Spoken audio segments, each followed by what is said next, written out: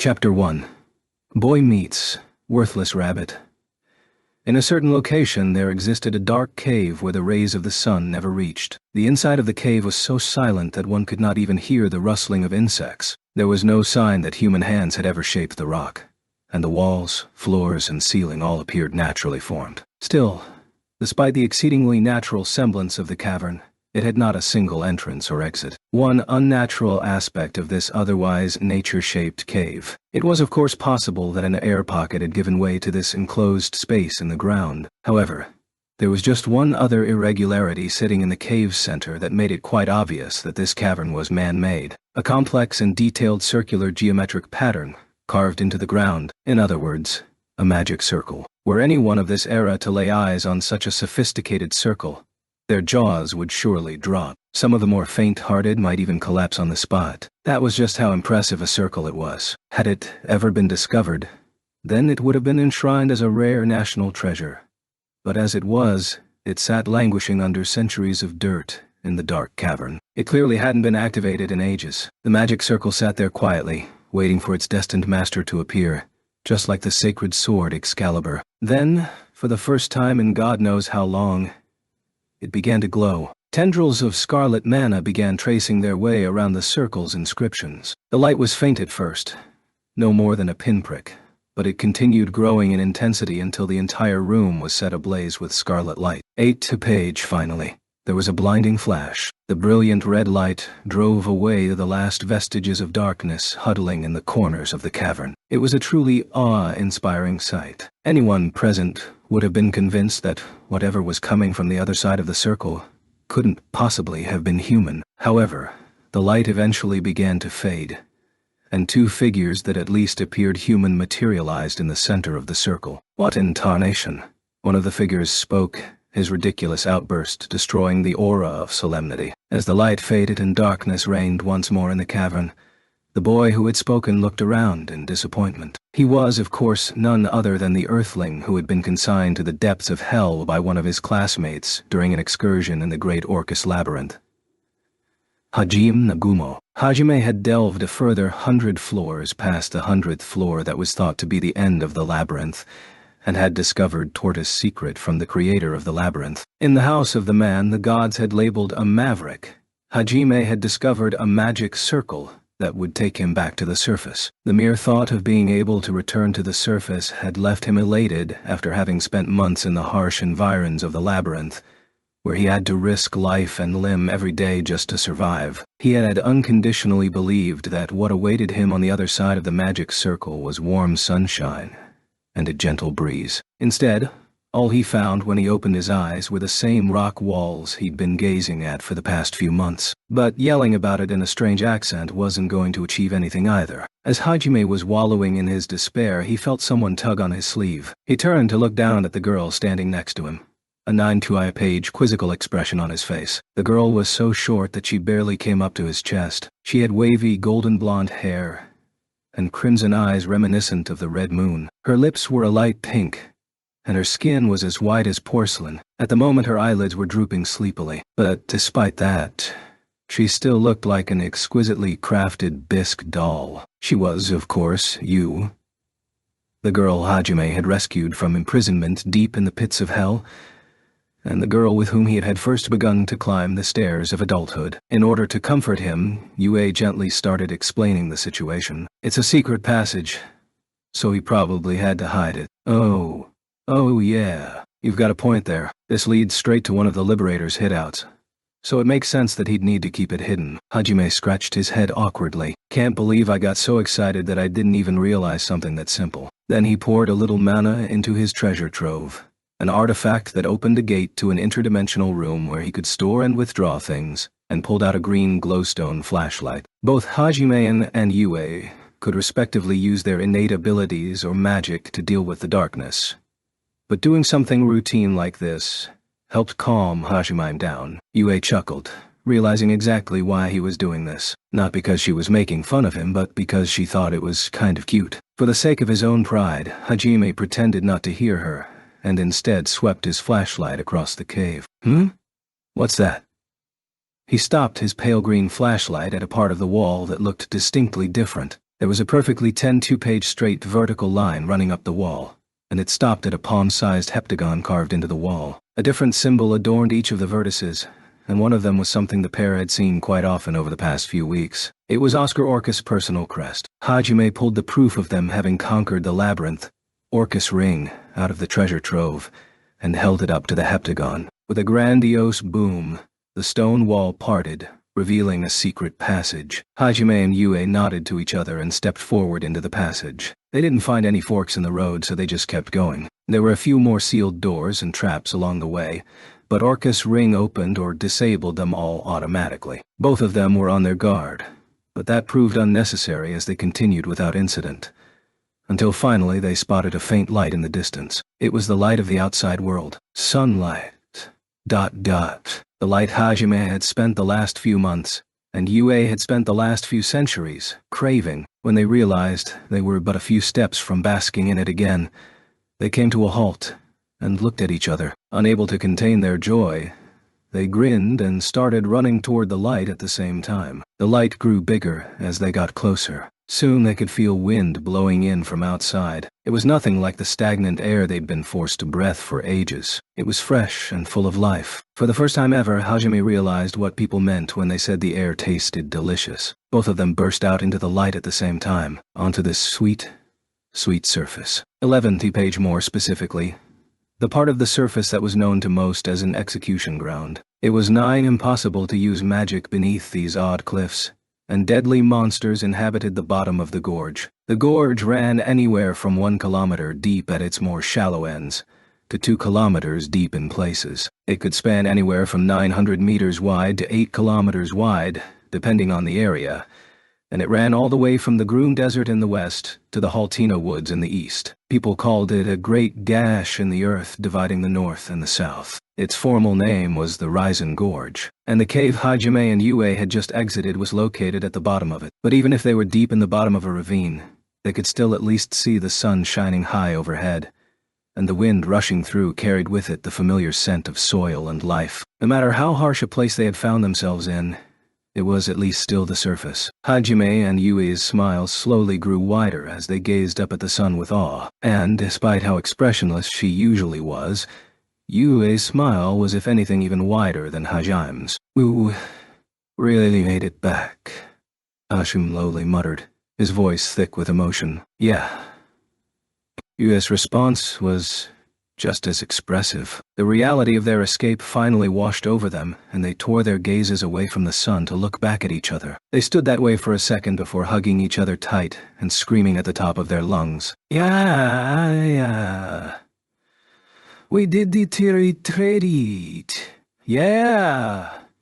12th page. Hajime lifted you up and started twirling her around. Their smiles were completely out of place in the location that had been dubbed hell by the rest of the world. At some point Hajime tripped on a rock, sending them tumbling to the ground, but they found even that funny and started laughing hysterically while lying spread eagle on the floor. By the time their laughter had finally run out, they were surrounded by monsters. Hajime stood up amidst the howls of monsters surrounding him on all sides and grumbled to himself. "Sheesh, how rude can you get? You could have let us enjoy ourselves a bit longer." He pulled out Donner and Schlag before pausing for a second and tilting his head. "Wait. I think I remember reading something about magic not working down here." Back when he had just been summoned, he had been paying close attention to his classes during training, and remembered the inability to use magic being one of its main features. "It'll get dispersed. But that shouldn't be a problem," Yu replied. The reason people couldn't use magic in Risen Gorge was because the mana that went into the formation of a spell was dispersed before the spell could activate. Yue's magic was no exception either. However, Yue was still an ancient vampire princess that had once been feared as one of the strongest creatures in the world. She possessed a massive amount of mana, and now she had the Magic Stone accessory series at her disposal. All she had to do was cast a spell so large and powerful that the gorge wouldn't be able to disperse all the mana in time. Hajime smiled wryly when he heard how confident she sounded. 13th page. How much more does it take? About 10 times as much. So I'll need enough mana for an advanced class spell just for something simple, huh? That would affect his range greatly. In that case, I'll handle these guys. You just focus on keeping yourself safe. But This is like the worst possible place for a mage like you. You're at a huge disadvantage here, so just leave it to me. Okay, if you say so. Yue reluctantly backed off. She was having a hard time accepting being left out of their first battle on the surface. It probably hurt her pride a little too. She was clearly pouting after all. Though it hurt him to say it, Hajime nonetheless put Yu out of his mind for the moment and fired Donner. He hadn't even looked as he smoothly brought Donner up and took perfect aim at his target. His movements were so fluid that the monsters didn't even realize they were under attack. By the time they finally did, one of their comrades had already had its head blown clean off. The rest of them all froze stiff, unable to grasp what had just happened. Only the gunshots' echoes broke the silence. As long as he used 10 times as much mana, Hajime could still activate Lightning Field, the spell essential to using his railguns. He smiled fearlessly as he surveyed his opponents. Well, I wonder if you're any tougher than the enemies I faced down below. Let's find out, shall we?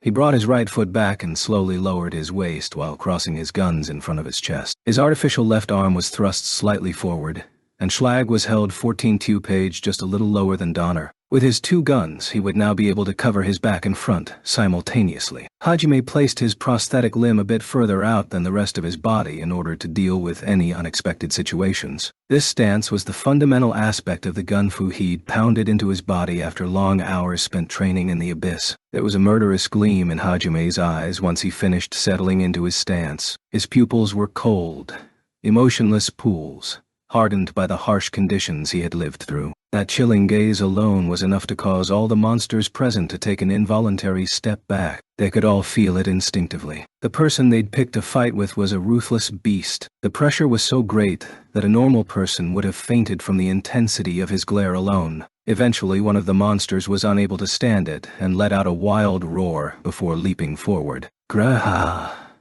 However, not even a second later there was another loud bang, and the second monster had its head blown off without even a chance to react. The headless monster slid to a halt, crumpling lifelessly on the ground where it stopped. A faint wisp of smoke rose from Donner's muzzle. Hajime didn't even spare the pitiful husk on the ground a single glance. His swirling torrent of bloodlust was already directed at the remaining herd. What followed was more of a massacre than a battle. Hajime didn't let a single one of them escape. Yes, each and every one of them cleanly had their heads blown off. As the gunshots echoed louder and louder, the monsters' desperate cries grew fainter and fainter. In a mere 5 minutes, the ground was littered with corpses of monsters. 15-2 page, he spun Donner and Schlag cylinders, reloading them both before returning them to the holsters strapped to his legs. After that, he tilted his head slightly as he surveyed the mountain of bodies. Yue trotted briskly up to him. What's wrong? Nothing. Just feels like that was too easy. I'd heard the monsters in Risen Gorge were ferocious and brutal, so maybe we came out somewhere else.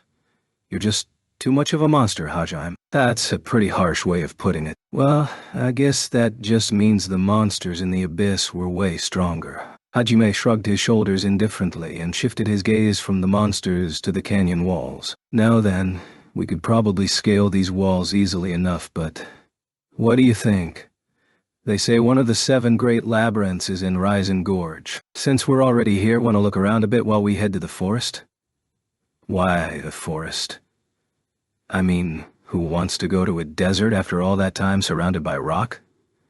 Besides, I bet there's more towns on the forest side. Okay. You have a point there. Yue nodded in approval. Judging by how weak the monsters were, it was clear the gorge wasn't the labyrinth itself, which meant there must have been a proper entrance somewhere. Hajime's aerodynamic and Yue's wind magic would be more than sufficient for scaling the walls, but they'd have to search the gorge eventually, so there was no reason not to do it now. 16-2 page Hajime poured a trickle of mana into the treasure trove that he was wearing on his middle finger and pulled out stiff. It was a large American-style vehicle with a black body. Unlike motorcycles back on Earth, it didn't use gasoline to run as fuel. It was powered purely by mana. Thanks to that, it ran quieter than an electric car. He had actually been hoping for a louder engine, since to him that was way cooler.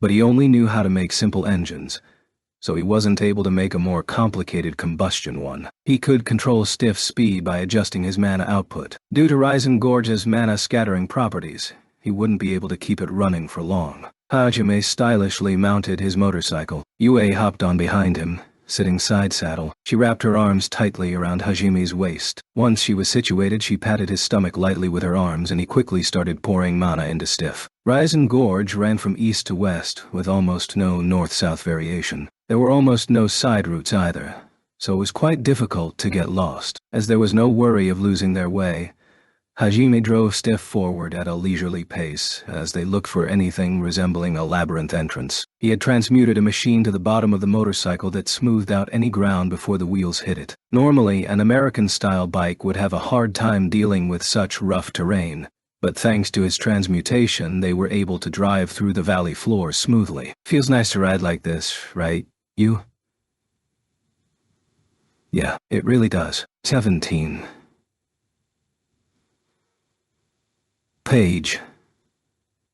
They were riding through the wind, basking in the light of the sun, and inhaling the smells of the surface world. For them, that was more than plenty to make their drive pleasant. Yue happily leaned her head against Hajime's back. Throughout their leisurely drive, Hajime's hands alone kept moving. He didn't miss a single shot as he continually dispatched the groups of monsters that came to attack them. After a while, he heard a ferocious roar off in the distance. It was more intimidating than the others. At the very least, it was stronger than the monsters they'd faced in the gorge so far. With their current pace, they'd run into it in about 30 seconds. Hajime poured more mana into Stiff, rounded a large curve, and found a massive monster waiting for him at the end of the bend. It looked similar to the dinosaurs Hajime had faced in the labyrinth, but this one had 2 heads. It was a 2-headed T-Rex.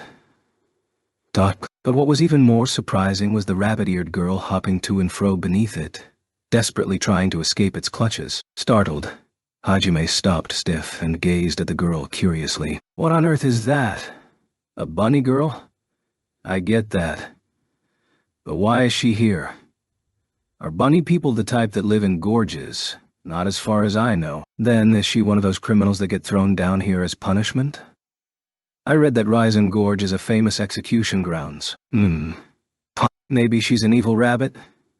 18-page Hajime and Yue had a casual conversation while they watched the bunny girl run for her life. Neither of them seemed interested in saving her. It wasn't because they were seriously worried that she might be some kind of dangerous criminal that was thrown down here. Hajime simply didn't have any interest in strangers. He just thought saving her would have been more trouble than it was worth. Truly, this was a far cry from the old Hajime. Even if he hadn't been the least bit capable, the old Hajime would have still tried to save her. The situation was different from when he'd saved you. He didn't sympathize with this bunny girl's plight one bit, and since he could see no benefits to saving her, he felt no desire to. If he helped everyone that begged for it, he'd be old and wrinkled before he could focus on his own goals. Besides, this world was nothing more than a prison to Hajime. With a few exceptions, he had no interest in helping any inhabitants of this world. However, it was then that the bunny girl spotted Yue and Hajime. She got blown back by the 2-headed T-Rex and crashed into a nearby boulder,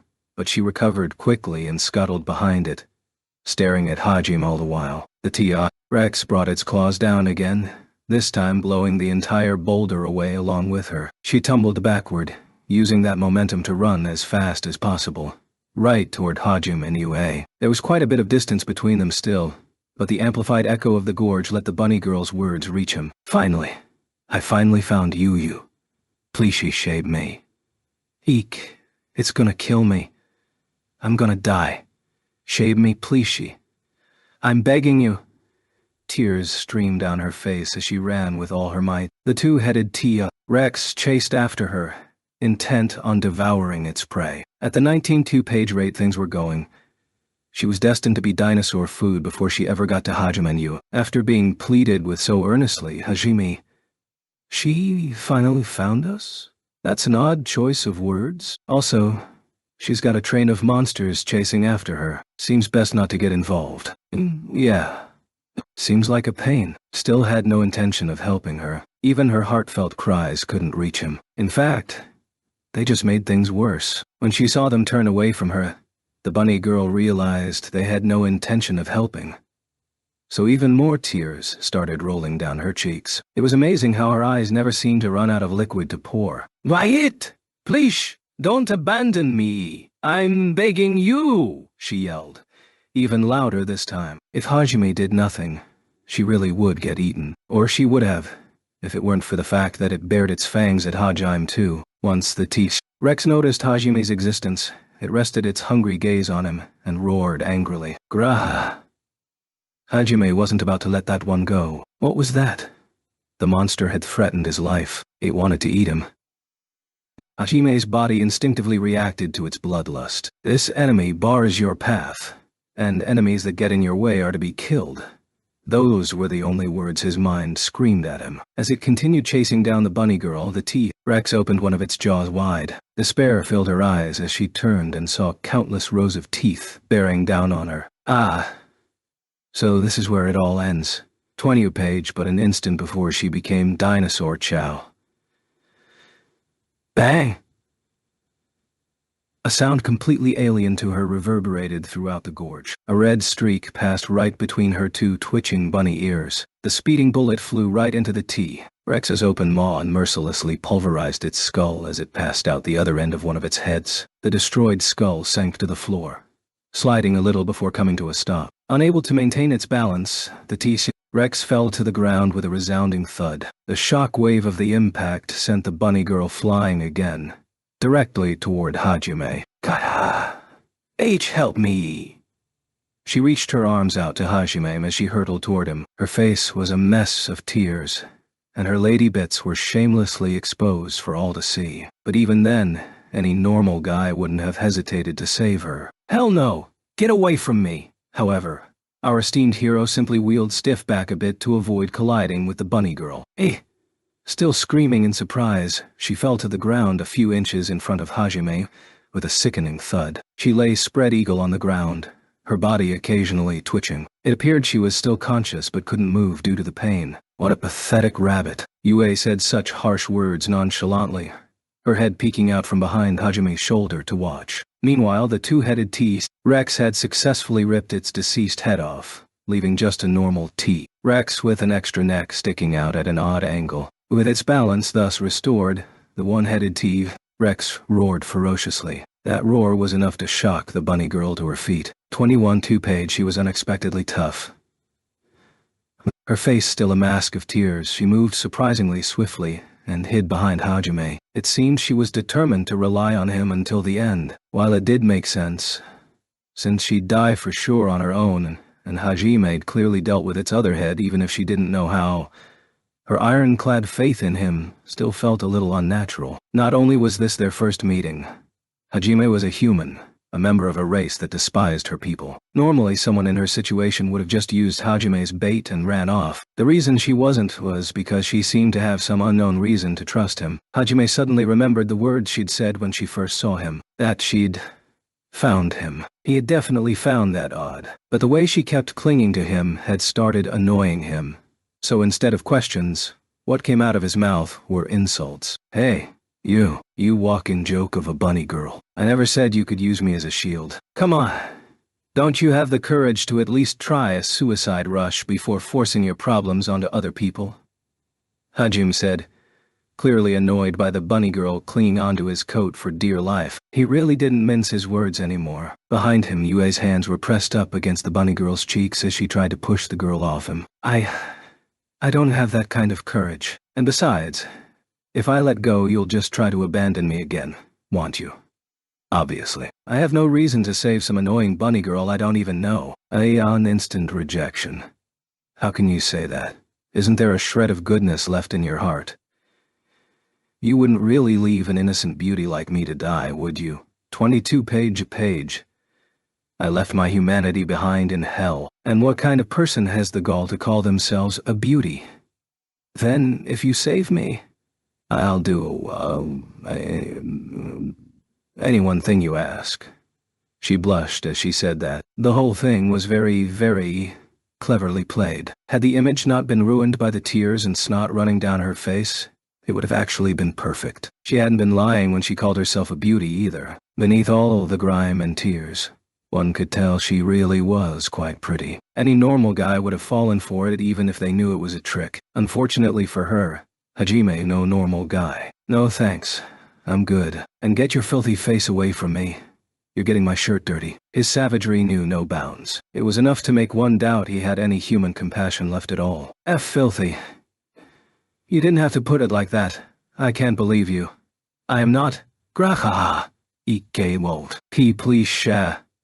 Angry at being ignored, the T-Rex let out a bestial roar, interrupting the bunny girl's protests. It then bent low, preparing to charge. The bunny girl screamed hysterically and tried to wedge herself between Hajime and Yue. Thoroughly annoyed by that point, Yue tried to kick the bunny girl off of Stiff, but even after her face was covered in shoe prints, she refused to let go. Her tenacity was truly commendable. The T-Rex grew steadily more enraged as they continued to ignore it, until finally, unable to stand it any longer, it charged forward. 23-page Hajime reflexively brought his arm up and took aim at the T-Rex's forehead. A gunshot followed not even a second later, and a red streak of light flashed by as the bullet pierced the T-Rex's skull. Its charge was abruptly cut short, and it fell on its side with a thunderous crash. "Hey!"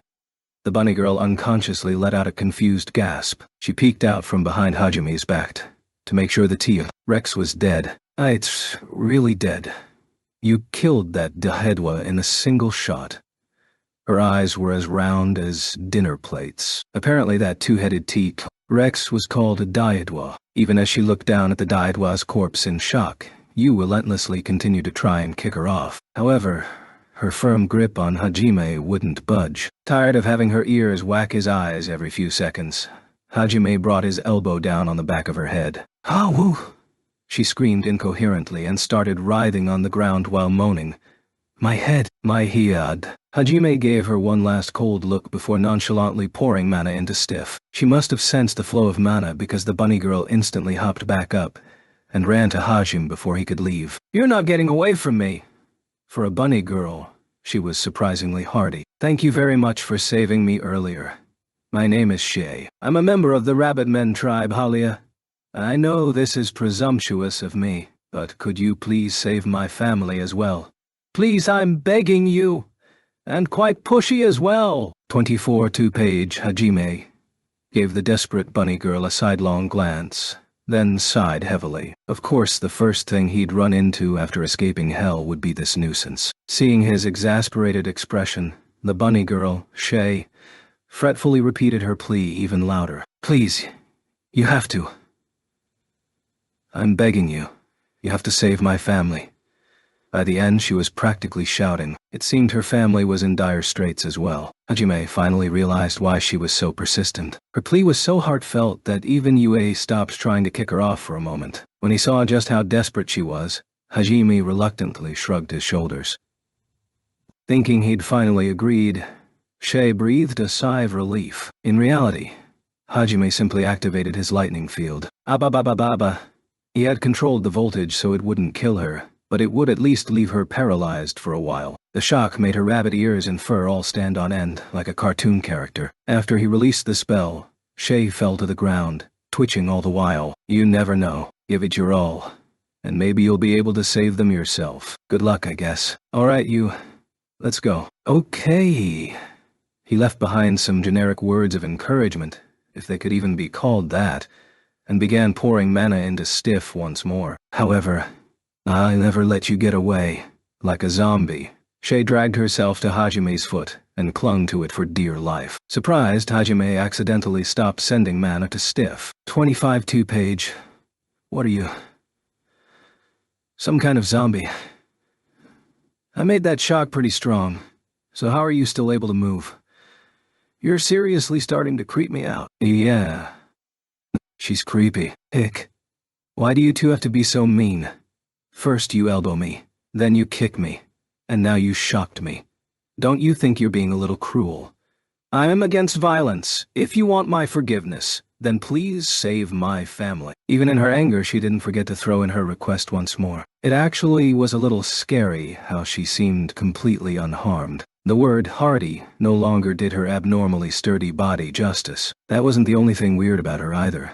She also kept muttering odd things like, "If I mess up here, the future will change," to herself. Hajime had considered just starting Stiff up and shaking her off, but her absurdly strong body and those prophetic mutterings of hers had finally sparked his curiosity a little. Besides, he had a sinking feeling that even if he tried to shake her off, she'd somehow cling on anyway, and even he wasn't so heartless that he'd drag her around until she was a horrific, bloody mess. So he finally, reluctantly decided to hear her out. Fine. What is it? I'll at least hear you out, so let me go. And quit wiping your face with my coat. Shay broke out into a beaming smile the moment those words left his mouth, and she started surreptitiously wiping her face with his coat. She really had no restraint. Hajime elbowed again to get her to stop, eliciting another strange squeal from her. Hagyun. Yeah. You hit me again. Even my father never hit me. I can't believe you'd keep hitting such a beautiful girl over and over. Don't tell me you prefer men? Is that why my feminine wiles didn't work 26 page on you earlier? That has... Hajime brought his boot down on Shi's head before she could slander him any further. A vein stood out on his forehead. Who the hell are you calling gay, you damn rabbit? And how do you all know these words? You and you both. Who taught you these things? Anyway, I can't tell if your feminine wiles were supposed to be an actual attempt at seduction or a joke.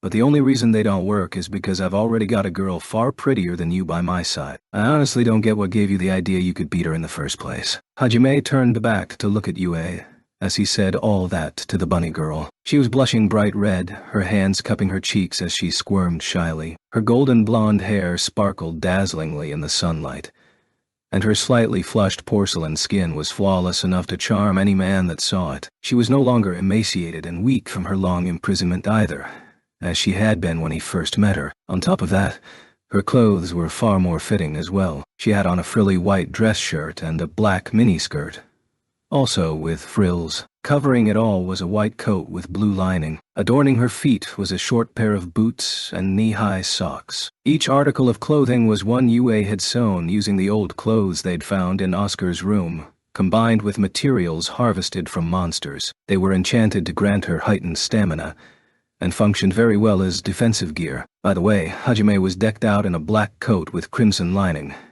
and the rest of his outfit was also a combination of red and black. His left sleeve was joined to the shoulder by a kind of special adhesive he'd crafted from monster parts, and could be easily detached. He usually stowed it away in the treasure trove during 27 page fights to leave his prosthetic arm completely unencumbered.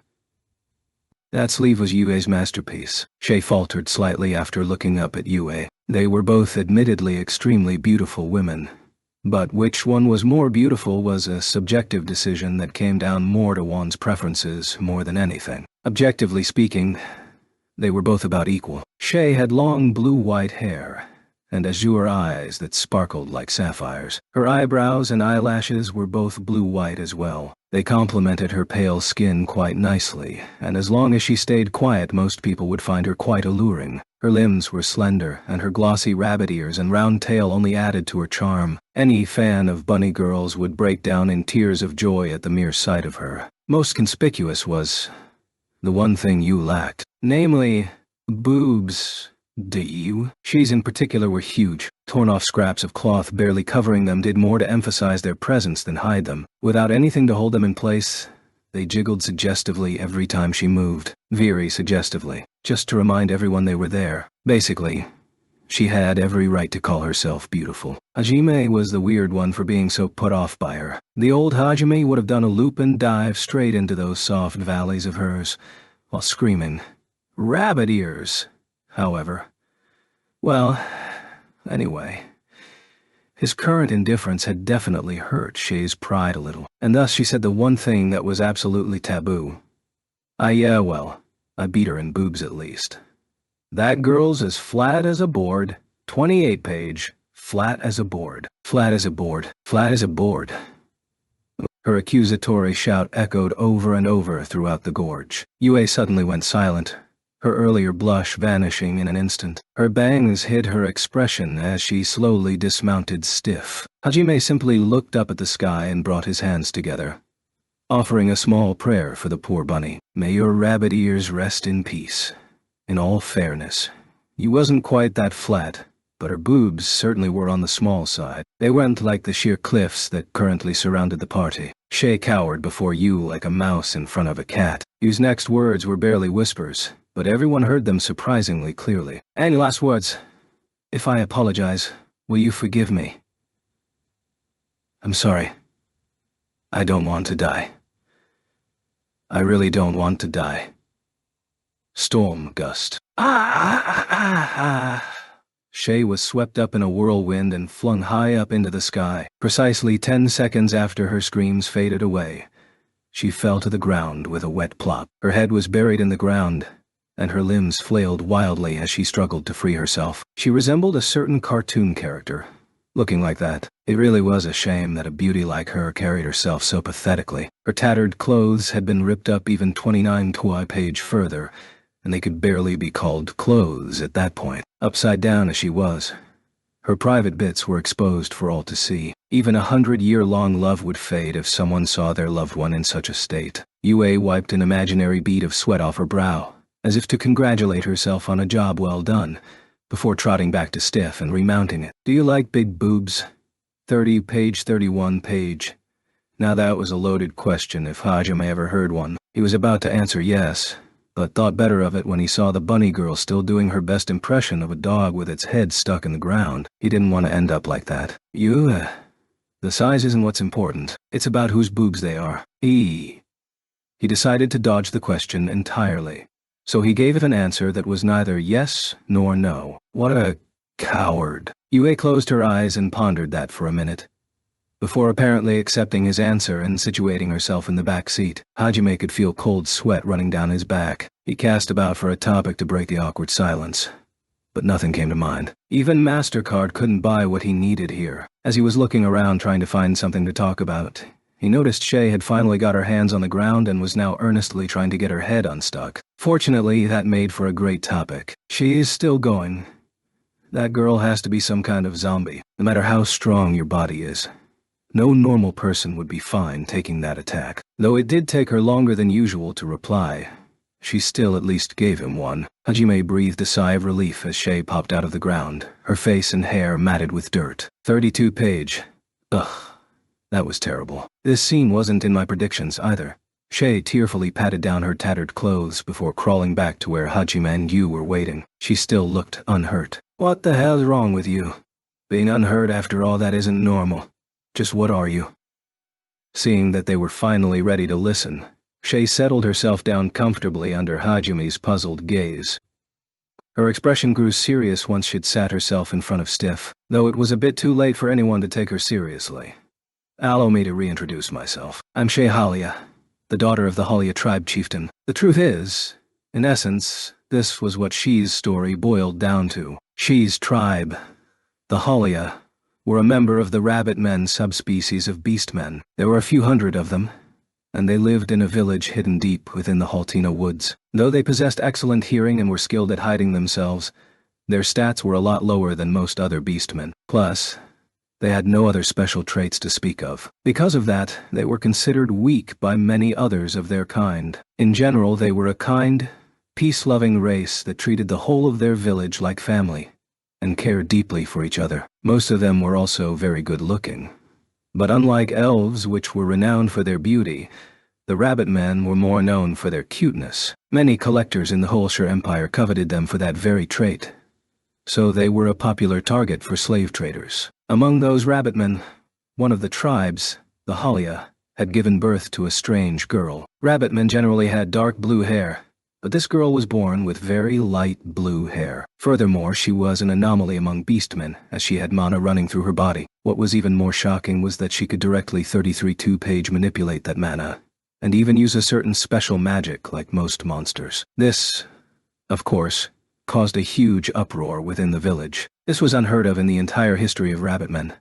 No, in beastmen history as a whole. Under normal circumstances, anyone with the same power as monsters would have been persecuted and ostracized. But this girl had been born to the one race that valued family above all else. The one race that treated an entire village of hundreds as one big family, which was why the thought of abandoning her never even crossed any of the Halia's minds. However, the forest was home to its own country, Verbergen, which was located deep within the sea of trees. If any of their ruling class learned of the girl's existence, she would surely be executed. Such harshness was indicative of just how badly the beastmen hated monsters. And so, the Halia decided to raise the girl in secret. 16 years passed. However, a few days ago, someone from the outside learned of the girl's existence. In order to escape Verbergen's retribution, the entire village decided to flee the forest. With no set destination in mind, they decided first to head for the mountains in the north, their reasoning being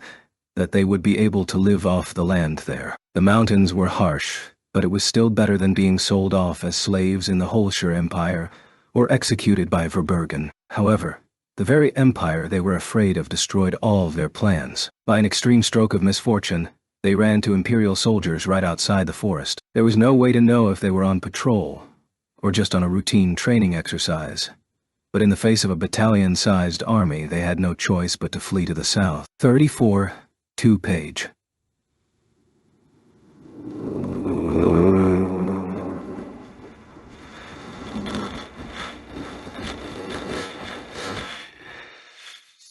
The men stayed behind to give the women and children more time to escape. But the gentle rabbitmen couldn't hold a candle to the battle-hardened soldiers of the Houlscher Empire, and in no time at all, over half of them had been kept. As a last-ditch measure, the group ran toward Rising Gorge in order to avoid complete annihilation. They hoped that the inability to use magic around it would give the soldiers pause, and their caution would overrule their desire to capture more slaves. It was a complete gamble. There was no telling if the soldiers would tire before the remaining rabbit men were eaten by stray monsters. However, contrary to all expectations, the Imperial troops continued to give chase. At the eastern and western ends of the gorge were stairs cut directly into the cliffs, allowing one to descend safely. Most of the troops went back, but they left a battalion to guard the stairs. Once the rabbit men came under attack by monsters, they would have no choice but to run right back into the waiting soldiers' arms. As expected, monsters eventually came to attack the rabbit men. Deciding they would rather surrender to the Houlscher Empire than be eaten, the Halia were ready to run back, even if it meant slavery. However, the monsters would not allow them such a luxury, and instead chased them deeper into the ravine. And so, the rabbitmen were trapped within the gorge, forced to constantly run around to survive. Before we knew it, our group of 60 had been whittled down to 40. At this rate, we'll all be killed. Please, please, you have to save us. I'm begging you. The grief on Shi's face was nothing like the comedic expressions she'd had before when she was crying. Once she finished her story, Hajime nodded. 35, 2-page. I see. That simple, short statement was all he said in response. It seemed just like you and Hajime. Shay was another one of the misfits of this world. The reason she was so resilient was because she was most likely unconsciously strengthening her body with mana manipulation. Maybe it was a form of atavism like Yue's ability. Satisfied that the mystery had now been cleared up, Hajime looked squarely at Shay and, after careful deliberation, gave his reply. No. Time itself came to a halt, or at least, that was what it felt like. Shi's mouth opened and closed wordlessly, her mind unable to comprehend what had just come out of Hajime's mouth. It was only when Hajime started getting ready to power up stiff again that she finally came back to her senses and started protesting. Wait a second. Why? Isn't the normal reaction to smile reassuringly and say, "Oh, you poor thing. Don't worry. I'll save your tribe." Or something. Even I'm starting to get fed up with this. What kind of heartless monster abandons a beautiful girl alone in this dangerous gorge? Hey, quit ignoring me. I won't let you get away no matter how hard you try. Hajime ignored Shi's complaints and tried to start Steph again, but was stopped when the bunny girl threw herself at him once more. The solemn rabbit that had been sitting there moments ago vanished, and the worthless one returned to take its place. No matter how hard he tried, Hajime couldn't shake her off his leg, so he finally sighed exasperatedly and glared at the rabbit. So, what do I get out of saving your family? You want a reward. You've been exiled from your old kingdom, are on the run from the Houlscher Empire, and are considered dangerous elements by every 36-page other member of your species. So far, it sounds like all I get for saving you is a heap of trouble. Besides, even if I do get you out of this gorge, where are you going to go? From the sounds of it, you're all doomed to get captured anyway. So are you going to ask for my help with that too? Protect you from the Holisher Empire until you make it all the way to the mountains? But we have our own goals too, you know? Carrying someone as troublesome as you around would make our job harder. But I saw you protecting us. You mentioned something like that before too. What do you mean you saw? Does it have something to do with your special magic? This isn't the future I saw. Shay wailed tearfully at how stubborn Hajime was being. Hajime guessed that her strange utterances had something to do with why she was acting independently from her tribe. He wasn't exactly dying to know what it was. But since he'd heard her out thus far, he figured he might as well ask. Shay was dumbfounded by Hajime's question for a moment, before realizing this might be her last chance to convince him. Gesturing wildly, she began explaining. Huh? Oh, yes. My special magic is called Future Sight, and it lets me see into possible futures. As in, if I choose X, Y will happen kind of. It also just activates by itself when I'm in danger, though the futures I see aren't absolute.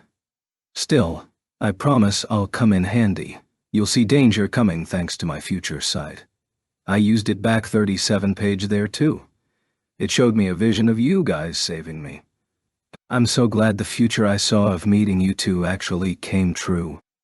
As she had explained, Shay's Future Sight was a special magic ability that let her see what future outcomes would result of certain choices. However, it consumed a great deal of mana, enough to usually leave her exhausted after use. It also activated automatically whenever Shay was in danger. Whether or not this danger was a direct threat to her, or something that would indirectly harm her, didn't matter. This took up a great deal of mana too, but not nearly as much as activating it voluntarily did. Specifically, it only took up a third as much. From the sound of it, Shay had seen a future where Hajime was protecting her and her family, which was why she set out to find him. If you've got an ability like that, how did those Verbergen guys find you? Shouldn't you have been able to avoid them because you can see the future? The smile Shay gave Hajime was one he couldn't read. He couldn't tell if it was self-deprecating, sad, or simply her trying to act tough. It might have even been all three. Even her voice was inscrutable. The future is something we always have the power to change. At least, that's what I believe. But there are some things you can't change no matter how hard you try. I realize that again every time I fail to change something. I couldn't change the one future I really wanted to. Maybe if I just tried a little harder, I could have. Hajime couldn't fathom what it must feel like to know the future. If it was a future one desired, of course they'd happily be counting down the days until it came. But what if the future one saw was full of tragedy? Could they really just sit there and accept it as 38 page inevitable? He couldn't tell earlier because of her energetically annoying personality. But maybe Shay had been lashing out against it all this time, and up until now, there must have been countless other visions she couldn't prevent either. That was the burden this bunny girl had to bear. Even right now, her precious family was being captured and killed before her eyes because she couldn't do anything about the future she saw. That explained why she tried so hard to enlist their help, no matter how much they abused her. She was trying to achieve that little harder she couldn't before. Shay Halia was literally betting the fate of her entire tribe on being able to enlist Hajime's help. For the first time, Hajime's expression clouded over. He certainly could understand the feelings of someone crawling desperately forward for the sake of their desired future, trying to survive the only way they knew how. However, when he thought of his own goals, he began to feel a little conflicted. That was how much Hajime changed. Finally, he decided that no matter how hard she begged, he'd just forcibly leave her behind. But before he could start stiff, Shay found herself an unexpected ally. Hajime. Let's help her. Yeah. Oh, I knew you were a good person when I first saw you. I'm sorry for calling you flat earlier. Shay's eyes sparkled excitedly, while Hajime's were filled with feelings of bewilderment as they both looked at you. But before anything else could happen, Shi's unnecessary comments earned her a slap from you. The serious atmosphere from earlier had all but 39 page vanished. It was only natural, though. Despairing one second and jumping for joy the next was just how Shay was. Yue turned away from Shay, who was rubbing her stinging cheek, and explained her reasons to Hajime. She can guide us through the sea of trees. You got a point there. There was a dense fog that permeated Haltina Woods, and only the beastmen could navigate their way properly through it. Having a bunny girl guide would certainly be a great help. They did have a makeshift plan for navigating the forest themselves, but it was pretty rough, and there was no guarantee it'd work. Worst case, they could have captured a beastman and asked them to be their guide, but having someone who would willingly guide them would be easier on their conscience. Considering how troublesome Shi's request was, though, Hajime still hesitated to say yes, but Yu's next words blew away all of his hesitation. "Don't worry, together we're stronger than anyone." Those were the same words he'd said back in Orcus' room. They'd hold nothing back against anything that stood against them, even if it was the whole world. As long as they had each other's backs, they'd be stronger than anyone. Hajime smiled wryly. He never thought he'd have his own words thrown back at him in such a manner. Having the Rabbitmen's help would definitely make navigating the woods a lot easier. Of course, that came with the caveat that they would become embroiled in the Holisher Empire and Rabbitmen's little war. Hajime had no intention of purposely sticking his nose into trouble, but avoiding the simplest option because it came with some obstacles went against his personal creed. Enemies that stood in his way were to be killed. 42 page. You're right. You're absolutely right, Yu. We'll use everything we can, and kill everyone that gets in our way. That's all there is to it. Yeah, Yue replied with her trademark as Hajime gently patted her head. Did they forget I'm still here? Shay muttered to herself as she watched the two of them flirt. Finally, Hajime turned around to look at Shay. Rejoice, you stupid rabbit. We're hiring you as our forest guide. In return, we'll guarantee your family's safety. You better not have any complaints. He was agreeing to her request, but the way he phrased it made him sound completely like a mafia boss. Though perhaps it was fitting, as Shay had just gotten the cooperation of the kind of demon that took down hordes of monsters without batting an eye. For her part, she was overjoyed that she'd safely managed to bring about her desired future. Oh, of course not. Thank you so much.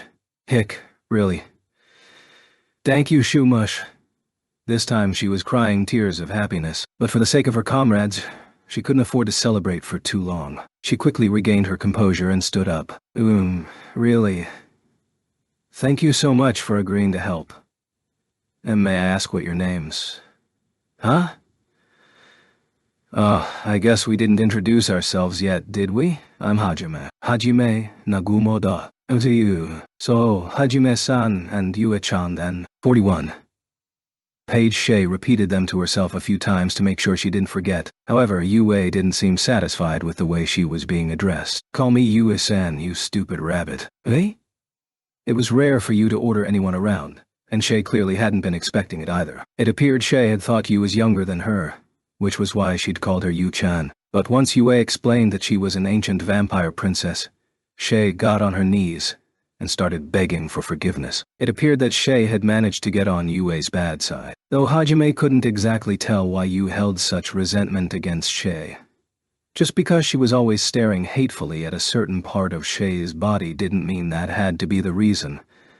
Hey, get on already, you stupid rabbit. In the end, Hajime decided to ignore Yue's complex entirely. Shay looked at Hajime blankly. That was hardly surprising. Motorcycles didn't exist in this world. All she could tell was that this was some kind of vehicle. Timidly, she edged herself onto the bike behind Yu. The back seat was made of monster leather, and because of how small Yu was, there was more than enough space for Shay too. Shay wrapped her arms around Yu, surprised by how soft the seat beneath her was. As she did so, her two deadly weapons pressed against Yue's back. Yue jumped a little as Shi's soft mounds made contact with her back, and she suddenly stood up and crawled over Hajime so she was sitting in the front. She was small enough that Hajime had no problem reaching over her to drive. It looked like having Shay's boobs press up against her made Yu uncomfortable. She sullenly, 42 page, leaned back against Hajime, and all he could do in response was smile awkwardly. What's going on?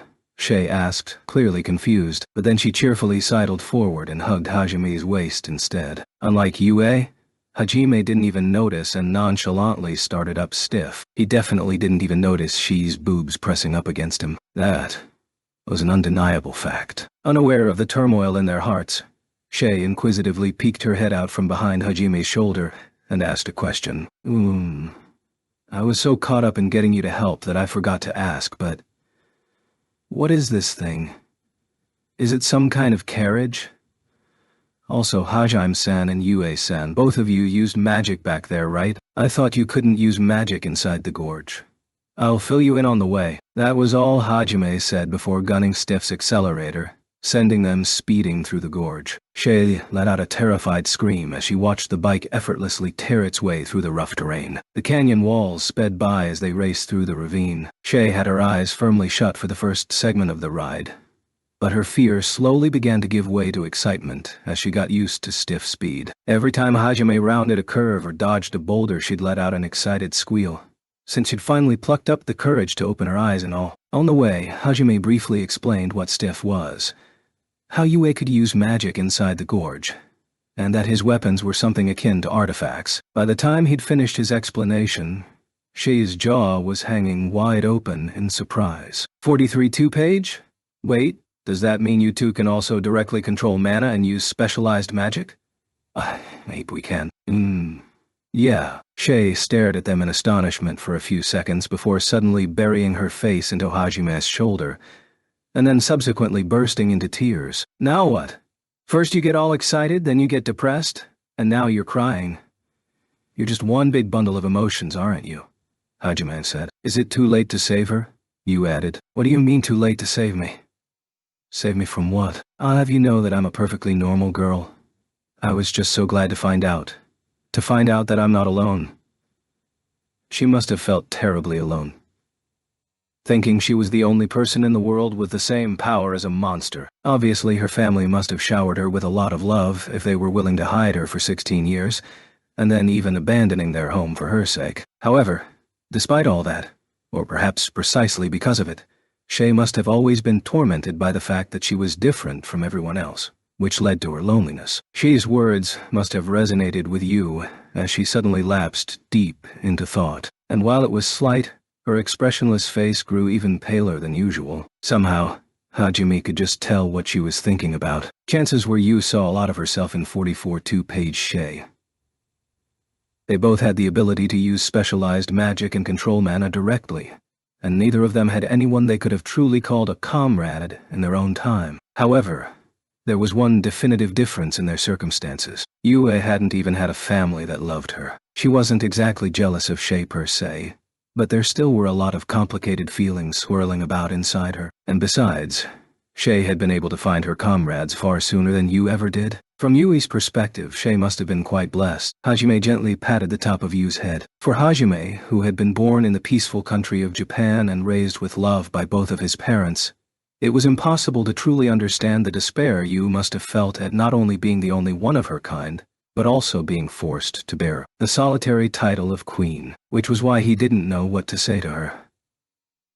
All he could do for her was remind her that she wasn't alone anymore. He may have been transformed in that labyrinth, but he still had enough of his old self left to remember to be kind to those close to him, and the one who had preserved that humanity of his was none other than Yue. Had he not met Yue when he had, there would certainly have been nothing human about him left. Hence, Yue was currently Hajime's only remaining pillar of support. As proof, the only reason Hajime planned on keeping his promise with Shay was because of her. He was even ready to fight back against the Empire if they started targeting the Halya clan. While Hajime's attempts at comforting Yue were pretty clumsy, his heartfelt feelings got across to her, and she relaxed the tension she hadn't realized she'd been holding in and leaned back into Hajime's lap. She was just like a cat, looking to be stroked by her owner. 45-2 page.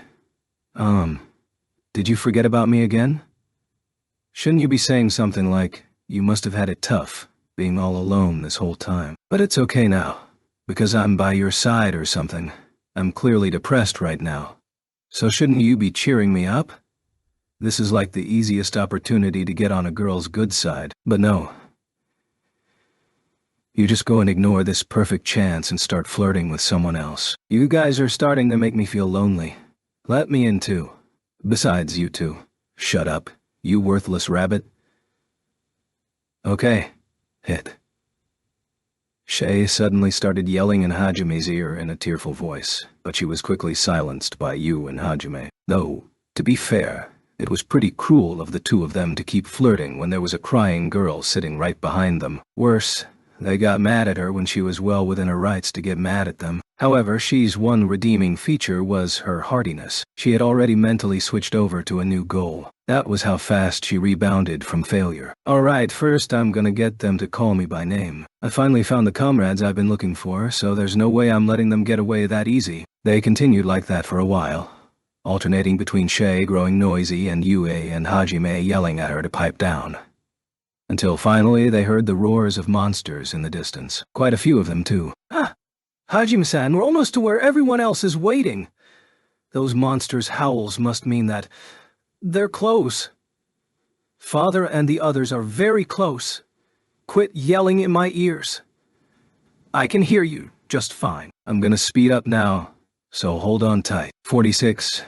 Two-page Hajime poured more of his mana into Stiff, accelerating it even further. The canyon walls merged into a gray blur as they sped by at an incredible pace. There was so much mana going into Stiff that the entire bike was glowing crimson. It took only 30 seconds to get to the source of the howling. Hajime rounded one final curve, drifted around a boulder, and saw a number of rabbit men under attack by a group of monsters. Screams of terror echoed throughout Risen Gorge. The rabbit ears were all scurrying to hide behind boulders or squeeze into crevices. A number of rabbit ears could be seen sprouting behind various boulders. From what Hajime could tell, there were around 20 pairs. All told, it seemed like there were around 40 people running around. Terrorizing them from above was a group of flying monsters, a breed that had been rare even in the depths of the abyss. They resembled the wyverns common in fantasy games. Their bodies were around 3 to 5 meters long, and sharp claws studded their legs like the spikes on a morning star. Their tails, too, were spiked. "I share us,"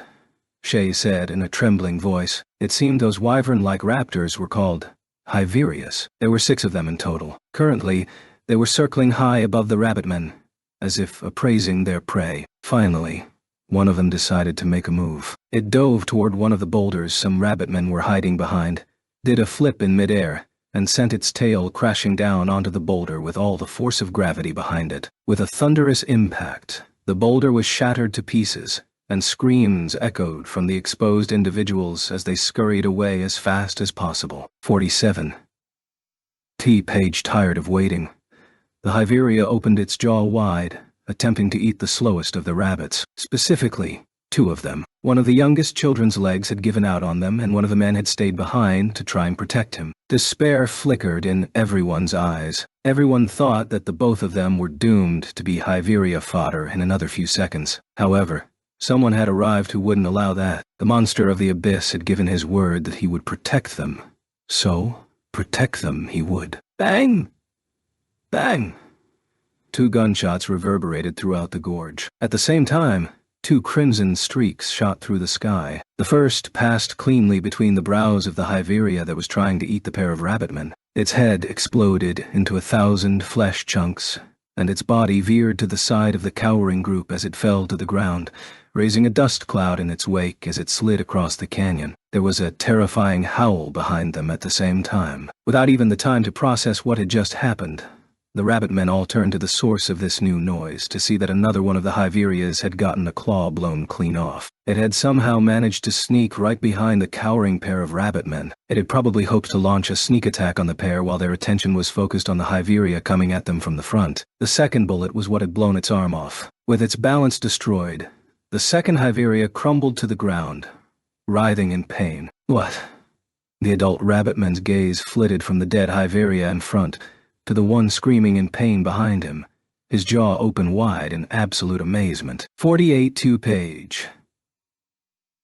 A few more gunshots followed right after, and the Hyveria that was writhing on the ground was turned into a pincushion. It gave one last pitiful, high-pitched scream before it died, its torso more or less blown to bits by that point. There was another resounding thud as it collapsed. Enraged at the deaths of their comrades, the remaining Hyverias all attacked at once. The rabbitmen, frozen stiff with fear, suddenly heard a noise completely alien to them. Their sensitive rabbit ears picked up on a strange, high-pitched keening, like the sound of something letting off steam. As they all turned as one to see what was the source of the sound, they saw a strange black vehicle of some sort rushing toward them at high speed. There seemed to be 3 people riding atop it, one of which was a girl they all recognized. She had disappeared earlier this morning, and the entire clan had been out looking for her. Worried about her family as she had been, there was none of the usual cheer in her expression that morning. She must have felt responsible for her clan's plight, as her expression had been filled with guilt. Everyone had assumed the reason she'd vanished was because she was worried about them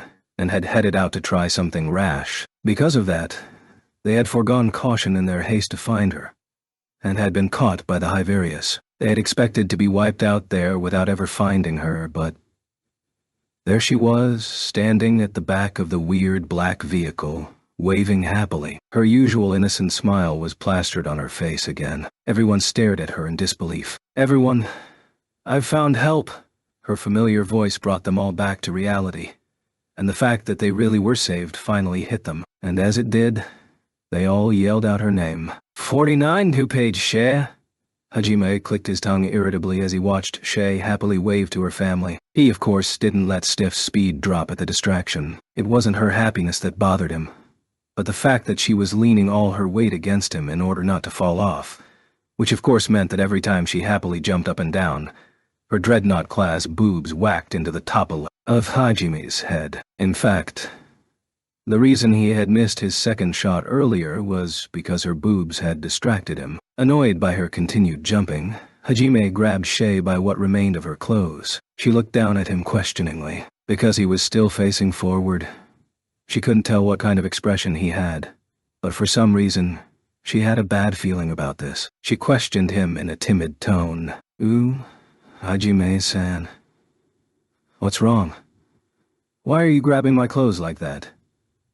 If you're just going to get in my way, I'd rather put your energy to good use in helping me out." "What do you mean?" "If he put it to good use, how?" "Oh, nothing much. Just throw you to the pack of starving monsters." "Right. What?" "Ah, please don't lift me up like that. Please stop looking like you're about to throw me." Shay struggled helplessly against Hajime's iron grip, but his strength stat was over 9,000. She never had a chance. Hajime drifted stiff with just one hand, then used the centrifugal force of his turn to lob Shay at the group of Hyverias flying overhead. "Have at them, you worthless rabbit." 50-page, woo.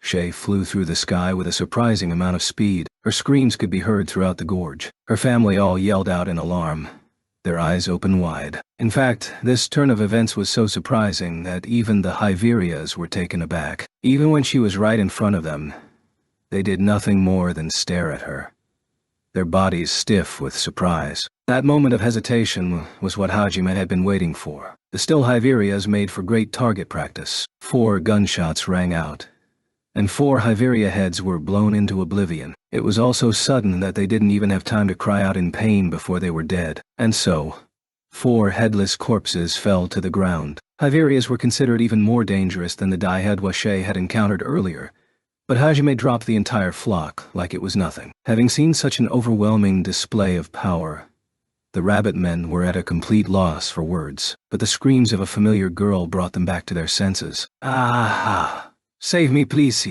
Hajime-san." They all quickly started running to where Shay was landing, but Hajime easily outstripped them all with stiff, and drifted to a halt underneath her landing point before suavely plucking her out of the air. He then unceremoniously dropped her onto the ground. Ugh, you don't have to be so rough with me, you know? I demand better treatment. I want you to treat me nice like you do with Yu-san." Teary-eyed, Shay began protesting her rough treatment. It wasn't like Shay had any particular romantic feelings for Hajime. She had just met him a few hours ago, after all. 51 two-page, however. The fact that he was the hope she had seen in the depths of despair led her to have a great deal of unwarranted trust in him. Regardless of how brusquely he treated her, she seemed certain he wouldn't break his promise. Besides, Hajime was the same kind of anomaly that Shay was. That alone was enough to make her feel a sort of kinship with him. Furthermore, he treated Yue, who was also an anomaly like her, very tenderly. Despite the short time they'd known each other, that much was obvious to Shay. Frankly speaking, Shay was jealous of their intimacy. So it wasn't love, but just a desire to be pampered. Her short stint as a flying bunny girl had left her clothes even more tattered than they already were. She really did look pitiful, sobbing on the ground dressed in nothing but rags. Maybe I did go a little too far, Hajime thought. Reluctantly, He reached into his treasure trove and pulled out a spare coat that he then dumped on Shi's head. He was tired of her bursting into tears at every little thing. However, Shay was surprisingly pleased by the gift. She stared at him blankly for a moment before realizing that he'd given her a coat, and beamed happily as she wrapped it around herself. It was a white coat, and looked identical to the one Yue was wearing. Yue had sewed the extra in hopes of getting Hajime to match outfits with her. "Oh my, Hajime-san, you should be more honest with yourself. Giving me a coat that matches with you. Are you trying to make a move on me?" "Well, unfortunately, I'm not that easy. There's an order to these things, you know." Shay fidgeted shyly as she played with the hem of her coat. Feeling his annoyance rise up again, Hajime silently pulled out Donner and fired it at Shi's forehead. Yakyun. The bullet he had fired was coated with a rubbery leather farmed from monsters and was packed with far less blastrock. It was 52-page meant for non-lethal shots. However, it still hurt, and Shay arched back from the impact of the blow before she collapsed to the ground and rolled around in pain, screaming, "My head. My head. My head." Of course, being as sturdy as she was, Shay quickly recovered and started hotly protesting her treatment once more. Hajime shut her up in the usual fashion, and the rabbit men all started crowding around Shay before the cycle could continue further. "Shay, you were safe." "Father." The first one to reach Shay was a rabbit-eared man in his mid-40s with cropped navy blue hair. Though as far as Hajime was concerned, there was no value in putting bunny ears on an old dude. He watched as Shay spoke with her father, taking in how strange this looked from an Earthling's perspective. Once they were done reaffirming each other's safety, they both turned to face Hajime. "You would be Hajime Gano, correct? My name is Cam Halia. I'm Shi's father, and the chieftain of the Halia tribe. You have my deepest gratitude for saving both my daughter and the rest of my tribe, and I've heard that you're even going to assist us in our escape. As both a father and a chieftain, I simply cannot thank you enough." The rabbitman named Cam bowed his head deeply as he finished. Behind him, the rest of his tribe followed suit. "Well, thanks are all well and good, but don't forget, you're going to be guiding us through the sea of trees after this. Also, I'm surprised you all trust me so easily. I thought humans and beastmen didn't get along too well." He had almost forgotten because of how eclectic Shay was, but the beastmen were supposedly being persecuted by the other races. In fact, the reason they were stuck in this gorge in the first place was because of humans. Yet despite that, they were all 53 topage bowing their head to Hajime, another human, and truly seemed to believe he would save them. While it may have been true that he was their only hope at this point, he still found it suspicious that they seemed to harbor no resentment toward him at all, and that they were so easily willing to accept him. Cam smiled awkwardly as he replied, "You're someone Shay trusts. That's why we're also putting our faith in you. We're all one big family, so..." Hajime was half amazed, half completely dumbfounded. No matter how kind a people they might be, trusting a complete stranger simply on the word of one of their own showed an utter lack of wariness.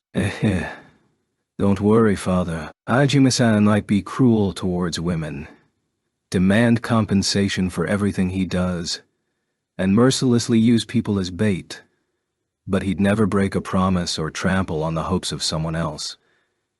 I'm sure he'll protect us." I see. So what you're saying is he's just shy. In that case, we're in good hands." At Cam's words, the surrounding rabbit men all started murmuring at once. Sentences such as, "I see he's just shy," and the like. They all nodded to themselves while gazing kindly down at Hajime. Hajime angrily pulled out Donner, but before he could do anything, he got blindsided by a surprise attack. "Yeah, Hajime's really shy. In bed.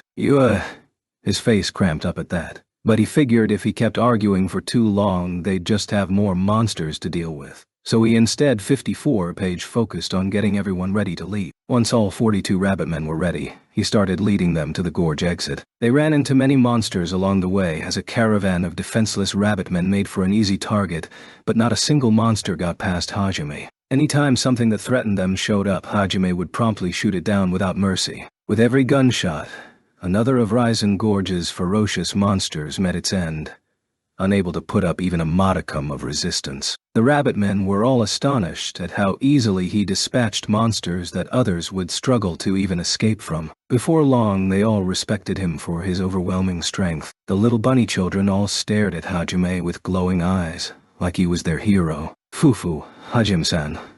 Look, all the kids are staring at you. Why not give them a little wave at least?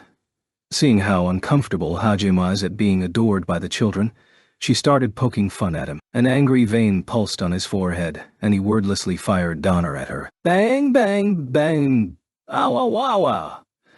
The rubber bullets headed straight for her feet, and Shay had to do an impromptu tap dance to avoid them. Having gotten used to this spectacle, Cam only smiled wryly, while Yu just looked tired of the ongoing skit. Shay seems to have taken quite a liking to you, Hajime Dono, to the point that one would suspect she might, well, I suppose she is getting to that age now. As her father, I do feel a little sad about it. But I'd be relieved if it was you I entrusted her to, Hajime Dono.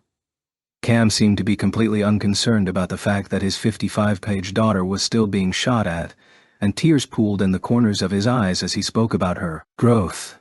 Someone save me, Shay screamed, but the other rabbitmen also just watched with warm expressions as she danced around a storm of bullets. There's something wrong with you guys. You look at this and that's what goes through your heads.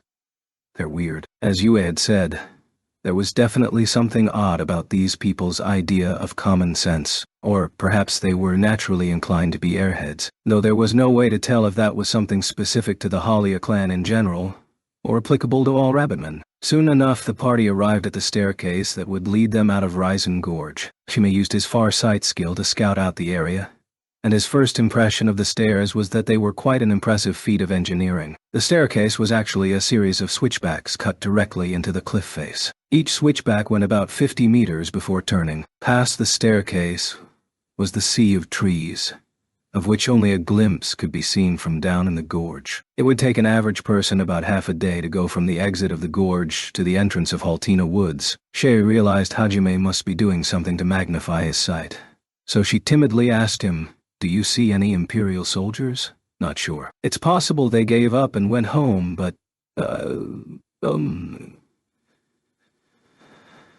if we do run into them, Hajime-san, what will you do?" 56 page. What do you mean?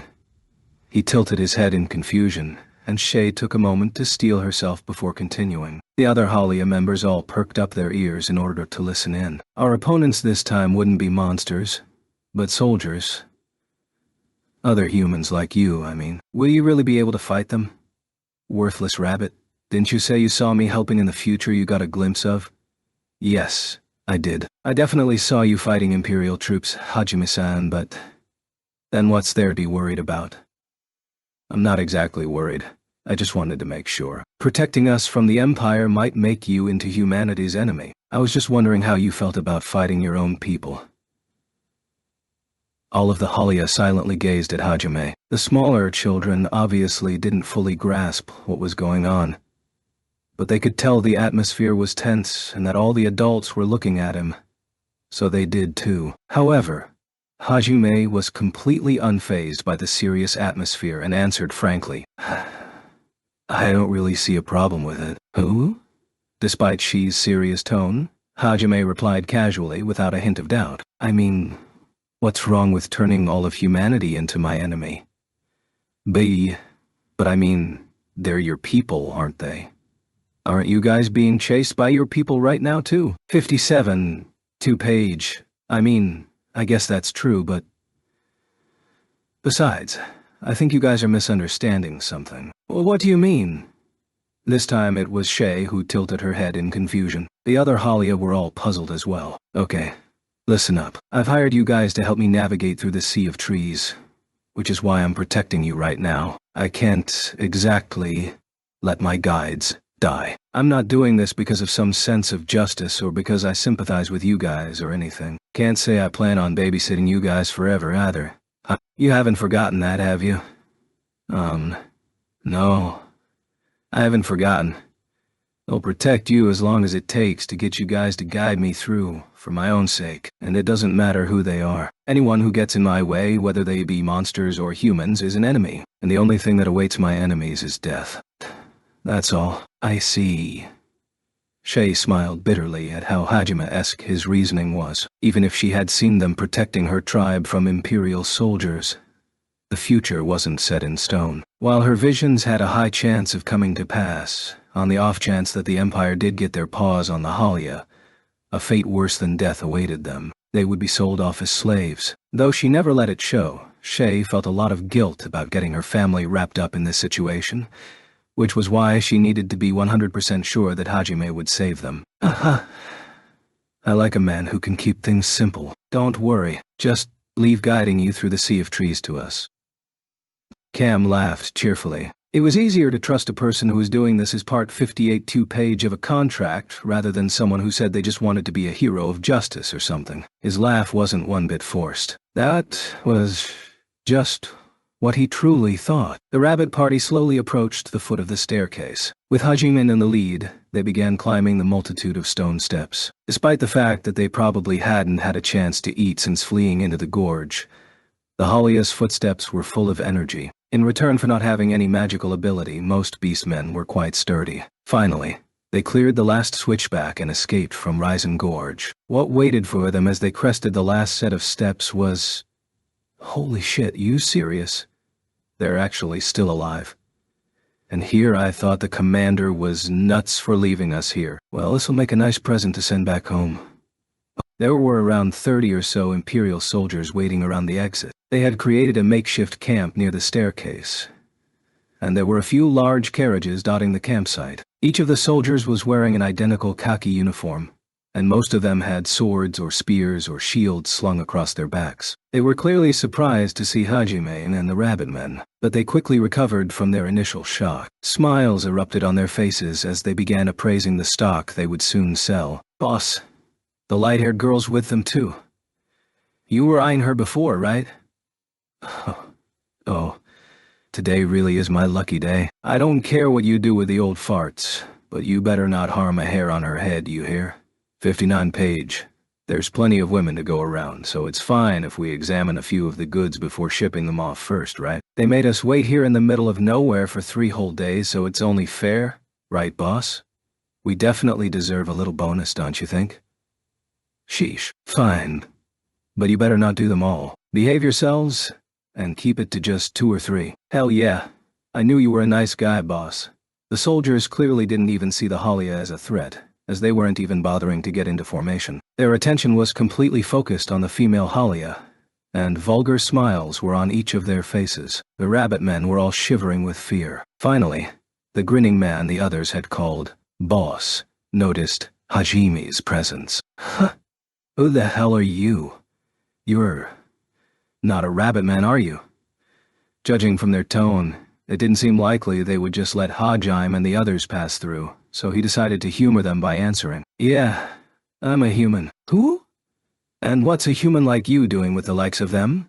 Coming from Risen Gorge, no less. Wait, are you a slave trader? Did you come here because someone tipped you off about the rabbits? Well, you're quite the dedicated merchant, you know. Sucks for you, though. Unfortunately, those cuties over there are property of the Empire. So I'm gonna have to ask you to leave. It's 60. Tage, the soldier's commander, made his own assumptions and barked out orders with the clear belief that they would be followed unquestioningly. Obviously, Hajime had no intention of obeying. No? Dottie, what'd you just say? I said no. These people are with me. I'm not handing a single one of them over to you. I suggest packing up and going home. Thinking he surely must have misheard, the leader asked again. However, he was just met with an even more arrogant refusal. A vein pulsed on the soldier's forehead. Kid, you better watch your mouth. Do you not realize who we are? Or are you just that damn stupid? Oh, I know exactly who you are. But you of all people really don't have the right to be calling anyone stupid. The smile vanished off the commander's face at that. The rest of the soldiers all started glaring angrily at Hajime too. Suddenly Yue stepped out from behind Hajime, grabbing everyone's attention. Despite her childlike appearance, there was an aura of maturity surrounding her, captivating all the men present. For a moment, the commander was stunned too. But then he noticed how tightly she was clinging to Hajime's sleeve, and realized she must be with him. Suddenly, he was wearing the same vulgar smile from before. Ah, now I get it. I see how it is now. You're just a little brat that doesn't know how the world works. Well, Allow me to give you a free lesson about just how harsh it can be. Cuckoo, that girl over there looks 61 page mighty fine.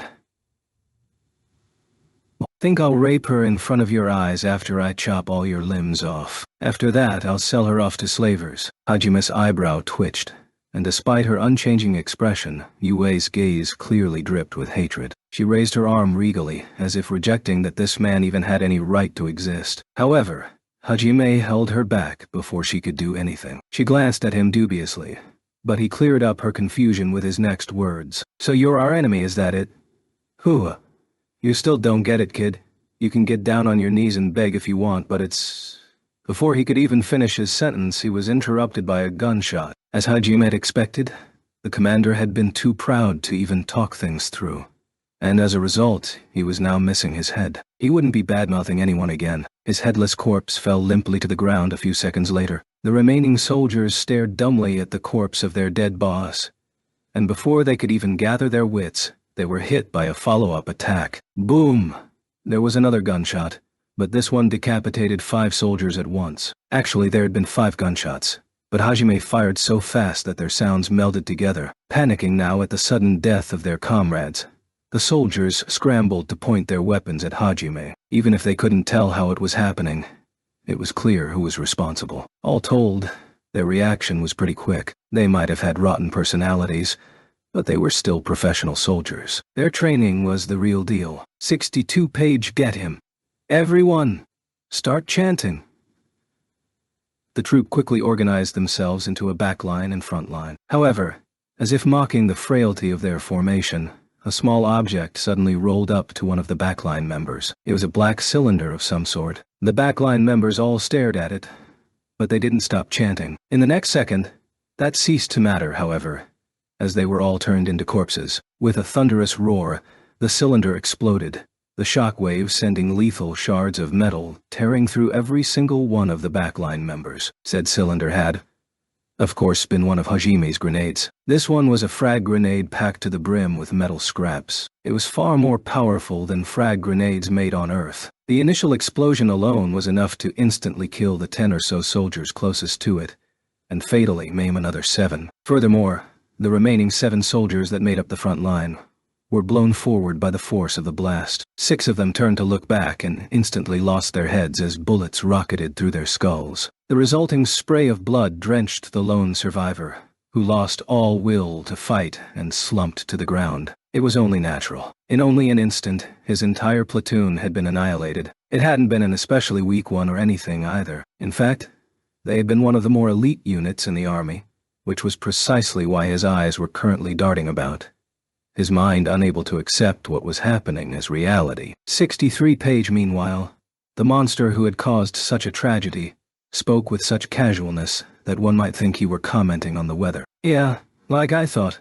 I don't even need lightning field against humans. Plain bullets are more than enough. The soldier jumped with a start and gazed fearfully at Hajime. Hajime tapped Donner's barrel against his shoulder while he slowly walked up to the soldier. His fluttering black coat and the ease with which he delivered death made him seem like the Grim Reaper. Or well, at least he did to the sole surviving soldier.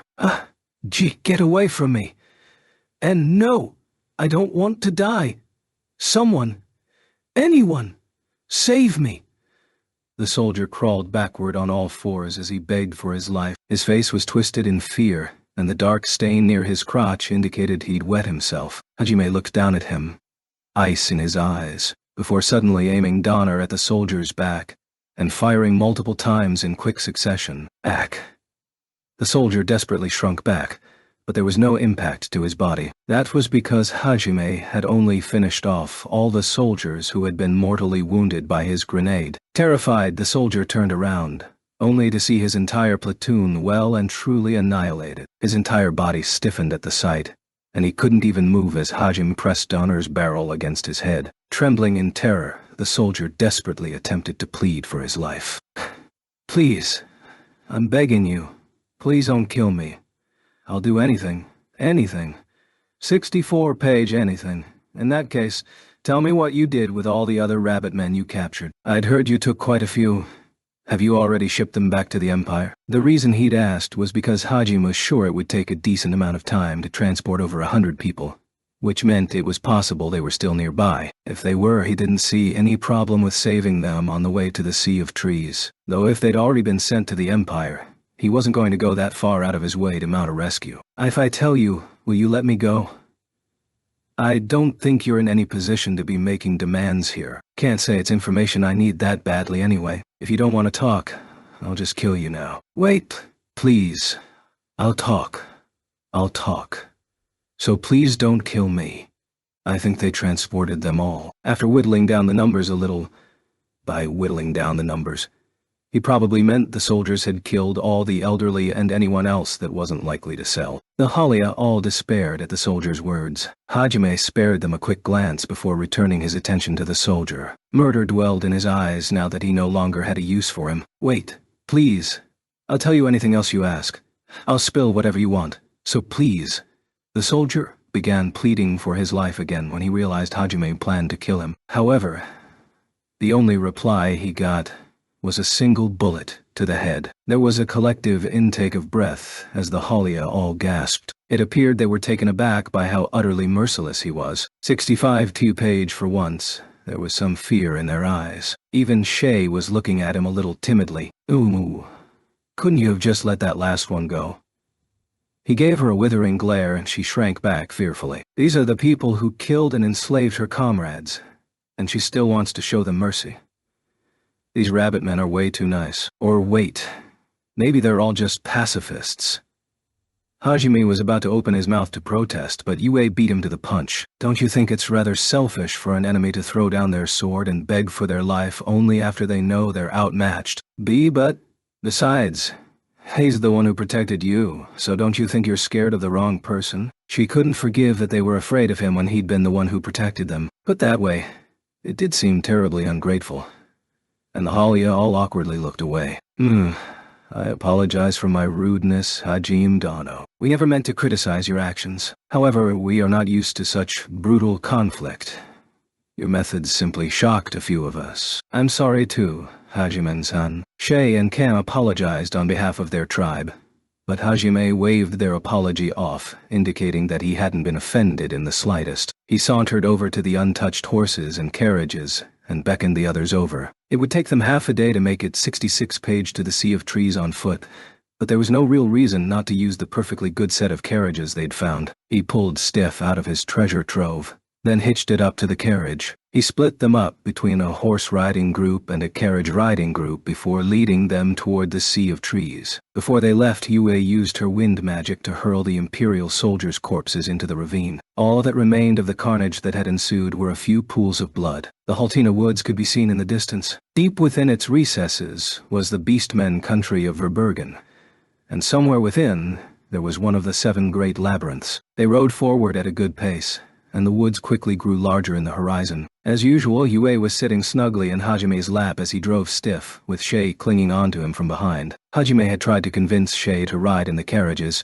but she had insisted on riding Stiff with him. Yue had tried to kick her off over and over, but she would just rise back up like a zombie, so Yue eventually gave up. The reason she was so persistent was because Shay wanted to get to know the 2 comrades she'd finally found better. Hence why she looked so happy, clinging to Hajime. It seemed Shay had taken a liking to Stiff's back seat, or rather, she just enjoyed being behind Hajime in general. Mentally, Yu made a note to tie her down if things started getting out of hand. Sandwiched between a somewhat annoyed Yue and an overjoyed Shay, Hajime continued driving Stiff on muscle memory as he gazed off into the distance. Slightly spaced out, suddenly, Yue spoke up. 67.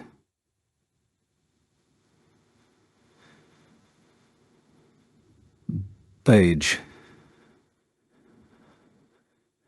Hajime, why did you fight them alone?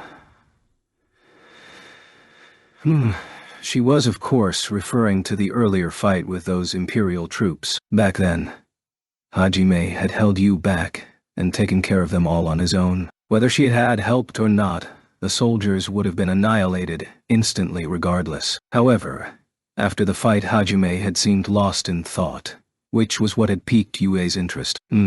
Well, there was something I wanted to confirm, so... What did you want to confirm? Yu asked. Shay peeked out from behind Hajime's shoulder, also very interested in hearing the answer. Well, you see, his explanation ran on for quite a long time, but the gist of it was more or less as follows. The first reason he'd held you back was because he wanted to conduct a little experiment. He'd aimed at everyone's head just in case, but he'd also fired a few experimental shots into their armor. The reason he wanted to make sure his normal bullets could pierce armor was because his railgun would be overkill against most human opponents.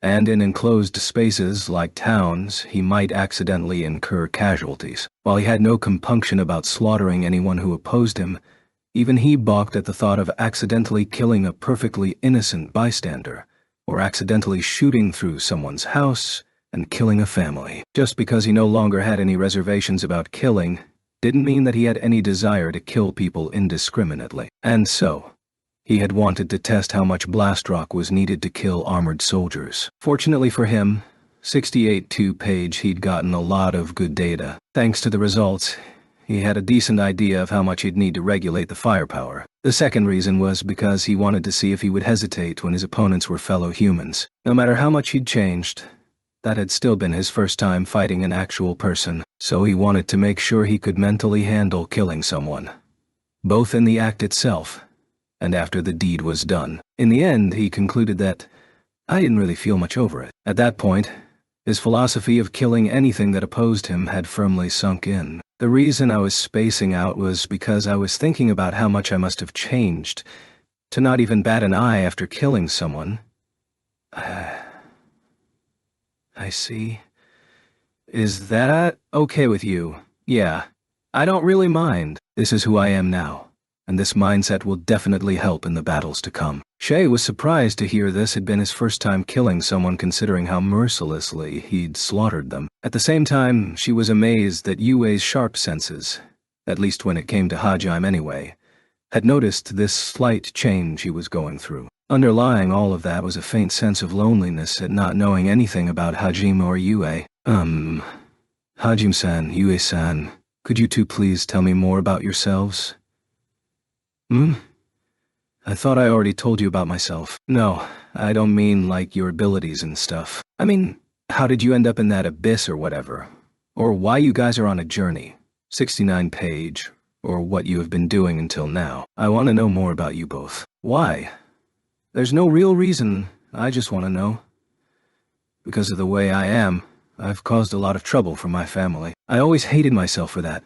Of course, everyone always told me I wasn't a burden, and I'm sure they all mean it, but I always felt like I didn't belong in this world. That's why I was happy when I first met you two. For the first time ever, I'd finally found people like me. For the first time ever, I didn't feel like the odd one out. I know it's presumptuous of me, but I was finally glad to have found people that felt like sea comrades. That's why I want to know more about you two.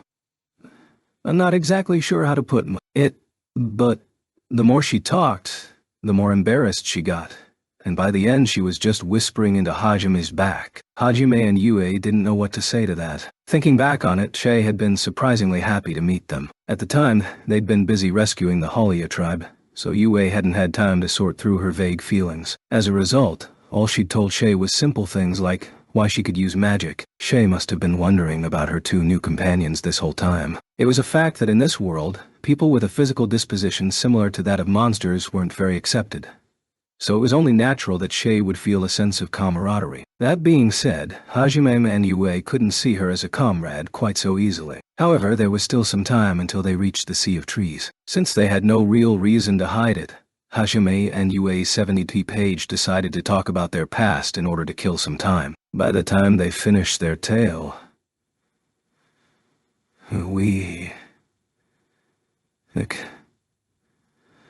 that's terrible. You poor things, Hajime-san. And you too, Yue-san. Compared to what you suffered, I've practically been blessed. Yue, I can't believe I was so pathetic. Shay was a mess of tears. She kept muttering things like, I can't believe I was so spoiled, and I'll never complain again, in between sobs. At the same time, she surreptitiously wiped her face with the hem of Hajime's coat. After having learned just how much the two of them had suffered, Shay felt pathetic for thinking her own situation had been harsh. She continued crying for a while, but then she suddenly made a fist and looked up resolutely. Hajime-san, Yue-san, I've decided. Allow me to accompany you on your journey. I'll be the shining ray of light that illuminates the darkness in your lives. There's no need to be shy. The three of us are all comrades linked by a shared bond. Let's overcome the trials ahead together and achieve your dream. Both you and Hajime gave her a cold look as Shay worked herself up on her own delusions. And what gives you the right to say that, you weakling of a rabbit? Need I remind you that we're still protecting you right now? You just get in the way. And we've already gone from people that felt like comrades to actual comrades. What a shameless bunny. You don't have to look at me so coldly. You're going to break my heart. Also, could you please call me by my name already? She was a bit shaken at how coldly they'd refused her heartfelt proposal. However, they weren't done yet. 71. Paige.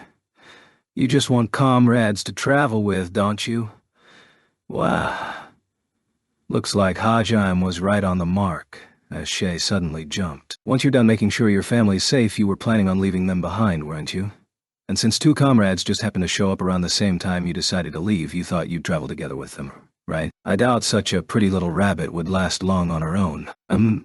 That's true, but I also really want to help you too.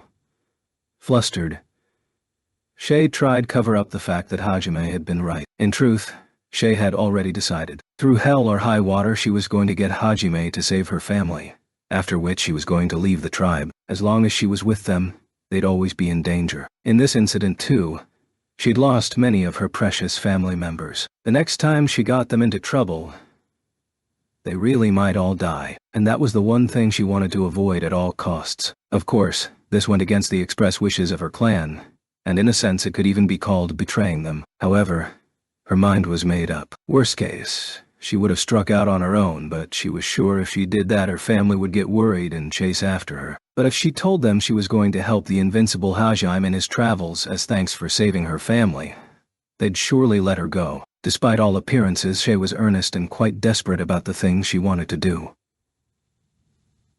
That wasn't to say she wasn't also deeply interested in you and Hajime, because she was. As Hajime had said, she was happy to have finally found comrades, which was why she felt inexplicably close to 72 Paige them. All things considered, her meeting with Hajime honestly felt like destiny. I'm not trying to blame you or anything, but I recommend throwing away that misguided hopes of yours. Our goal is to conquer the 7 great labyrinths. Just like the abyss we crawled out of, it'll probably be teeming with monsters that are just as strong as us. You'd be killed in an instant. That's why we can't take you along.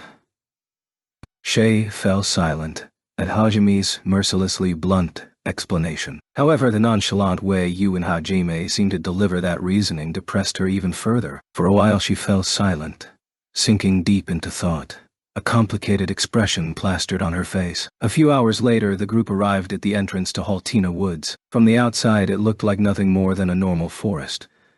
But once anyone stepped inside, they were instantly surrounded by a dense fog. Now then, Hajime Dono, Yue Dono, please stick very close to us once we're inside. You'll be traveling in the center of our group, but it's still possible you might get separated, so be careful. Also, you just want us to guide you to the center where the grand tree is, right? Yeah, as far as I can tell, that's probably the labyrinth entrance. Cam reminded Hajime of the dangers while also affirming their destination. The grand tree Cam had referred to was a massive tree that sat in the deepest reaches of the forest. The beastmen called it the sacred tree Uralt, and the area around it was considered holy. Rarely did 73 Two-Page any of them ever approach it. Hajime had heard all of that from Cam after they'd escaped the gorge. At first, Hajime had thought the entirety of Haltina Woods itself was the labyrinth, but on second thought he'd realized that would mean abyss-level monsters would be crawling around the entire forest, making it completely uninhabitable for the Thea, Eastman.U. So, just like the Great Orcus Labyrinth, it stood to reason that the entrance to the true labyrinth lay elsewhere, and from what Cam had told him, the Grand Tree seemed like a good place to start. Cam nodded and gave a signal to the rest of his clan, at which they all began crowding around Hajime and Yue. Hajime Dono, could you please erase your presence as much as possible? The Grand Tree is considered holy ground, so people usually don't approach, but It's not exactly forbidden land or anything, so it's possible we might run into people from Verbergen or other outlying settlements there. Since we're all wanted, we'd rather avoid being found by anyone. All right, I understand. Both Yue and I are pretty good at taking covert action, so you can count on us. As he said that, Hajime activated hide presence. Yue used her innate talents that she'd cultivated in the abyss to hide. This is quite Hajime Dono. Would it be possible for you to hide yourself to Udono's level?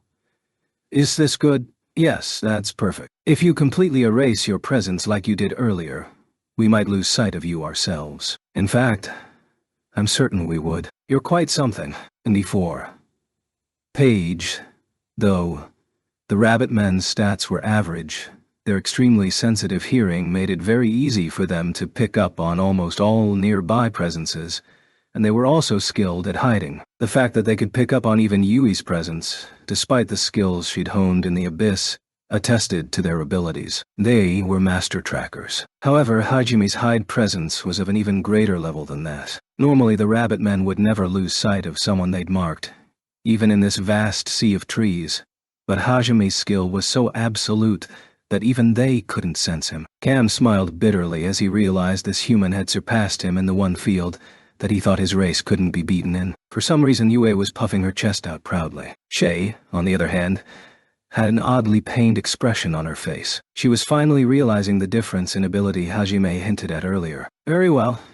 Let us depart. With their preparations thus complete, the party headed into the forest, with Cam and Shay leading the group. They continued down a winding trail that could hardly be called a path. The dense fog appeared almost instantly, limiting everyone's visibility. However, Cam walked forward confidently. He knew exactly where they were, and precisely what their bearing was. Hajime didn't understand the underlying reason behind it, but it seemed that every beastman was born with the innate ability to traverse this dense sea of trees. After a while of smooth progress, Cam suddenly came to a halt, warily surveying his surroundings. He'd sensed the presence of monsters. Hajime and Yue had sensed them too. It seemed that they were surrounded by a good number of them. The Halia all pulled out knives Hajime had furnished when they'd entered the forest. Normally, they would have just used their 75 page superior stealth skills to escape, but it seemed that wasn't going to work. Everyone had equally nervous expressions on their face. Suddenly, Hajime thrust out his left arm. There was a faint hiss,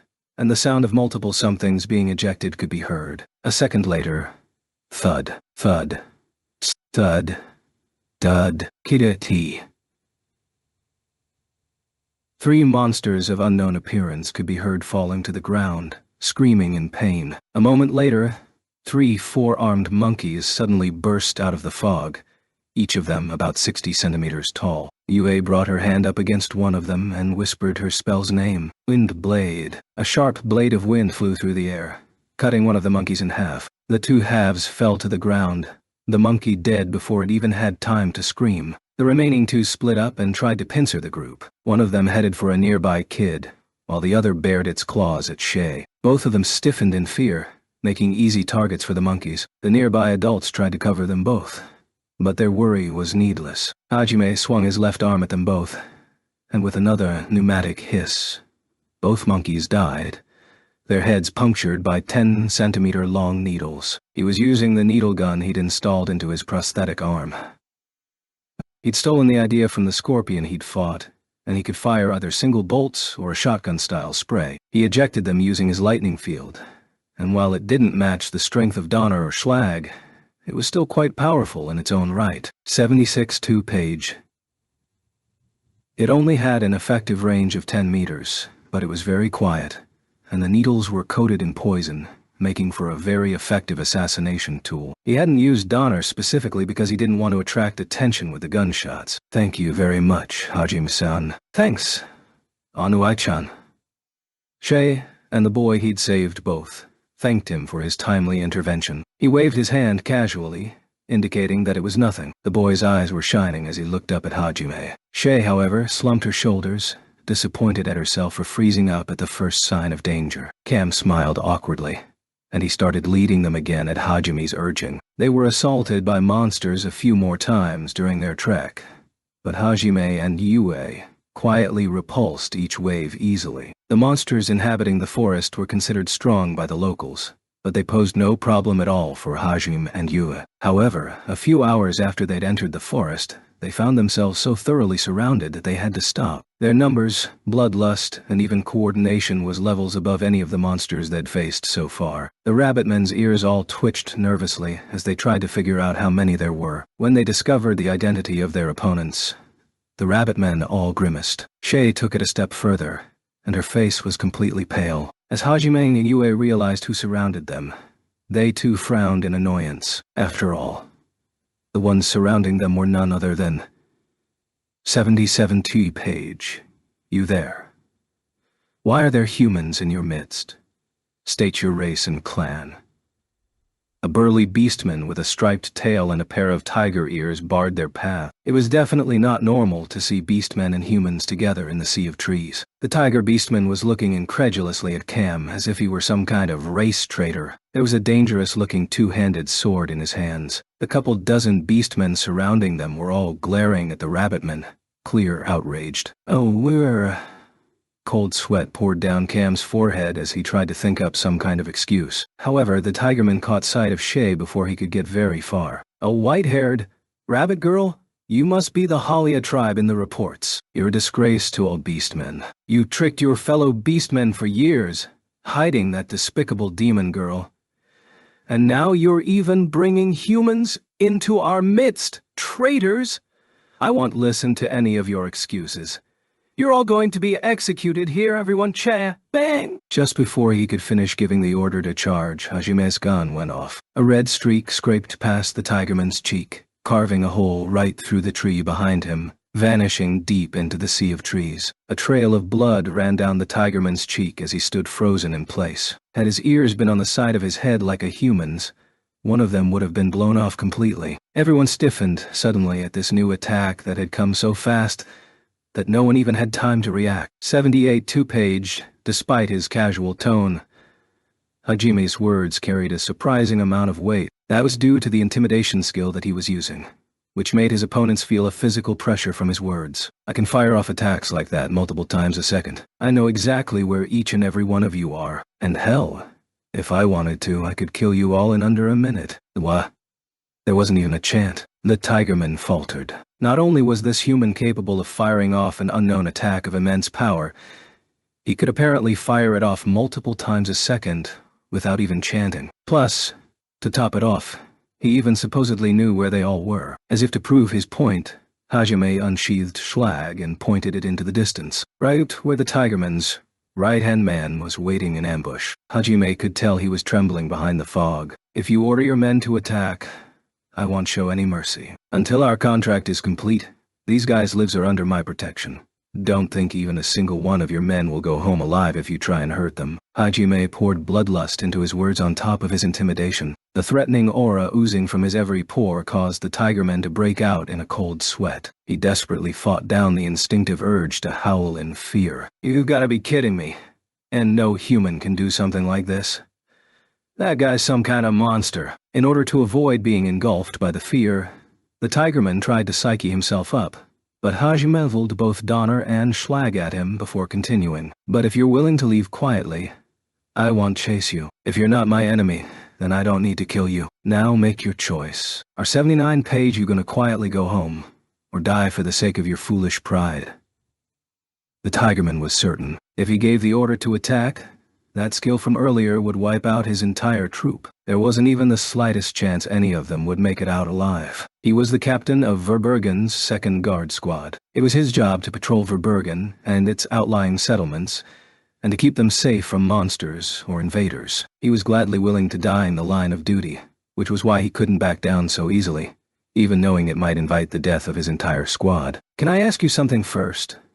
The tigerman hoarsely managed to croak out those words. Hajime flicked his head, indicating that it was okay for him to continue. What are you after? A simple question. However, whether or not he ordered his men to rush to their deaths depended entirely on the answer. His glare showed that if Hajime intended to bring harm to the citizens of Verbergen, he wouldn't back down no matter how hopeless the fight. We just want to visit the sacred tree. Uralt, you want to go to the grand tree. But why? What for? The tigerman had been certain this human had come to enslave the beastmen or the like. so he hadn't expected that response. While they did hold the area as sacred, it wasn't of much practical importance, which was why he was so confused. It was actually more of a tourist attraction than an idol of worship, because the true entrance to one of the labyrinths might be there. We're on a journey to conquer all of the 7 great labyrinths, and we've employed the Halia tribe to guide us there. 82-page, true entrance? What do you mean?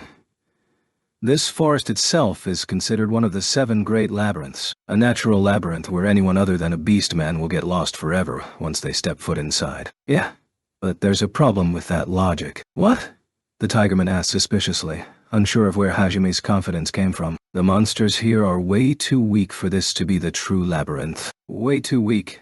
Yeah, the monsters I encountered in the last labyrinth were all on a whole different level. At least, the ones in the depths of the Great Orcus Labyrinth were all like that. And besides, the labyrinths are trials that the Liberators left behind. If any old beastman can make it all the way through the forest, then it doesn't really make for much of a trial. That's why I don't think the forest itself is the labyrinth. The Tigerman was utterly bewildered by Hajime's explanation because what he was saying made absolutely no sense to him. Whether it was that the monsters were too weak, or the talk about the depths of the Great Orcus Labyrinth, or the Liberators, or trials and whatnot, none of it was something he'd ever heard of. Under normal circumstances, he would have dismissed it all as nonsense. However, there was no reason for Hajime to lie. He was 81 page, the one with all the advantages, so there was no need for him to make up any excuses. Besides, they somehow just didn't sound like a lie.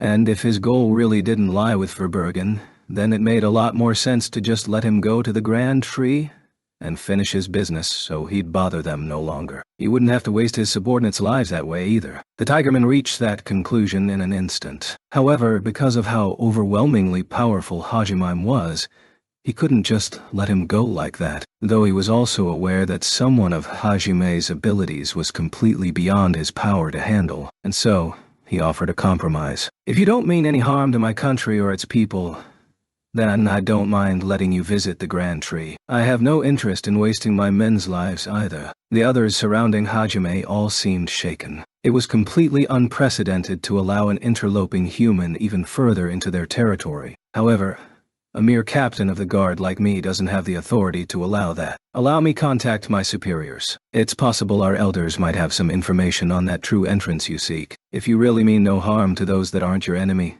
then surely you'll be willing to wait here while we send a messenger. Despite the cold sweat pouring in waves down his back, his eyes were resolute. At his proposal, Hajime lapsed into thought. Chances were this was the biggest compromise the Tigerman could make. Hajime had heard intruders in the Sea of Trees were usually executed without question. He was sure deep down the Tigerman still wanted them eliminated too. However, if he gave the order to 82-page attack, his men would all die. And so he had come up with a compromise that kept his men alive, and hopefully reined in the dangerous element that was Hajime. He was actually rather impressed with the Tigerman for coming up with such a rational solution. So he weighed the benefits of just killing them all and pushing his way through versus the benefits of letting Verbergen monitor his movements, but still at least getting their permission to pass, and decided the latter would be less of a hassle. In the off chance the Grand Tree wasn't the labyrinth entrance, he'd need to do some more scouting anyway. Having Verbergen's official approval was certainly for the better. Of course, it was entirely possible he'd just make an enemy out of an entire nation instead,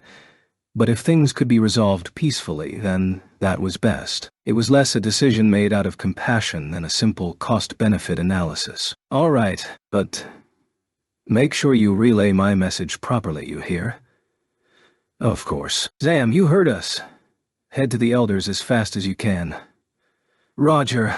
One of the presences surrounding them vanished. Hajime holstered both of his guns and stopped using his intimidation skill. The tension relaxed a little. While he was relieved, the Tigerman was still a little suspicious at how easily Hajime had lowered his guard. A few of his men were even ready to launch a surprise attack on him, but Hajime, who had guessed their intentions already, simply smiled fearlessly. Which do you think is faster, your charge or my quick draw?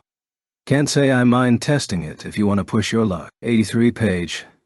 No, I'd rather not. However, please don't do anything rash. If you do, we'll be forced to attack. Fine by me. Though they were still surrounded, Cam and the others breathed a sigh of relief upon learning that there wasn't about to be an immediate bloodbath, and everyone settled down a little. That being said, the glares the Tigerman directed at the rabbit men were anything but pleasant, so it couldn't really be called a peaceful situation. After a while, Yue got tired of the pointless staring contest, and heedless of the heavy atmosphere, started teasing Hajime to pass the time. Tired of the oppressive air, or perhaps just hoping to lighten the mood, Shay joined in as well. Hajime begrudgingly put up with her too, and the tension relaxed a little. The rabbit men were all dumbfounded when Hajime started flirting in the middle of enemy territory. Around an hour later, Shay had gotten a bit too cheeky, and Yue now had her in an arm lock. The bunny girl was desperately screaming, "Uncle! Uncle!" while the rest of her family looked on in disbelief. Finally, they sensed a number of figures rapidly approaching them. The tense atmosphere returned in an instant,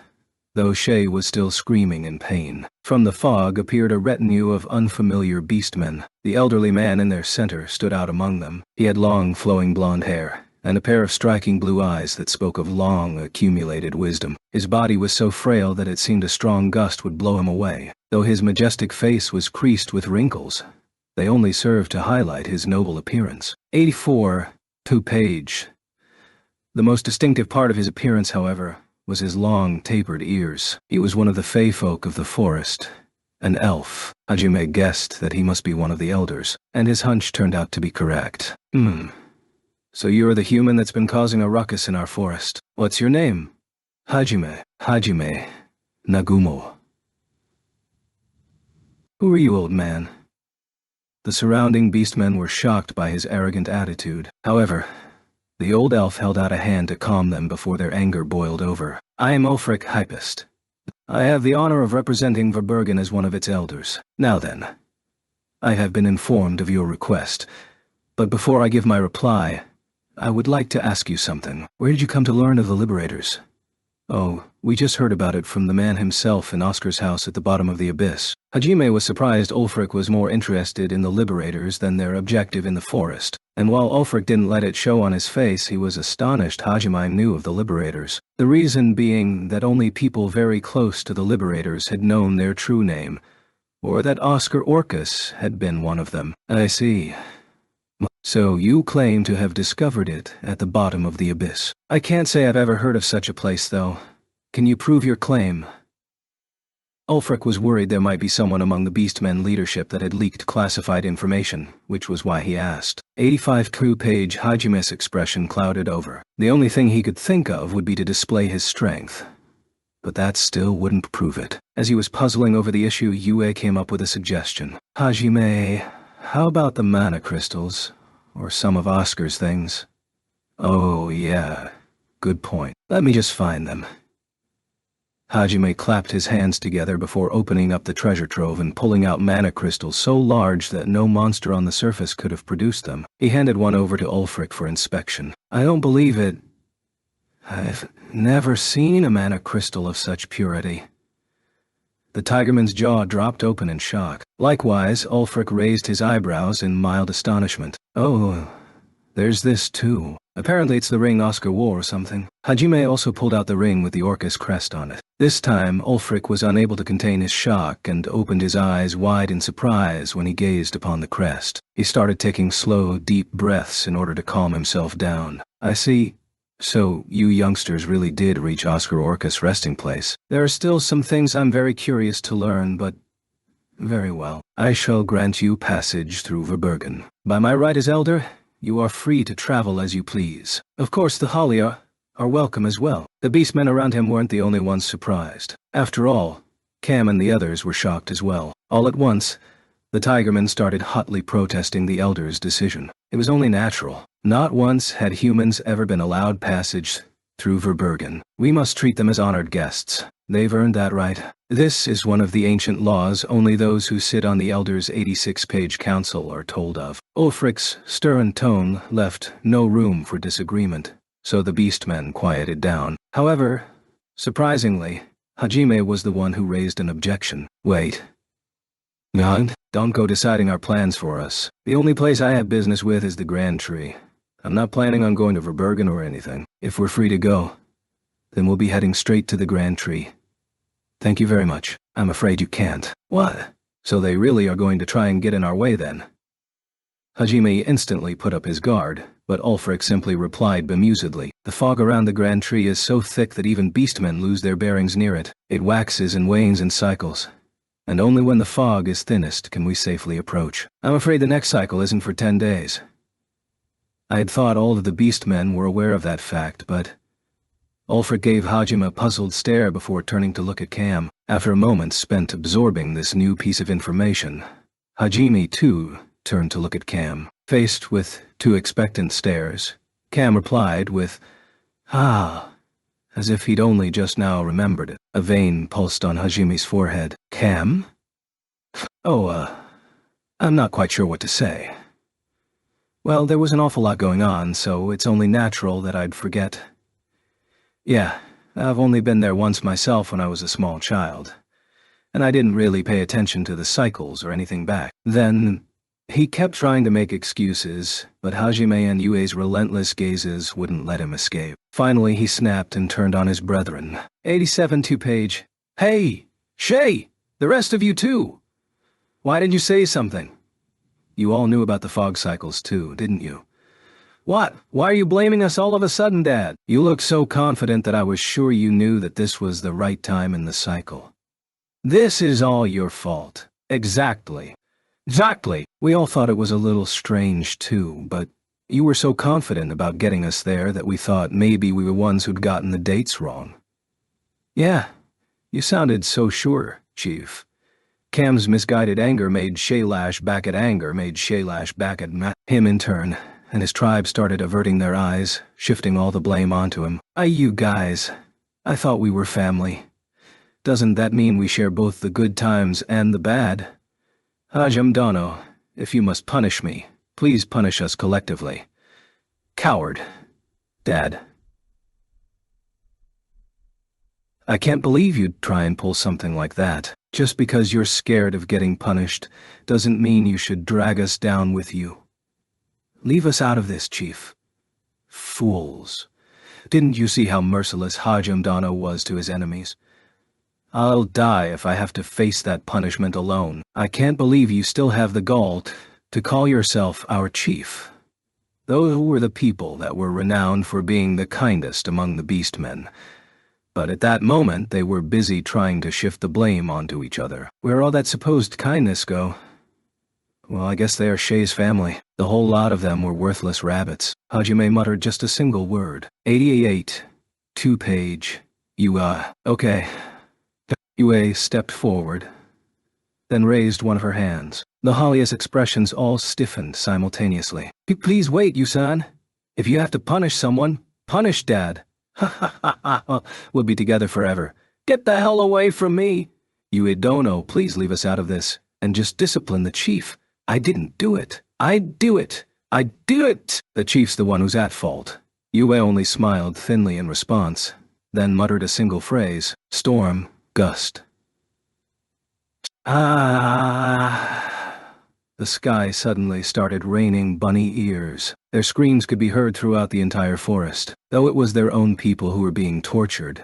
Ulfric and the others didn't seem the slightest bit angry. In fact, they were looking up at the sky in awe. Judging by their expressions, they too knew how pathetic the Halia were. The forest floor looked like the remnants of a battlefield. Scattered among the leaves were heaps of twitching bunny ears. Shime mercilessly followed up with a barrage of rubber bullets, prompting the Halia to their feet, tears streaming down their eyes. Still somewhat nonplussed, Ulfric signaled to one of the tigermen.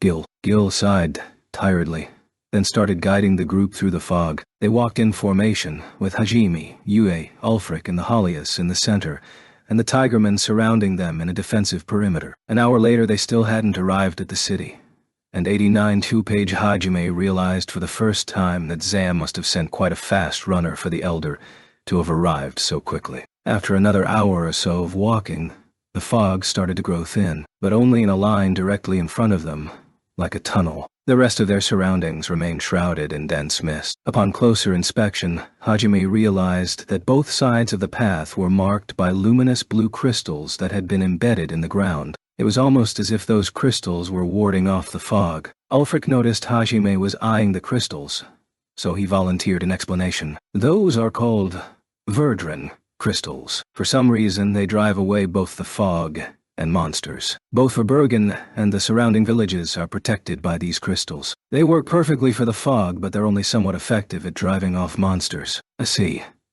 Yes, makes sense. I mean, you'd probably all go crazy having to live in the fog all the time. Even if you know where you're going, you probably don't want to stay there. While the forest may have been covered in fog, it seemed the villages within at least were spared such a fate. Considering they'd be spending the next 10 days here, that was good news. Yu's eyes lit up happily too. She clearly hadn't been thrilled by the idea of spending 10 days in the fog either. Finally, the group found themselves standing before a massive gate. Thick trunks interlocked together to form an arch, and the double doors enshrined within were also made of wood. In place of walls was a towering barrier of living trees, each one at least 30 meters tall, a very fitting marker for the border of the Beastmen's country. 92-page Gil gave a signal to the gate guard, and the massive doors slowly creaked open. A great number of people were staring down at Hajime's party from atop the branches of the trees. Everyone had been terrified to hear that a human would be allowed into their land. Had Ulfric not been there, a fight probably would have broken out. Perhaps the reason he'd come in person was precisely because he'd expected that kind of reaction. Past the wall of trees,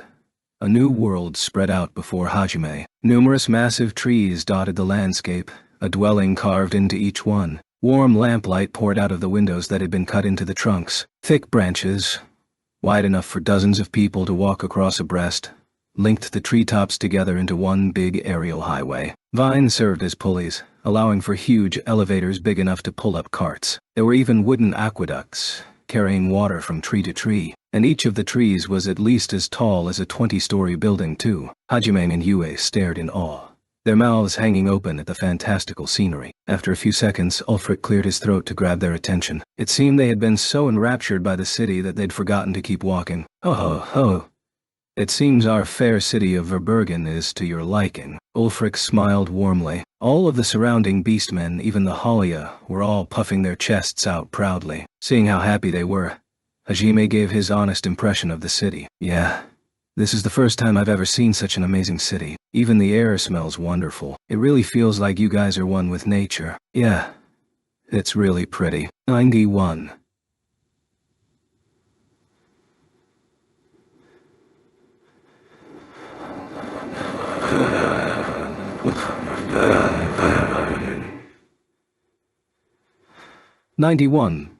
Page. The beastmen were all surprised at such honest praise. Happy and embarrassed at the same time, they averted their gaze, their ears and tails wagging happily. Hajime and Yue were unperturbed by the gazes of curiosity, fear, confusion, and hatred the residents sent their way, and continued enjoying the scenery as they walked through the city, led onward by Ulfric. I see. So the reward for clearing the trials is ancient magic, and the gods have actually been deceiving us all along. Once they'd arrived at the hall Ulfric had prepared for them, Hajime and Yu had explained what they'd learned. He had gone over the speech Oscar Orcus had made about the Liberators, the magic he'd inherited from the Age of the Gods, the fact that he was a human from another world, and that he was looking to conquer the labyrinths in the hopes of finding a spell that could take him home. Ulfric hadn't seemed terribly surprised when he'd heard about the gods' true intentions. When Hajime had asked him why he seemed so calm, he had replied with, "This world isn't very kind to us beastmen, so what reason would we have to believe the gods are benevolent? Whether the gods were raving lunatics or benign overlords didn't matter to the beastmen. After all, they'd be oppressed either way. As the Holy Church had no influence here, most beastmen weren't very religious either. If anything, they worshipped nature." Once Hajime had finished his tale, Ulfric told him about the ancient law that had been passed down among the elders of Verbergen. It was a very vague law that simply stated if anyone bearing a crest belonging to one of the 7 great labyrinths were to appear in the Sea of Trees,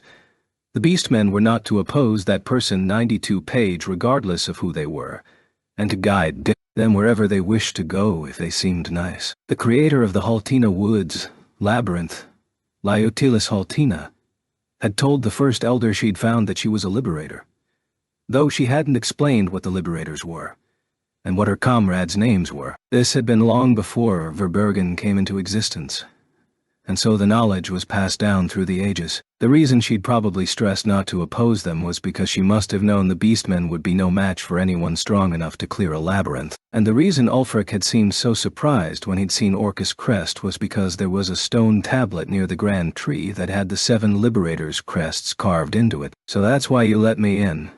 After Ulfric's explanation, Hajime finally understood why he'd been invited to Verbergen. However, not all beastmen were privy to the knowledge Ulfric had, so there would probably be a need to explain his presence later. Sometime during Hajime and Ulfric's conversation, a commotion began on the floors below. The two of them were on the highest floor of this particular tree, while Shay and the other Halia were waiting down below. From the sounds of it, they'd gotten into an argument with someone. Hajime and Ulfric exchanged glances before standing up at the same time. Downstairs, a bearman, tigerman, foxman, some kind of winged beastman, and some small dwarfish fur-covered beastmen were all glaring angrily at the Halia tribe. The Halia were all huddled in a corner, with Cam desperately trying to protect Shay. Both of their cheeks were red and swollen, meaning they'd already been hit at least once. 93 page as Hajime and Yue descended the last few steps. Everyone turned to glare at them. The bearman was the first to speak. "Damn you, Ulfric. What were you thinking, bringing a human here? And these damn rabbits too. You even allowed the cursed girl to step foot in our land. Depending your answer, I might have to call for you to get executed at our next elders meeting." He was just barely restraining himself from rushing at them. Both his hands were balled into fists, and his arms were shivering with barely suppressed rage. So most beastmen really do see humans as mortal enemies then. The situation was only exacerbated by the fact that Ulfric had invited the detested Halia tribe as well. All of the other beastmen were glaring angrily at Ulfric, not just the bearmen. However, Ulfric seemed completely unfazed by their display of anger. "I simply abided by our ancient traditions. You all are elders of your various clans, so surely you must realize my reasons." "What ancient traditions? All that's nothing but bull. We've never once had any use for that ancient law since Verbergen's founding. Then, that'll make this a first. Calm yourselves. You all are elders here, you know you must abide by the laws. If we don't set an example as leaders of our people, then what use are any of our rules or traditions? Are you trying to say that little brat really did get through a labyrinth? That he's too strong for us to fight?" "That is correct." Ulfric spoke nonchalantly the entire time, as if he was simply commenting on the weather. The bearman's incredulous gaze shifted from Ulfric to Hajime. Within Verbergen, all of the prominent powerful races elected one of their own to be their elder, and that individual represented the 94-page entire race in the Elder Council. The Elder Council met regularly to discuss the affairs of state, and laws and taxes were decided by a vote among them. They were, in effect, the rulers of the country. They also acted as the country's judges. Apparently the members gathered here were all of the country's elders. However, not all of them were in agreement about the ancient laws. Though Ulfric may have held the tradition in high regard, the other elders seemingly did not. Elves like Ulfric were known to live longer than most beastmen. From what Hajim remembered of the books he'd read, they usually lived to be around 200 on average. That would mean that Ulfric and the other elders' views were probably different because of the huge age gap between them. Most other beastmen only lived to be around 100. All of the other elders couldn't stand the thought of a human and a pack of wandering criminals being allowed into their sanctuary. Fine. Why don't we test if he's really qualified here and now? The bearman finally snapped and charged at Hajime. It was so sudden that no one else had any time to react. Even Ulfric hadn't expected him to charge, so his eyes went wide in surprise. In an instant, the massive 2.5-meter lump of fat and muscle was bearing down on Hajime, one arm heading straight for his face. The bearmen were known for their impressive stamina and overwhelming arm strength, and this particular bearman was the head of his clan. One swing of his arm was enough to fell a tree. Everyone but Yue and the Halia thought Hajime was a goner for sure. However, they all froze stiff in fear as they saw what happened next. Hajime lazily caught the bearman's paw with his prosthetic left arm. 95 2-page. Pathetic. You call that a punch? But well, you still came at me with the intent to kill. I hope you're prepared for what that means. Hajime strengthened his grip. There was a sharp cracking noise from the bearman's arm. Panic quickly overcame his shock, and the bearman desperately tried to free himself from Hajime's grasp. "Jaya! Let go!" He pulled with all his might, But Hajime, who barely came up to his chest, didn't budge an inch. In truth, Hajime had simply transmuted the metallic plates he'd put in his boots into spikes to keep him rooted. But the bearman didn't know that. To him, Hajime was as immovable as a boulder. Hajime poured more mana into his left arm, strengthening his grip further. With another sharp crack, the bearman's arm snapped. However, he didn't cry out. He still had his pride as an elder to preserve. That didn't stop him from stiffening up in pain and surprise, though. Taking advantage of his immobility, Hajime drew his hand back. While the bearman was still off balance, Hajime ducked into his guard and threw a punch. Out of my sight. He activated his steel arms skill as he did so, and for good measure burned a blast rock cartridge embedded in his elbow to further add force to his blow. His fists were deadly as is, but at that point, they were backed by the force of a gunpowder explosion. His doubly empowered fist sunk mercilessly into the bearman's abdomen, sending him flying backward. He wasn't even given enough time to scream as he crashed right through the tree wall and fell to the ground. Only when he hit the ground did the screaming finally start. 96-2 page.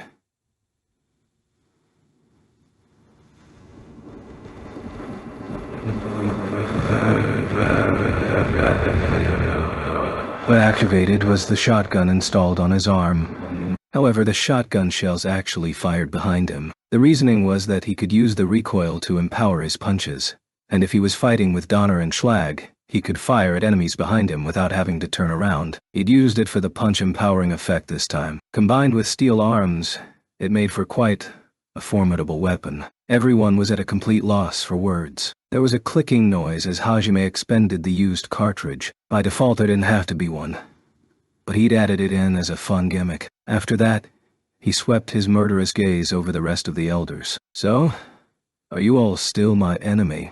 No one nodded. Hajime's actions had prevented the situation from becoming a bloodbath, and Ulfric managed to calm things down after that. The bearman had taken serious damage to his internal organs and fractured almost every bone in his body, but was still miraculously alive. They had to use copious amounts of rare and expensive healing medicine to keep him from succumbing to his wounds, though. And while he was going to recover, his fighting days were over. Once his condition was stabilized, the Tigerman Elder Zell, the Winged Beastman Elder Mao, the Foxman Elder Lua, the Moleman, or Dwarven, Elder Guzi, and lastly, the Elf Elder Ulfric, all sat down together with Hajime. Yu, Shay, and Cam were all sitting next to him with the rest of the Halia tribe cowering behind his back. Aside from Ulfric, the elders were all clearly nervous. The bearman Jin had been one of their strongest fighters, but Hajime had dealt with him in an instant. 97 T page.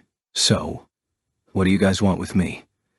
I just want to go to the Grand Tree. If you don't plan on getting in my way, I have no reason to fight you, but if the beastmen aren't unified in their decision, I won't know who to kill and who to spare if it comes down to it. And that's just bad for you guys. I'm not so soft-hearted that I'll care about who I'm killing if someone comes at me. The elders stiffened at Hajime's casual tone. They realized he was willing to go to war against the entire beastman race if he had to. You nearly kill one of our comrades.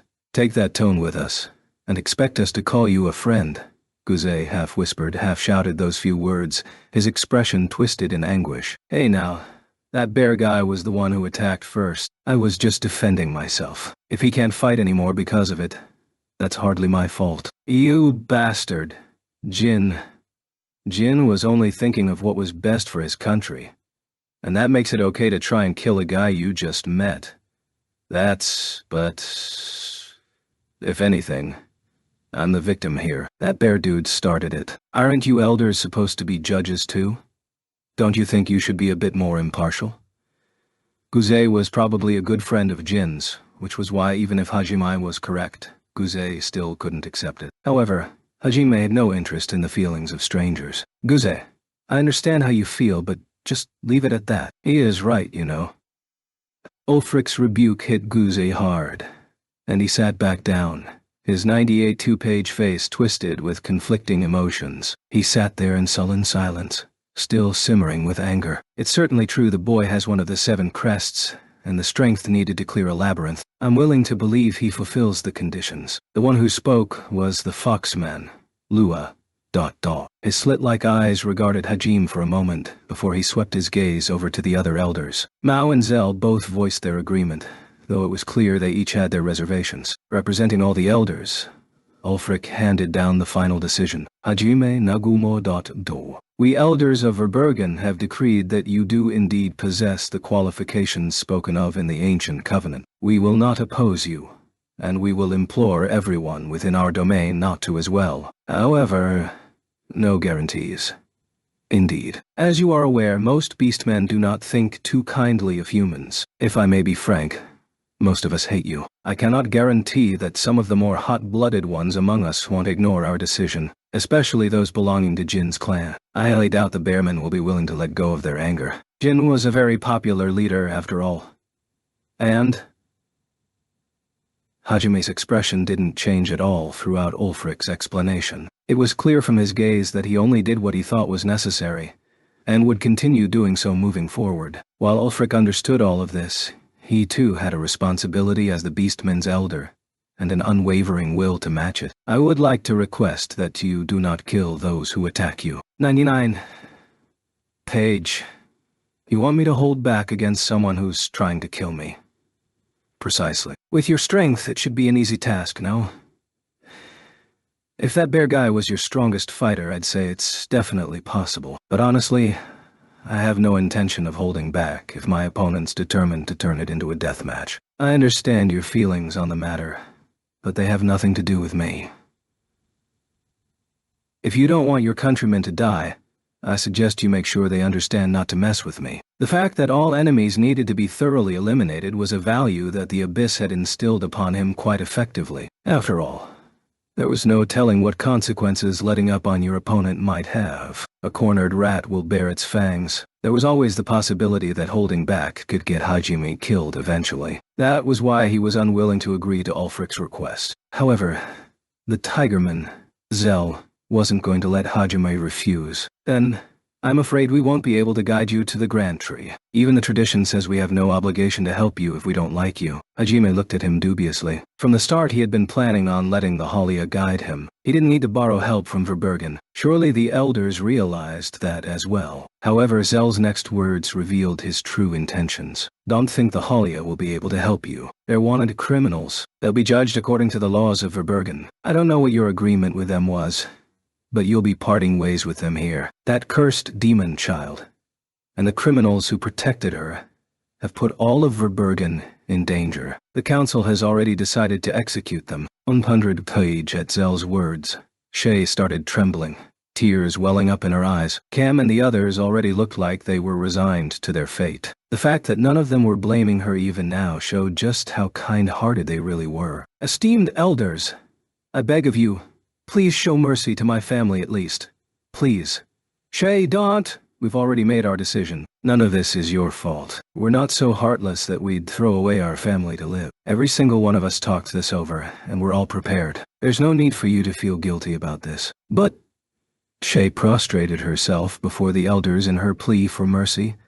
But it seemed Zell had none to spare. The judgment has already been passed down. The Halia will all be executed. Had you not deceived Verbergen, we would have settled for simply banishing the demon child. But it's too late now. Tears were streaming down She's face. Cam and the others tried to comfort her. So their execution really was already set in stone. None of the other elders spoke. It seemed they cared more about the threat Shay had posed to Verbergen than Shay's fate itself, which was why their sentence was so grave. In other words, the Halia's kindness had only exacerbated the situation. How ironic. So there you have it. Your only other means of reaching the Grand Tree are gone. What do you plan on doing now? Test your luck and see if you can make it on your own. If you don't like it, then you better listen to our demands. Or so the unsaid implication went. The other elders were all in agreement. However, Hajime didn't seem terribly perturbed by their ultimatum. 101 page. Are you all stupid or what? No, but you just say. Zell's eyes nearly popped out of their sockets at Hajime's casual insult. Even Shay looked up at him in surprise. Yue already knew what he was thinking, so her expression didn't change. I already told you I don't give a damn about your circumstances. Trying to take these guys away from me is the same as getting in my way. Hajime glared down at the elders while placing a protective hand on She's head. Her body trembled at his touch, and she looked up at him with a tear-stained face. "And I believe I've already shown you what happens to people who get in my way. Hajime-san." Hajime was just trying to get a return on his investment and eliminate anything that got in the way of that. That was all, really. However, the fact that he was willing to declare war against all beastmen in the heart of Verbergen resonated with Shay, who was in the depths of despair. "Are you truly serious?" Ulfric's sharp glare and stern expression made it clear that a lie would be met with harsh consequences. Of course. Still, Hajime didn't waver. His will was unshakable. In this world, anyone who meant him harm, or intended to get in his way, would be slaughtered without mercy. That was what he had sworn back in the depths of the abyss. "Even if we were to offer you guidance in their stead?" The decision to execute the Halia was something that had been decided by the Council of Elders, which meant that if they caved into Hajime's threats and repealed it, it would ruin their reputation as a nation. 102 page, even if they'd lose the bargaining chip they'd been hoping to use to entice a promise of clemency for those who attacked Hajime. They couldn't afford to lose face by taking back their decision. That was why Ulfric had offered that compromise. However, Hajime made it clear that there was no room for negotiation. "Don't make me repeat myself. The Halia will be my guides. Why are you so insistent on having them do it? Anyone could take you to the Grand Tree." Annoyed at Ulfric, Hajime glanced back at Shay. He'd noticed her gaze a while back, so when he turned around their eyes met. Shay could feel her heartbeat quicken. She averted her gaze instantly, but the pounding of her heart didn't slow. "Because I may promise. I promised to protect them in return for guiding me." "A promise? In that case, couldn't you consider it already fulfilled? You protected them not only from the monsters in the gorge, but also the Imperial soldiers, correct? All that remains is to receive your reward, no? What difference does it make if we provide that reward or them? There's a difference. I promised I'd guarantee their safety until they took me where I wanted to go. Just because a better-looking deal showed up halfway doesn't mean I can just throw that promise away." Hajime stopped halfway and looked over at you. She too was gazing at him, and smiled slightly when their eyes met. He returned her smile and shrugged his shoulders before turning back to Ulfric and continuing coolly. "It just wouldn't be cool to break my promise, you know? Surprise attacks, bluffs, traps, cowardly tricks, the whole gamut." Hajime had no problem using any of them in battle. He was willing to use any means at his disposal in order to survive. 103 page, however, outside of a fight to the death, he still had principles he wanted to stick to. If he threw away even those, he'd have no humanity left. And he was still a man. He didn't want to cross that line in front of the very girl who'd saved him from falling that far in the first place. He wanted to stay someone she could be proud of. In short, he wanted to look cool in front of the girl he loved. Seeing that he had no intention of backing down, Ulfric breathed a long sigh. The other elders all looked at each other, hoping someone might have a solution. Silence filled the room for a few moments before Ulfric brought out one last suggestion with an exhausted look on his face. "Then let's just say they're your slaves. According to the laws of Verbergen, any who leave the Sea of Trees and do not return, or those who are captured as slaves, are considered dead. While we may stand a chance against humans in this fog-enshrouded forest, outside of it their magic would tear us apart. Hence why those who get captured are considered dead, and chasing after them is prohibited to prevent there from being more victims. If they're already dead, we can hardly execute them." "Ulfric, you can't."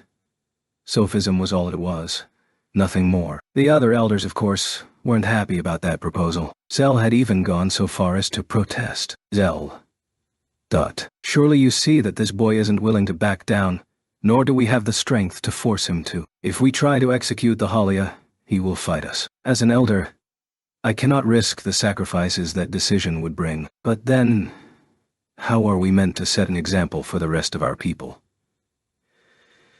If people discovered we caved to force and let this monster 104 page of a girl run free along with her demonic companions, what will they think of us? Our dignity will forever be stained."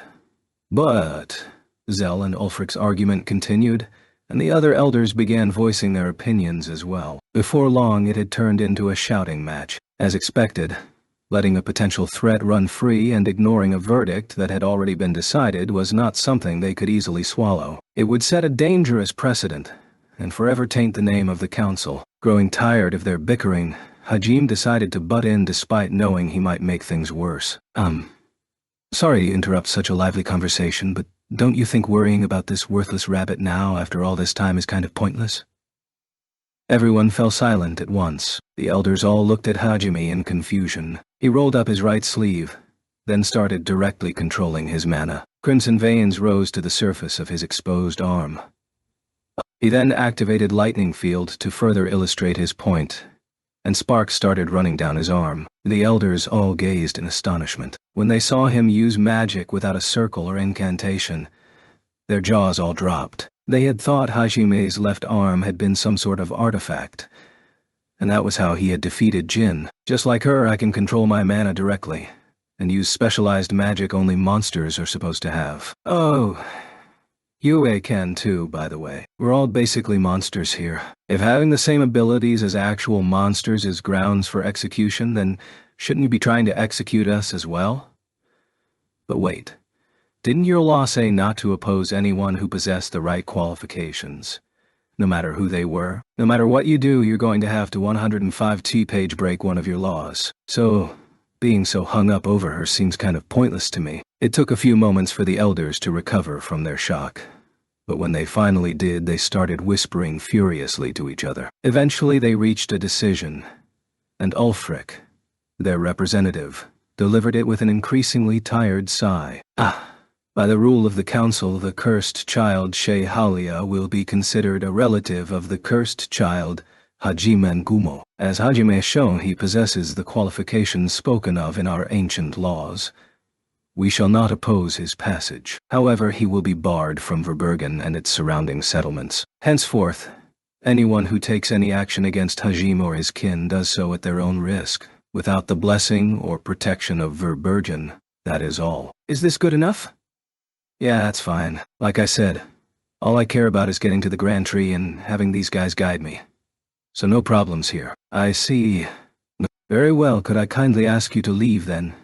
It's a shame we cannot give a more proper welcome to the first person to ever fulfill the ancient pact, but don't worry about it. I'm aware I've caused you guys a great deal of trouble because of my own selfishness. I'm just glad you didn't choose due to anything stupid. Honestly. Ulfric smiled bitterly. The other elders all looked equally unhappy and exhausted. It wasn't so much that they bore grudge, or even hated Hajime.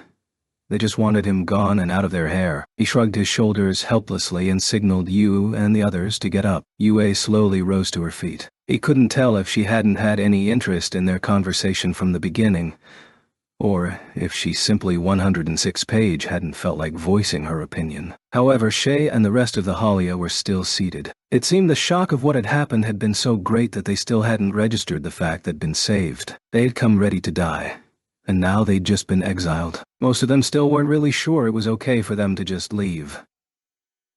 Hey, how long are you going to sit there daydreaming? Get up, we're going. The rabbitmen all hurriedly got to their feet and tottered after Hajime at those words. Ulfric and the others tagged along as well, saying they would escort him to the gate. As they were walking back, Shay timidly walked up to Hajime and asked him a question. Are we really not going to be executed? Did you not listen to a word we said? And no, I was listening, but we got out of it so easily that it still doesn't feel real. I feel like I'm going to wake up at any minute now and find out this was all just a dream. The other Halia all had the same bewildered expression on their faces. Hajime supposed that was just how absolute the Elder's judgment usually was for the Beastmen. Yue suddenly chimed in, seeing that Shay still didn't know what to do with her feelings. Just be happy. Yue-san? Hajime saved you guys. That's the simple truth. Why not just be happy about it? Mulling over Yu's words, Shay glanced up at Hajime. He just shrugged his shoulders without turning back. 107-page. I mean, that was part of the promise. She's shoulders trembled. In return for guiding him through the sea of trees, Hajime promised to protect her and her family. She had grinded herself to the bone, almost literally, in order to wring that promise out of him. Though she had seen a future where he was protecting them, there was no guarantee that future would come to pass. She's choices constantly affected the futures she saw. That was why she had been so desperate to get his cooperation. Even though she had nothing to offer in return, and her potential savior was a human, a member of the race that discriminated against beastmen, all she had to negotiate with was her body and her special magic. When he had ignored both of those things, she had really wanted to cry. but she still desperately tried to squeeze a promise out of him. And so, on their way to save her family, she realized that he wasn't the kind of person that would go back on his word. Part of her conviction came from the fact that he never discriminated against her. A rabbit girl. However, all of that had been based on her feelings. She had never had a concrete reason to believe Hajime would stick to his promise. That was why she had still been a little worried deep inside. It was why she tried to say things like, "He's not a guy who'll go back on his word," with confidence and extract promises that he'd be willing to fight against fellow humans. Despite her initial fear, she had actually been relieved when he'd killed those Imperial soldiers without hesitation. Still, when they'd been negotiating with the elders, Shei's fears that he would abandon them had returned. The circumstances were completely different. What he had done was the same as 180-page threatening war to the Emperor of Halsher's face. And yet, he had kept his promise without backing at all, regardless of whether he'd done it for his own sake or not. Yue was right. He'd saved her and her family. Just thinking about it made her heartbeat quicken once more. She could feel her face flush, and an indescribable feeling welled up within her. She wasn't sure if it was happiness because her family had been saved, or thinking about it any harder would have made her brain overheat. So she decided to stop worrying about it and just be happy like you told her to. Her newfound emotions were clamoring to be expressed, so Shei did so the only way she knew how, by hugging Hajime as hard as she could, of course. "Hajime-san, thank you so much." "Oof, where'd that come from?" Brr. With tears in her eyes again, Shei buried her face into Hajime's shoulder, clinging to him with inhuman strength. There was a beaming smile on her face and her cheeks were a bright red. Yue growled unhappily, but then she thought better of kicking Shei off. Instead, she simply took Hajime's hand in hers. As they watched Shei explode with joy, the reality that they'd been saved finally hit the other Halia, and they all began embracing each other, reveling in everyone's delight. The elders watched on awkwardly, unsure how to feel. There were plenty of hateful and angry gazes that watched them go, though. Hajime smiled bitterly as he realized his troubles in the Haltina woods were just beginning. On a 9.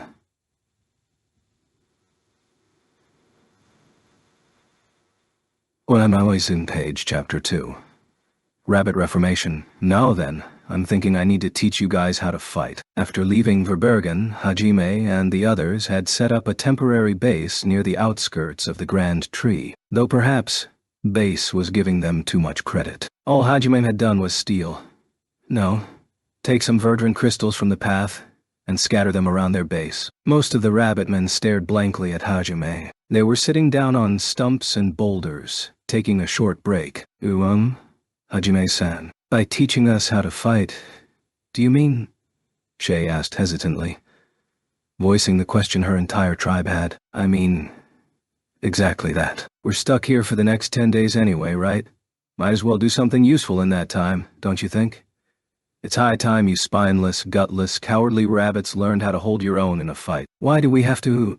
Shei's question had been a natural reaction to the sudden nature of Hajime's declaration. Everyone's rabbit ears trembled as Hajime glared at them menacingly. Why? Why'd you think to even ask such a stupid question, you worthless rabbit? You're still not calling me by my name. Hajime ignored Shei's dejected mutterings and continued talking. Listen up. I promised to protect you until you finished guiding me to the Grand Tree, but have you guys given any thought to what'll happen once that's done? The Halia all exchanged glances and shook their heads hesitantly. Cam even had a worried expression on his face, though they had this 110-page nagging worry at the back of their minds. The sequence of insane events they'd been thrown into one after another had forced that worry away. Or maybe they just hadn't considered it at all. Who really knew? Just as I thought. You haven't thought about it at all. Though even if you had, it's not like you'd have an answer for me. You guys are weak. First sign of danger and your only thought is to run. And now you don't even have the sanctuary of Verbergen to protect you. So, basically you guys are screwed as soon as I'm gone. Glum expressions settled on the Halia's faces when they realized Hajime's words hit the mark. They'd been rocked by his stunning statement. You have nowhere to run to, nowhere to hide, and soon you'll have no one to protect you. But monsters and humans won't stop attacking you out of pity, you know? At this rate, you're all doomed to die eventually. Are you all really okay with that?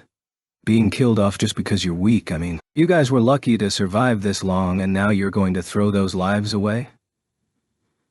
Well, no one said a word as a grim atmosphere fell over the clearing. Finally, someone muttered quietly, "Of course we're not okay with it." Those words broke the rest of them out of their stupor, and everyone looked up at Hajime. Even she's gaze was filled with determination. Hajime nodded approvingly, and memories of his old powerless self flashed through his mind as he spoke. 111 2-page.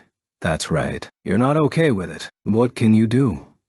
The answer's simple. Get stronger. Tear down anything that gets in your way, and fight for your right to survive. But we're rabbit men. We're not like tigermen or bearmen who have strong bodies, or like the winged races or dwarves that have special traits they can use to escape trouble. We're just... The fact that rabbit men were weak only made them despair even more at Hajime's words. They were weak, so how could they possibly ever hope to fight? No matter how much they struggled, they'd never become strong like Hajime. But Hajime just scoffed at them. You know, in the past, my comrades called me worthless too. Who? Worthless. Weak. God. Useless. Both my stats and my skills were painfully mediocre. I was the weakest person in my group. Nothing more than dead weight. That's why my comrades all looked down on me. And it was all true, too. Everyone's jaw dropped open in shock at Hajime's confession. They couldn't believe that Hajime, the boy who'd beaten a Bearman elder like it was nothing, and taken down scores of ferocious monsters in the Risen Gorge, had ever been called worthless or weak. But when I fell into the depths of hell, I did everything in my power to get stronger. It wasn't about whether I could or couldn't do it. If I didn't, I'd die. I fought like my life depended on it.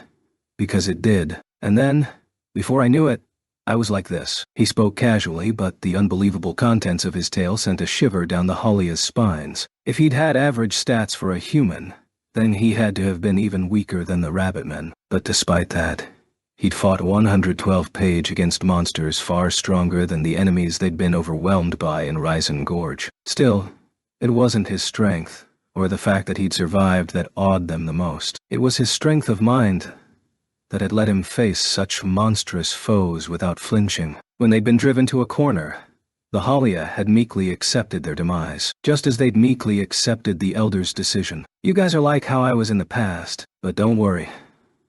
So long as I'm bound by this promise, I'll do what I can to save you from despair. If you tell me there's no way you can do it, then that's fine too. You'll just die when your time's up. I won't come save you once our contract is finished. You can spend the rest of your short lives bemoaning your weakness for all I care. So what'll it be?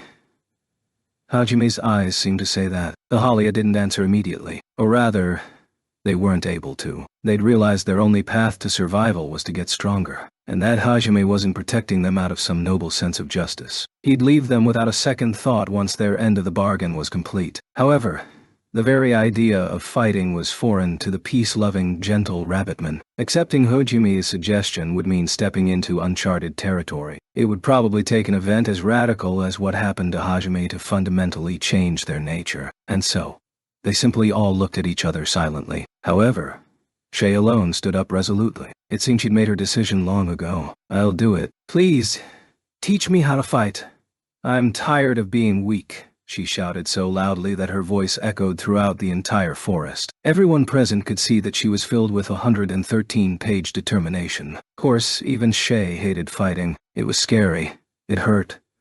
But more than anything, she hated hurting others. Still, it was undeniably her fault that her family was in this mess, and she hated the thought of causing her family's deaths even more. On top of that, there was one other reason Shay wanted so desperately to fight against her nature and grow stronger. Shay gazed unwaveringly at Hajime. Cam and the others watched her in amazement, but after a while their awe gave way to determination, and they too began standing up. Not just the men either. The women and children too. When Cam saw that everyone was standing up, he stepped forward as his tribe's representative and addressed Hajime. Hajime Dono, please teach us all you can. A concise request. But each word was backed by an ironclad will, the will to resist the unfairness of this world. All right. You guys better prepare yourselves. How strong you'll become is all up to you. I'm just here to enable you guys. If you want to give up halfway, Then I want try and coddle you to keep you here. We've only got 10 days, so I'm going to be working you to the bone. Whether you live or die will depend on how strong you get." Everyone nodded grimly. No one was going to back down now. Before their training began, Hajime first pulled out equipment he'd made to practice his transmutation from his treasure trove, and passed it out to them. In addition to the knives he'd passed out earlier, everyone got their own curved short sword, similar to a Japanese kodachi. Those swords were all spares Hajime made to practice his precision transmuting, which meant their edges were all wickedly sharp, and because they were made of tor stone, they 114-page were also quite sturdy. Despite how slender the blade was, it wouldn't break easily. Once everyone had been armed, Hajime began teaching them the fundamentals of combat. Of course, Hajime was no martial artist. What little he knew of sword fighting came from games and manga, and it certainly wasn't nearly enough to teach anyone else. So what he taught them were not techniques, but the movements he'd learned in the depths of hell that helped him counter monsters. He passed down all the knowledge he'd picked up, and found suitable monsters for them to use as live practice. The Halia excelled in stealth and scouting. In order to capitalize on that, Hajime taught them how to use surprise attacks and pack tactics. Yue had taken a special liking to Shay, and was teaching her more about how to use magic. Though she was a beastman, Shay had mana, and could control it directly, so with the right knowledge she'd be able to use magic. She wouldn't need to chant, thanks to her ability, but she'd still need a magic circle, since she didn't innately possess the skills for it. Occasional screams could be heard from beyond the fog, meaning Shi's training was going well. However, around 2 days after they'd began their training, Hajime was angrily watching the Halia's training. As they'd promised, they were trying to fight their pacifistic nature and learn how to fight properly. They'd even managed to beat some monsters, though they'd sustained injuries. But SNRK. There was a wet noise as one of Hajime's special short swords sunk into a monster's flank. Please forgive such a sinful act. The rabbitman who'd killed it gently embraced the dead monster. In fact, he looked like a father who'd been forced to kill his son. Thud! Another monster fell to the ground. 115-page. I'm so sorry. I'm so sorry. I had no choice. A Halia girl trembled uncontrollably as she cut the head off her quarry. It looked like she'd just accidentally killed her lover. Snap. On the verge of death, one of the remaining monsters used the last of its strength to fire a projectile at Cam. It flung him backward, but instead of cursing, he just lay on the ground and muttered his last will. So, this is my punishment for baring my fangs at someone. It's no more than I deserve. Tears welled up in the other Halia's eyes, and they all looked at him pitifully. Chief, please don't say that. We all share the same sin. Exactly. Even if we have to be judged for our crimes one day. That day isn't now. Get back up, Chief. We can no longer turn back, so let's at least see how far this road can take us, Chief. You guy. You're right. We can't stop here. We must overcome the death of this tiny rat monster and continue onward. Chief? They were having a rather heartwarming moment. Unable to take it any longer, Hajime finally butt in. Jaya! You guys are so annoying. Quit getting so emotional after every monster you kill. Seriously, what the hell? Are you guys just pulling my leg? This looks like it came out of a crappy soap opera. You don't have to make a scene every goddamn time. Just kill it silently. And quickly, too. Also, stop humanizing the things you kill. It's fucking creepy. Hajime knew they were trying their best, but he hated how they had to make such a big deal out of every monster they killed. This had 116-page happened multiple times over the past 2 days, and Hajime had calmly tried to point it out every time. However, they showed no sign of fixing their habits. So Hajime finally snapped. They all flinched in the face of Hajime's wrath, but they still mumbled excuses like, easy for you to say, or, but even if it is a monster, I still feel bad for it.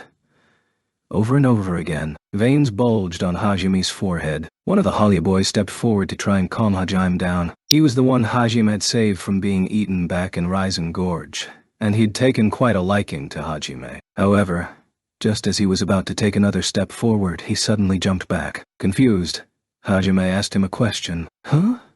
What happened?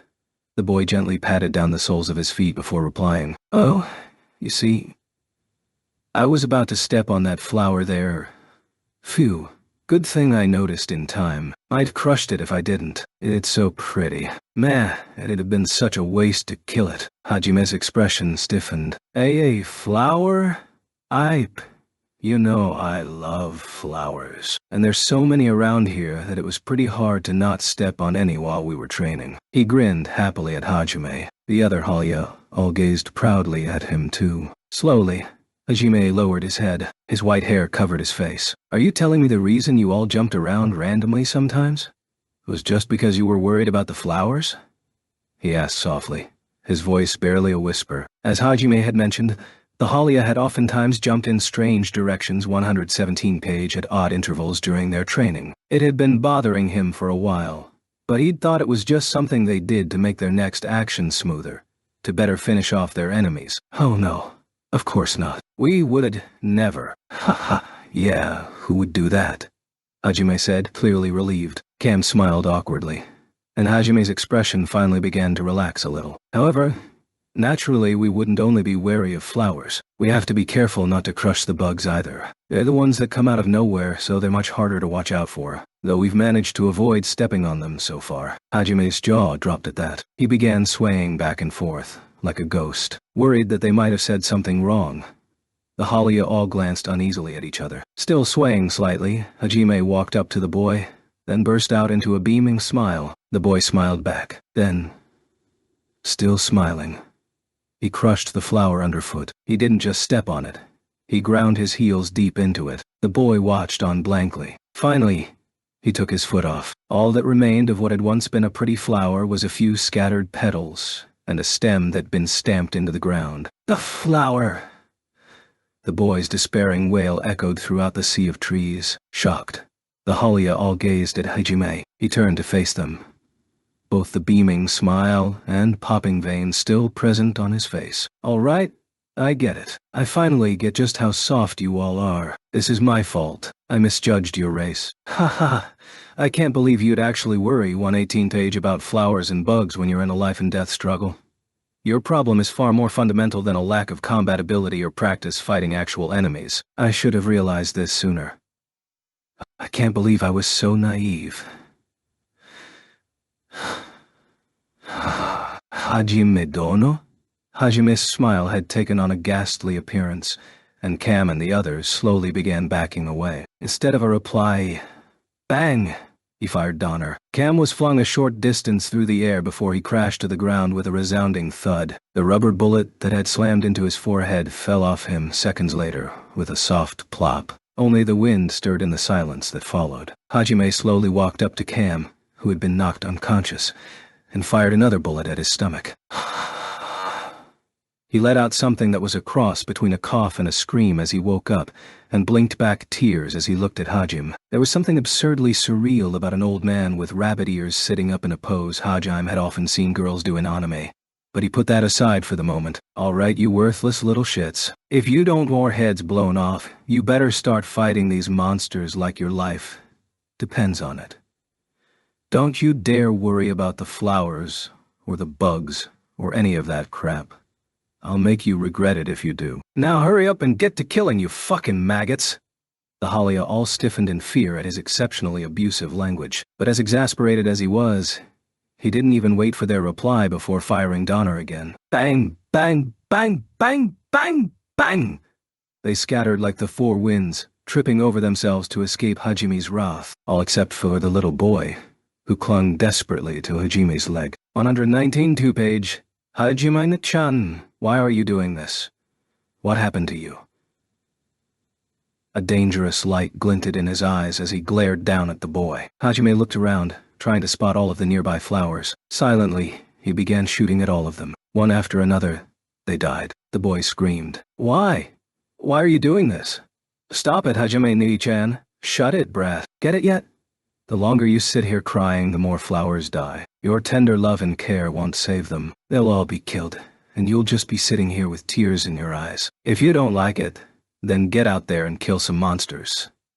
To emphasize his point, Hajime shot a few more flowers. Still crying, the boy ran off into the fog. For a while after, screams intermingled with the howls of monsters as the Halia endeavored to avoid Hajime's wrath. He had to be this hard on them.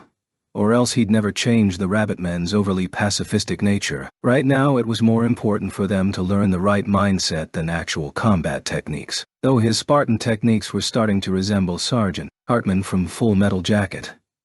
And thus, 10 days passed under Hachime's near brainwashing, as he rewired their brains for combat. As their training continued into the final day, somewhere beyond the fog, there was one other member of the Halia who was finishing up as well. Boom, bang, snap, crackle, pop, bam! Thunderous sounds echoed throughout the trees. The area looked like a war zone. Massive trees with thick trunks lay strewn about like reed stalks, some charred, others frozen, others just twisted horrifically. And huge craters dotted the ground as if a meteor shower had struck the earth. 2 girls had been responsible for all of this destruction, and said destruction was still continuing. 122 page. Tayaha. There was a spirited yell, and suddenly a tree at least 1 meter in diameter flew through the air. It soared toward its target at tremendous speed, fast enough that a casual observer might miss that it was bent at the middle. Velocity and mass granted a deadly amount of force to the tree, and it obliterated any obstacles in its path forward. Crimson Javelin. This nigh unstoppable force was met with a flaming spear that burned all it touched to ash. Despite the significant mass it possessed, the tree was burned to ash almost instantly. For a moment it was converted into a blazing fireball, before the last of the wood finally burned away and the flames vanished. It's not over yet. The impact of the Crimson Javelin and the huge tree created shockwaves large enough to blow away the fog for a few seconds. In that brief window of time, a faint silhouette could be seen dashing through the woods. An instant later, another log hurtled down from the heavens like a meteor. However, its intended target backstepped in time to avoid the thunderous impact while preparing another flaming spear. But before she could unleash it, the silhouette ran up to the tree trunk impaled into the ground and gave it an earth-shattering kick. The force of it blew the tree apart, and splinters of wood shot toward the girl with unimaginable speed. Ah! Blazing barrier! The barrage of splinters was cut short by a flaming wall that suddenly appeared in midair. Not a single sliver of wood made it through to her. However, now I've got you. 121 page 122 page. The time it had taken her to cast that spell had been enough for the shadow to get behind her. The girl who'd kicked the tree had hidden her presence right after, and then she had used the fog to slip behind her quarry. She held in her hands a massive hammer that must have weighed more than the girl herself, but she swung it down with the ease one would swing a fly swatter. Wind wall. The hammer hit the ground with tremendous force. Stone pellets flew in every direction as the rock below was pulverized. However, this barrage of stone was deflected by the barrier of wind the other girl had erected. Additionally, she used the swirling eddies to whisk herself to safe distance as well. The girl with the hammer stiffened momentarily, the consequence of using such a huge skill, and her opponent took advantage of that opening. Crystal coffin. Wait. Realizing her folly, she quickly tried to call for a ceasefire, but naturally her opponent wasn't going to listen. Thinking quickly, she dropped her hammer and tried to jump back, but the ice magic had already frozen her feet and was crawling up her legs. Before long, everything but her head was encased in a tomb of ice. It's so cold.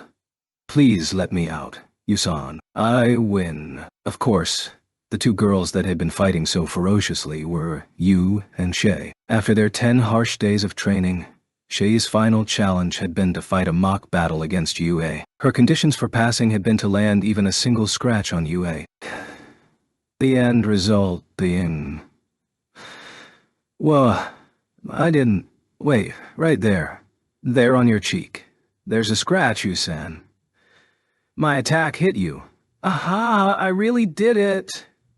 I won. 123 page. There was indeed a small scratch on Yu's cheek. One of the pieces of gravel must have gotten past Yu's defenses and grazed her. It was barely even noticeable, but a win was a win. Shay had cleared her trial. She smiled triumphantly as she pointed at Yu's cheek. Snot was dribbling out of her nose from how cold she felt, but her smug smile stayed plastered to her face. Her rabbit ears were twitching happily too. It was only natural. Not only did this signify her graduation from training, but a very important promise she'd made with Yu had been riding on her victory, though Yue was not very keen on seeing it fulfilled. Thus, I don't know what you're talking about. Thanks to the fact that her automatic regeneration healed it almost instantly, you were able to play dumb. Pouting, Yue turned away as she said that.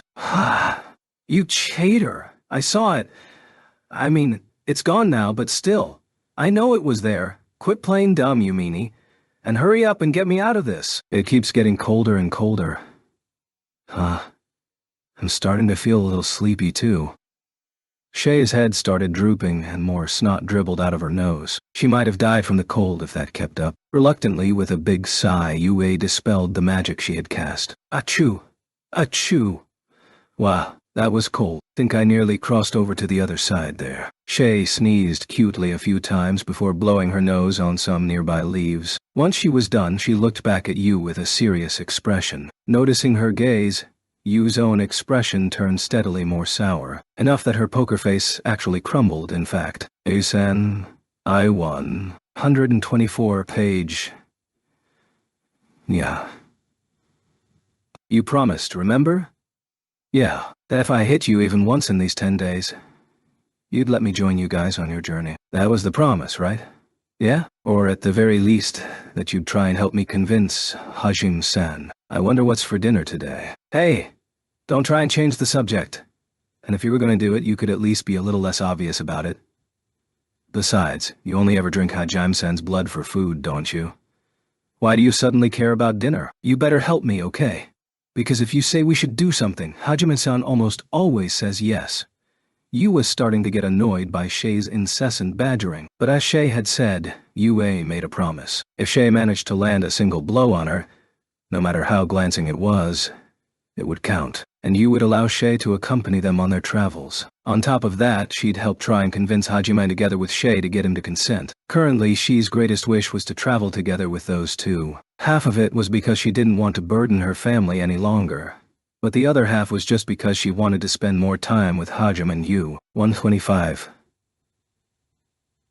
Page, however, she knew no matter how she asked should just be coldly turned down. That much was clear from their attitude. That was why she'd come up with the idea of having Yu make that promise. Shay had realized how soft Hajime was on Yue, and had decided to weasel past his defenses using her as a weapon. More than anything, Shay was also a girl. She knew exactly how Yue felt about Hajime. After all, she felt the exact same way. Naturally, that meant the reverse had to be true too. Yue must have realized how Shay felt about Hajime, and chances were she probably wasn't happy about it. Hence why Shay needed you to accept her first. Before anything else, she had no intention of stealing Hajime away from Yue. The thought hadn't even crossed her mind, honestly. Even leaving Hajime's feelings aside, Shay really did respect Yu, and wanted to get closer to her. Her feelings were most likely influenced by the fact that Yue and Hajime were the only comrades she had ever found. Put simply, Shay just wanted to be friends with them. That way she could be close to the man she loved, and the girl who also loved the man she loved. That was the future she dreamed of. The real question was why Yue consented to making such a promise. There was nothing in it for her. Something like 20% of it was just because she felt some sympathy for Shay. When she had first heard Shi's story at the bottom of Rising Gorge, she had initially thought that Shay had been far more blessed than she had been. But even then, she couldn't help but feel like Shay really was a comrade, and that faint feeling of camaraderie had led you to spoil Shay just a bit. The remaining 80% was simply because she was stubborn. Shay had taken advantage of that to lure Yue into making the promise. She had framed it like this. If you really think I'm just in the way, 126 page, then force me out. If you can't, then that just proves I deserve to be with Hajime-san. Shay had hoped to goad Yu into agreeing by using her feelings for Hajime. Had it been any girl other than Shay, Yue wouldn't have cared. But, however slightly, Yu had still accepted Shay as a comrade, and when she'd seen how zealous Shay had been in her training, showing just how strong her feelings were, Yue couldn't back down. As a result, the promise had been made, and Shay won. Whoa. Fine. I'll keep my promise. Really? No taking it back now. You're going to have to help me. Okay, you still don't sound all that convincing, but you'll really help me, right? So annoying. Grudgingly, ever so grudgingly, Yu conceded the win to Shay. Shay was still a little worried about Yu's reply, but from the looks of it, Yue was just like Hajime and that she would never go back on her word. It was nearly time for Hajime to finish training the other Halia as well. Shay, who was smiling happily, and Yu, who was frowning unhappily, both made their way over to where Hajime was. They found Hajime leaning against a nearby tree, his arms folded and his eyes closed. When he sensed their presence, he opened his eyes and turned to look at them. He found it curious that they were wearing completely opposite expressions, and he raised a hand to them in greeting. Yo, Dato, how'd it go? Did you two finish your duel or whatever? Hajime knew they had some kind of bet riding on a match of some sort. It would be odd if he didn't, as he was the one who had crafted Shi's 127-page hammer. He still remembered the night Shay had come up to him, begging him to make her a weapon that could help her defeat Yu. Yui herself had no objections to it, and all they would tell Hajime when he asked was that there was a bet of some kind they'd made. He'd figured even with a strong weapon Yu would have no problem winning, so he'd made the hammer for Shay. After all, 9 times out of 10 Yue would won. Hajime had seen just how strong Yu was back down in the abyss. Even if she had the same ability to manipulate her mana freely, Shay had lived a peaceful life thus far. However, judging from their expressions, it seemed to Hajime that his guess had been off the mark. He internally marveled at the fact that Shay had been able to win. Still beaming, Shay started talking to Hajime. Hajime-san, Hajime-san, listen to this. I finally beat Yu-san. It was amazing. Man, I wish I could have shown you how cool I was. When Yu-san found out she'd lost, she... Whoa! With sweeping gestures, she started excitedly recounting the details of her fight. Annoyed by how Shay was getting carried away, Yue jumped up and delivered a slap so powerful that it sent Shay flying through the air. She fell to the ground with a thud, and lay there twitching awkwardly. Yu harumphed unhappily and turned her back to Shay, while Hajime grinned knowingly before turning back to Yu. So, how'd it go? He was more interested in the contents of the match than their outcome. Frankly speaking, he found it hard to believe Shay could ever have beaten Yu. That was why he wanted to hear Yu's appraisal of her. Yu's expression clearly implied that she didn't want to talk about it, but she answered reluctantly nonetheless. 128 2-page? Her aptitude for magic is the same as yours. Now that's a surprise. What a waste, considering her abilities. So, that can't be all, can it? After all, she's able to use that massive hammer. Yeah, she's really good at body strengthening. Insanely good, even. She's a monster in her own right. Wow, how strong compared to us. Hajime narrowed his eyes in curiosity. Yu's assessment of Shay was a lot higher than he'd expected, and her sour expression answered Hajime's question far better than any words could have. After a moment of thinking about it, Yu met Hajime's gaze and gave him a more concrete answer. Maybe close to 60% of your strength, Hajime, when you're not using limit break anyway. Seriously? Is that the strongest she can make herself? Yeah, for now. Anyway, she could get stronger with more training. Wow, that is pretty crazy. Though he didn't show it, Hajime was shocked at how monstrous Shi's strength was. He looked down at the monster in question. 60% of his strength without limit break still meant that all of Shay's stats could easily clear 6,000. That was more than 5 times the stats of an average hero using limit break. Calling her strength monstrous was no understatement. No wonder she'd been able to land a hit on you. You'd never be able to guess it with how she looks now, though, Hajime thought, as he watched tears well up in Shi's eyes as she cradled her cheek. 129. Why?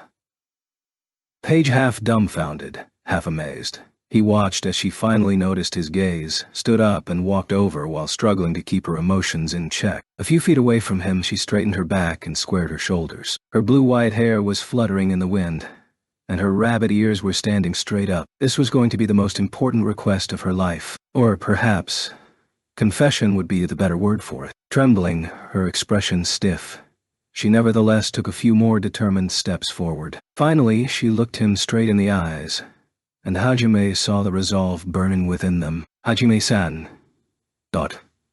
Please let me accompany you on your journey. Please. No. Just like that. Considering the atmosphere, Shay had expected him to at least ponder her request a bit before replying. She opened her eyes wide in surprise at his sudden response. Hajime just looked down at her with an expression that all but screamed, "Where the hell did that come from?" Shock gave way to anger. You could at least take my request a little more seriously. You're so cruel, Hajime-san. I was being so serious and you said no just like that. Didn't look all that serious to me. Besides, what are you going to do about Cam and the others? You can't expect me to take them all with me. 132 page. And no, that's not it. I meant just me. I asked you before too, remember? Back then you said me not wanting to burden my family wasn't a good enough reason to take me. But now. What? Shay fidgeted awkwardly. Her fingers trembled, and a faint blush crept up her cheeks. How sly. She truly was a master of her craft. Unfortunately for her, Hajime just looked at her suspiciously. Next to him, Yue was glaring angrily at her. But now, I'm asking to go with you because I want to. So, Why do you want to come with us? You won't even be a burden to your family anymore with how strong you've gotten. Hell, you could probably take on any kind of enemy that shows up on the surface. I know, but... She fidgeted silently for a few minutes before Hajime finally grew impatient and drew Donner. Realizing she had to say something soon, Shay quickly gathered her courage and opened her mouth, deciding to let her feelings do the talking for her. I want to stay with you, Hajime-san, because I like you. You what? Crap. I bit my tongue. Flustered, Shay tried to compose herself, while Hajime just looked on in complete shock. It was almost as if he couldn't believe what he'd just heard. Eventually, the gears in his brain started turning again, and he parsed her words. Wait. This doesn't make any sense. Where'd I even trigger any of your flags? I mean, even I know I've been pretty mean to you this whole time. Hold on. Don't tell me you're into that. 131 too. Page, though he thought his conjecture couldn't possibly be true, he still took a step back just in case. Naturally, Shay denied his accusations. How dare you call me a pervert? I'm nothing like that. And if even you've realized you're being mean, don't you think you could stand to be a little nicer to me? I don't see why I have to be nice to you in the first place. Do you even really like me? Are you sure it's not just some heat-of-the-moment thing? Hajime still couldn't believe she really liked him, hence his assumption that the suspension bridge effect had come into play, and considering how he'd treated her until now, it was hardly surprising. However, it looked like Shay was pretty unhappy that he was doubting her feelings. I can't say I was completely unaffected by the situation. After all, you saved us from so many terrible predicaments. And you're an outcast just like me. And I was definitely happy when you told the elders you'd protect your promise no matter what. But whether it was because of all that or not, the fact that I like you now hasn't changed. Even I think it's kind of strange. Why you, of all people? You don't even call me by my name. Anytime you get mad, you instantly start shooting people. You're mean. You don't care about other people's feelings. You just throw people into hordes of monsters.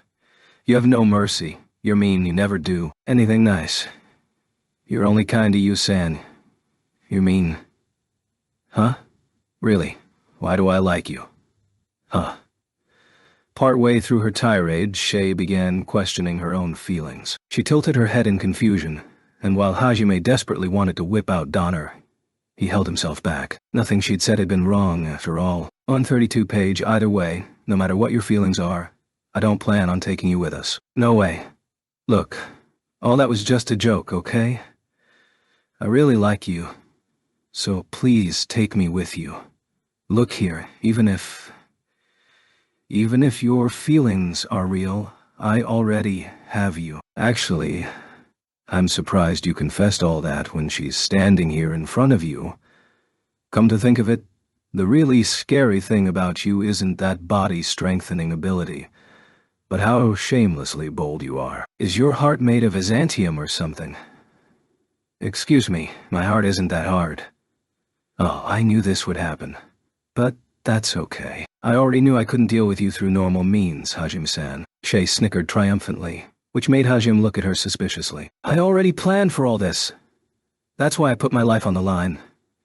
Now you, sensei, if you would be so kind. Huh? You? Hajime blinked at this sudden turn in the conversation. Annoyed, Yue nevertheless faithfully turned to look at Hajime. Her expression made it look like she'd just swallowed 100 cockroaches. and very reluctantly she opened her mouth. Hajime, let's take her with us. Wait, what? What's going on here? You obviously don't like the idea, but wait, is this what the bet was about?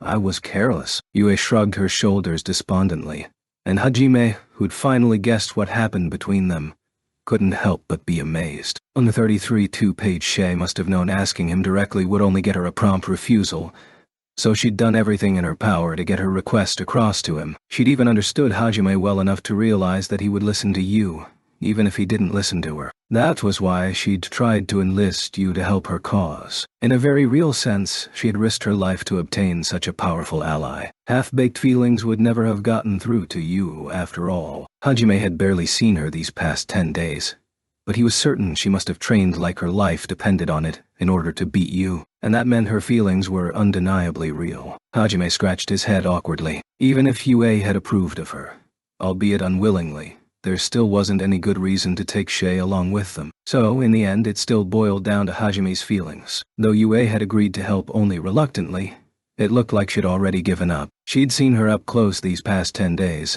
and knew just how hard Shay had trained to get past the obstacles you had thrown her way. That was why she was willing to take her along. Besides, leaving aside Shay's feelings for Hajime, Yue had very little reason to hate her. Shay had smiled triumphantly when she'd asked you for help, but now worry lined her face once more, and she gazed uneasily at Hajime. She'd done everything she could, and now all that was left was to wait for his decision. Finally, Hajime took a deep breath and locked eyes with Shay. Each of his words were picked very carefully. At each turn, Shay replied with conviction, "Even if I let you come, that doesn't mean I'll respond to your feelings, you know?"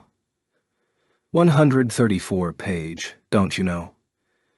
The future's not set in stone. Since she was someone who could see the future, she knew that for sure. Depending on one's actions, the future could be changed. It'll be nothing but danger. Good thing I'm a monster then. I won't get in your way during fights. The elders had scorned her with that name once before, but now she wore it with pride. And it was all because she'd learned there were some things that couldn't be done unless you were a monster. My goal is to return to my own world. You might never see your family again if you come with me. I've already talked to them about that, but I still want to go. Dad understands too. Shay felt nothing but gratitude for the family that had protected her for so long. She'd probably never be able to describe what she'd felt when the family she'd lived with all her life had sent her off with a smile after she told them her intentions. You might not have it easy, living in my world. I'll say it as many times as I have to.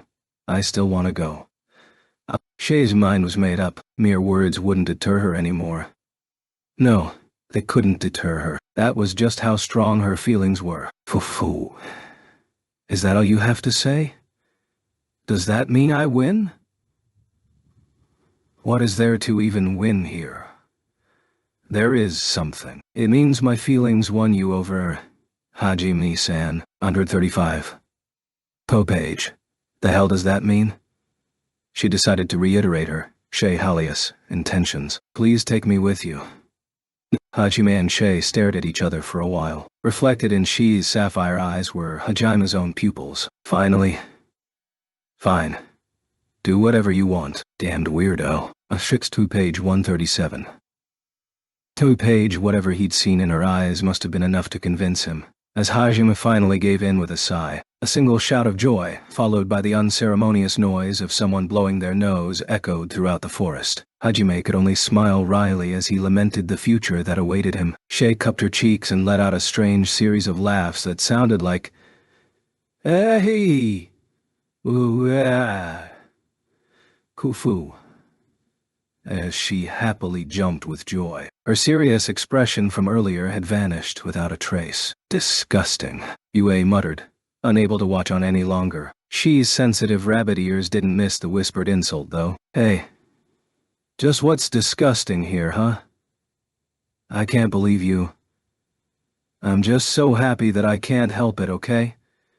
This is like the first time Hajime has been nice to me. Did you see him? How he looked at the end there? I felt my heart skip a beat when I saw that. At this rate, I'll be head over heels for him pretty soon. Shay was over the moon. In fact, she was probably over the stars even. Tired of her excited gaggling, Both Yue and Hajime simultaneously opened their mouths. Stupid rabbit. What was that? Why can't you just say my name already? Please, we're even traveling companions now. Don't tell me you're going to keep using those terrible nicknames forever. You won't, right? 138 page. Why are you suddenly going quiet? Wait, please don't avert your eyes like that. Come on, it's not a hard name to say. She. Repeat after me. They ignored Shay, who kept trying to get them to say her name, and began discussing their future plans, at which point Shay started clinging to them, crying, "Please don't ignore me. I'm one of you guys now, too."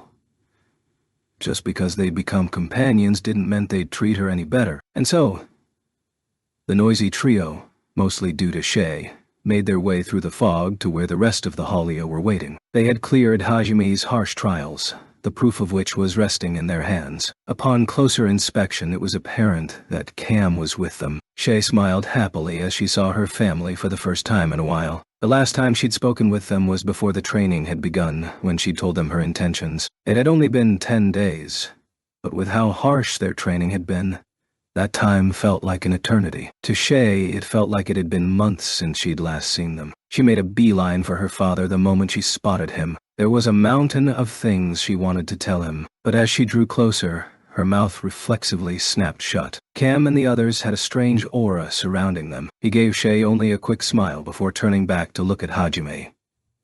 Then, boss, we slaughtered the monsters you requested. Boss? D-Dad? What's with that way of talking? And why do you look so 139-page? Cam ignored his daughter's confusion, then presented the fangs and claws of some of the forest's more powerful monsters to Hajime. I thought I told you one was enough.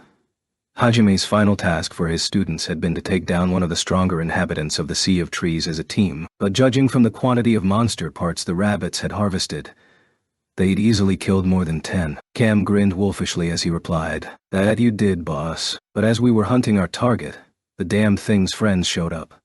Those bastards dared to bare their fangs at us. So we simply did what was natural. Isn't that right, guys?" "That's right, boss. Those damned monsters need to learn their place. We made sure none of them escaped. They all got what they deserved. They were a bit of a pain to deal with, but hearing their screams was all worth it. Fufu. Maybe we should have hung them from the trees as an example to the others. Well, we chopped them up into pieces, so that's probably good enough." Each of their words were very unsettling. Their usual gentle expressions were nowhere to be seen. With a dangerous glint in their eyes, they reported the results of their mission to Hajime. Shay watched them all in amazement. "Who are you guys?" Suddenly, she returned to her senses and rounded on Hajime, as he was most likely responsible for the radical change in her family. 142 page. WW? What on earth is this? Hajime-san, what did you do to them? See, calm down.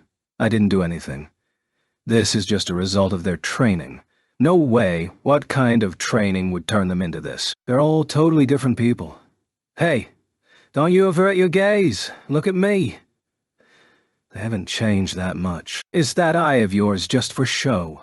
Look at them. They're all staring at their knives with murder in their eyes. Look, one of them even named theirs Julia. They're totally in love with their weapons. This is not normal. She's hysterical screams rang out through the sea of trees. Cam watched their exchange with a puzzled expression on his face. While Shay was yelling at Hajime, even more of the Halia returned to the clearing. Each and every one of them had a somewhat wild look to them. Even the women and children and elderly. Hajime awkwardly averted his eyes from Shi's glowering glare and tried to make excuses to explain away the situation. Realizing she wouldn't get anywhere questioning Hajime, Shay turned to Cam instead. "Dad! Guys, what happened to you all? It's like you've become completely different people. Even the way you guys talk has gotten scary.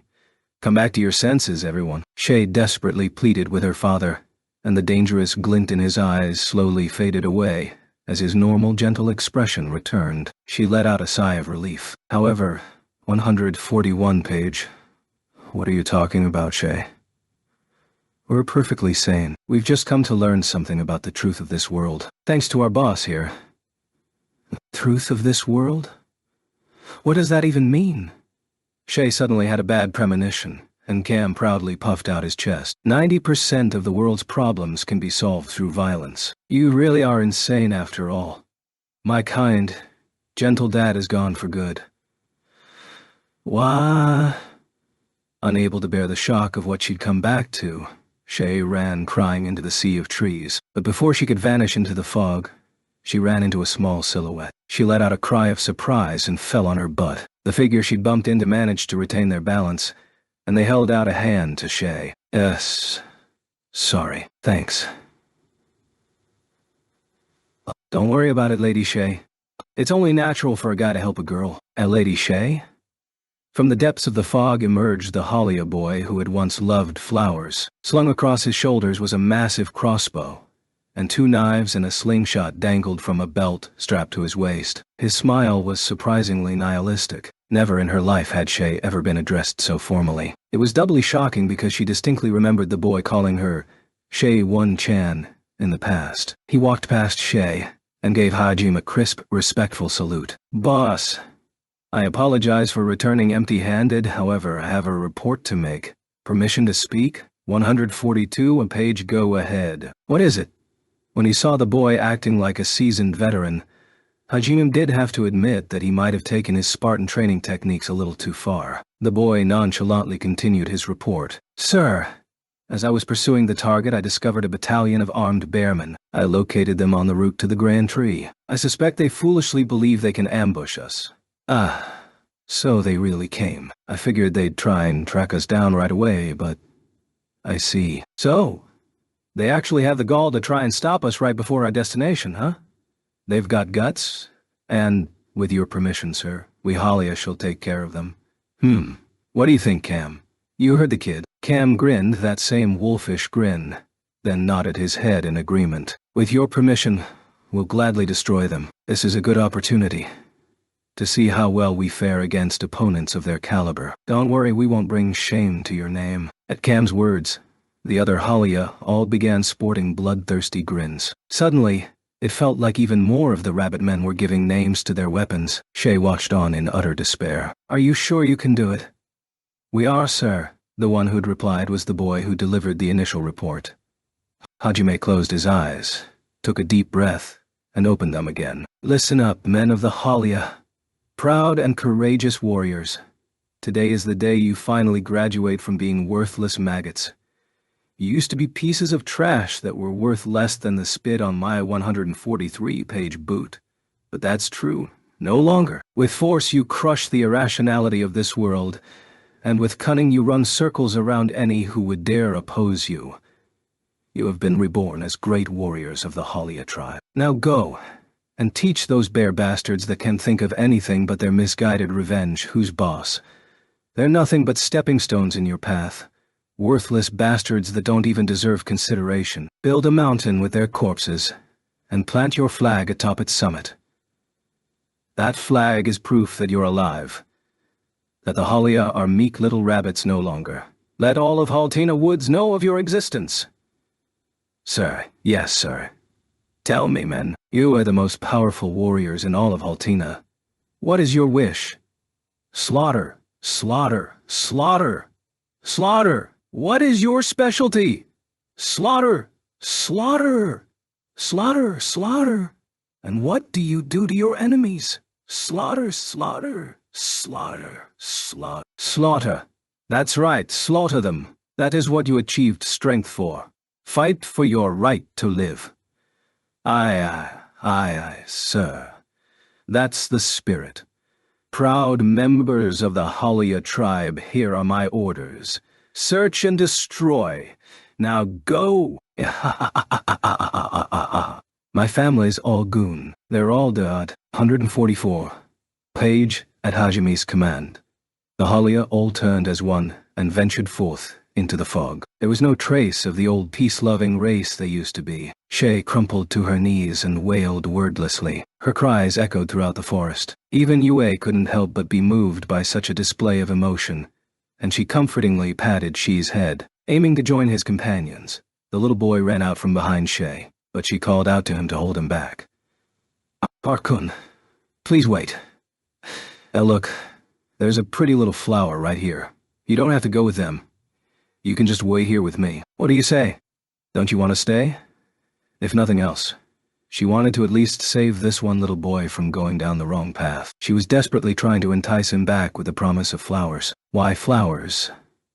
That was because he was none other than the same boy who had been so enamored with them before. At Shay's words, the young boy, Par, stopped. He breathed out an exasperated sigh and shrugged his shoulders. It was a bit of an exaggerated reaction considering the question. Lady Shay, please don't dig up bad memories. I've already thrown away my past. That weak, flower-loving boy is no more. For reference, Par was still 10 years old. Be bad memories? Thrown away your past? I don't really get it, but does that mean you don't like flowers anymore? That's right. I threw that love away along with my past. But you used to love them so much. That was nothing more than the folly of youth. 145 2-page to reiterate, Par was only 10 years old. Anyway, Lady Shay, oh what? Seeing how drastically the boy that had used to run around going Shay One-E-chan had changed left Shay nearly speechless. It had taken every ounce of her remaining consciousness to just reply to him, but those words she'd worked so hard to squeeze out only made things worse. Along with my past, I've thrown away that old, weak name of mine. I'm called Baltfeld now. Baltfeld, the Executioner. Please use my new name from now on. What? Where'd a name like Baltfeld come from? And what the heck is the Executioner even supposed to mean? Whoops, sorry. My comrades are waiting, so I gotta go. See ya. Hey, wait. Get back here. I'm not done. Holy crap, you're fast. Wait, I said Wyatt. Shay helplessly stretched her hand out to the fog, looking like she'd just been abandoned by her lover. But there was no reply.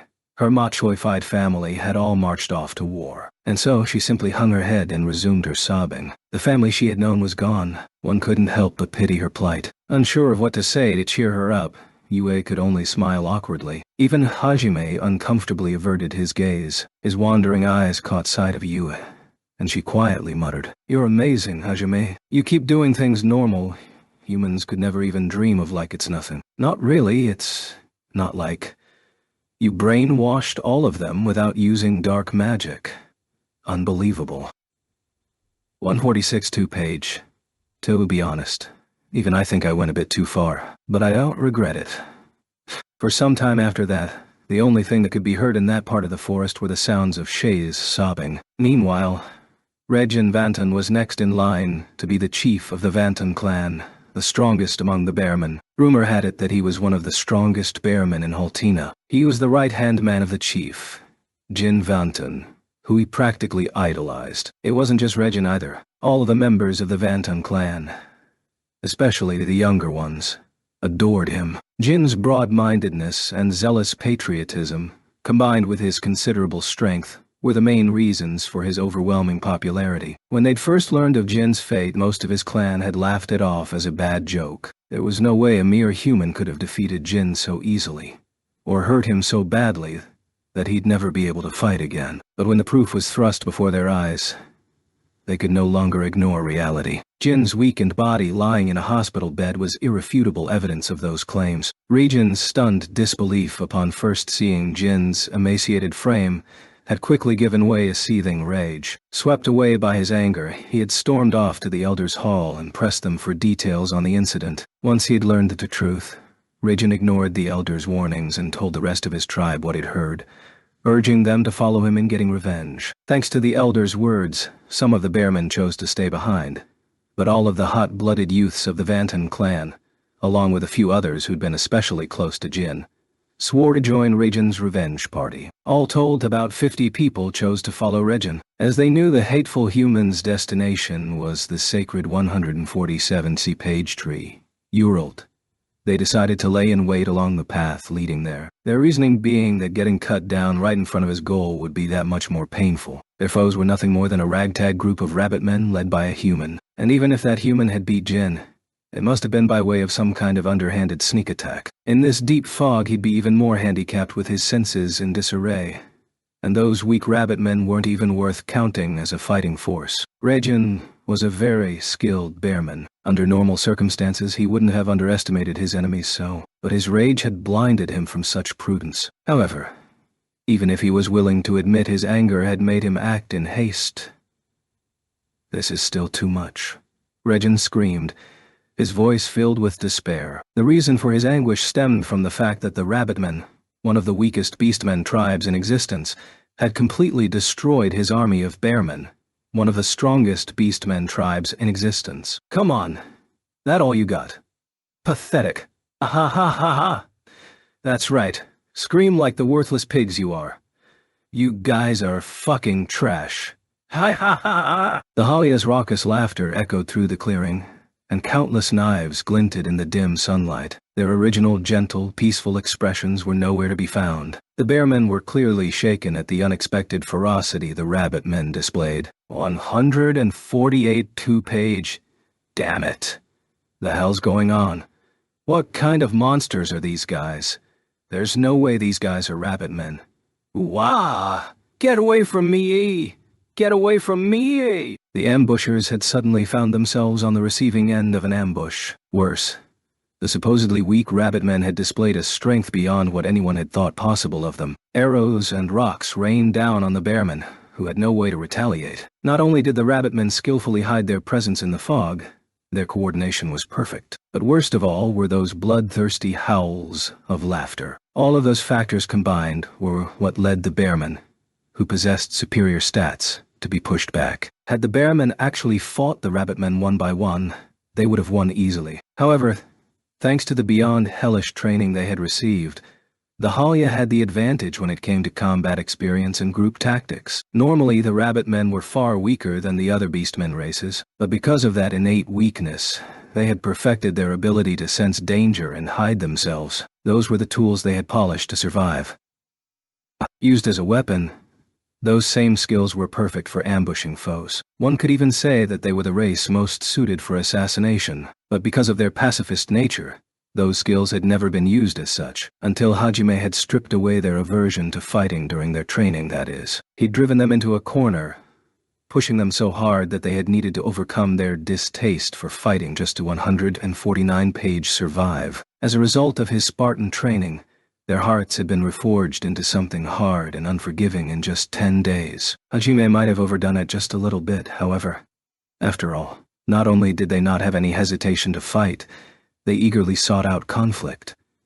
And their bonds had already been strong to begin with, so they had no problem coordinating their attacks perfectly, which multiplied their strength. Combine that with their ability to swiftly analyze a foe's strengths and weaknesses, and they became a force to be reckoned with. Of course, one of the big reasons they'd grown so powerful so fast was also because of the specialized weapons Hajime had crafted for them. Each of them had 2 short swords, crafted by Hajime to be ultra-thin, ultra-light, and ultra-sharp. And because they were made of Tor, they were ultra-durable as well. They also had a brace of throwing knives made in the same fashion. Long-ranged weapons were part of their arsenal too. Using thread he'd harvested from a spider-like monster down in the abyss, Hajime had crafted them slingshots and crossbows, stronger than anything one could find on the surface. Many of the Halia children weren't suited to close combat at all, but thanks to their excellent senses they made great snipers even in the thick fog. Har, or rather Baltfeld, the executioner,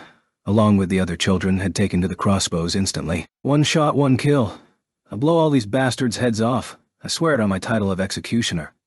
Par, or rather Baltfeld the executioner, had gotten pretty foul-mouthed over the past few days. By the way, his title was something self-proclaimed. Originally, he'd been fond of saying 150-page bang every time he shot down an enemy, but Hajime had put a stop to that, mostly because it creeped him out. Regardless, it was thanks to the hellish training that the bearmen were being pushed back by the Halia. Unable to mount any resistance, they'd already lost half of their forces. Reijin Dono, we won't last much longer.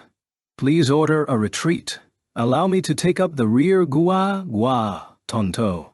Though his men all urged him to retreat, Reijin hesitated. Logic warred with rage, as not only had Jin been crippled, But now Rajan had lost his precious subordinates as well. But that hesitation only led him to lose more men. The bearman who had volunteered to take up the rearguard now had an arrow sprouting through his forehead. Shaken by the rabbit men's unerring accuracy, the bearmen's formation was thrown into disarray. Sensing their opportunity, Cam and the others decided to finish it in one final push. Arrows and rocks struck with pinpoint accuracy at the ankles, wrists, and other vital areas of the bearmen. While their attention was occupied by the rain of projectiles, the other Halia snuck up on the beastmen, slicing and thrusting with their wickedly sharp swords. Finally, when the bearmen had their hands full fending off attacks from various directions, a Halia would sneak behind each one and deal the finishing blow. Using the advantage of numbers, the Halia ran circles around the bearmen. Soon enough,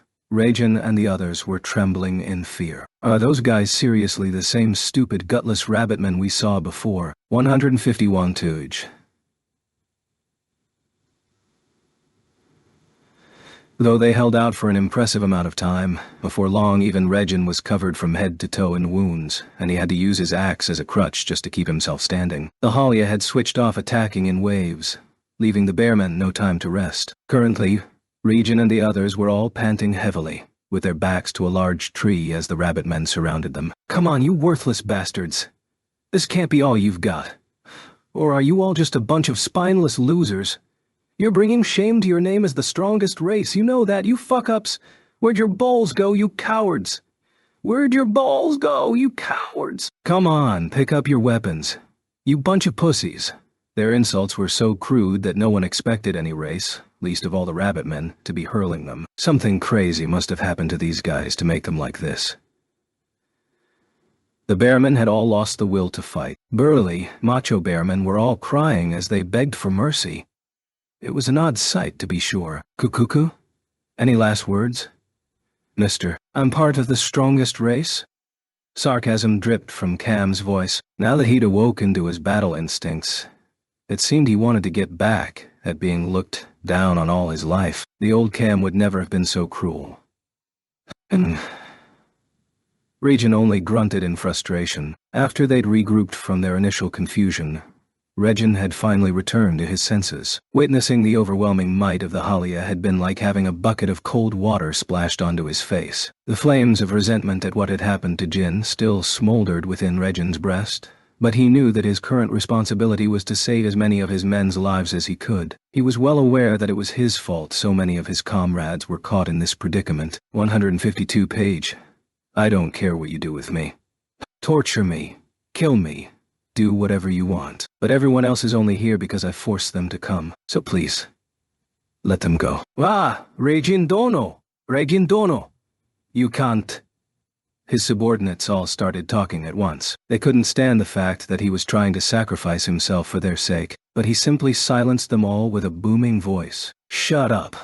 I'm the one who got blinded by anger and led you guys into a death trap. The rabbitmen's. I mean the Halia's chief. I understand I'm asking a lot of you. But please spare their lives. I'm begging you.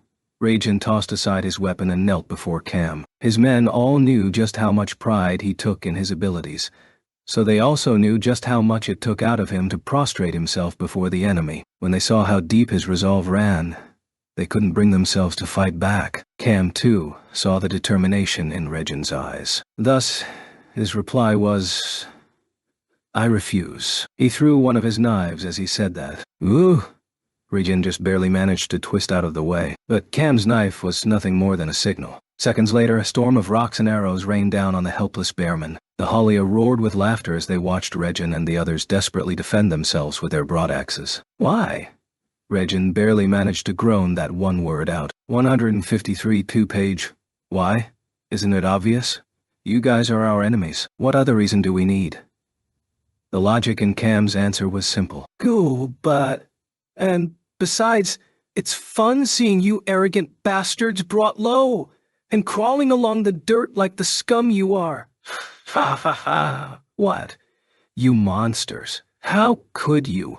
The glee in Cam's voice was unmistakable. His tribe were all firing their slingshots and crossbows from a safe distance as they tormented the bearmen. They were all exhibiting the telltale signs of people who've gone mad due to their first taste of power. The rush of victory against one of the strongest subspecies of their race had caused them to take leave of their senses. They were completely out of control. The ferocity of their attacks increased until Regin and the others were all huddled together in a pitiful heap, barely holding on. But even that wouldn't last for much longer. Though none of them had been fatally injured yet, they were all covered in wounds, both minor and major. The next barrage would finish them. Cam grinned cruelly and raised an arm into the air. Gleefully, the rest of the Halia knocked their crossbows and loaded their slingshots. Realizing nothing he could do would prevent this from being his grave, Regin dropped his weapon in surrender. Inwardly, he apologized to his men for foolishly leading them to their deaths. Cam's arm swung down like the scythe of the Grim Reaper itself as he gave the signal to fire. Everyone loosed at once. Regin stared defiantly at the barrage that was to be his death,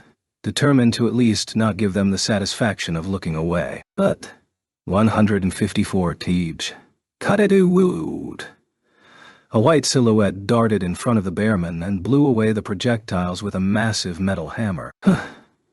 Regin's jaw dropped open in surprise. It was only natural. Right as he was about to die, a pale-haired bunny girl had dropped from the sky, along with a massive hammer, and the shockwave as it had hit the ground had blown away all the arrows and rocks heading toward him and his comrades. His shocked face was almost comical to look at. The other bearmen all had similar expressions. The enraged bunny girl was, of course, none other than Shay. Thanks to Hajume's compression transmutation, the hammer was unimaginably dense. Still, Shay swung the ridiculously heavy hammer up like it was nothing, then pointed it at Cam. Even a simple motion like that caused a powerful gale. I can't believe you guys.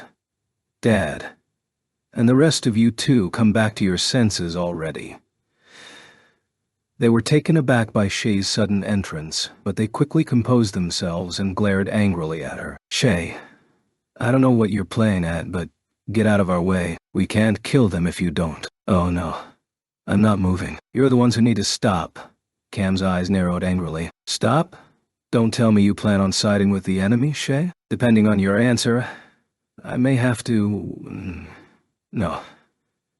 I don't really care if these guys die or not. 155. Page, you don't. The bearmen had all been convinced that she'd come here to stop her tribe's murderous rampage, so they were positively stunned by her reply. Of course not. I wouldn't have survived Yusan's training if I was still soft enough to go easy on people trying to kill me. Even I know that's just going to get you killed. Then why exactly are you stopping us? Even though he was talking to his daughter, Cam's tone was rough. The rest of his tribe all glared suspiciously at her as well. Isn't it obvious? Because if I don't stop you guys, you'll break. You'll sink into depravity? Break? Sink into depravity?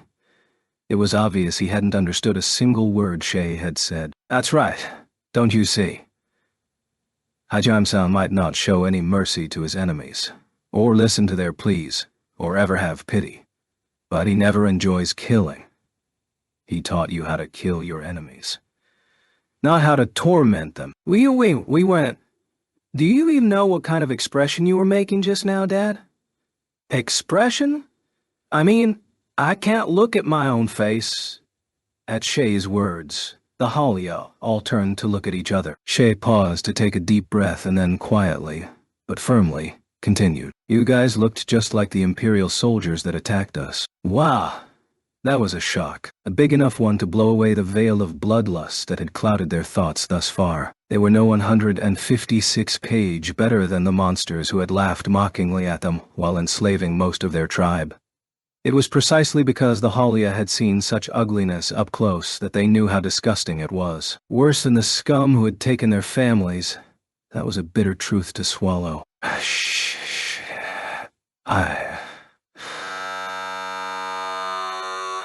Looks like you've finally calmed down a little. Good. No, I was worried I'd have to kick all your asses first before you came to your senses. Shay casually swung her hammer around a few times. Her stern expression relaxed a little as she saw the bloodthirsty smiles fade from her family's faces. Well, this was your first battle, so it's all good as long as you realized your mistake in time. Besides, This is all really Hajime-san's fault. I know he needed to toughen you up mentally too, but he went too far. He turned you into berserkers, not warriors. This time her anger was directed at Hajime. She quietly added, "How on earth did I fall for a guy like that anyway?" To her monologue. Suddenly, a gunshot rang out throughout the clearing. One of the bearmen behind Shay let out a strangled groan and crumpled to the ground. Realizing they'd completely ignored their opponents for the past few minutes, Shay and Cam scrambled to see what they were up to. When they looked back, they saw Regin cradling his forehead and moaning in pain. "Don't you even think about trying to escape while they're not looking. You better sit quietly until their conversation's over." Hajime and Yue materialized from within the fog. Apparently, Regin and the others had tried to sneak off while Shay and Cam had been arguing. 157 2-page. For some reason, Hajime had decided to use one of his non-lethal rubber bullets. Despite Hajime's words, the bearmen were still carefully observing their surroundings, looking for any chance to escape. Hajime activated his intimidation in order to keep them docile. With the pressure of his magic keeping them shivering in place, Hajime was free to walk leisurely over to Shay and the others. Hajime looked around awkwardly for a few seconds before steeling his resolve and staring apologetically at Cam. Well, my bad. I was fine with it, but I forgot about what the shock of killing a person can do to someone. Really, I'm sorry." Cam and Shays were stunned. No one had ever expected Hajime, of all people, to ever apologize. "B-boss, are you all right? Did you hit your head somewhere? Medic! Medic! We need urgent assistance. Boss, keep it together." Hence the overblown reaction. There was a familiar vein bulging on Hajime's forehead. Hajime had honestly thought he was at fault, and he was sincerely apologizing. Because he'd been fine with killing people, he'd failed to take into account what the shock of it might have done to someone else. Strong as he was, Hajime had no experience teaching others, and that inexperience had nearly caused him to break the Halia's minds. That was why he'd given a heartfelt apology. But rather than accepting it, those stupid bunnies had questioned his sanity. Though in a way he wasn't sure if he should get angry, or reflect on the way he'd been acting. He decided to shelve the issue for later, and 158 2-page instead walked up to Regin. Then, he slowly pressed Donner against the bearman's head. "Now then, would you prefer to die a manly death, or live on in disgrace?" It was the Halia who were even more surprised by his ultimatum than the bearmen. It was unthinkable that Hajime would actually offer to spare an enemy's life. This was the same person who had mercilessly slaughtered anyone that had bared their fangs at him for as long as they'd known him. He really did hit his head somewhere, didn't he? Cam muttered softly. Another vein joined the first. But if he let everything the rabbit men said get to him, they'd have gotten nowhere. Regin looked up at Hajime in confusion. As he was undoubtedly the one who'd turned the Halia into bloodthirsty monsters, Regin had not expected him to show any mercy. "What do you mean? You're willing to let us live?" "Yeah, if that's what you want. But I have a condition." "A condition?" The other bearmen all began clamoring noisily at the prospect of salvation. "If I hit him again, maybe it'll fix it," Shay muttered surprisingly seriously as she looked from the back of Hajime's head down to her hammer and back again. Cam and the others all nodded vigorously. "I think they'll need some very strict discipline when we get back. But for now..." He ignored them. A condition. When you get back to Verbergen, I want you to deliver a message to the elders." "A message?" Reagan had been worried he'd ask something outrageous of them, so he was a little relieved to hear they'd just be 159 2-page messengers. However, the contents of that message made his blood run cold. "You owe me." "Ah, you don't mean..." "Well, what'll it be? Yes or no?" Regin couldn't suppress his voice when he realized what Hajime intended. Hajime waited patiently for Regin's answer. By delivering that message, it would mean that Verbergen would one day have to repay their debt to him. The elders had lost one of their own, and even overturned a decision of their council to keep Hajime away from their city.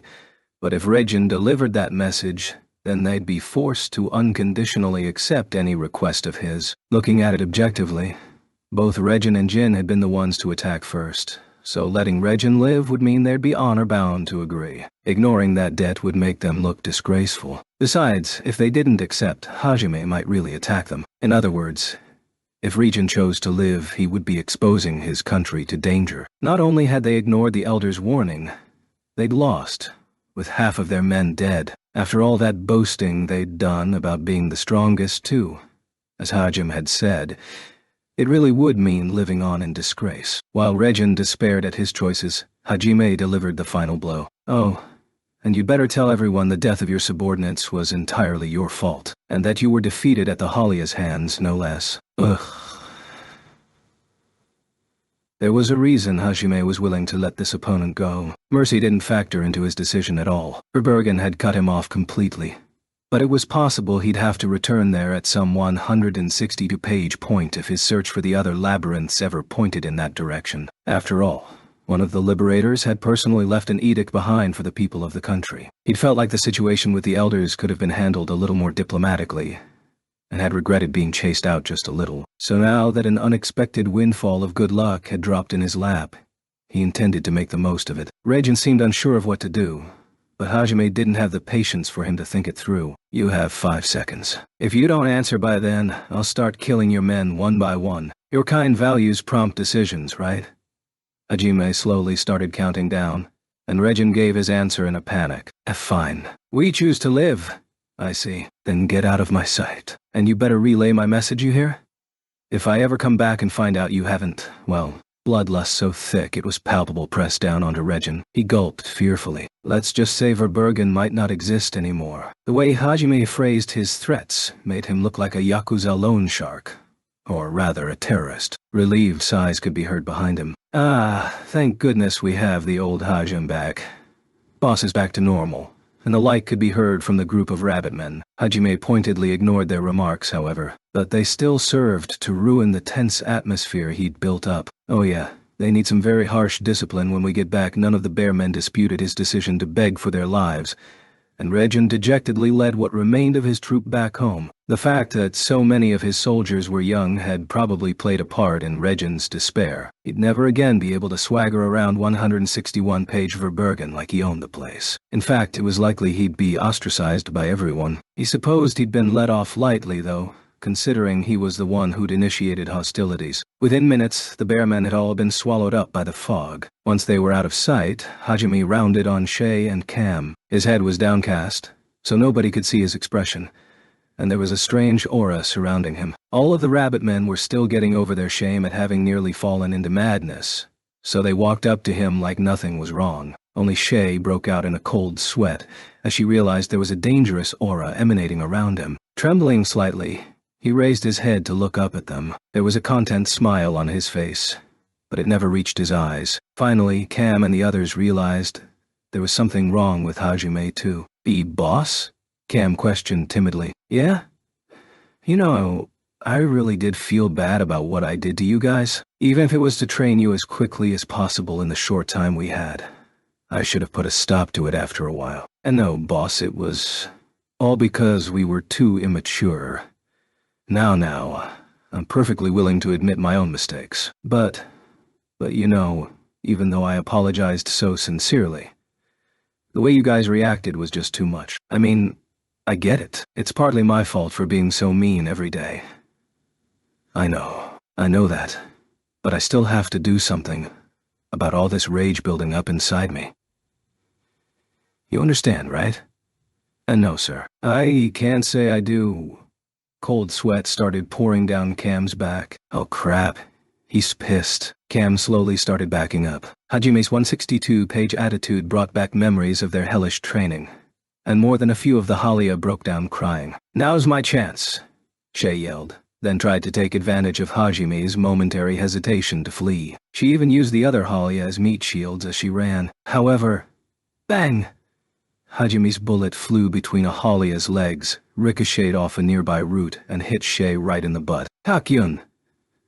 This was just one of Hajime's many sniping skills. By ricocheting bullets off of various surfaces, he could attack from any angle. And so, he could accurately aim for Shay's butt, no matter where she hid. It was a completely pointless gun skill that had no wasted movements to it. Shay hopped around in pain as she held her butt cheeks. She then tripped over a root, exposing her ass for all to see. A faint tendril of smoke rose from where the bullet had hit her. She showed no signs of getting up, and simply twitched helplessly on the ground. Cam and the others all watched on in horror as Shay spasmed on the ground. The man whose legs the bullet had passed between was holding his crotch protectively and sobbing uncontrollably. The shockwave that Hajime's bullet had left behind had touched his balls slightly. Hajime casually holstered Donner and smiled demonically. His loud voice carried to every one of the Halia. "You're all eating one bullet before I'm through." Why?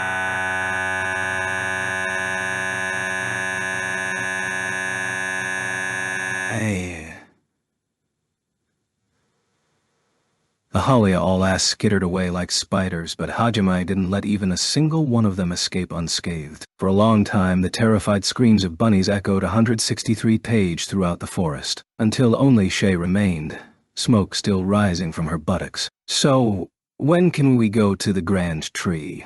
You, who'd been quiet this whole time, finally spoke up. A few hours later, after Hajime had thoroughly vented all of his frustration, Cam and the others led them through the fog to the sacred tree, Yoralt. Cam was in the lead, while the other Halia, much wiser now thanks to their training, spread out to scout the surrounding area. The idea that carelessness led to death had been thoroughly ingrained into each of their minds, so they all took their job seriously. The lumps rising on various parts of their bodies broke the tension a bit, though.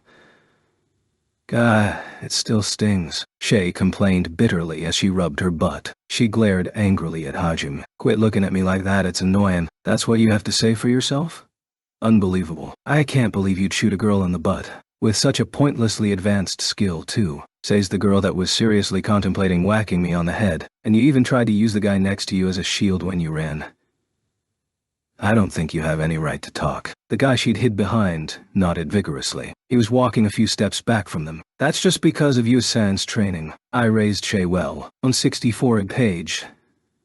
That wasn't a compliment. Yue puffed out her chest proudly as she looked at Shay. Hajime made use of the ignore skill that he'd recently had a lot of time to hone. 15 minutes passed while Yu and Shay bantered cheerfully. The party had finally reached the grand tree, and Hajime was the first to speak. "The hell is this?" His voice was tinged with both disbelief and amazement. Yue also gazed up in confusion. The two of them had been expecting a super-sized version of the trees they'd saw in Verbergen, a kind of majestic, awe-inspiring spectacle. Instead, what they got was a very withered tree. Its size was still what they'd expected. Actually, it was larger than either of them had imagined. It was hard to measure its girth with just a glance, but it must have been at least 50 meters in diameter, far bigger than any tree they'd seen thus far. And yet, despite the fact that all the trees surrounding it were lush and healthy, the grand tree looked as if it was already half dead. The grand tree has supposedly been like this since before Verbergen's founding, yet it's never rotted away. It's stayed withered like that for as long as we've known, because of the way the fog acts around it, and the fact that it never dies despite being so withered. The people of this forest consider it sacred. Well, I say sacred, but it's more just like a fancy tourist attraction.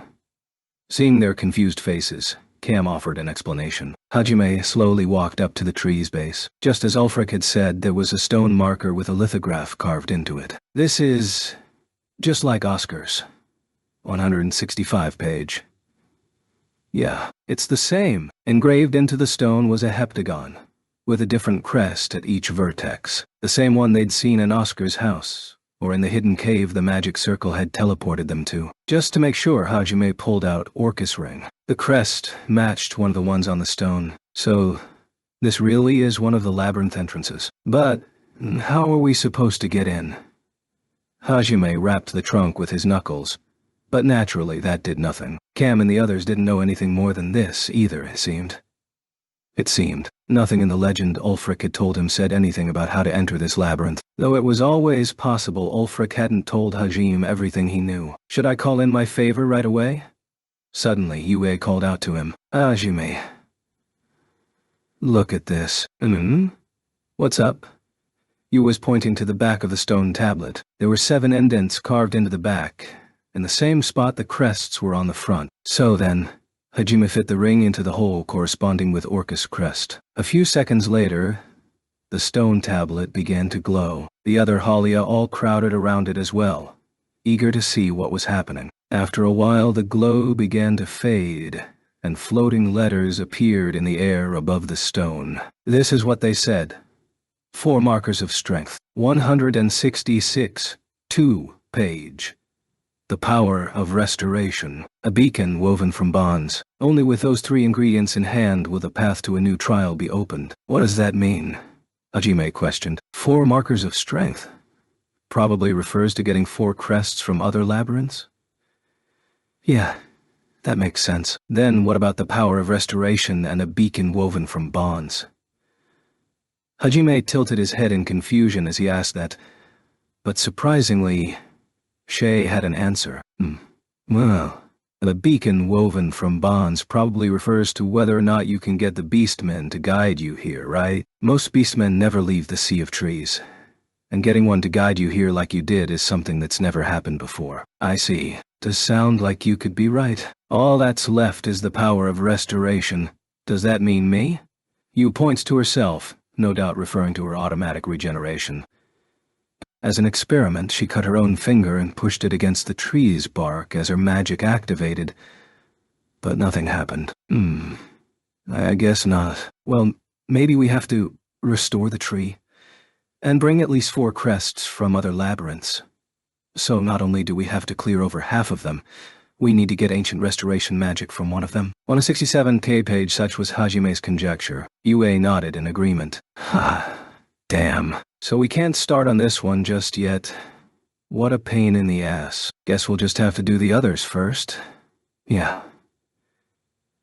Hajime was frustrated that they'd have to turn back after expending so much effort to get here. Yue didn't look too happy either, but unless they could find some alternate entrance, there was no point in sitting there complaining about it. Hajime quickly got over his frustration and decided to change his immediate goal to clearing 3 other labyrinths. He stood up and called all the Halia over. As you saw, we'll have to clear 3 other labyrinths before we get back to this one. My promise to protect you guys until you let us here has now been fulfilled. As you are now, even without Verbergen's protection, you should have no trouble living safely in this forest. And so, this is where we part. He then turned back to Shay. His gaze made it clear that if she had any parting words she wanted to say to them, now was the only time to do it. Even though they were guaranteed to return here eventually, conquering 3 labyrinths would take quite some time. She wouldn't be able to see her family for quite a while. Shay nodded resolutely and walked up to Cam and the others. Hey boss, there's something I want to say. Wait, Dad. It's my turn to talk right now. Cam ignored her and walked up to Hajime. He gave him a crisp salute and stood at attention. On a 68-2 page, Dad? Hey, Dad? Shay kept pestering him from behind, but like the Royal Guardsman of England, he ignored her completely and looked only at Hajime. Yeah, what is it? Like Cam? Hajime decided this would go faster if he just ignored Shay. Cam took a deep breath before voicing the will of his tribe. Boss, please let us accompany you in your travels. Huh? Dad, you want to go with him too? Shay cried out in surprise. When they'd had this discussion 10 days ago, it had sounded like Shay was going to be the only one leaving. So this caught her completely off guard. We are at once both Halia and your subordinates, boss. Please allow us to journey with you. This is the will of the entire tribe. Wait, Dad. That's not the problem here. And wait, if Hajime-san says yes, then what was the point of all my hard work? Honestly speaking, we're jealous of Shay. Wow, you confessed that easily. I can't believe it. What happened to you guys over these past 10 days? Cam's loud voice drowned out Shi's protests. Somewhat confused, Hajime still gave an immediate reply. Not happening. Why? Like Shay had been before, Cam was taken aback by his immediate reply. The other Halia began pestering him too. Because you'd be dead weight. But 169 T page, don't get ahead of yourselves now. You might have improved a little, but it's 180 days too early for you guys to be anywhere near my level. What an oddly specific number. Despite Hajime's curt rejection, Cam refused to give up. He even went as far as to say, even if you don't give us permission, we'll just follow you anyway. In response, Hajime's Spartan training had built an odd sense of camaraderie between him and the Rabbitmen, so they all respected him immensely now. He was convinced they really would follow him no matter where he went. So he decided to let them join on a condition. Fine. We'll do it this way. You guys focus twice as hard on your training. If you've grown strong enough by the time I come here again, I might consider letting you join. You're not just lying to get rid of us, are you? I'm not. If you are, then we'll go to every human town we can find and yell out your name like some kind of crazy cult. Okay? You guys just don't give up, do you? We're proud to call ourselves your men boss. Hajime cringed a little when he saw how manly his so-called subordinates had become. Yue patted his arm comfortingly. He'd really overdid it this time, in more ways than one. This was his own fault, though, so all he could do was sigh. The next time he came back here, he was going to have a huge headache to deal with. 172 page. Wow. No one's paying any attention to me, even though I'm about to set off.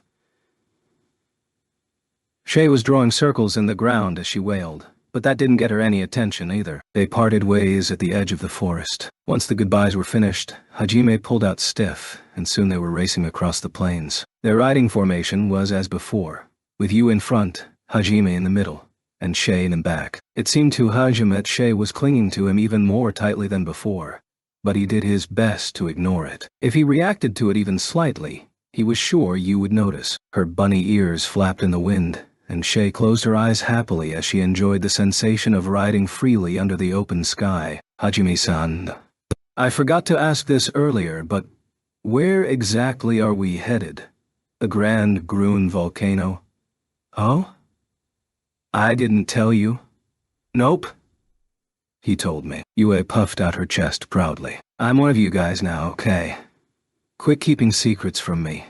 Communication is important between allies, isn't it? Sorry. We're heading back to the Risen Gorge. Risen Gorge? Shay repeated, clearly not following. Aside from the Haltina Woods, the only other known labyrinths were the Grand Gruen volcano and the Great Orcus Labyrinth. Hajime had already cleared Orcus Labyrinth, so Shay had naturally assumed their next destination was the volcano. Sensing her confusion, Hajime elaborated on his decision. 171.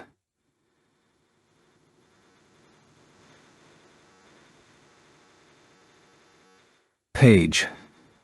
There's rumors that Risen's one of the 7 great labyrinths, too. Since it runs from here all the way to the western continent where the desert is, we might as well ride through it and check on our way. As so, we're just going to pass through it like a landmark.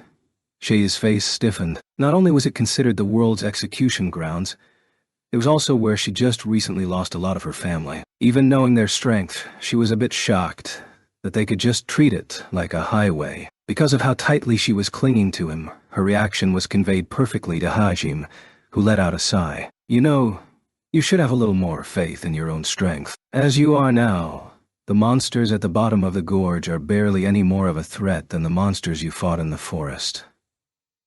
The reason everyone fears Risen so much is because mana disperses quickly right after it's emitted from the body, but that won't even affect you since you use body strengthening. In fact, down there you're way stronger than everyone else. As your master, I'm ashamed you didn't realize something so simple. Ooh, I'm sorry. Tears welled up in Shi's eyes at Yue's rebuke. Awkwardly, she tried to change the subject. So then, are we going to camp in the valley? Or are we going to find a town to rest at? I think a town. I want to stock up on food and convert some of the stuff I have lying around into cash. If the map I saw earlier is accurate, there should be a town around here somewhere. Hajime was more than ready to have a proper meal for once. Neither Hajime nor Yue had ever learned to cook, so all the food they'd made 172 page in the abyss had tasted bland. Then, in the Sea of Trees, they'd been too focused on training the rabbitmen to worry about cooking, so they'd just eaten whatever preserved food they had left. He was craving something that was cooked by someone with actual skill, and if he was going to be spending nights at inns and buying supplies, he'd need money. He had more rare monster materials than he could shake a stick at, so he wanted to convert some of it into cash. He also just wanted to relax a bit before they went back down into the gorge and started fighting again. I see. Thank goodness. Shay sighed with relief. Hajime gave her a puzzled look and asked why. Oh, I was just worried you'd head straight to Risen Gorge and say something like, I can just live off monster meat, and Yue's fine with your blood, so I was worried I'd have to convince you to buy food. Thank God you still have some common sense. I didn't know you still ate normal food, Hajime-san. Of course I do. No way I'd eat monster meat if I had a choice. And what kind of monster do you see me as, anyway? Some kind of new super carnivorous one? Sounds to me like you want me to tie you to the back of the motorcycle and drag you to town. Hey, wait, stop. Where'd you get that collar from? Please don't. I don't want to die. Yue-san, help me. You reap what you sow. The merry trio's banter was all that could be heard for miles along this vast empty plain. They caught sight of the town a few hours later, around the time the sun was starting to set. A smile split Hajime's face. Just like when he'd first seen the sun, the sight of that town really drove home the 173-page fact that he was finally free of the abyss. Yu was bouncing up and down in his lap too. Like him, she was excited to see civilization again. They exchanged glances, and their smiles grew even wider. Sorry to disturb you two, but could you please take this collar off me now?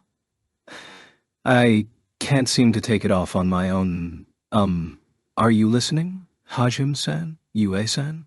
Please don't ignore me. You're going to make me cry, okay? Do you really want to see me cry that bad? Both of their smiles only grew wider. When they were like that, no one could interrupt them, not even the loud wailing of the poor little rabbit sitting behind them. A few more minutes of driving brought them closer to the town, and the two finally returned to reality. Now that they were much closer, they could see that it was a small village surrounded only by a makeshift fence and moat. There was a wooden gate where the village met the road, with tiny huts lining either side of it. That was probably where the gate guards were stationed.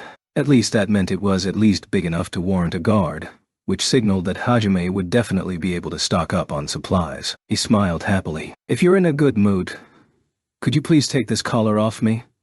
Shay grumbled unhappily as Hajime surveyed the town. There was a small, inconspicuous jewel set inside the black collar attached to Shay's neck. Though it had been her punishment for mouthing off to Hajime, it was actually a very stylish piece, but for some reason she couldn't take it off, which was why she kept asking Hajime to do it for her. They were close enough that the guardsmen would be able to spot them soon, so Hajime put away stiff, and they kept going on foot. 174 two-page. There would have been a huge commotion if he rode into a town on a jet-black motorcycle after all. Shay complained during the entire trek, but Hajime and Yue simply ignored her all the while, as they swiftly journeyed towards their next destination. Eventually, when they reached the town, two armored men came out of the huts on either side of the gate. They were covered in simple leather breastplates, and the longswords strapped to their waist were the only arms they carried. Rather than soldiers, they looked more like adventurers. They called for Hajime to stop. Halt. But show us your status plates, and tell us what you're here for. Standard procedure. The guards knew it too, and didn't seem all that alert. Hajime dutifully took out his status plate and offered it to one of the guards. I'm mostly here to stock up on supplies. We're on a journey. The soldier adventurer hemmed disinterestedly and took a look at Hajime's status plate. His eyes went wide. He quickly held it up to the light, then rubbed his eyes to make sure he wasn't just seeing things. Realizing what must have happened, Hajime knew he must have forgotten to disguise his stats. There actually was a skill that let one alter the numbers on one's status plate. Adventurers and soldiers made use of it extensively, as having their information get out to the wrong people could be fatal. A dozen different lies flashed through the back of Hajime's mind, so he just picked one at random. I was attacked by monsters a while back. It's been broken ever since. 175 per page. Broken? But... One of the gate guards sputtered. It was only natural. Not only was level listed as unknown, but his stats and skills were utterly ridiculous. Status plates could break, but usually only in the physical sense. Never something like this where it looked like it was glitching out. Normally the guard would have laughed at him for telling an obvious lie, but with Hajime's numbers being so stupidly high meant he wasn't sure what to believe anymore. Hajime just shrugged his shoulders helplessly, then followed up on his previous statement. How else do you explain those numbers? If it was real, then I'd be some kind of monster. Do I look like the kind of person who could blow this whole town away just by lifting my finger? He spread his arms wide like he was joking, and the guards smiled with him. If the status plate really was telling the truth, then Hajime was a monster far more powerful than any hero or demon lord. Even if it was unheard of, it still made more sense for his plate to be broken. If the soldier adventurer had known the truth, he would have fainted on the spot. Yue and Shay watched on in amazement as Hajime spun his lies without batting an eyelid. Haha. Yeah, you certainly don't look anything like a monster. I've never heard of a status plate breaking like this. But I guess there's a first time for everything. Anyway, moving on to you two. The guard switched his gaze to the two girls standing behind Hajime. They'd been partially hidden by Hajime's frame before, so he hadn't gotten a good look at them earlier, but he froze when he saw who Hajime was traveling with. A crimson blush slowly spread up his face as he stared at Yue and Shay. Yue was, of course, a stunning beauty who resembled a masterfully crafted Besk doll, and Shay was just as alluring, as long 176p page as she kept her mouth shut. Basically, the two gate guards were completely smitten. Hajime cleared his throat loudly. Returning to their senses, the two quickly looked back at Hajime. These two lost their plates when we were attacked by the monsters I was telling you about earlier. And this bunny girl here is, well, you understand, right? The two of them nodded knowingly and returned Hajime's status plate to him. But man, you sure got your hands on a cutie. I hear light-haired rabbit men are pretty rare. You must be pretty rich, huh? The two of them kept stealing glances at the girls as the man spoke, his voice clearly filled with envy. Hajime merely shrugged his shoulders in reply, saying nothing. Well, whatever. You're free to pass. Thanks. Oh. Yeah. Is there anywhere I can sell some of the materials I harvested? There's an adventurers guild down the central road. They'd be the people to ask about that. They've got maps of the town there too if you need one. Cool. Thanks for the heads up. Information in hand. Hajime and the others headed into town. According to the sign hanging from the main gate, the town's name was Brook. The town was bustling with activity. Harad, the town Hajime had been to when they'd first gone to train in the Orcus Labyrinth, had been bigger, but a number of stalls could still be seen lining the main road, with merchants hawking their wares and customers heatedly haggling. 177. T-Page for some reason. Seeing all this activity around him made Hajime giddy with excitement.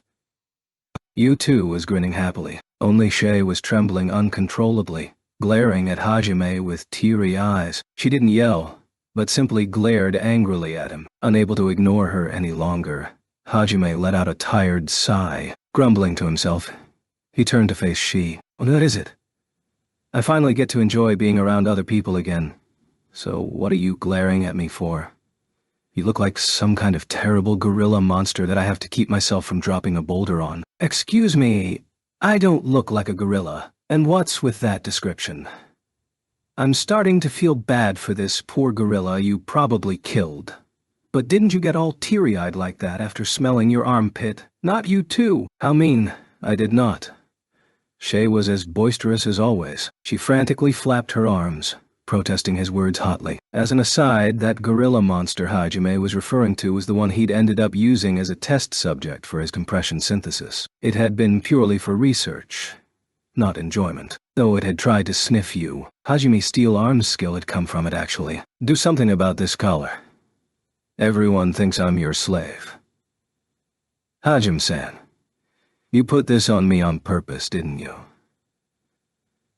How cruel. I thought we were comrades.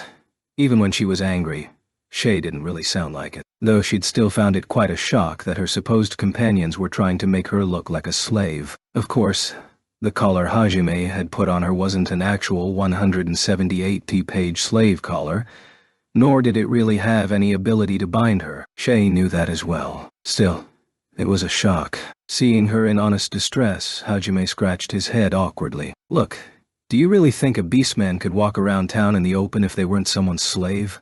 Especially a little bunny girl like you since you're so popular. Plus, you have white hair and a nice figure. I can guarantee you that if you weren't wearing that collar, someone would try and capture you the moment we entered town, and then it'd all become one huge mess of kidnappers. And that would be a pain.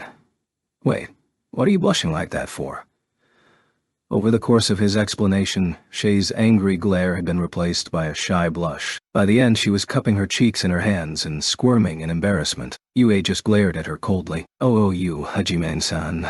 I can't believe you'd be so bold out in public. Saying things like I've got a nice figure, or a great personality, or that I'm the cutest, sexiest girl in the world. My, how buga. Yu's fist interrupted Shi's exaggerated delusions. Her subsequent scream had not an iota of cuteness to it. Also, since she hadn't defended herself with body strengthening, her cheek had a big red welt on it. Don't get ahead of yourself. I'm sorry, Yue-san. Shay trembled at the coldness in Yue's voice. Tired of their little skit, Hajime cut them off by continuing his explanation. Anyway, pretending you're a slave when we're in human territory is for your sake. I'd rather not end up having to save you from trouble every time we go to a town. 79. Pi page. I get that, but... She understood logically why Hajime was doing it, but she still found it hard to swallow. She'd placed great importance on the idea that they were comrades, and she was loath to throw it away, even if it was just a pretense. This time it was you who tried to convince her. It doesn't matter what everyone else thinks you are. Yue-san? All that matters is that the people important to you know the truth, right? Yeah, you're right. You're absolutely right. Good. Good. Though it kind of irks me. You're someone I've recognized, Shay. So stop getting worked up over every little thing. Yue-san? Thanks. In the past, Yue had wielded her power for the sake of her people. Though she spoke little, the answers she'd found after her dramatic betrayal carried a great deal of weight, hence why they resounded within Shi's heart. Hajime, Yue, and the other Halia all knew she was their comrade, which was all that mattered. There was no need to shout it to the rest of the world if that would bring unnecessary trouble. Of course, that still wouldn't stop her from wishing she could. Shay smiled shyly at you before turning to look back at Hajime. There was a hopeful look in her eyes. Guess I've got to say something too. Hajime shrugged his shoulders. Well, if word gets out and slavers come after you, we won't abandon you at least. Even if you have to turn everyone in town into your enemy. You know, I've already killed a bunch of Imperial troops, right? 180 page. So you'd help me even if it meant making the entire kingdom your enemy. Fufu. Don't be ridiculous. Even if I have to go up against the entire world, or the gods themselves, if they make themselves my enemy, I'll fight them. Fufu Yue-san, did you hear that? Hajime-san sure says some pretty embarrassing things. He must really care about us. The only one he cares about is me. Hey, come on. Read the mood. You were just supposed to say, yeah, like you always do there. Though she was complaining, Shay still had a smile on her face. Hearing Hajime say that he'd fight the entire world for her sake had made her feel extremely happy, especially since she'd fallen in love with him. Hajime ignored their antics and continued explaining his decision to put a collar on her. Also, that collar has a telepathy stone and a sight stone packed into it, so you can use them in an emergency. Just pour some mana into it and they'll activate. A telepathy stone and a sight stone? As its name suggested, the telepathy stone allowed its wielder to telepathically communicate with others. Hajime had created it, using the creation magic he had learned in the labyrinth. The distance one could reach another with it was dependent on the amount of mana put into the stone. However, any transmissions made with the telepathy stone would be broadcast to anyone in range who also possessed one, so they weren't suited for secret conversations. 181 page. The sight stone was also something he'd crafted with creation magic. He had added sense presence, precision sensing into a regular stone. This skill allowed a previously marked target to be pinpointed among a group of other presences. Thus, the collar also served as a kind of beacon for Hajime to find Shay at any time. The strength of that beacon, much like the range of the telepathy stone's transmissions, was dependent on how much mana Shay poured into it. The longer she listened to the explanation, the more grateful she grew to Hajime. Oh, also, you can remove it by putting a set amount of mana into it, okay? I see. So in other words, you gave this to me so you could hear my voice whenever you wanted, and so that you'd always know where I am, right? Are you really that obsessed with me? That's a little weird, but, well, it's not like I hate it or anything. Bragawa? Don't get ahead of yourself. Oh, I'm sorry. Yu's hand carved a perfect arc before connecting squarely with the back of Shi's head and sending her sprawling to the ground. Her voice was as cold as ice. Hajime was beginning to wonder if Yu really was as bad at close combat as she claimed. And just because Yue had allowed Shay to accompany them, that didn't mean she appreciated her making passes at Hajime. Though it was in doubt whether or not Shi's actions could even be considered making a pass. After a few more minutes of walking, The merry troupe found themselves staring at a building with a big longsword drawn onto its 182-page signboard. It was the same sign Hajime had seen in Horod, the mark of the Adventurers Guild. Though this building seemed to be only roughly half the size of the one in Horod, Hajime pushed open the heavy wood doors and stepped inside. Since the words Adventurers Guild brought to mind images of rough and tumble types, Hajime had expected the inside to be dingy, but it was surprisingly clean. There was a counter directly ahead, while the entire left-hand side seemed to be a restaurant. A number of adventurers were sitting around chatting or eating meals. Judging by the fact that not a single one of them was drinking alcohol, Hajime assumed the establishment didn't serve any. Guess they don't want drunks messing up the place. The moment Hajime stepped through the door, everyone's attention shifted to him. Normally, an unknown group of 3 wouldn't attract attention for too long, but their curiosity was piqued once people's gazes shifted from Hajime to the 2 girls standing behind him. There was more than one appreciative murmur, and a few of the adventurers were smacked by their female companions. That there were more punches than slaps seemed fitting for a group of adventurers. Judging by how things went in fantasy novels, Hajime anticipated a few catcalls too, but contrary to expectations, most people remained silent. It was a bit anticlimactic, but Hajime was still glad no one decided to get in his way. As he walked up to the counter, he found himself face to face with a charmingly smiling, middle-aged woman, a very well-built one at that. Her torso was twice as wide as Yu's. The stereotype that all guild receptionists were beautiful women seemed to be a false one. 183-page, just like how in reality most of the maids were actually older women. No matter which world one was in, truth was harsher than fiction. Not that Hajime had been hoping the receptionist would be a beauty. Nope. Not one bit. That was why he was hoping Shay and Yue would stop glaring at him soon. It was starting to get uncomfortable. Whether she guessed what was going through Hajime's head or not, the receptionist simply continued smiling at him. You've got 2 gorgeous girls with you already and you're still not satisfied. Well, unfortunately for you, this receptionist's no beauty. Can this lady use mind-reading magic or something?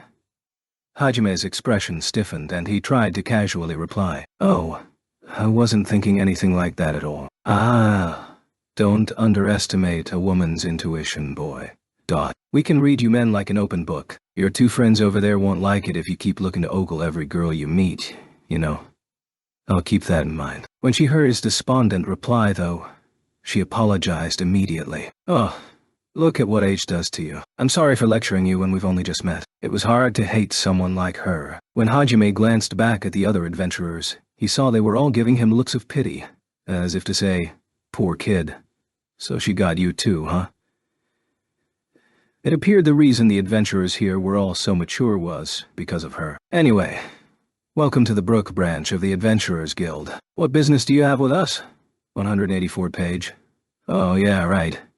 I'm looking to sell some materials." "I see. May I ask to see your status plate?" "Huh. I need to show you my status plate just to sell things?" The old lady gave Hajime a puzzled look. "Are you not an adventurer? You don't need your status plate just to sell things, but if you're a registered adventurer you get a 10% bonus to your sales." I didn't know that." According to the lady's explanation, there were a lot of other benefits to being a registered adventurer, as they were the ones who went out to gather the mana crystals and medicinal plants most towns needed. They were treated well. Since the areas outside of cities were always crawling with monsters, regular people would have a hard time harvesting anything. It was only natural for those that took up the more dangerous jobs to have special privileges. A lot of inns and shops that do business with a guild will give adventurers 10–20% off for their services, and if your rank is high enough you can charter carriages for free. What do you think? Would you like to register with us?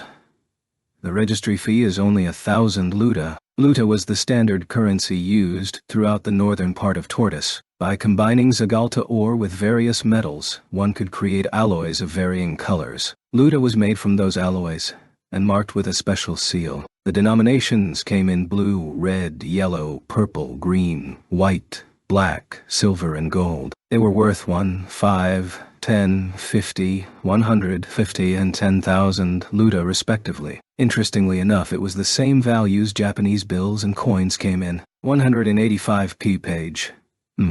I see. In that case, I guess I might as well register. Unfortunately, I don't have any money on me right now. Could you just deduct it from the value of all the stuff I'm selling? I don't mind taking the base rate for however much I need to register. What are you doing, walking around penniless with two cute girls like that? I'll give you the bonus for everything, so just make sure you treat them right, okay? This old lady's actually kind of cool. Hajime graciously accepted her offer, then handed over his status plate. He'd remembered to properly conceal his stats, so only his name, age, gender, and job should have been listed. She asked if Hugh and Shay wanted to register too, but they refused. They didn't even have status plates, so they'd have to get some from the old lady. But then she'd see all of their ridiculous stats and skills before they had a chance to hide them. Hajime was curious to see what their stats were like, but it would have caused a huge uproar. Dealing with that would have been a pain, so he decided to keep laying low instead. When she returned his plate to him, there was something new written on it. Next to the job column was an occupation column, which currently read, Adventurer. There was a little blue mark next to it. That mark denoted his rank. As it rose, it would change to red, then yellow, then purple, then green, then white, then black, then silver, and finally gold.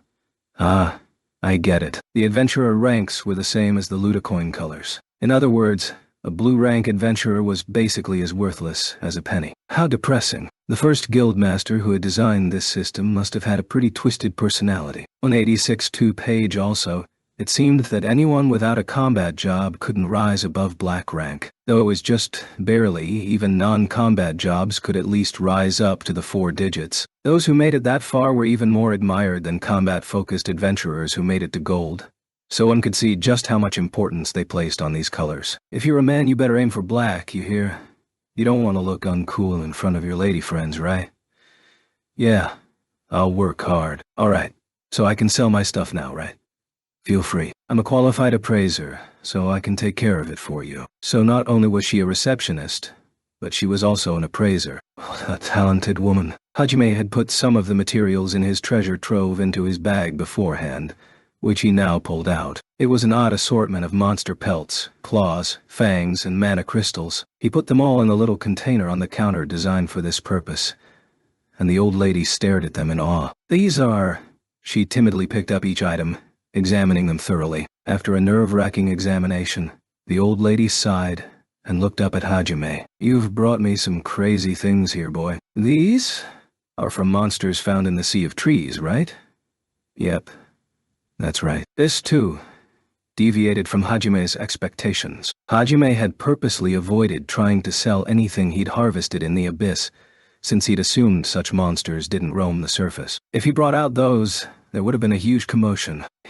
He had expected materials from monsters in the forest 187 page to still be somewhat rare, but he hadn't had anything else on hand to sell, and based off the old lady's reaction, they were indeed rare. Of course, Hajime totally hadn't been hoping the guild receptionist would have panicked at the sight of what he'd brought, call over the branch head, and instantly have him upgraded to the max rank for adventurers, nor had he been hoping she'd instantly fall for him after seeing how amazing he was. Nope, not one bit. So, could you two please stop looking at me like that? You're starting to scare me. You just don't learn, do you? The old lady glared at Hajime. I have no idea what you're talking about. The abyss could shave away every other part of his personality, but the heart of an otaku was not so easily wiped away.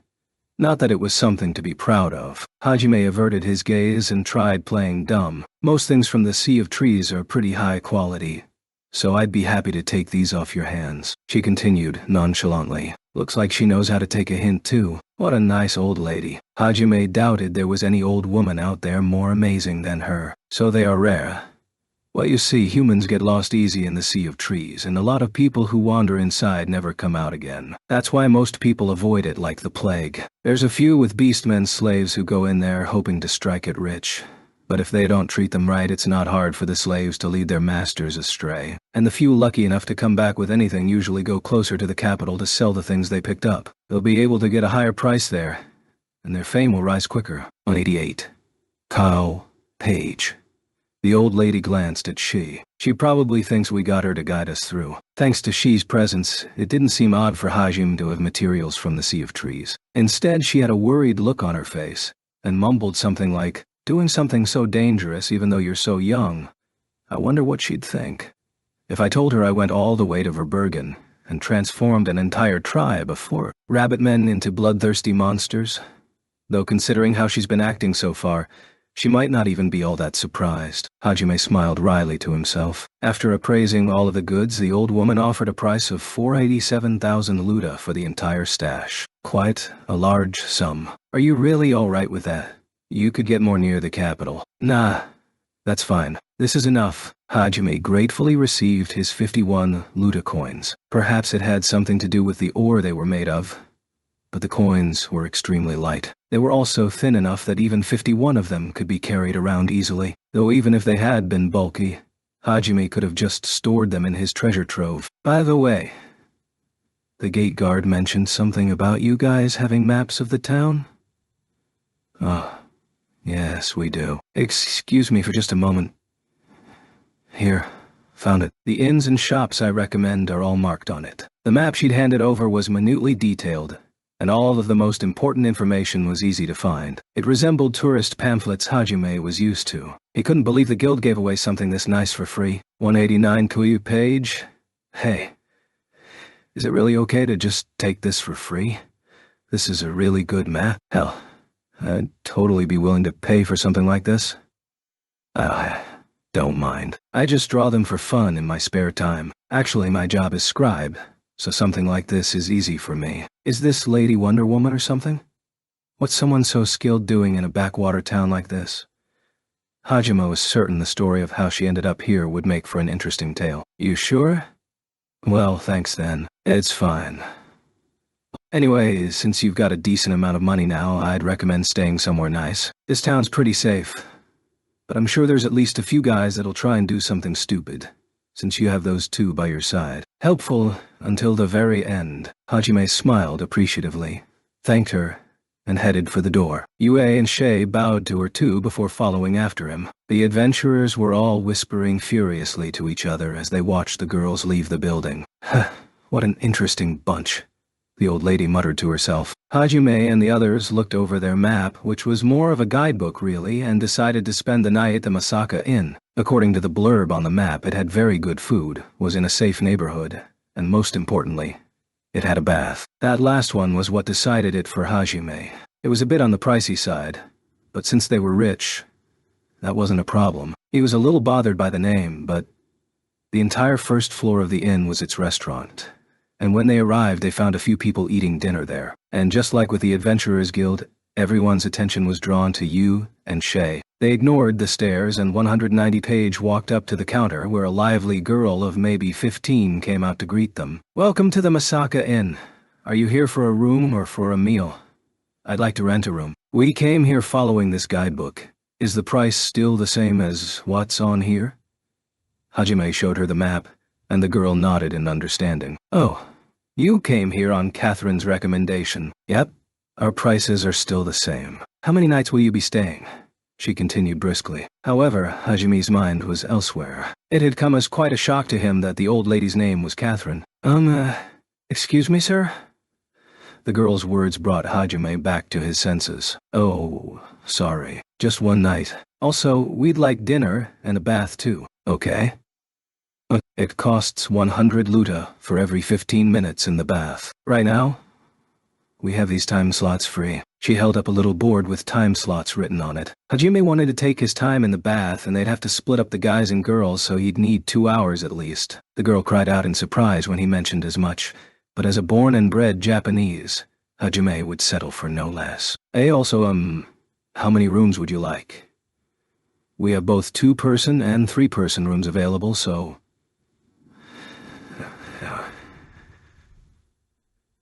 There was a hint of curiosity in her eyes as she asked that. She was around that age where she was interested in things like romance, though Hajime wished the other guests would stop trying to eavesdrop on the conversation too. He'd known Yue and Shay were both very good looking, but this exceeded even his expectations. Considering how 191 Page they'd met, it wasn't that surprising that Hajime was a little ignorant of how others would see them. A 3-person room should be fine. There wasn't even a hint of hesitation in his voice. The surroundings guests all stared in awe. The girl, too, blushed slightly. However, there was someone who objected to Hajime's choice. No. 2 two-person rooms. The other guests, especially the men, all grinned smugly. They were, of course, thinking you wanted to split the guys and girls. However, Yu's next words shattered their hopes. One for me and Hajime. You can have the other, Shay. Hey, why? I don't want to be all on my own. Come on, let's just all share a room. Shay protested hotly. Because you'll get in the way. Get in the way of what? Wait, what are you planning on doing in there? Isn't it obvious? Sex. How can you just say that with so many people around? Don't you have any class? Yu's words thrust all the men present into the depths of despair. Eyes burning with jealousy, they glared at Hajime. The innkeeper had gone red as a tomato as she glanced between Yu and Hajime. Hajime tried to step in before the two girls could embarrass him any further. But he was a hair too late. Fine. Then you go in the other room, Yu-san. I'm the one who'll share a room with Hajime-san. 192 page? Oh, and why is that? Yu's gaze was as cold as a winter blizzard. That cold gaze brought back traumatic memories of her training, so Shay started trembling in fear, but she steeled her resolve and glared right back. So that I can give Hajime-san my virginity. Silence descended upon the room. No one said a word, or even made a sound. Everyone's attention was firmly fixed on Hajime and the others. Even the girls' parents had come out from inside the kitchen and were watching their exchange with a must be nice to be young kind of expression on their faces. At this point, Yu could have frozen hell over with her glare alone. Any last words? I won't lose to you. Today's the day I beat you and take over the role of main heroine. Allow me to teach you that there is no disciple who's stronger than their master. Well, it's time for this disciple to surpass her master. An intimidating aura began wrapping itself around you, and Shay drew the hammer strapped to her back with trembling fingers. Everyone gulped nervously, too scared to make a move. It was in this tense atmosphere that clang! Clang! Hi! Huck you.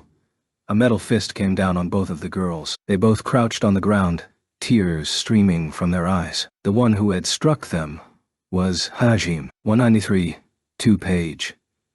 Sheesh. Stop bothering the other guests. And more importantly, stop embarrassing me. Your love hurts, Hajime. You could have held back at least a little. I was even using body strengthening and it still hurts. That's your own fault, Mora. Hajime gave them both a stern glare before turning back to the girl at the counter. She straightened up with a start. Sorry for the commotion. A 3-person room will be fine. If you're getting a 3-person room, does that mean you're going to do them both at once? Amazing. Wait, is that why you wanted 2 hours in the bath? Are you going to be washing each other's backs and stuff? And then, do something a little more. How scandalous. The poor girl had lost it. Unable to keep watching any longer, her mom, who was presumably the owner, dragged her away from the counter. Her father took her place and finished completing the paperwork. Sorry about my daughter, he said apologetically as he handed over the room key. But just like the other guys, his eyes were full of jealousy too. He's definitely the kind of guy that'll be all sarcastic and go, well, did you enjoy yourself last night? In the morning. Anything Hajime said would just make the misunderstanding worse. So he just silently took his key, picked up Yu and Shay, put them on his shoulders, and escaped to his room on the 3rd floor. It took a long time before noises could be heard from downstairs again. The 194 page whole ordeal had tired Hajime out.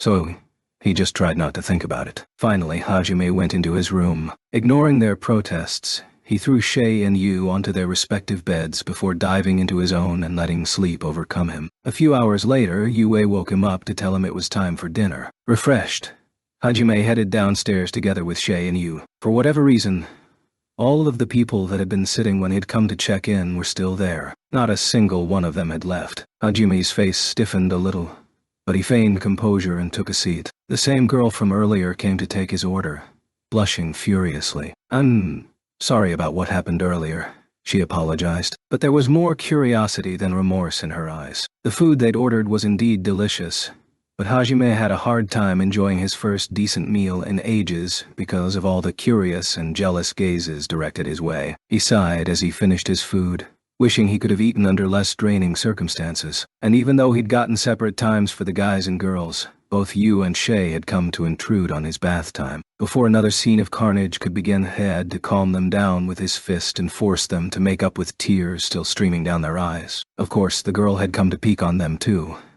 And when her mom discovered her, it turned into another big affair with the girl getting spanked. Then, when he'd tried to sleep, Yu had sneaked into his bed to sleep with him.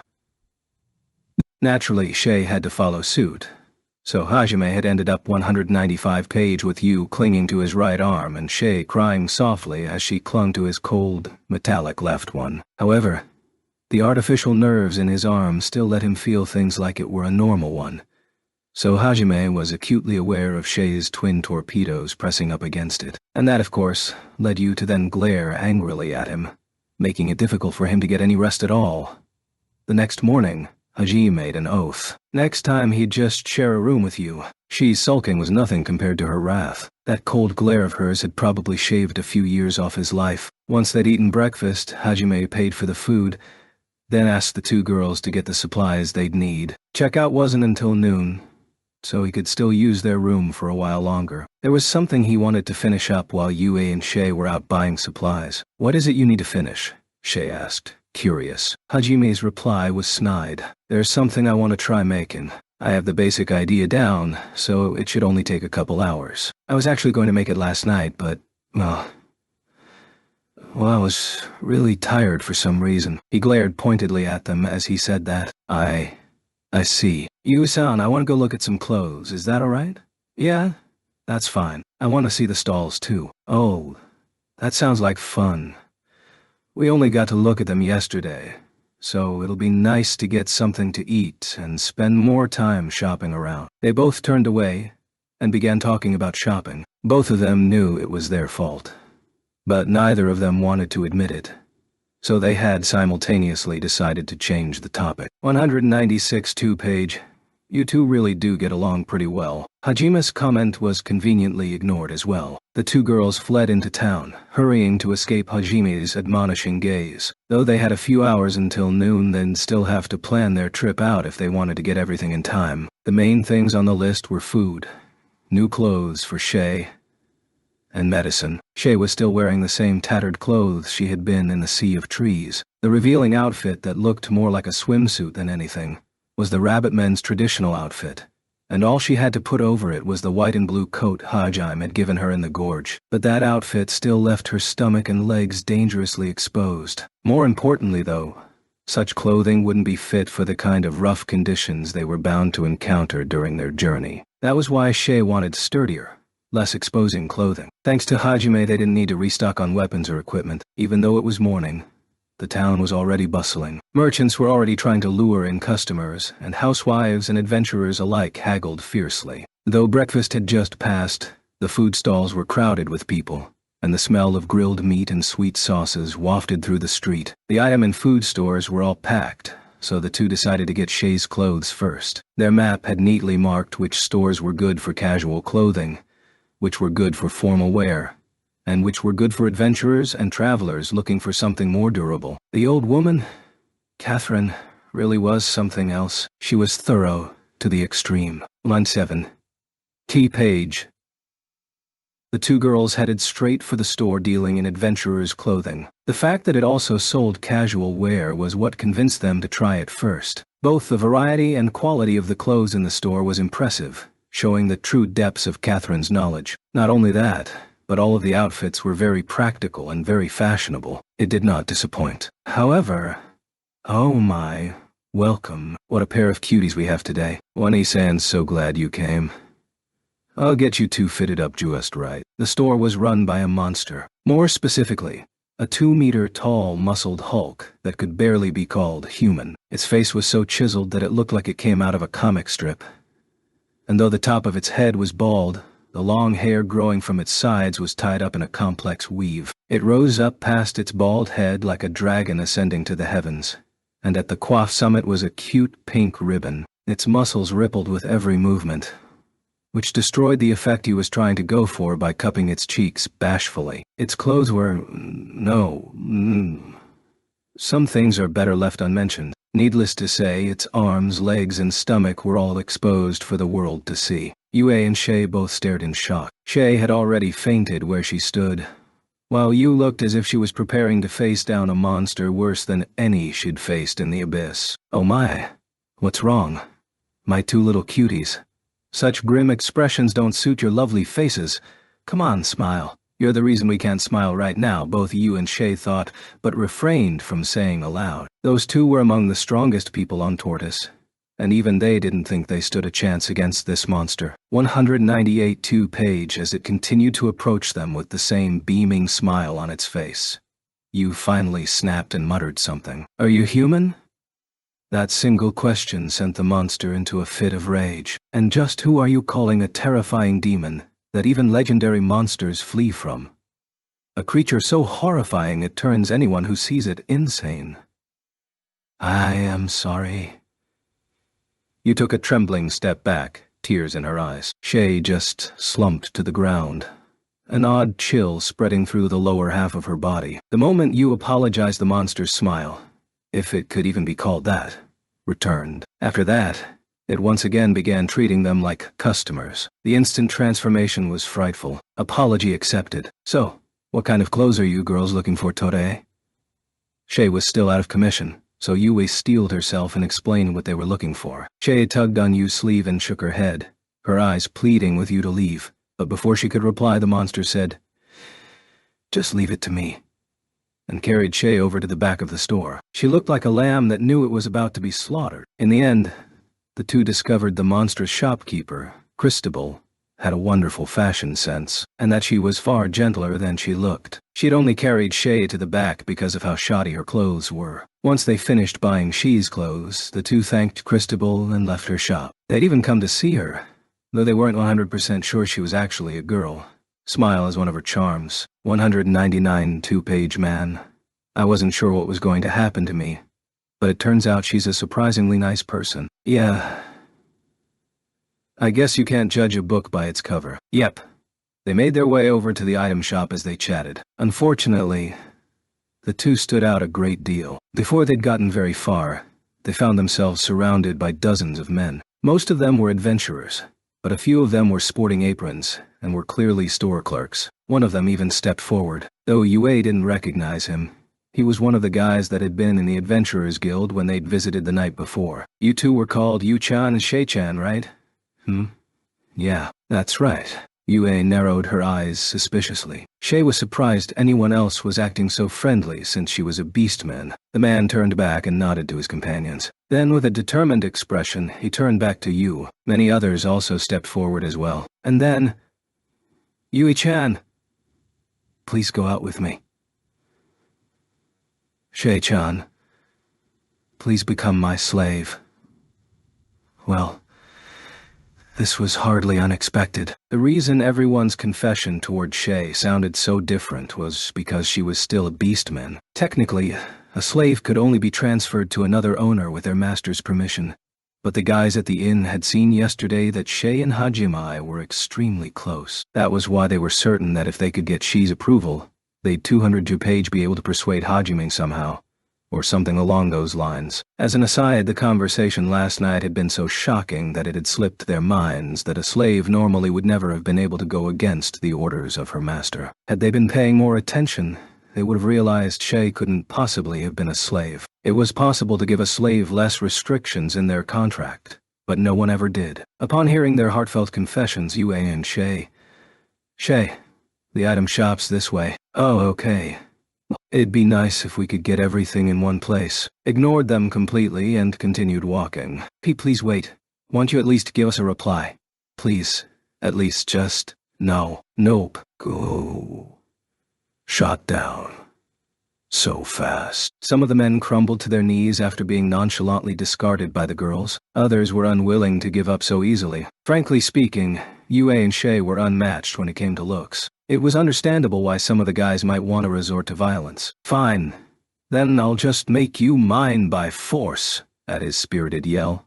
A glimmer of hope began to glow in the eyes of those that had given up. Everyone began surrounding the two girls. When the encirclement was complete, the man who had yelled earlier charged at you. Had any Japanese person been present, they would have commented on how his lunge looked just like the Lupin 201 page dive. You, however, merely gazed coldly up at him and muttered two words: "Crystal coffin." An instant later, the man was buried up to his neck in ice. This added weight sent him careening to the ground. He let out a very unmanly grunt as he crashed into the floor. The others all looked on in amazement. Yue had cast one of the highest-level water spells, Crystal Coffin, without a chant. They began whispering furiously to each other. She must have chanted it ahead of time. Or, "I bet she's hiding a magic circle under her clothes," could be heard among the many voices. Yue walked briskly up to the frozen man. Though they were awed by her power, the men all prepared to charge anyway, ready to become the next Lupin for a shot at becoming her lover. In order to save herself time, Yue decided to make an example of the first man. She waved her hand, and the ice covering him slowly started to melt. Thinking she was freeing him, the man smiled in relief. Assuming this meant he still had a chance, he gazed passionately at Yue. "Ayu-chan? Yua. I'm sorry for running at you so suddenly. Look, I just want you to know that I'm serious." Still mostly covered in ice, the man suddenly stopped mid-confession. Because he'd realized Yue was only melting the ice around one part of his body, namely,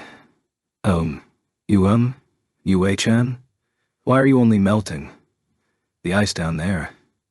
Indeed, Yue was only melting the ice that surrounded his crotch. The rest of him was still firmly stuck in place. A terrible premonition ran through his mind, and he gazed fearfully at Yue. No way, she wouldn't. She wouldn't, right? Yue simply grinned. 202 page. Shoot him down. Balls of wind started slamming into the man's balls, one after another. Please stop, Mommy.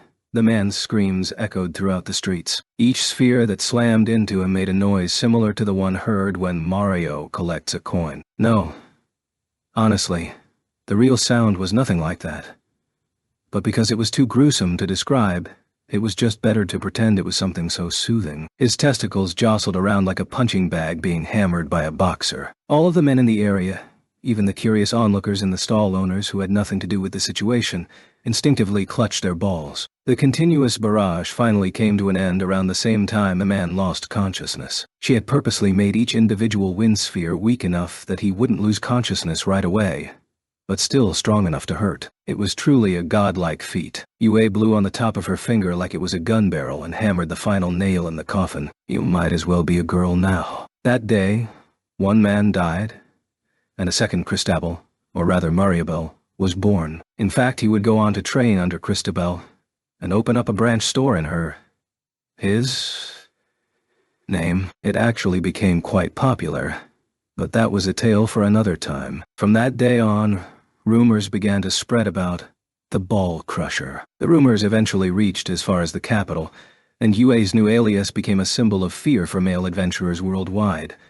But that too was best left for another time. Yue and Shay ignored the fearful gazes of the other men and walked off to the item shop. A couple of women who had been watching the 203T page exchange muttered, "Ayu Wanasama," as she walked past. But she ignored them too. They completed the rest of their shopping, and when they returned they found Hajime just about done with his work. He was about to welcome them back, but the words died on his lips when he saw how Shay looked. Hey. What do you think, Hajime-san? Do I look more like an adventurer now?" Shay did a little twirl as she said that. Her short skirt fluttered up to a dangerous height, and her boobs jiggled wildly underneath a shirt, if one could even call it that, which emphasized her cleavage. Like before, her midriff was completely exposed. 204-2, page 205.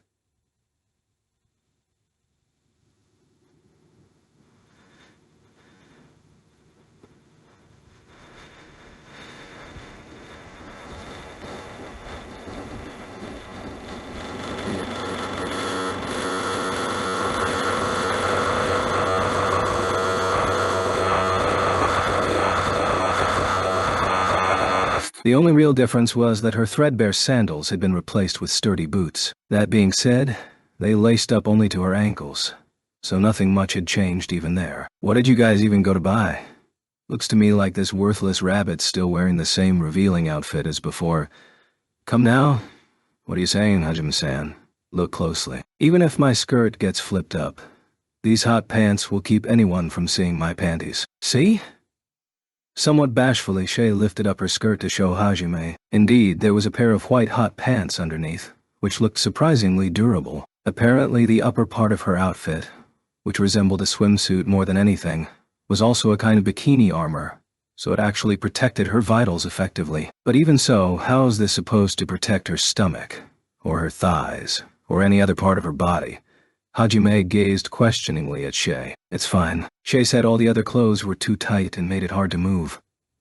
Yue answered for her. It seemed Shay emphasized flexibility of motion over any amount of protection clothes might offer. Thus, the bunny girl was outfitted in a new ensemble that was practically no different from her old one, with the exception that it was a bit more stylish and offered marginally more protection. The getup was topped off with one of Yue's handmade coats. Well, whatever. If she's fine with it, then I guess it's fine. Anyway, as long as we got everything done, that's all that matters. Thanks for doing the shopping. Oh yeah, it was pretty noisy outside a while ago. Did something happen?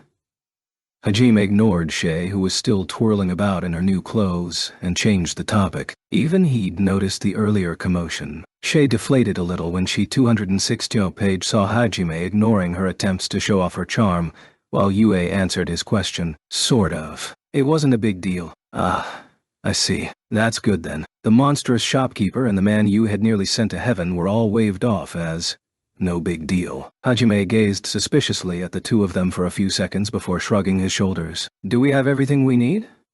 Yeah, we got it all. Yep, we got a ton of food too, so we won't go hungry anytime soon. That treasure trove of yours sure is useful. Hajime had let them borrow his treasure trove while they were out shopping. Shay stared enviously at the ring, to which Hajime only smiled awkwardly. At his current level of skill, he wasn't able to create something like the treasure trove.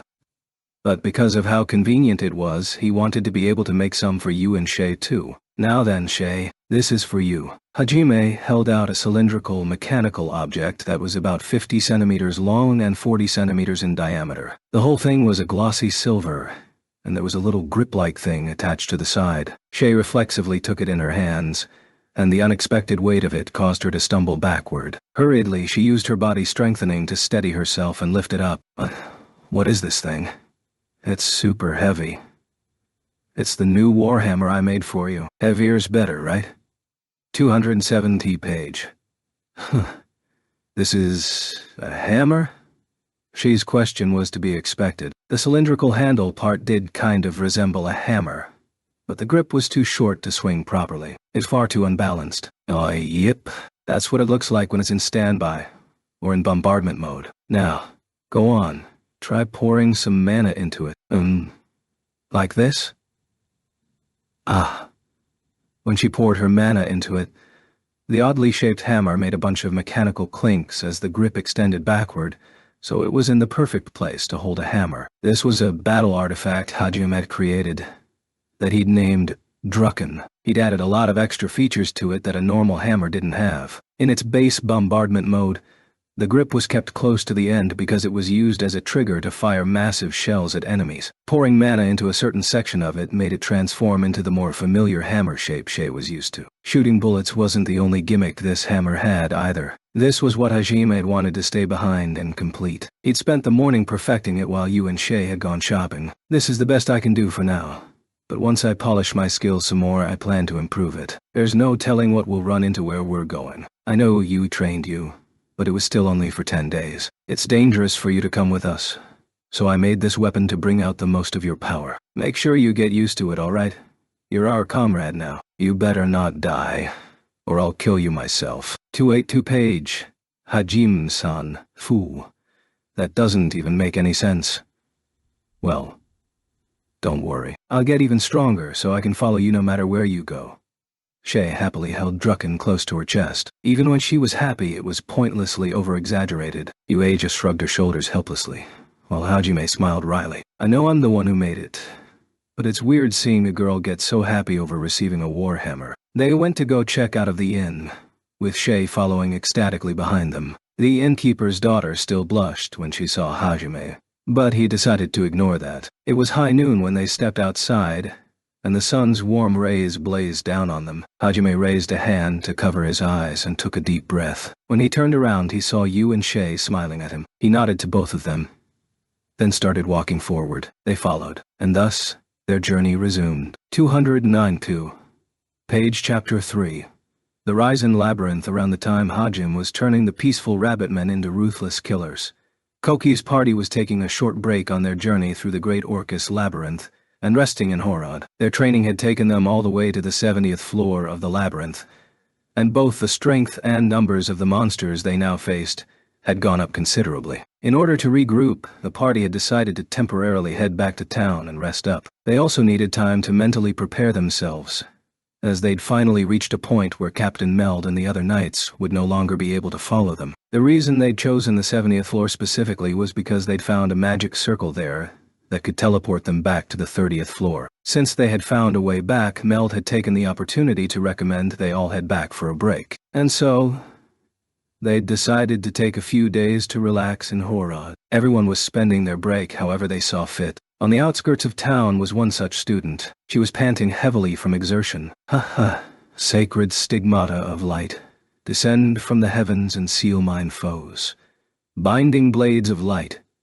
She braced her knees to keep herself from toppling over, then swung down her pure white staff. This girl was the healer of the hero's party, the priestess, Kaori Shirasaki. What sprung forth from the healer's staff was not restoration magic, but a flurry of crosses that resembled swords composed of light. Such was the nature of her spell.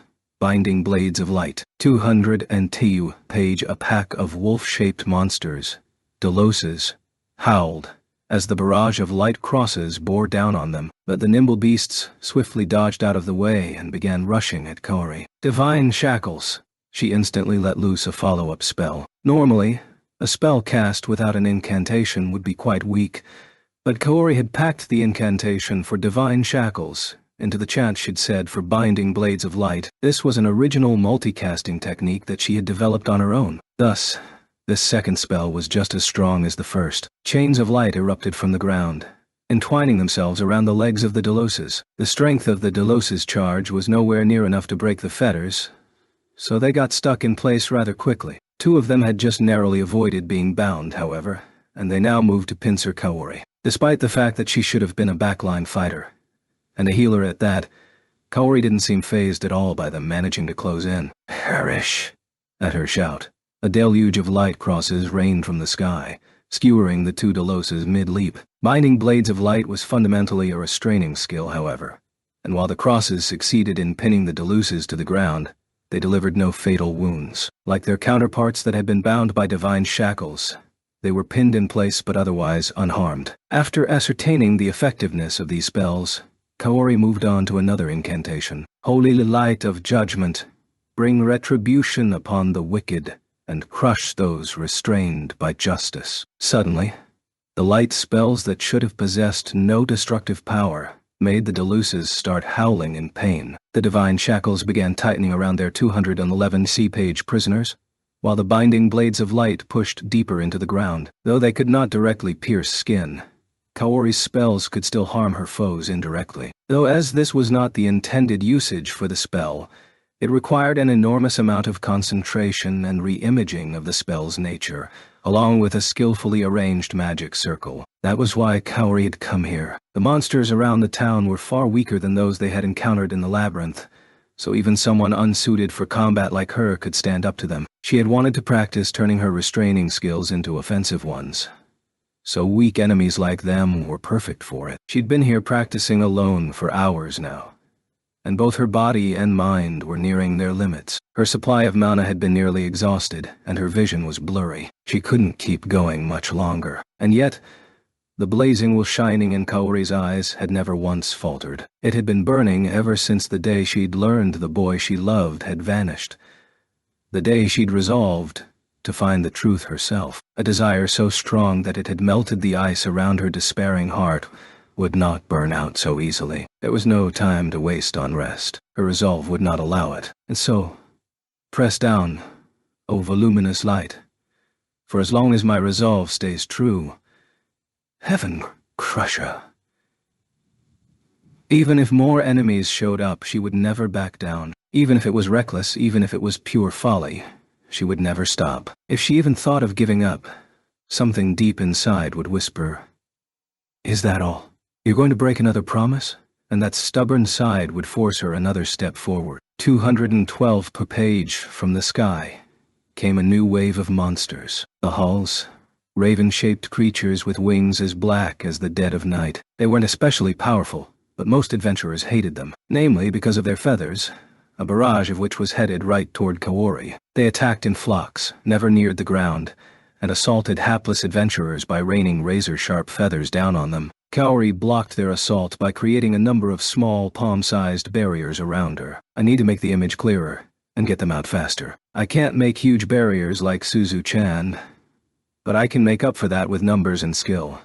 Pale-faced, Kaori successfully managed to fend off the Bahal's first wave. Still, despite her accomplishment, she wasn't satisfied. Next, even though creating barriers was outside of her job's abilities, she created dozens of shields, angling them to redirect blows rather than stop them directly. Had the class barrier master, Suzu Taniguchi, seen Kaori's makeshift shield, she would have been amazed. Even she wouldn't be able to make such a perfect defense without considerable effort. Though both barriers and healing fell under the domain of light magic, it was nigh impossible for a priestess who specialized in healing to match the defensive powers of a barrier master who specialized in defense. Ha! Ha! But even after accomplishing such a Herculean feat, Kaori didn't smile. While she had fended off the Bahal's attack, she'd expended too much of her mana and had to bite her lips hard just to keep herself conscious. She leaned on her artifact to keep herself upright, stubbornly refusing to fall. 213 2-page, as the Bahals used part of their bodies to attack. They couldn't attack consecutively, as they had to wait for their feathers to regrow. Taking advantage of that, Kaori quickly fired off another binding blades of light up at the flock, then deployed her Heaven Crusher to keep them held down. Like the Deloses, the Bahals were brought to the verge of death with her spell's crushing power alone. But then, as she was about to start her next incantation, her body finally gave out, and she slumped to the ground. Unable to keep her magic up any longer, the Deloses were released from their bindings. Most of them had already lost consciousness, but a few of them had managed to stay awake. They coughed violently as they got up, their scarlet eyes glaring at Kaori. Her mind was screaming at her to run, but Kaori's body would no longer listen. The few Deloses that remained charged at her. Drool dripped from their maws as they howled triumphantly. Kaori got to one knee, using her staff for support. Panting, she started the chant for a binding spell, but there was no way for her to make it in time. An instant before their monstrous fangs devoured Kaori, someone intervened. "Kaori!" It was a voice Kaori knew all too well. Within seconds, the Deloses had been chopped to pieces. "Shizuku-chan? That's right, it's me. Your best friend. Your best friend who's currently furious at you. Your best friend who wants to slap you silly for being so stupid. Sorry." Kaori let herself slide down to the ground as she apologized, meeting the angry glare of her best friend, Shizuku Yagashi. She knew if she 214 page said anything foolish like, "Why are you so angry?" Shizuku really would slap her silly. Besides, she had already guessed why Shizuku was so mad. Unbelievable. I won't tell you not to push yourself too hard, but at the very least, promise you'll take me with you. Even these weak monsters could kill you if you slip up, you know. I thought you wanted to find the Nagamo-kun. How are you going to find him if you're dead? You're a moron? A stubborn, stupid moron. I am sorry, Shizuku-chan. Oh no, I'm not forgiving you that easy. I know you'll just run off again if I take my eyes off you. Quit trying to take Ryutaro's place, you thick-skulled idiot. I know you've been trying out a bunch of things, but you're still part of the rear guard. You're at your strongest when you've got someone to protect you while you charge your spells.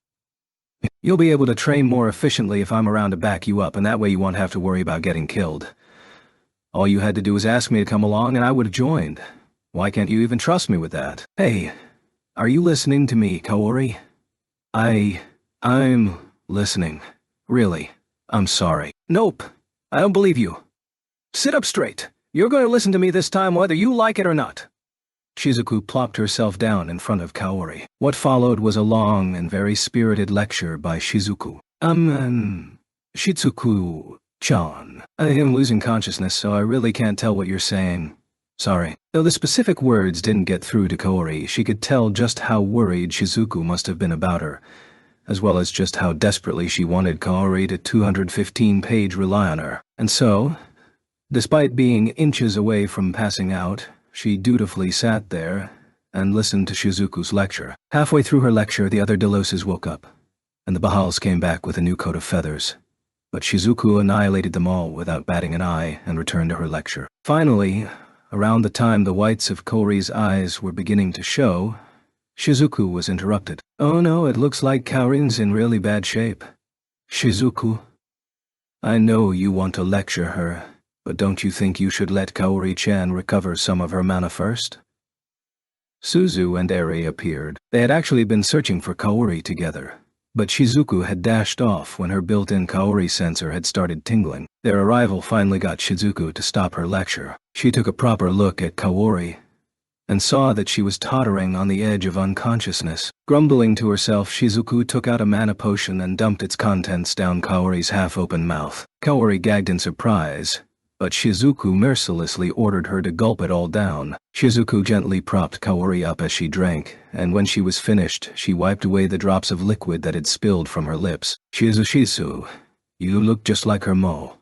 Suzu, if you don't want her to kill you, I think you should just stop. Eri hurriedly stopped her friend from signing her own death sentence. 216 to page around the time Kaori was regaining the ability to think clearly. The four girls heard someone calling out to them. It appeared Koki, and the others had arrived. Kaori, thank goodness you're safe. Man, it's not like you to be this crazy. I know we came back here to rest, but you could have still asked us to help you out with your training. We won't get mad, you know. Kuki sat down next to Kaori and smiled reassuringly as he placed a hand on her shoulder. Ryutaru said his piece and scoffed. In their own way, they'd both been worried about her too. I'm sorry for making you all worry about me. I thought I'd be able to handle the monsters around the town on my own at least. But I guess I went on for too long. I'm really sorry. She bowed her head, feeling guilty about making everyone worry because of her recklessness. Shizuku finally stopped fretting over Kaori like a mother hen, and a pleasant mood settled over the students. Kuki proposed they all return to town, to which everyone else nodded in agreement. But when Kaori tried to stand up, she stumbled unsteadily. While she was no longer mannerless and groggy, her physical exhaustion remained. 217 to page 218 page Kuki hurriedly extended a hand to support her, but... You okay, Kaori? Shizuku-chan? Thanks. Sorry, looks like I can't walk very well. Shizuku quickly materialized at Kaori's side, and Kuki's helping hand had nowhere to go. His eyebrows drooped sadly, but like a true hero, he refused to let that deter him. Undaunted, he tried to offer to carry Kaori, since she couldn't walk. Naturally, he was going to princess carry her back. However, sheesh, you're hopeless. Learn from your mistakes and stop running off on your own, okay? Wait, Shizuku-chan, this is embarrassing. Phew. It's your punishment for leaving me behind. A girl strong enough to go toe-to-toe with monsters in the lower floors of the abyss could easily carry a single person on her own. And so it was Shizuku who took on the duty of carrying Kaori back. Kaori blushed in embarrassment as Shizuku carried her like a princess back to town. Shizuku cut a gallant figure with her cool demeanor and the imposing sword strapped to her waist. She looked just like a prince from a fairy tale, complete with a princess to save. Oh my gosh, Shizu. You're so cool. Aha. It really feels like you two are a couple. Suzu was blushing a little, and Eri was smiling awkwardly. Kuki was standing behind them, his hand still outstretched. It was a testament to his fortitude as a hero that his smile never crumbled. His best friend gently patted his shoulder in sympathy. Even in another world, Kaori's knight will always be Shizuku. Good luck, Kuki. 219 2-page. It's fine, Ryutaru. It doesn't bother me at all. Nope, not at all. Really, it doesn't. I see. Let's just forget about this and get something to eat. Yeah, it was rare for the muscle-brained Ryutaru to show compassion. Sometime later, the group met up with Captain Meld, along with Nagayama's and Hiyama's teams, and they set off to explore the uncharted 70th floor. No one realized that one among them had brought a bomb along with them, or that a dangerous shadow had begun creeping up on the group, but that was a tale for another time. Mountains of corpses lay scattered all around, deep at the bottom of the Risen Gorge. A hellish spectacle spread out in every direction. Some monsters had their heads caved in, others had their heads blown clean off, and yet others had been charred into shapeless black lumps. They had died in various ways, but they'd all died instantly. There was, of course, only one group that could enter the gorge, the ravine feared by all as a hellish execution ground, and leave such carnage behind. There goes another one. Boom! Out of the way. Whoosh! Fuck off. Bang! Hajime, Yue, and Shay. After Hajime and the others had left Brook, they'd rode stiff all the way to the entrance of Risen Gorge. They had then made steady progress after entering the ravine, and were already 2 days out, 220 wapage from the hidden cavern that housed the teleportation circle to Orcus House. The monsters of the gorge seemed incapable of learning from their mistakes, as they once again attacked Hajime's party in droves. Each swing of Shay's warhammer was a literal death blow, shattering skulls with every strike. None of the monsters could afford to even get close. They were all ground to a pulp. The few that did manage to get past the mochi-pounding bunny of death were burned to a crisp by Yu's magic. Though it took more mana than usual to activate her spells, her enormous mana pool combined with the mana she'd stored into her accessories meant she never ran out. The gorge's mana-dispersing abilities lowered her range, but also decreased her cast time, so she was able to throw out blazing fireballs almost instantly. Hajime's techniques were no joke either. Even while driving Stiff, he never missed a single shot with Donner. Despite powering Stiff and his lightning field simultaneously in the gorge, he didn't seem to be running out of mana at all. The ferocious beasts that prowled this harsh land were nothing but fodder for the group. They slaughtered armies of monsters over the course of their hunt for an entrance to the labyrinth. In the few days they'd spent there, they had already filled the ravine with corpses. Knowing the entrance is somewhere in Risen is just too vague a lead. They'd thoroughly examined every cavern they'd passed, but they still hadn't found anything resembling an entrance. Hajime was starting to grow impatient. 221 page. Well, we're just checking this place out on our way to the volcano anyway, so finding something is just a bonus. And who knows, we might find some more clues after we clear the volcano. Guess you've got a point. Yeah, but these monsters are starting to get on my nerves. Sami here. I guess you'd really hate this place, Yu-san. Even as they complained, the trio pressed onward. And so another 3 days passed. They hadn't found anything that day either, and as the moon's light began to illuminate the ravine, Hajime decided to make camp. They set up their tent and began preparing dinner. Ingredients were brought out, seasonings measured, and dishes set. Everything from the tent to the tableware had been crafted by Hajime, so they were all of artifact quality. The tent was augmented with heatstone and coldstone, which regulated the temperature inside. Thanks to the properties of coldstone, Hajime had been able to craft a refrigerator and freezer as well. The metal frames of the tent had stones interspersed within them too. These stones had been imbued with the hide presence skill, making it difficult for monsters to locate their camp. The pots and pans all heated up in proportion to the mana poured into them, removing any need to start a fire. Even the knives had been enchanted with Gale Claw, making them razor sharp. He'd also made a makeshift steam cleaner. They were all beloved creations that made his travels more comfortable, and because they were only useful to people who could control mana directly, no one would want to steal them. 222 page. Ancient magic from the Age of the Gods. Sure is handy. Those had been Hajime's exact words when he'd created all these artifacts. Any present-day practitioner of magic would have fainted upon hearing the relatively pointless things Hajime used his abilities to make. Tonight's dinner was kulu meat boiled in tomato soup. Kulus were basically chickens that could fly. Their meat tasted identical to that of regular chicken. Kululu dishes were apparently very popular in Tortoise. They'd already marinated and cut the kululu meat, so they just boiled it together with some vegetables in a tomato-based broth. The kululu's flavor was further enhanced by the butter smeared over it, and the tangy hint of tomato that had soaked into the meat. The other vegetables, all of which resembled one kind of earth, vegetable or another, and the soup itself were also exquisite. Even the bread they'd brought to dunk into the soup tasted amazing. After they finished their dinner, Hajime and the others settled down to chat for a while, as they did every night. Thanks to the stealth stone in the tent, they didn't have to worry about monster attacks. The few that wandered nearby by accident were summarily dealt with by Hajime. He'd just stick his hand out of the window designed for the purpose, then shoot them down. When it was time for bed, the three of them would rotate the watch until morning. Tonight, it was Hajime's turn to be on first watch. Yue and Shay prepared for bed while he got ready. The tent was furnished with soft futons as well, so they could sleep well, even out in the wild. Right before they fell asleep, Shay walked out of the tent. Hajime gave her a questioning look and she replied casually, "Just going to pick some flowers." 223 page. "There's no flowers down here." "Hajime-san!" Her nonchalant facade crumbled and she glared reproachfully at Hajime. He said without remorse, realizing what she actually meant. Shay pouted angrily as she stepped out of their camp and trotted off. A few minutes later, "Hajime-san, Yue-san, I found something. Come over here." She had forgot that monsters still swarmed the ravine outside of their camp and screamed for help. Hajime and Yue exchanged glances before running out of the tent. Shi's voice was coming from where one of the boulders had fallen against the ravine wall, creating a small gap. She was waving her arms wildly right in front of it, her face filled with excitement. "Over here. Look at what I found." All right.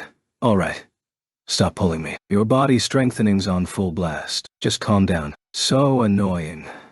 Hey. Shay grabbed both of their hands and pulled them deeper into the crevice. Hajime tried to calm her down, while Yu just showed her frustration on her face. As she led them inside, Hajime saw that the wall had been hollowed out on one side, making for a surprisingly spacious room. Shay puffed out her chest proudly and pointed to a section of the wall that was halfway between the entrance and the back. 224, 2-page. Hajime and Yue looked at what she was pointing at and blinked in confusion. A rectangular signboard was carved directly into the stone wall. Written on it in cute cursive letters was this: "Welcome everyone. Welcome to My Lady Ryzen's heart-pounding dungeon yang." The exclamation marks and tildes only served to exacerbate the reader. The hell is this? What? Hajime and Yue spoke simultaneously. It looked as if they couldn't believe their own eyes. That cutesy handwriting was completely out of place in the desolate gorge. What's that supposed to mean? This is the entrance, obviously. When I was going to the bath, when I was looking for flowers, I found it here by accident. To think Ryzen Gorge really was the entrance to another one of the labyrinths. Hajime and Yue finally recovered from their shock, enough to stare at each other in disbelief. "Yue, you think this is really it?" "Yeah." That was a long pause. "What makes you think so?" "Mildy. Makes sense." Oscar's notes had informed them that Ryzen's first name had indeed been Milady. The name Ryzen was famous, but most people hadn't known her first name. And so, the fact that it was written on the 225-page board made it highly likely that it was the entrance to the labyrinth proper. The only reason they were doubtful at all was because, what's with this stupidly cutesy writing? Hajime thought back to the numerous life and death struggles he faced in the Great Orcus Labyrinth. If this labyrinth was anything like it, he'd be in for a tough fight. And yet, the entrance was marked with this utterly incongruous, light-hearted sign. Yu, too, had felt firsthand just how harsh a labyrinth could be. So she couldn't help but wonder if this wasn't just someone's idea of a prank. But there's nothing that looks like an entrance here. The cave just leads to a dead end further up. Oblivious to their inner turmoil, Shay glanced around the cave and tapped the walls, searching for an opening. "Hey, Shay, don't clunk. Fugia. Don't touch things carelessly like that," was what Hajime had been trying to say, but before he could, the wall Shay had tapped suddenly flipped around, dragging Shay toward whatever was on the other side. It was just like one of those trick doors you'd see in a ninja hideout. As Shay had just found a secret entrance, the words carved in the stone suddenly seemed more believable. So, the entrance to Ryzen's labyrinth really is here. Hajime was already starting to miss the more serious atmosphere of Orcus Labyrinth. This seemed more like an amusement park than a dungeon. He located the revolving door that Shay had disappeared through, exchanged a sigh with Yu, and pushed forward. 226 2-page. Whatever mechanism operated the door activated, pushing Hajime and Yue to the other side of the wall. Darkness greeted them on the other side. The door finished its revolution, eventually coming to a stop in its original position. An instant later there was an odd whirling noise, as a bunch of somethings flew straight for Hajime. Upon activating night vision, Hajime was able to see what was coming at him. Arrows. They were painted jet black to make sure not even a sliver of light reflected off them. Hajime pulled out Donner and shot most of them down. The rest he blocked with his prosthetic limb. Clanging noises filled the room as metal impacted on metal. There had been around 20 arrows. The arrows were made entirely of metal, as if they had been carved into that shape. After the last one hit the ground, silence returned to the room. Faint light started permeating the room around the same time. They were in a room about 10 meters wide on all sides, with a hallway extending out of the far end. There was a stone slab in the center of the room, with a message carved into it in the same cutesy handwriting as before. Hey, did I surprise you? Well, did I? I bet you peed your pants, didn't you? Ha ha ha. Any of you get hurt? Maybe someone in your party died? Foofum. Hajime and Yue were in complete sync as they read the message. Annoying bitch. Only the laughter in the message was carved deeper into the stone to emphasize its presence. She was being purposely irritating. Had 227 page someone wandered in and actually lost a member of their party due to that trap, they would surely have been furious. As it was, Hajime and Yue were still quite angry. But Yue's anger suddenly faded away as she realized something. Where's Shay? Remembering the remaining member of their party, Hajime quickly turned back to the revolving door. Since the door did a half revolution with each activation, it was possible Shay had been sent back outside when they'd come in. What worried Hajime was that she hadn't tried to come back in even though a good minute or two must have passed. And so, he hurriedly activated the door again. As the door turned around once more, he saw Shay stuck to the door. Ooh. Hey. Hajime-san. Don't look at me, but please take these off. Let me down, but don't look at me. Pleasey. The poor little bunny girl. Shay must have been greeted by the hail of arrows, too. Though she couldn't see in the dark, her sharp senses must have allowed her to dodge. But it had been a near miss, so the arrows had skewered her clothes, pinning her to the wall in a comedic pose reminiscent of those emergency exit signs. Her rabbit ears were twisted in a weird zigzag pattern, so it was clear that it had taken everything she'd had to dodge. The reason she was crying wasn't because she'd nearly died, though. The puddle at her feet was the cause of her distress. Oh yeah, you were in the middle of your flower picking, weren't you? Well, whatever. Happens all the time. 228 page. No, it doesn't. Ooh, why didn't I just finish my business before calling you guys over? Shay wept uncontrollably. Not only had she wet herself, but she'd done it in front of the man she loved. Her rabbit ears twitched again. Though, considering how pathetic she'd looked when she'd first met Hajime, this was basically a drop in the bucket. That was why Hajime was more annoyed than disgusted as he gazed up at Shay. However, his look only served to hurt her feelings more. Don't move. As a fellow girl, Yue did feel a little sympathy for her, so she quickly removed the arrows pinning Shay to the door. You should be able to handle threats of this level.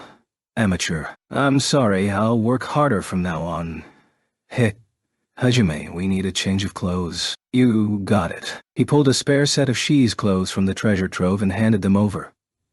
Red-faced with embarrassment, Shay quickly changed. Once she was ready, Shay spiritedly ran forward, only to stop when she saw the stone tablet in the center of the room. Her bangs covered her expression as she read the inscription. After a few seconds of silence, she suddenly drew Drucken and swung it down with all her might. With a thunderous roar, the tablet shattered into 1,000 pieces. That tablet must have been the last straw, as Shay continued to slam down her hammer on the already shattered stone over and over. But once it was pulverized, new words carved themselves into the pieces of stone. Now it read, "Too bad. After a little while the stone regenerates, kukuku. 229 page gra."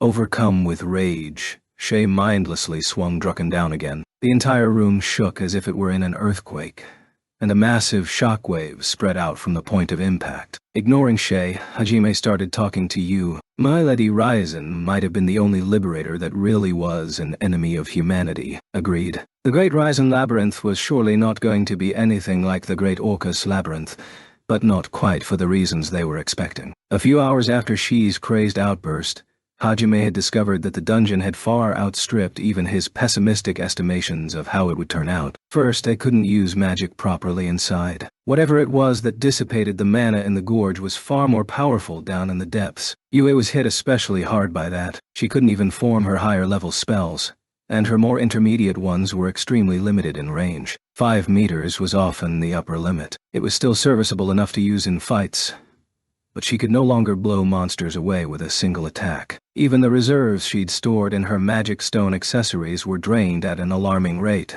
so she had to be careful. That was how much mana it took to do anything. A normal person wouldn't have been able to cast anything at all in this dungeon. Hajime was adversely affected as well. Both aerodynamic and gale claw required maintaining magical energy outside of N's body, so he couldn't use them very effectively. And even his lightning field 230 to page was crippled. Donner and Schlag operated at less than half of their usual power, and even Schlagen could only fire with as much force as Donner normally did. Hence, body strengthening was essential to clearing this dungeon, Shi's area of expertise. As such, the reliable rabbit of Hajime's party was, "I'm gonna murder you.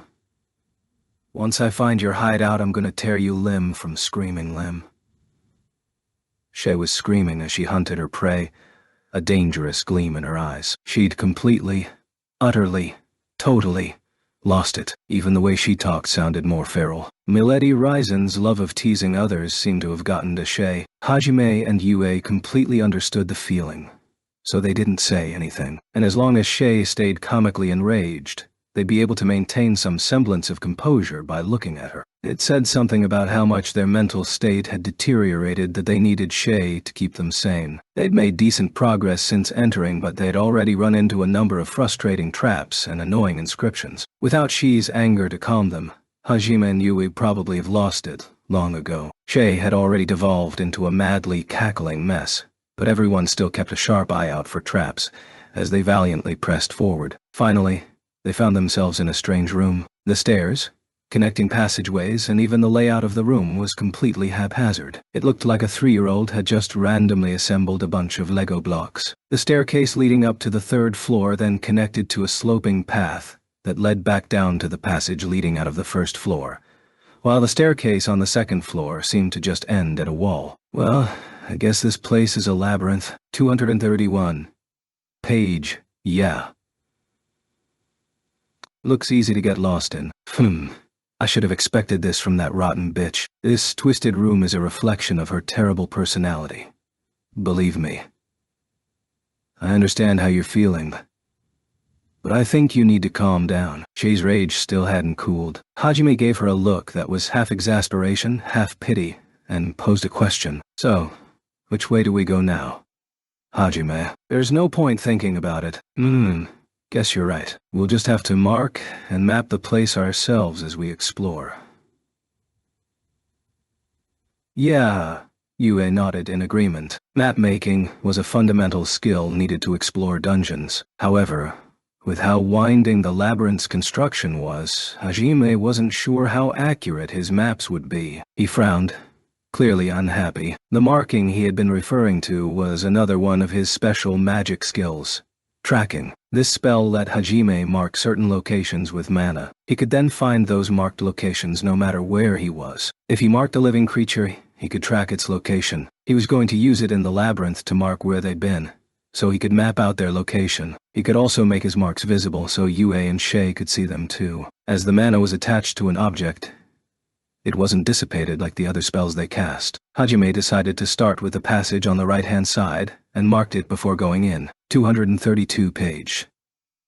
The passageway was around 2 meters wide, made out of brick, and like the Great Orcus Labyrinth, the walls glowed faintly. They weren't illuminated by green glowstone, though. The light in this dungeon was a pale blue. When he checked what it was with ore appraisal, he discovered it was called linrock. It glowed upon coming in contact with air. The first room they'd been in must have been enchanted somehow to not glow until someone stepped inside. The passageway resembled the mine in Laputa, actually. The one where they met the old guy who could talk to rocks. It seemed that linrock never stopped glowing after coming into contact with air even once. Hajime reminisced about an anime from his homeland as he headed down the long hallway. Clunk, One of the tiles on the floor sunk a little as Hajime stepped on it. That was the first time the floor had done that. He looked down at his foot in confusion. Then, suddenly, the sound of something slicing through the air suddenly filled the hallway as two circular saws appeared from either side of the wall. The one on the right was about neck height,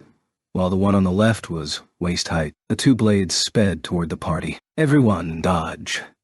Hajime instantly matrixed over backward, narrowly dodging both blades. With how short Yue was, all she had to do was crouch to avoid both of them. Shay managed to weasel out of danger as well. They could hear Shay crying out in surprise as the blade sped past her. Since her cries didn't sound pained, Hajime assumed she was safe. Shay had actually only just barely managed to dodge, and some of the fur on her rabbit ears had been shaved off.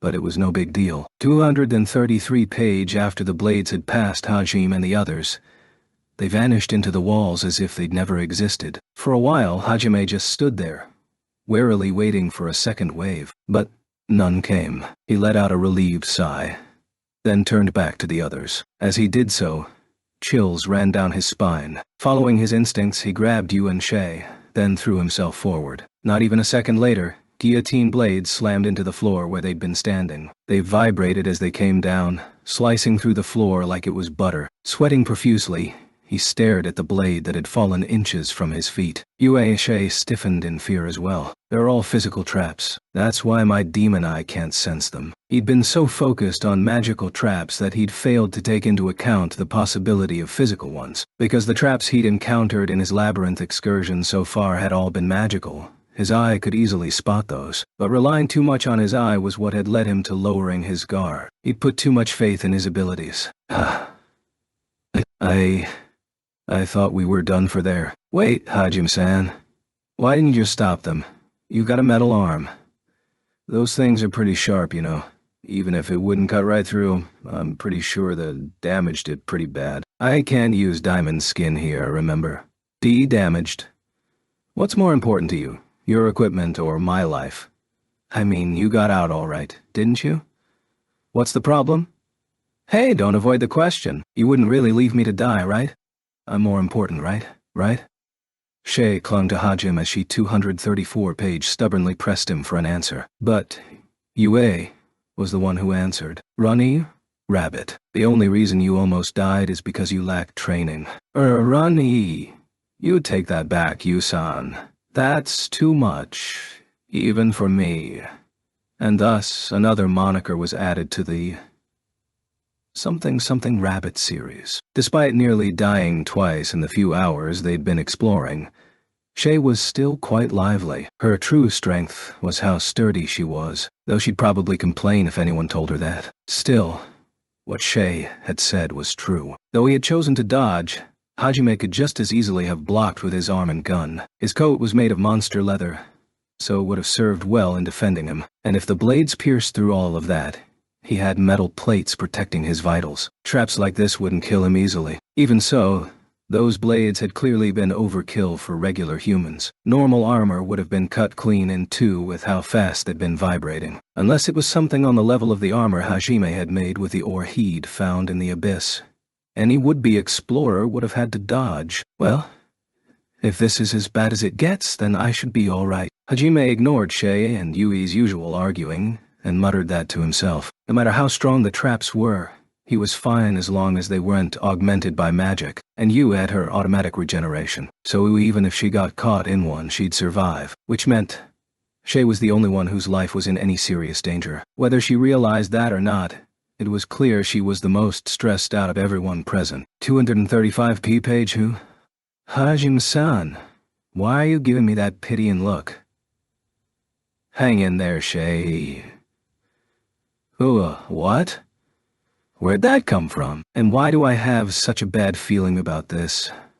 Shay rubbed her arms gingerly, clearly put off by Hajime's uncharacteristic display of kindness. She kept a constant lookout for any more unpleasant surprises as they headed further down the passage. So far, they hadn't encountered any monsters. It was possible there weren't any in this labyrinth, but unfounded optimism usually led to an early grave. Chances were they'd jump out of nowhere, just like the traps. After a few more minutes, the path opened up into another room. This one had 3 different corridors leading out of it. After marking their location, Hajime picked the leftmost path, a staircase leading down. Ooh, I've got a bad feeling about this. Something bad always happens when my ears get all twitchy. They were halfway down the staircase when Shay said that. Just as she'd said, her ears were standing on end and twitching slightly. Hey, don't jinx it. Someone always ends up stepping on a trap right after someone says that. See, look, it's not my fault. Jinxer Rabbit. While they were talking, there was an ominous rumbling noise, and the staircase flattened out into a slide. It had been quite a steep staircase, so they wouldn't easily be able to keep their footing. To 236 page make matters worse. Slippery black liquid starting pouring out from tiny holes in the staircase. Cool, damn! Hajime quickly transmuted the metal plates in his boots into spikes, along with the fingers on his artificial arm. Thanks to that, he was just barely able to keep his balance. Yue had leaped toward Hajime in the split second before she fell, so she was safely supported by him. She had correctly predicted that he would brace himself. The two had spent enough time together to be able to read each other's moves. Unfortunately, the latest addition to their party wasn't in such perfect sync. Shay had failed to predict Hajime would anchor himself. Yugia! Without anything to support her, she tumbled down the slide, hitting the back of her head on the ground. She let out a grunt of pain, and within seconds she was covered in whatever lubricant had sprung up. Gravity did its job, and she slid, crotch first, right into Hajime's face. Boo! The force of the impact dislodged his left arm from the wall he had thrust it into, and he fell backward, his right hand still holding on to Yu. His foot spikes came out too, so he slid headfirst down the slide. Shay rode on top of him as they slid down. You stupid, clumsy rabbit. Get off already. I'm sorry, but I can't mob. They started sliding even faster. Hajime struggled to stop their movement with his spikes, but they were already too fast for them to do any good. Changing tracks, he then tried to transmute the staircase directly, but the mana dissipation was too strong, and he couldn't do it. 237 T-page Shay finally struggled to a sitting position. She was now riding Hajime like a horse. Use Drucken stake to hold us in place somewhere, Hajime yelled out. One of the tricks he'd added to Shi's Drucken was a stake that could extend out from the hammer. He had wanted to give her a piercing weapon too, in case she needed it. A stake that large could still potentially stop their fall. Oh, okay. Leave it to... Wait. Hajime-san. Look. The path. Shay moved to grab Drucken, but then suddenly stopped. That was all she needed to say for Hajime to understand. This slide was trying to spit them out somewhere. You! Okay, Hajime called out to Yu. He didn't need to say anything more, as she'd guessed his intentions. Hang on tight, Shay. Oh, okay. Shay clung to Hajime. The slide came to an abrupt end, and for a moment, they were all suspended in mid-air, weightless. Yu took advantage of that split second. Updraft. This was one of the most basic wind spells. It was normally used to increase one's jumping power. Skilled practitioners could use it to emulate flight for a short period of time. But in this dungeon, magic was crippled. Even Yue could only keep them afloat for a scant few seconds. 238 2-page. More than good enough, Hajime said triumphantly. Those few seconds were all he needed to examine his surroundings. Yue had done more than enough. With both girls still clinging to him, Hajime pointed his artificial arm at the ceiling. He poured a little mana into it, and with a pneumatic hiss, a wire with an anchor attached shot out of his wrist. It embedded itself in the ceiling and held fast. Hajime let out a sigh of relief when he saw the anchor wasn't coming loose. All 3 of them dangled there, held by a single thin wire. They risked a glance at what lay below them and instantly regretted it. Slither. Hiss. Clack. Fwoosh. Slither. There was a pit of scorpions directly underneath them. They were only around 10 centimeters long. The scorpion Hajime had faced in Orcus Labyrinth was probably more dangerous, but seeing so many of them crawling around was more mentally damaging. Goosebumps rose on his arms as he realized a single wire was all that separated him from scorpion hell. Everyone fell silent. No one wanted to think about what awaited below, so they all pointedly looked at the ceiling. As they did so, they realized letters were forming on it. They already knew what to expect, but they read the message anyway. Those scorpion stings aren't poisonous, but they will paralyze you. I hope you enjoy sleeping with my cute little babies for a while. Boo-ha. She must have made the lin rock that held the message especially dense, as it glowed brighter than its surroundings. Anyone who fell in would be doomed to lie there, paralyzed, as scorpions scuttled 239 page across their prone bodies. They'd desperately try to stretch their hand out to the ceiling only to find those words. The silence continued, but for a different reason this time. Everyone was desperately trying not to snap at Melita's taunting. Hajime. Over there. Noticing something. Yue pointed to a spot below her. There was a little tunnel there. A tunnel? What do you think we should do? We can climb back up, or we can see what's down there. I am fine with whatever you decide, Hajime-san. All I ever do is make things worse for us, so... Don't worry. We'll punish you properly for that when we get out of here. No, worried. Couldn't you have just left it at don't worry? How impudent. Your punishment's been doubled. You too, Yue-san. Man. I won't be able to catch a break even after we finish with this place. Hajime and Yue were as merciless as always. Ha! If only you could use your future sight to show us where to go. I'm still not that good with it yet. I have been practicing, but future sight was the only special magic Shay could use. It allowed her to see one of the potential futures that might unfold. But because of how much mana it took, she could only use it once a day. 242 page, and because her strength was dependent on her body strengthening. Without any mana, she was just a worthless rabbit. She had been practicing when they had time, lowering the amount of mana it took little by little, but she still had a long way to go before she mastered the technique. Well, no point in complaining about what we don't have. I'd rather keep pressing forward, so let's check the tunnel. Okay. Works for me. Hajime fired another anchor from his arm and Tarzaned his way over to the tunnel. The tunnel, like the rest of the labyrinth, was illuminated by linrock. It didn't seem to branch off as far as they could tell and continued straight forward. The fact that there wasn't even a single turn was suspicious. Or perhaps Maede's constant harassment had just made them all paranoid. Warily, the group made their way down the passage. They went on for a few hundred meters without incident. The utter uniformity of the tunnel made it hard to gauge distance accurately. Everything was so eerily unchanging that they started to wonder if they were just walking in place. Just as they were starting to grow suspicious, there was a change in the monotony, as if the cavern had anticipated their worries. There was a spacious room up ahead. The group relaxed a little, hurriedly rushing into the room, only to hear the familiar sound of another trap activating. What is it this time? Oh, the ceiling. 241. Page, Shay, ... You got it. Everyone looked up at the ceiling and saw that it was slowly coming down on them. It was cliché, as far as traps went, but as their magic was practically sealed, it was quite an effective one. From the hallway, it would have looked like the room had suddenly vanished and been replaced with a wall. That was how fast the ceiling had fallen. The hallway they had come from was now a dead end. Silence filled the room. It seemed impossible that Hajime and the others had managed to avoid being crushed to death. The silence made it seem even more likely they were gone. However, something happened a few minutes later. Red sparks began flying off the wall opposite the one Hajime and the others had come in from. And after that, a hole large enough for a person to crawl through appeared. From within, Hajime, Yue, and Shay all clambered out. Ha. That was close. Yeah. Would have been annoying if we got crushed back there. It would have been a lot more than just annoying. Normally, you'd die if you got crushed by that, you know? There'd been nowhere to run to, and they wouldn't have made it to the hallway on the far side in time. So Hajime and Shay had held up the ceiling for just a few seconds, while Hajiman transmuted a hole directly above them. 242 page. Because of the unique properties of the labyrinth, he'd been forced to work 4 times slower, with his range reduced to only 1 meter around him. Worst of all, the whole ordeal had taken far more mana than it should have. They'd all huddled together in the small space he'd crafted for them while he slowly transmuted a path out. To think I'd have to dig through the walls again like this.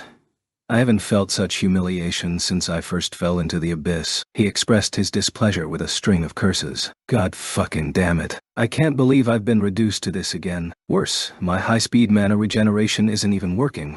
Hell, my mana's not recovering at all. Next to him, Yue took out a small vial from her pocket, then offered it to Hajime with a smile. How about a mana potion then? Don't mind if I do. Does anything ever faze you too?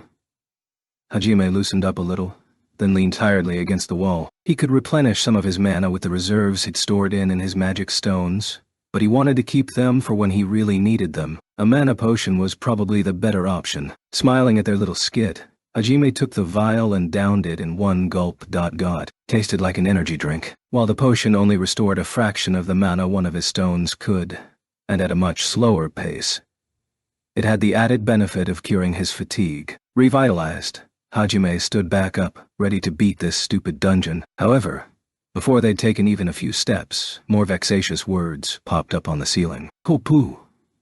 You're starting to panic. How lame."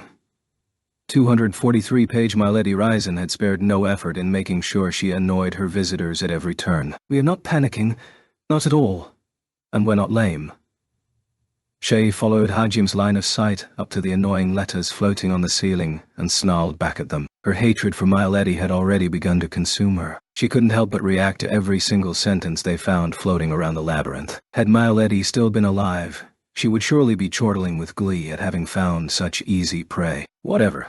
Let's just go. Don't let every little word get you riled up. That's just playing into her hands. Fine. The passageways and rooms they discovered from that point on were all booby-trapped. One room fired poison arrows at them from every direction.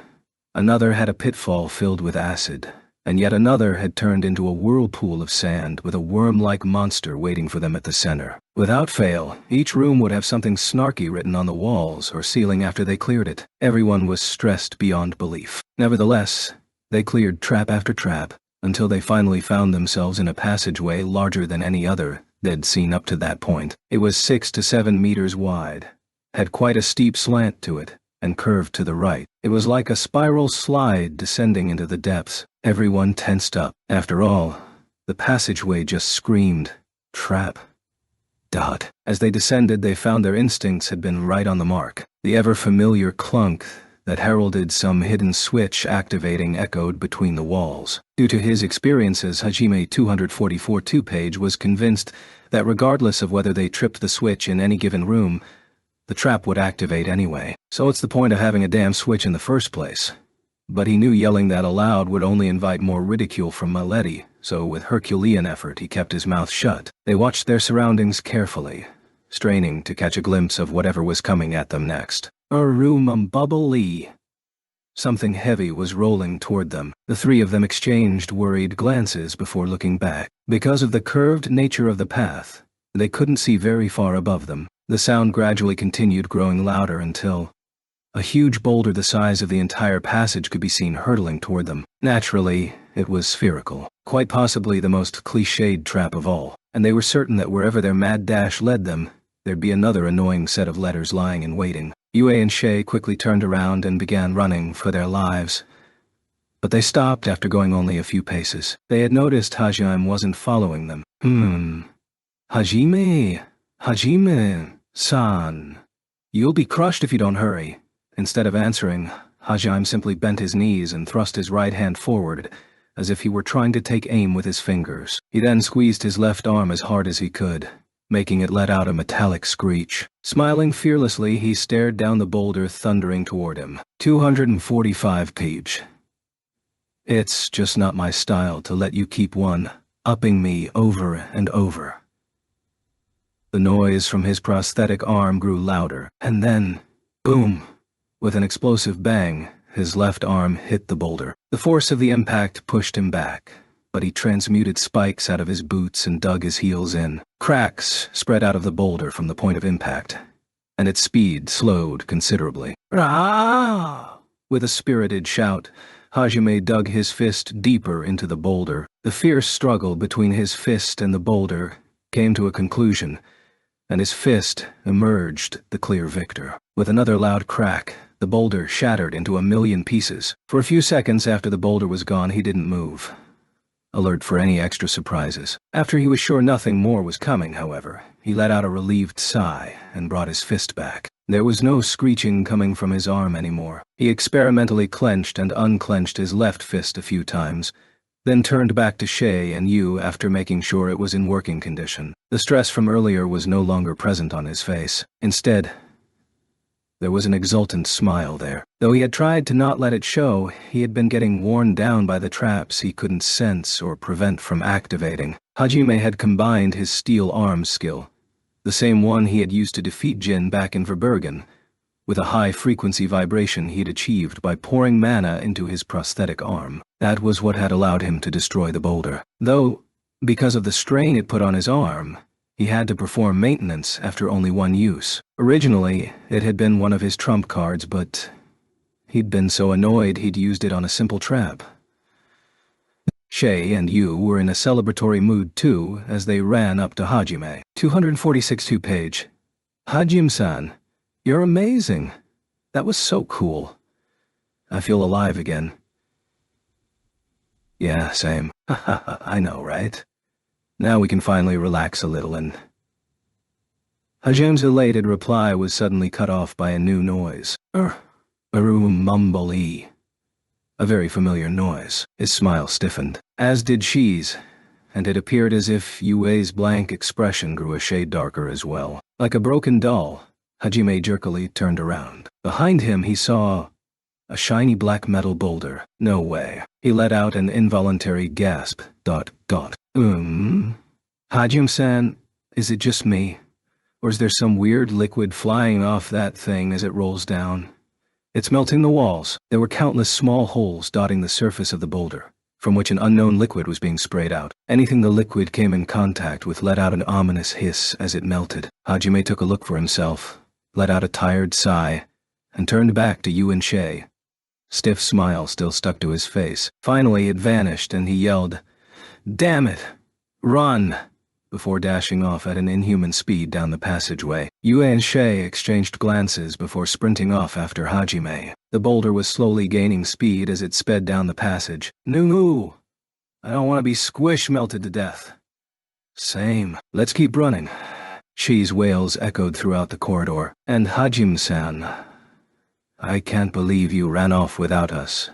How cruel, you demon," she protested loudly. 247 2-page. "Oh, shut up. It wasn't on purpose. Just keep running. I can't believe you're taking that attitude with me when you left us behind. Do you not care at all about what happens to me?" "Wah! I'm coming back to haunt you if I die." "Sounds like you're doing fine, Shay." Judging by the fact that she still had time to complain, Yue assumed she wasn't in any real trouble. A few seconds later, they saw the end of the passageway. Using his farsight, Hajime was able to ascertain that the room it opened up into was quite spacious. Still, it was something strange about its layout. The floor was the furthest thing from them, distance-wise. It appeared the corridor ended somewhere close to the room's ceiling. "We're going down, guys?" "Okay." "Got it!" They slid the last few feet of the corridor, fell to the room below, and... Go. Three simultaneous screams of surprise rang out. Below them, the floor was submerged in a pool of dangerous-looking liquid. "Fucking bitch." Hajime shot out a barrage of knives from his left arm, along with an anchor to fasten himself to the wall, then grabbed Yu with his right. The giant metal boulder flew past them 248 2-page and fell into the pool below. Smoke billowed as the boulder slowly sunk into its depths. "Wind wall." Yu's spell blew away any stray splashes of acid that got close. Hajime vigilantly watched his surroundings for a few minutes longer, but when nothing more happened, he relaxed.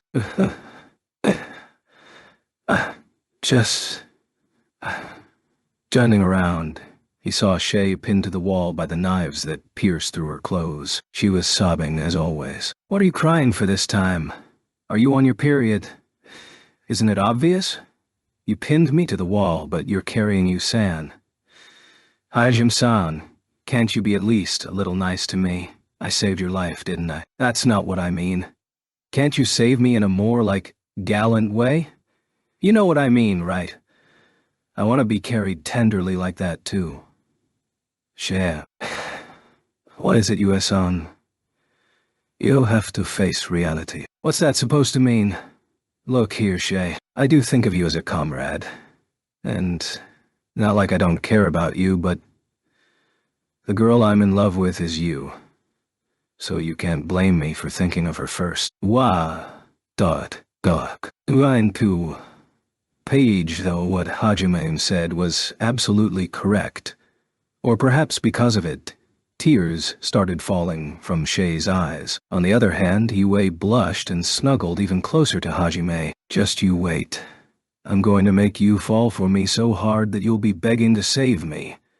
You never give up, do you? Yeah, she has guts. I need to watch out." Even when they were hanging for dear life above a pool of burning acid, they still had time to act out their love comedy skits. It really didn't feel like their life was in danger. Using his anchor like a pendulum, Hajime was able to swing himself across the pool of acid and land safely on the floor. The room they'd found themselves in was long and rectangular. Along the wall were numerous alcoves, and ensconced within each was a statue in a full suit of armor, complete with sword and shield. In the deepest part of the room was a flight of stairs, beyond which stood an altar. Past the altar was a majestic door. Placed atop the altar was a diamond-shaped yellow crystal. Hajime frowned as he took in his surroundings. What a door. Does it lead to Miletta's secret base? If so, that's great news, but am I the only one that's got a bad feeling about those suits of armor?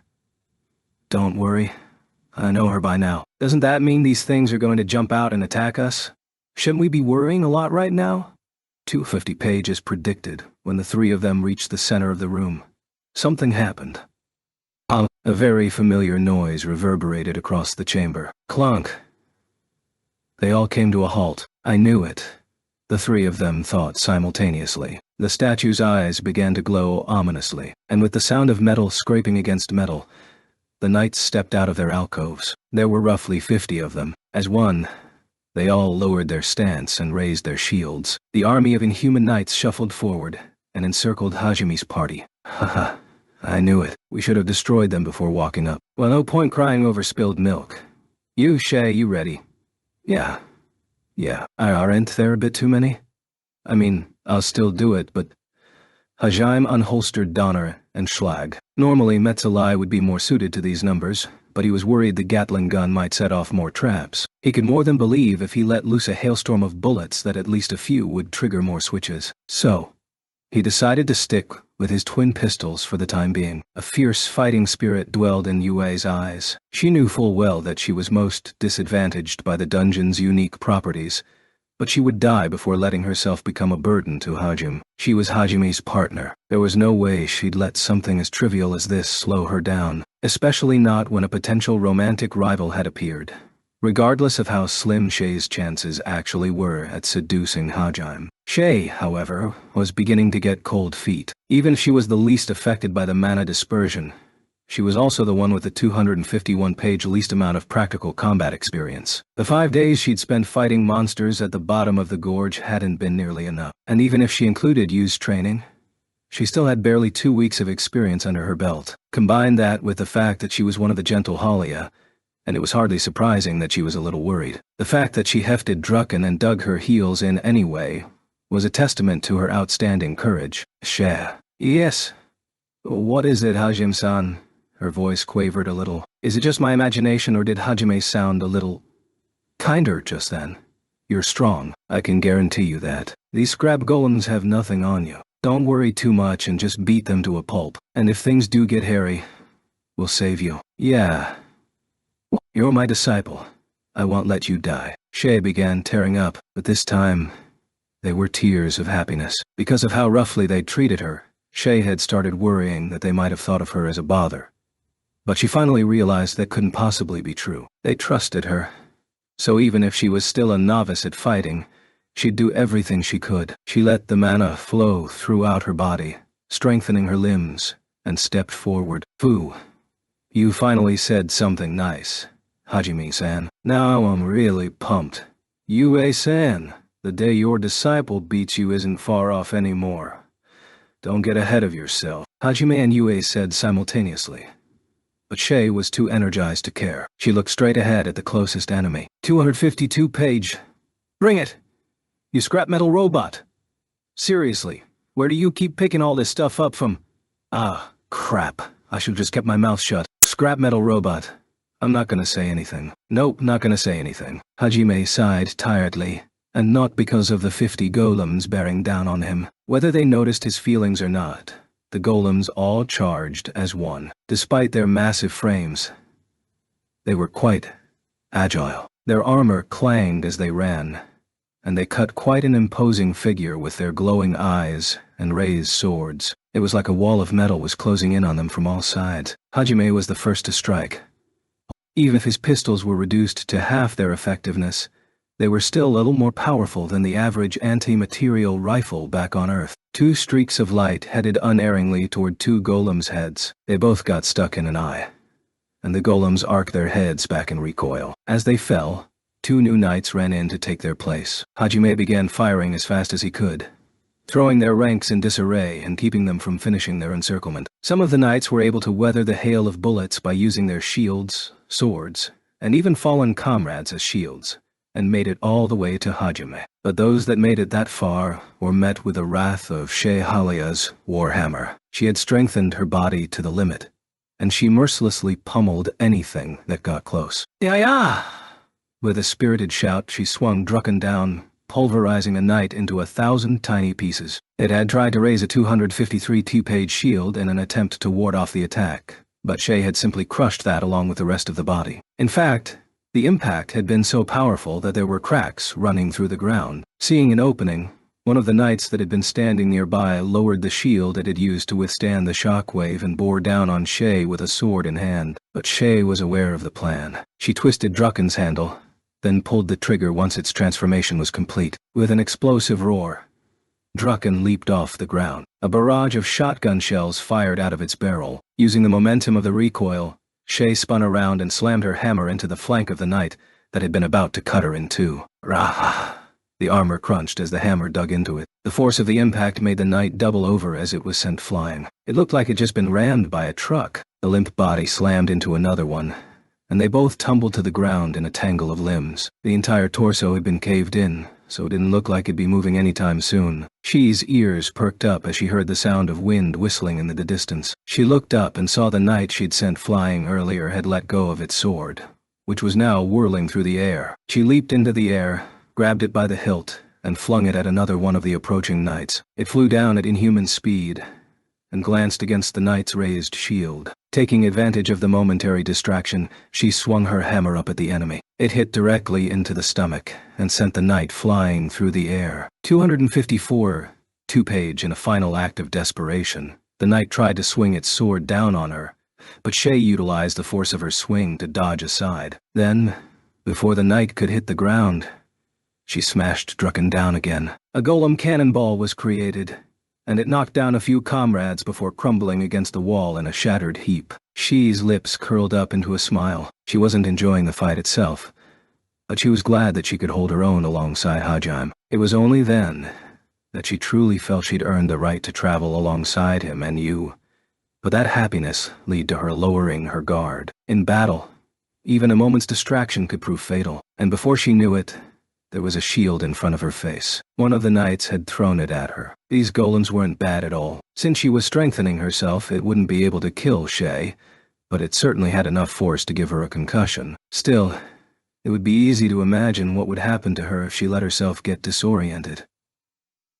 She just hadn't expected a knight of all people, even a golem knight, to throw their shield. That was the kind of underhanded tactic reserved for thieves. There wasn't even enough time to yell out, "Crap!" anymore. The most she could do was brace herself for impact. But just before it hit her, a jet of water slammed into it, diverting the shield from its intended path. It flew past Shi's side and smacked into a golem behind her instead. Never let your guard down. Now, your punishment's been tripled. 255 per page.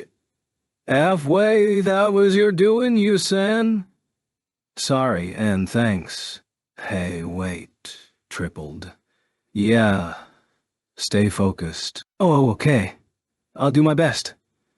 Shay curtailed her earlier excitement after getting scolded by you. Reflecting on her mistake, she refocused her attention. As she engaged the knight coming at her from the front, a jet of water bisected the one sneaking up on her from behind. A warm feeling spread through her chest when Shay realized you had her back. She made sure to keep her attention on the fight at hand, though, so as not to disgrace her master any further. Any other knight that tried to get into Shi's blind spots was also cut down by a jet of water sharper than any sword. Yue was using the intermediate-level water spell, Rupture. It gathered the water in the atmosphere, compressed it, and shot it out as a high-speed cleaver. There were 2 large metal water canteens dangling from Yue's waist. Another 2 were dangling from her shoulders. She'd taken them out of Hajime's treasure trove. Every time she muttered the spell's name, more water flowed out of the canteen and turned into a deadly blade. Yue hoped using water already present instead of taking the extra step to compress it from the atmosphere would lower the amount of mana required for each cast. And since she was manipulating water already present rather than forming it with magic,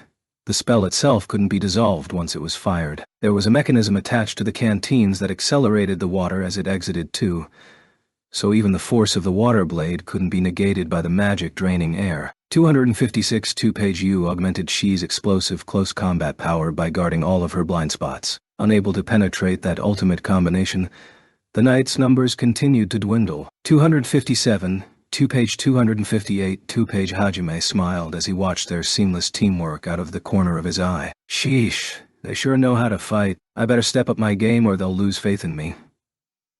Hajime mumbled that to himself, then continued to fire Donner and Schlag incessantly. He blocked a knight's sword with Schlag's barrel, and then blew its helmet, along with its head, off with a point-blank shot from Donner. He didn't even watch as his opponent slumped to the floor. Without even looking, he fired Schlag behind him and shot down a second knight. He then ducked, avoiding a horizontal swing, and crossed his arms before firing, shooting down the knights to either side of him. However, without lightning field, his bullet didn't have enough power to penetrate the knight's shield, so it ricocheted off, slamming into a nearby knight's knee instead. Without a leg to stand on, its balance crumbled, and Hajime leaped over it, shooting both it and a nearby knight down from overhead. Another one of the knights tried to swing down at him the moment he landed, but he kicked off the sword and danced through the air once more. He fired a single bullet in all 4 directions, and each one took the head of a different knight. As he landed again, he pulled a round of bullets out of his treasure trove and spun both his cylinders to reload instantly. He then turned in place and began firing indiscriminately. The knights surrounding him were blown away one by one. He continued cutting a swath of destruction through the golem's ranks,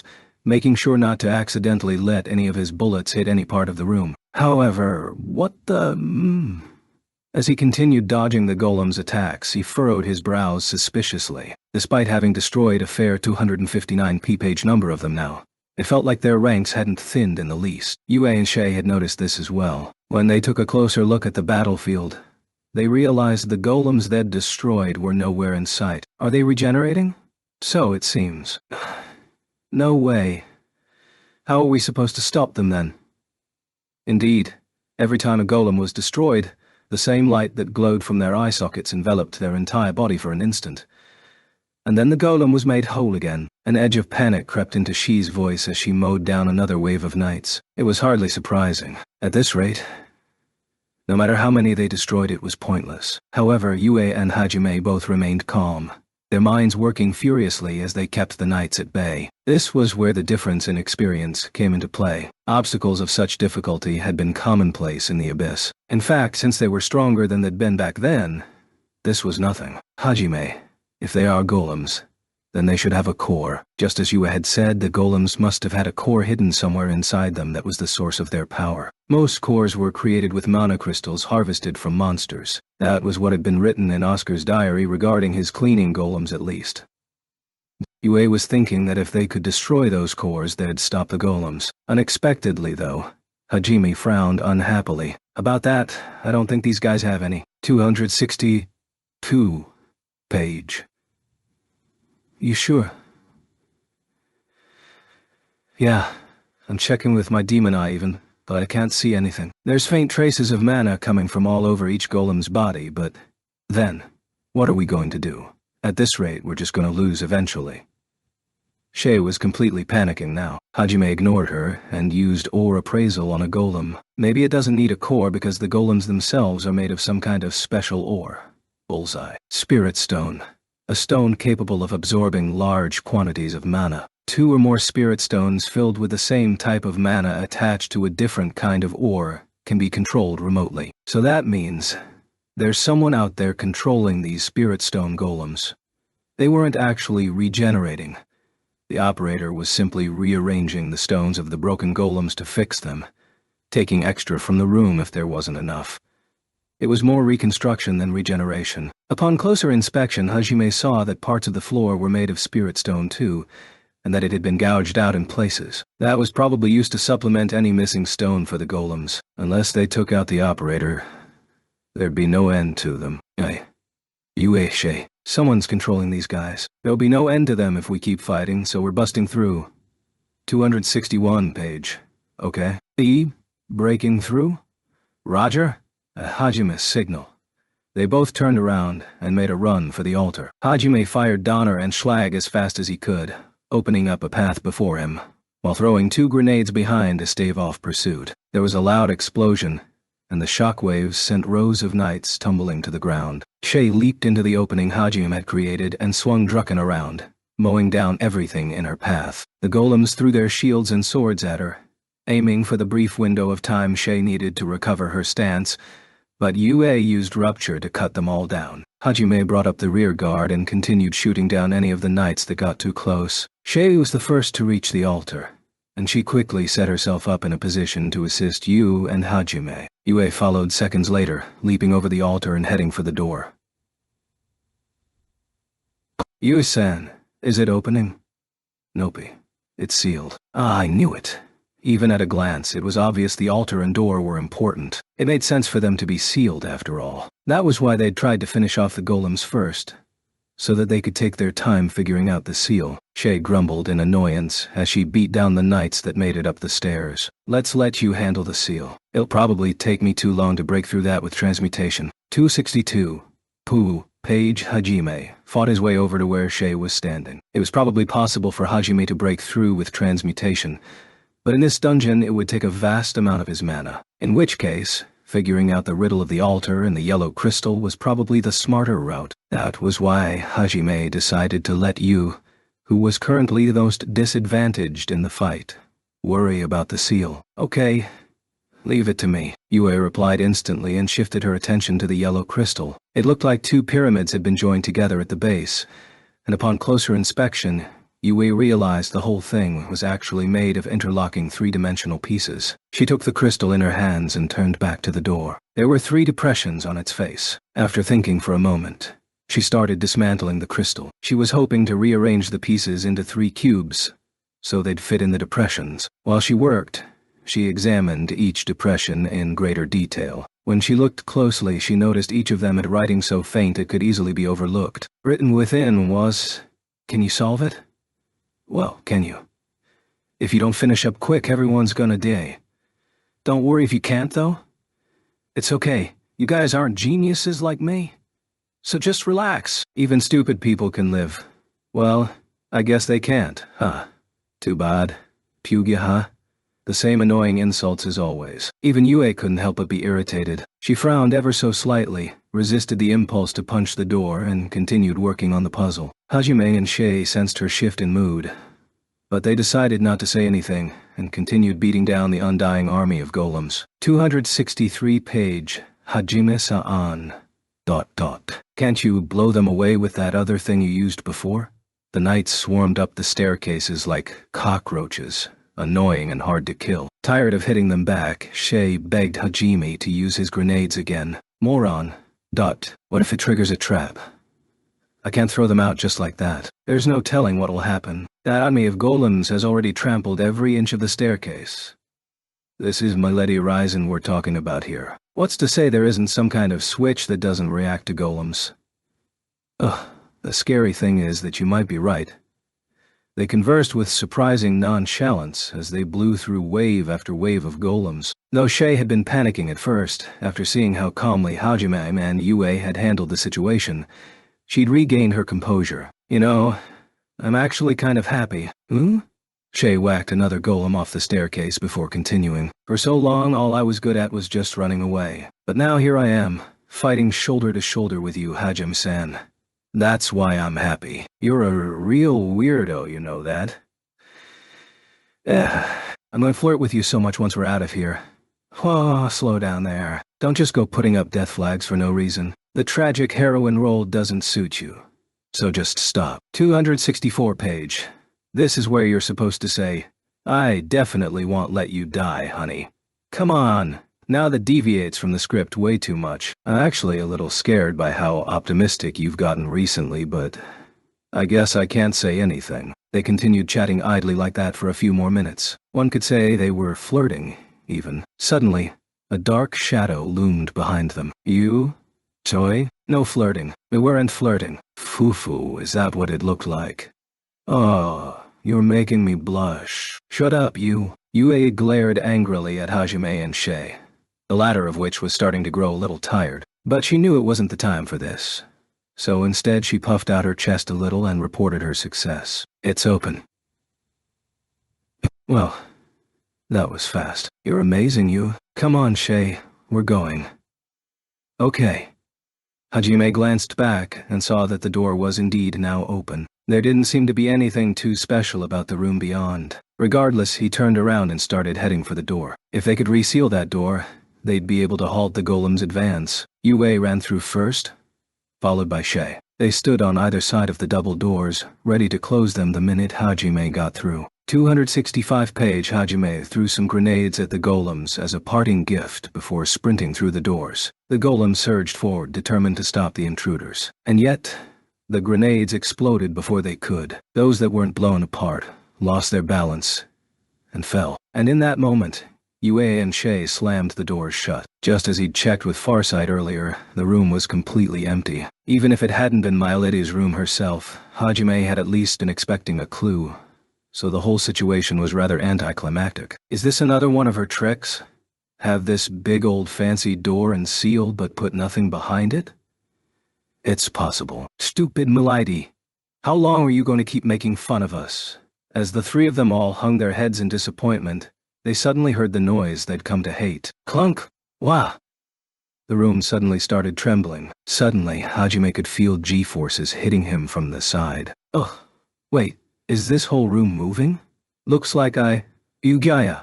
Just as he said that, they found themselves being assailed by G-forces from above. The unexpected shift made Yu bite her tongue, and she held her mouth with tears in her eyes. Meanwhile, Shay was sprawled across the ground like an upside-down frog. The room kept going in all different directions for a good 40 seconds before it came to a sudden stop, ignoring all laws of inertia. 266-page Hajime had managed to use his spiked shoes to keep himself in place, and even brace himself against the impact of the sudden stop. But Shay wasn't so lucky. When the room came to a halt, she slammed into the wall head first. All the rolling around from before had already been bad for her, but this was the last straw. She tottered to her feet, like a drunk, pale-faced, and completely frazzled. She would be out of commission for a few minutes. Yue had clung on to Hajime the moment she'd realized what was going on, so she'd been fine. It's finally over. You alright? Yeah, I'm fine. Hajime untransmuted his spikes and stood up. He examined his surroundings, but nothing in particular stood out. Considering how much they'd moved, chances were if he opened the door they'd come through, they'd be in a different room. Hajime-san, aren't you going to say something to me too? Shay covered her mouth to keep herself from puking as she glared at Hajime. She didn't look too happy about being ignored. I'm pretty sure if I said anything you'd get so excited that you really would throw up. And we don't need to add vomiting rabbit to your list of nicknames, right? That might be true, but a girl still wants to be cared about you. Blah. See? What'd I tell you? Look, just get some rest. Ulp. Blah. Ignoring Shay, who was retching on all fours, Hajime and Yue looked around again. There still wasn't anything new, so they decided to head for the door. 267. P-page. Now then, what's she going to throw at us next? The guy who is controlling the golems. Possible. Milet is supposed to be long dead. So who was controlling those things? It doesn't matter what pops out. I'll protect you, Hajime. And you too, I guess, Shay. I can hear you, you know. Blar. Hajime relaxed a little when he heard the confidence in Yu's voice. He softly ran his fingers through her hair. She closed her eyes happily and snuggled up to Hajime. I've been meaning to tell you this for a while, but could you two stop going off into your own little world all the time like that? I start to feel really left out and lonely, Ulp. Shay quickly cupped her mouth in an attempt to keep whatever lunch she had left down. I've been meaning to tell you this for a while, but could you stop doing that thing you do sometimes where it looks like you came straight out of a horror flick? I start to feel chills run down my spine. How dare you? I'm just a maiden in love that wants to... Ulp. That wants to be pampered like Yue-san. So, hug me and pamper me already. You're... Please don't say that when it looks like you're about to throw up. And stop adding to your requests like that. You're 100 years too early to be hugged by Hajime, Shay. Shay somehow managed to drag herself over to Hajime and looked up at him with pleading eyes, her hand still covering her mouth. He, 268 2-page, ignored her and turned back to the door. Behind him, Shay was going, "Hey. But he pretended not to hear. So what's behind the mystery door? Miletus' hideout? The Golem Master? More traps? With a fearless smile, he pushed open the door. Beyond it was... Doesn't this room look familiar? Very familiar, especially that stone tablet. Bill. There was another room past the door. A stone tablet in the middle and a passageway heading off to the left was all that was visible. The reason it looked so familiar was because... This looks just like... the room we started in. Shay said what they were all thinking, but no one wanted to say. However, it did indeed look just like the room they'd first started in. In fact, it didn't just look like it. It was that exact room. The proof was in the letters that appeared on the tablet. Hey, how does it feel? All that hard work just to end up at the start again. What'd you feel when you first realized it? Come on, tell me. How are you holding up? Well... Hajime and the others were all shocked, speechless. Their expressions were blood-curdling. None of them so much as twitched as they read what was written on the tablet. A few seconds later, more words appeared. Oh yeah, I almost forgot. This labyrinth morphs after a set amount of time. Maedi-chan wanted to make sure you guys wouldn't get bored by running through the same paths over and over. Are you happy? Well, you better say thanks. She did this all out of the goodness of her heart. It should have finished changing by now. So whatever maps you made are useless. Feel free to thank me. You 269-page didn't make any, did you? Did you poor souls work hard on mapping everything you could? Well, that's just too bad. Bugayaya? 270 would page 271 page, huh? Fufu, tot, no, fuhihi. All three of them devolved into hysterical fits of laughter, the screams of Mildeide that followed were surely heard by all the creatures in the labyrinth. Those screams only grew louder when, upon exiting the passageway, they'd found she'd been true to her word. The entire layout of the dungeon had changed. It took some time, but they finally managed to regain their composure and continued their expedition. Naturally, things did not go smoothly. Shay especially even got caught in the most basic of traps like metal basins falling from the sky, getting caught in birdlime, being sprayed with some sticky white liquid that smelled disgusting, and more. Eventually, she became a very agile rabbit. 272, 2-page, Chapter 4. Milady Risen. In a corner of the Hyli Palace was a salon that had been opened up for the exclusive use of the summoned students. Each of them had been assigned their own butler as well, and the moment it looked as if they needed anything at all in that salon, their butler was by their side. Whether it was food they wanted or drink, they merely had to ask, and their servant would be off with a flourish. They each had their own personal servant to take care of them in their rooms as well. But as they grew lonely, cooped up alone, most students spent their free time hanging out in the salon. Of course, they hadn't been summoned here to lounge around. They were the human side's main force in their battle against their sworn enemy, the demons. So why was it that most of them spent their days idling around in the salon just killing time? Well, simply put, most of them had been traumatized. They had come face to face with death just a few months ago. After all, down in the depths of the Great Orcus Labyrinth, where the light of the sun never reached, they'd stared down monsters that would have killed them without mercy. Many of them had been convinced they would die there, and one member of their group had actually been defeated, vanishing into the gaping maw of that ravine. A fantasy adventure with swords and magic. They had that kind of light-hearted idea about what they were in for, but harsh reality had crushed those hopes and dreams rather quickly. On the battlefield, people died. It was obvious when stated, but the incident in the labyrinth had carved that fact into their souls. 273 to page. At first they had happily practiced honing their skills, improving the talents their jobs had given them, and looked forward to mowing down waves of monsters. But now, there wasn't an iota of that positive attitude anywhere. People died when they were killed. When that reality had been thrust into their faces, many of the students had lost their nerve. Not only could they no longer fight,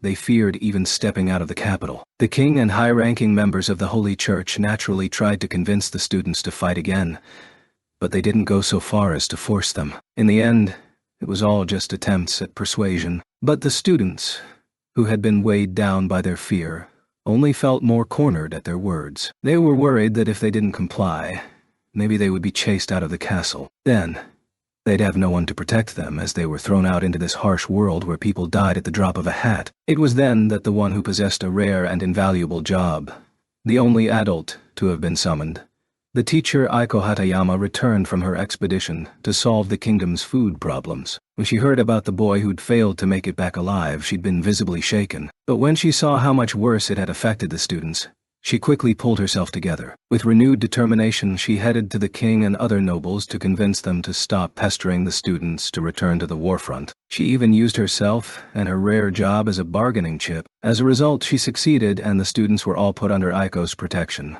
It was for that reason that they could spend their days idly chattering away in the salon. Hey, did you hear?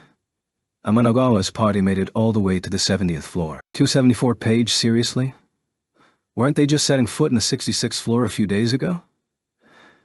I guess that's just how good the hero's party is. He's on a completely different level from average kids like us. The male student who said that, Atsushi Tamai, shrugged his shoulders, an odd expression on his face. He was jealous of them. He was jealous of Koki and the others, who continued challenging the unknown even after their near brush with death. At the same time, however, he was embarrassed at how pathetic he was, and at the fact that he averted his eyes from the truth. But every time he thought back to that day, he started trembling in fear. Not just Atsushi either. Most of the students who chose to stay behind felt the same. All they wanted was to go home back to Japan. But in order to do that, they would need to win the war against the demons and ask the Holy Church's God, Ihit, to send them back. Still, they couldn't bring themselves to fight. Fear, dark as the abyss they witnessed, snuffed out their wills. Yeah.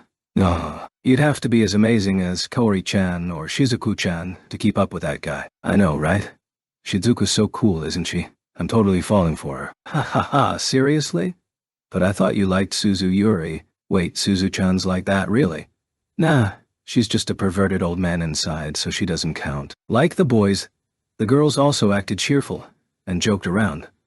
But on the inside, they felt jealous and guilty for not being there for their friends. They talked for a while, exchanging hollow, empty words, as if they were afraid of letting silence settle in. 275 page. While the servants posted to the salon never looked directly at any of the students, they still stole furtive glances at them. Not only had they been chosen by Ihit, their comrades were still out there fighting, and yet they wasted their time chattering pointlessly in this luxurious room. However, at the same time, the servants saw the fear that lived in the students' hearts and sympathized with their plight. They were stuck here, unable to go home, and it was the people of this world that had driven them to such actions. Thus, they gazed on expressionlessly. The nobles and clergymen who knew the situation held similar feelings as well, as they'd seen the students' dilemma firsthand. Naturally, it varied from person to person. The students had realized how those around them looked at them too. To avoid dwelling on it, the students turned once more to hollow conversation in an attempt to lick their own wounds. One of the students mumbled something. Even Shizuku's just a normal girl.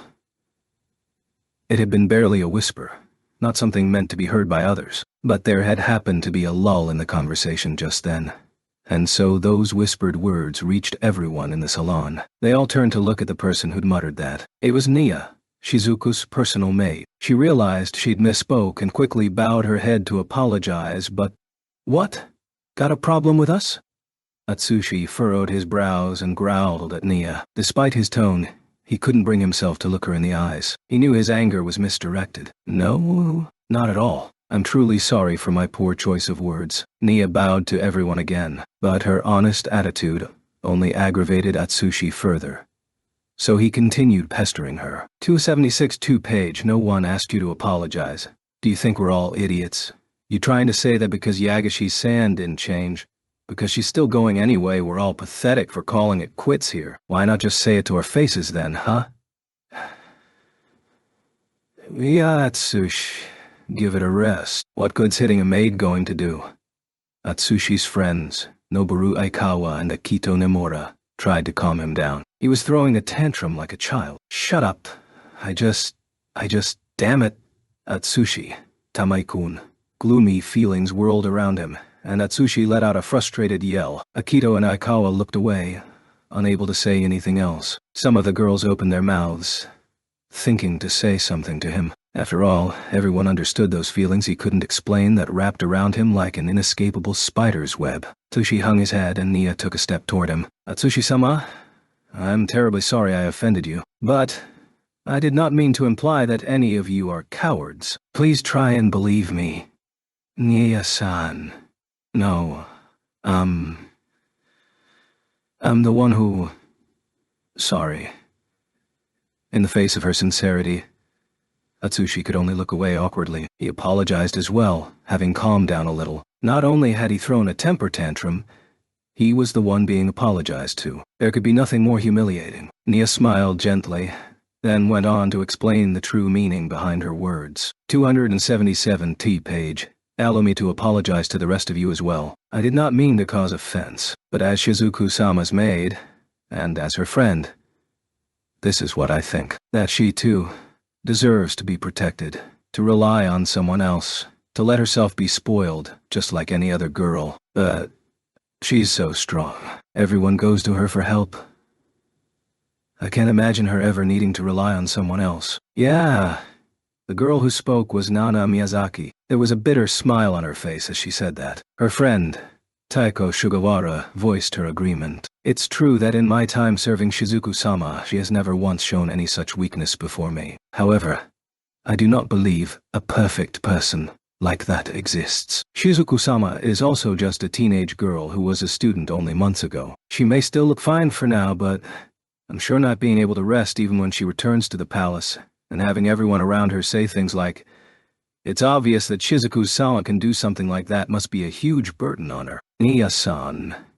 It was obvious Nia spent a lot of time thinking about Shizuku, so her words shook the students. Nia was actually from a family of knights. From a young age, she'd learned swordplay from her father and brothers. She must have felt a kinship with Shizuku, who had been born and raised in similar circumstances. At first, she had been nervous serving someone the priests had called its messenger, but she'd eventually come to see Shizuku as a friend. She was worried for her friend, who was bravely challenging uncharted floors. That was why it had bothered her when everyone had treated Shizuku like some kind of special being. 278 2-page. She was worried their exaggerated expectations would wear her down. One of the girls who had so far remained silent in a corner of the salon opened her mouth. Everyone's still the same, huh? Yuka, what's wrong? Are you all right? Wow, I haven't heard Yukachi speak in ages. You okay? Nana and Taiko looked over in surprise and worry at their friend Yuka Sonobe. Their reaction was warranted. Ever since their near brush with death, it had looked like Yuka's soul had been sucked out of her. She acted completely lifeless. Originally, she had been a very spirited girl, one that stood out in her class, for better or worse. But after their excursion into the labyrinth, she barely ever spoke, and unless her friends dragged her out, she'd spend the whole day just sitting in her room, staring blankly out the window. She was the one who had been most traumatized by that experience, so it was only natural everyone was surprised to hear her speak without being asked a question. Still, she ignored her two friends and kept talking, empty eyes staring off into the distance. That's right, it's not just Shizuku. Kaori-chan and Sakagami-kun, and Nagayama-kun, and Hiyama-kun, and even Amanogawa-kun haven't changed. At the very least, he was normal. No. He was even weaker than normal, but more than anyone. And yet, even though we're all, if I Her words had ceased making sense. She was no longer trying to convey a message, but simply letting her mouth speak whatever came to mind. Something had begun stirring within Yuka's heart. 279 2-page. Her two friends looked at her worriedly, but as she continued spouting nonsense, Yuka's empty eyes began to glow with a faint light once more. Taiko and Nana looked at each other. The other students all exchanged confused glances as well. Nia-san, when is Ai-shan-sensei leaving again? Aiko-sama, I believe she's scheduled to depart tomorrow morning. They're heading to the lake town of so she won't return for at least 2 to 3 weeks. Whoa, tomorrow, huh? No. Actually, that's good. It'll only get worse if we wait too long. Yuka smiled wryly at that and stood up vigorously. Taiko and Nana's jaws dropped in surprise when they saw that. Their friend had never been so lively before. Nana timidly opened her mouth. Yukachi? What's wrong? I have no idea what you're saying. I'm fine. I just can't stand sitting still any longer. Guys, I'm going to join Ai-chan on her expedition tomorrow. The rest of the students looked on in awe. Their shock was expected. Yuka had been hit hardest by that experience. All she'd done since returning from the labyrinth was gaze blankly at nothing. Sometimes tremble in terror. But now she'd suddenly recovered in the span of a few seconds. W8. Sonobe. Seriously, what's going on? You're not acting normal. Calm down. Having finally returned to his senses, Atsushi tried to talk her out of it. However, I am calm, Tamai-kun, and this isn't sudden. I've been thinking for a long time now that I can't keep living like this. Ever since he died, I've 280-page been scared and confused. But I need to do something. Aren't you all thinking the same thing? Deep down, Atsushi held his breath. He then closed his mouth, like he'd thought better of what he was about to say. The other students looked away awkwardly. Yuka didn't say anything. Instead, she simply shrugged her shoulders and headed for the salon's door. She understood their feelings very well. W8, Sonobe. You're really going to go. You might die for real this time, you know. This isn't a manga or a movie. There won't be any convenient act of God to save your life.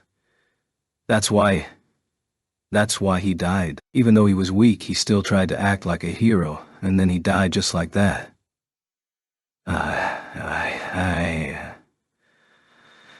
I don't want to end up like that loser.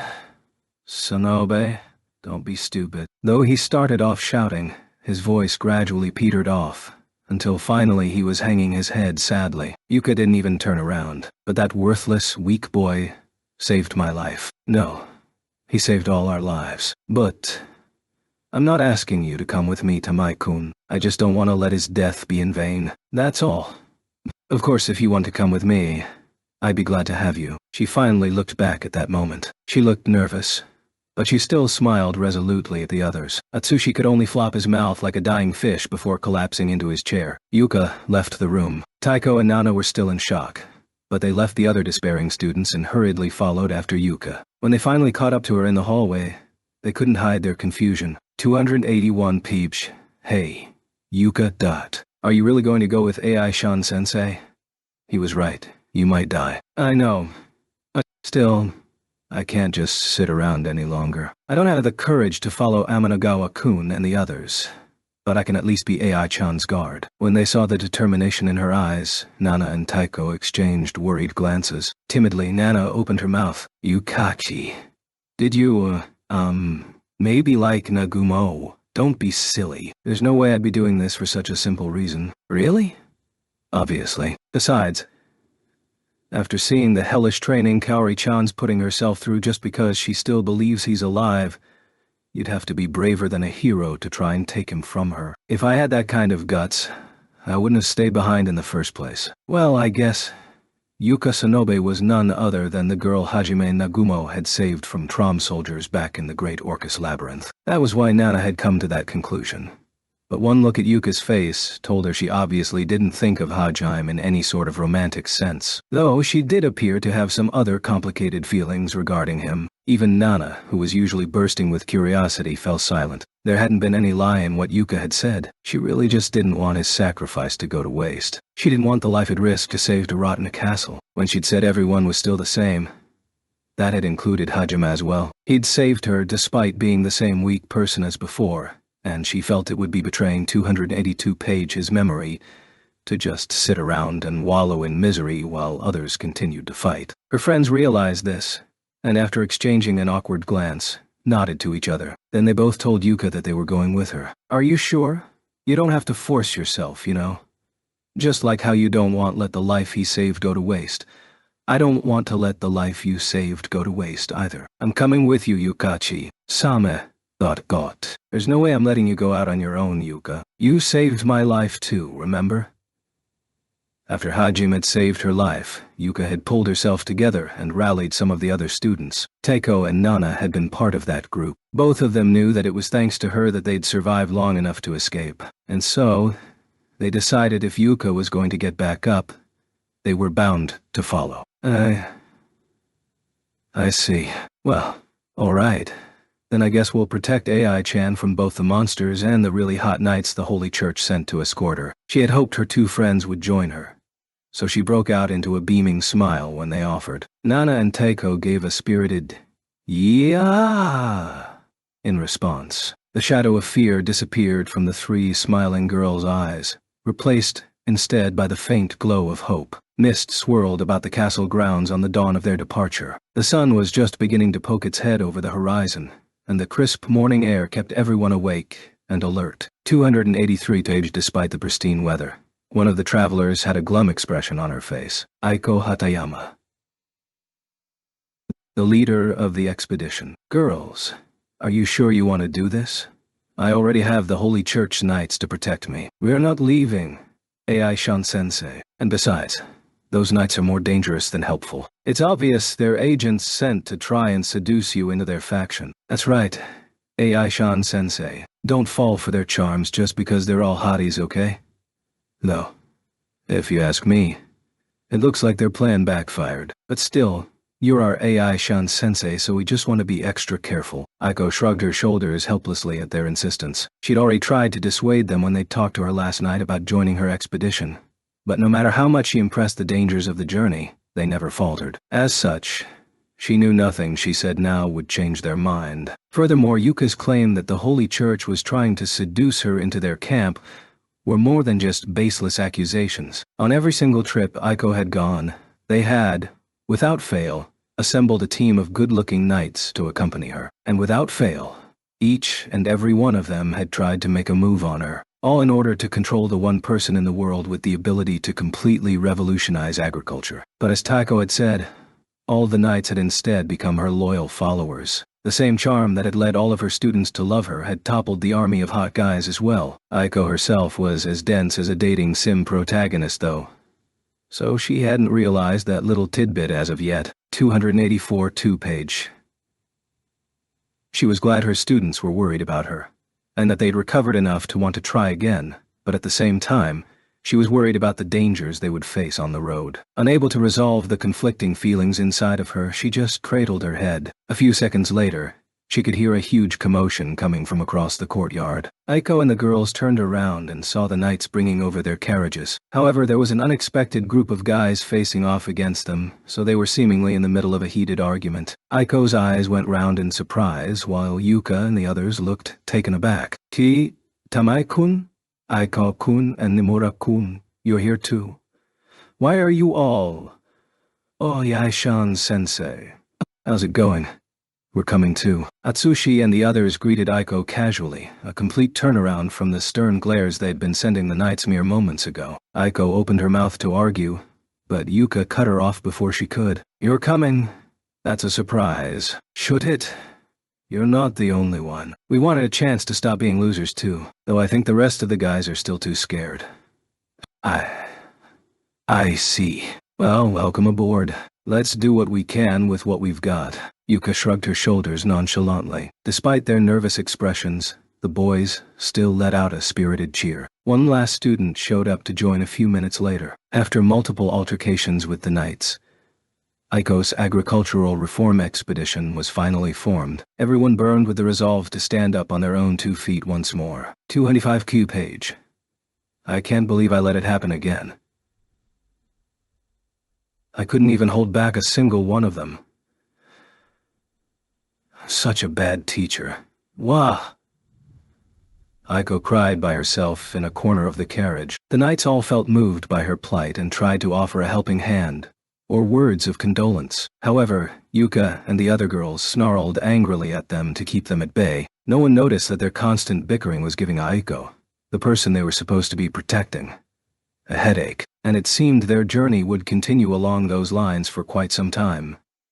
In a certain room far underground, 3 people huddled together close to a wall that was glowing with a faint blue light. Hajime, Yue, and Shay. They were sitting with their backs to it, Hajime in the middle, Yu to his right, and Shay to his left. The room was silent, but if one listened closely they would hear the sound of soft breathing. Yue and Shay were sleeping. They each had their arms wrapped around one of his, using his shoulders as pillows. A week had passed since they'd entered the winding Ryzen labyrinth. The never-ending barrage of traps and annoying insults had been more mentally exhausting than physical. They'd been sent back to the start 7 times, triggered lethal traps 48 times, and suffered minor pranks like getting stuck in birdlime, being covered with smelly white liquid, and hit on the head by falling tubs 169 times. At first, they'd been furious with Miletti Ryzen, but around the 4th day or so, staying constantly angry had become too tiring, so they'd just become apathetic. 286-2 page their overwhelming stats kept them from dying,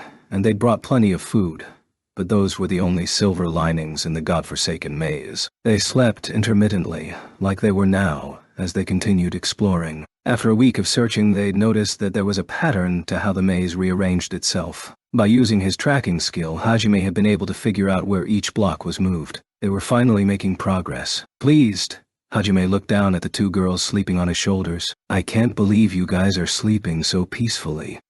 We're in the middle of one of the 7 great labyrinths, you know. He whispered softly with a smile on his face. It was his turn to be on watch. He somehow managed to extricate one of his arms and started gently running his fingers through Yu's hair. Her lips curled up in a faint smile. Hajime too smiled as he gazed down at her. On his other shoulder, Shay had her mouth open and was drooling all over his shirt. Such a soundly sleeping face didn't fit the harsh environment of this labyrinth at all. Hajime suddenly remembered that she'd always wanted to have her head patted too. So he softly placed his hand over her pale blue hair. He ran his fingers over her fuzzy rabbit ears as well. Her normally relaxed expression loosened even further. She was completely and totally at ease. Perhaps she felt secure knowing Hajime was keeping watch, or perhaps she was simply happy to sleep next to him. He twisted his mouth into a wry expression as he ran his fingers through her pale hair. Seriously, what do you even see in a guy like me that you're willing to follow me all the way out here? He looked down at her with surprising tenderness as he said that. While he doubted he could 287-2 ever fall in love with her like Shay wanted, he was still amazed by her overly positive attitude and her stubborn streak that kept her going even when her face was a mess of tears. That was why he'd grown a little kinder toward her, and in that moment Shay decided to mutter something in her sleep. Oh, Hajime-san, you're so bold. Doing this outside where everyone's watching. The kind light suddenly vanished from his eyes. He stopped stroking her hair and instead pinched her nose, while also covering her mouth. Her peaceful expression quickly transformed into one of extreme discomfort. Pwa, ha. What was that for? I know I told you to attack me in my sleep, but I didn't mean like that. Hajan just looked at her coldly while she drew in deep, ragged gasps. And? Just what kind of pervert do you take me for in your dreams? What was I doing with you outside, Wait, that was a dream. No. I finally got to see you be nice for once, Hajime-san. And then, because you were unable to control your burning emotions, you said all these embarrassing things to me and took me in broad. Wah! Unable to listen any longer, Hajime strengthened his fingers and flicked her on the forehead. The force of the blow made Shay smack her head against the wall behind her, and she crouched down in pain. In the end, she's still the same worthless rabbit. Gingerly rubbing the back of her head, Shay muttered her complaints. 288 page. Feels like I was having this really great dream. But I can't remember it now. She must have unconsciously noticed Hajime stroking her hair in her sleep, but if he told her that she'd get carried away again. So he kept quiet. Since Shay had already been awoken, albeit rather forcefully, Hajime decided to wake you up too. Wow. Yue slowly opened her eyes as Hajime gently shook her. She looked up at him and nuzzled her head against his shoulder for a moment longer before getting up and straightening her clothes. Man, you-san looks so cute. That's how a girl's supposed to wake up. Compared to her, I'm just... You gave Shay a confused stare, but then came to the conclusion that that's just how she always is and decided not to say anything. Come on. You always knew there was a huge gap between you two. Now, pull yourself together, we've got more exploring to do. Is it just me? Or are you even meaner than before? Huh. Hajime's always nice. Only to you, Yue-san. But, after pouting for a bit, Shay finally stood up. Yue and Hajime were already ready to go. Praying they wouldn't be sent back to the start again, the three resumed their search. They had spent so much time in the labyrinth that they had reached a kind of enlightenment. Annoying traps and insulting messages had ceased to affect them, and today, they finally found themselves in a room they hadn't seen since the first time they'd run into it a week before. It was the golem room that had taken them back to the start for the first time. 289 Kua. Page, however, this time the sealed door was already open, and instead of a room, it led down a passage. Here again, it'd be a pain if we let them surround us. The door's already open, so let's make a run for it. Hajime barked his orders. Yeah! Yue quickly agreed, clearly favoring the option. You got it! They dashed forward as one. Like before, the golem started moving once they reached the halfway mark, but this time, Hajime shot down the ones ahead of him before they could even make it off their plinths. They sped up, and were at the altar before the golems had a chance to catch up to them. The golems were chasing after them as fast as they could, but they wouldn't make it before Hajime and the others slipped through the door. Sure that they were in the clear, Hajime smiled triumphantly, but that smile was wiped off his face mere moments later, because the golems hadn't stopped at the door. They were still chasing them. And worse, they can run on the ceiling, Hajime screamed, clearly surprised. That's new. Gravity, please start doing your job. Indeed, the golems were running across the walls and ceiling as they chased after the trio. The sight was made even more surreal because of how heavily their armor clanked as they did so. Even after all they'd seen, Hajime and the others hadn't expected that. Hajime cast ore appraisal on the walls and floor as he sped by, but they were all 290-page made of materials he'd already examined. Nothing about the hallway suggested it was made of stone that reversed gravity, or had suction powers. How the hell are they doing that? Haji muttered to himself. When he risked a glance back, he saw something even more surprising. The lead golem jumped off the ceiling, flying like a cannonball at Hajime. What the? Damn you! Recovering from his shock, Hajime pulled out Donner and fired a barrage of bullets at it. The hail of bullets destroyed the golem's helmet and most of its shoulder. Its head and torso fell off, and it let go of its sword and shield. But instead of falling to the ground, its weapons and body parts kept flying at them. Dodge! Okay. Wah! Hajime and the others ducked and weaved through the golem's head, torso, sword, and shield. The disparate golem parts kept flying past them and crashed into the walls, ceiling, and floor ahead of them, then kept rolling forward after that. Hold up, either I'm seeing things, or they just... Yeah, it's like they're falling forward. Okay, gravity. Seems like you're only planning on working sometimes. Yue and Shay both tossed their quips at Hajime's words. It seemed these golems also had the power to manipulate gravity. But then, why didn't they bother using it last time? Unless it's something they can only do in this passageway, maybe. 291-page Hajime's thoughts were interrupted as the rest of the golems began falling forward toward them. One of them was spinning its sword like a windmill as it fell. Hajime and Yue used gunfire and the rupture spell respectively to shoot down the golems from a distance, while Shay mopped up any they missed. They kept running as they did, and soon Hajime felt a presence ahead of them. Hajime. Yeah, I know. We knew they could regenerate, so I kind of expected this. They've got us surrounded. The golems that had fallen past them had finished rebuilding themselves. An entire row of them was waiting for the trio. With their shields out, they made for a formidable wall, and there was a second row behind them supporting the first. They'd already realized Hajime and the others could power through a single row.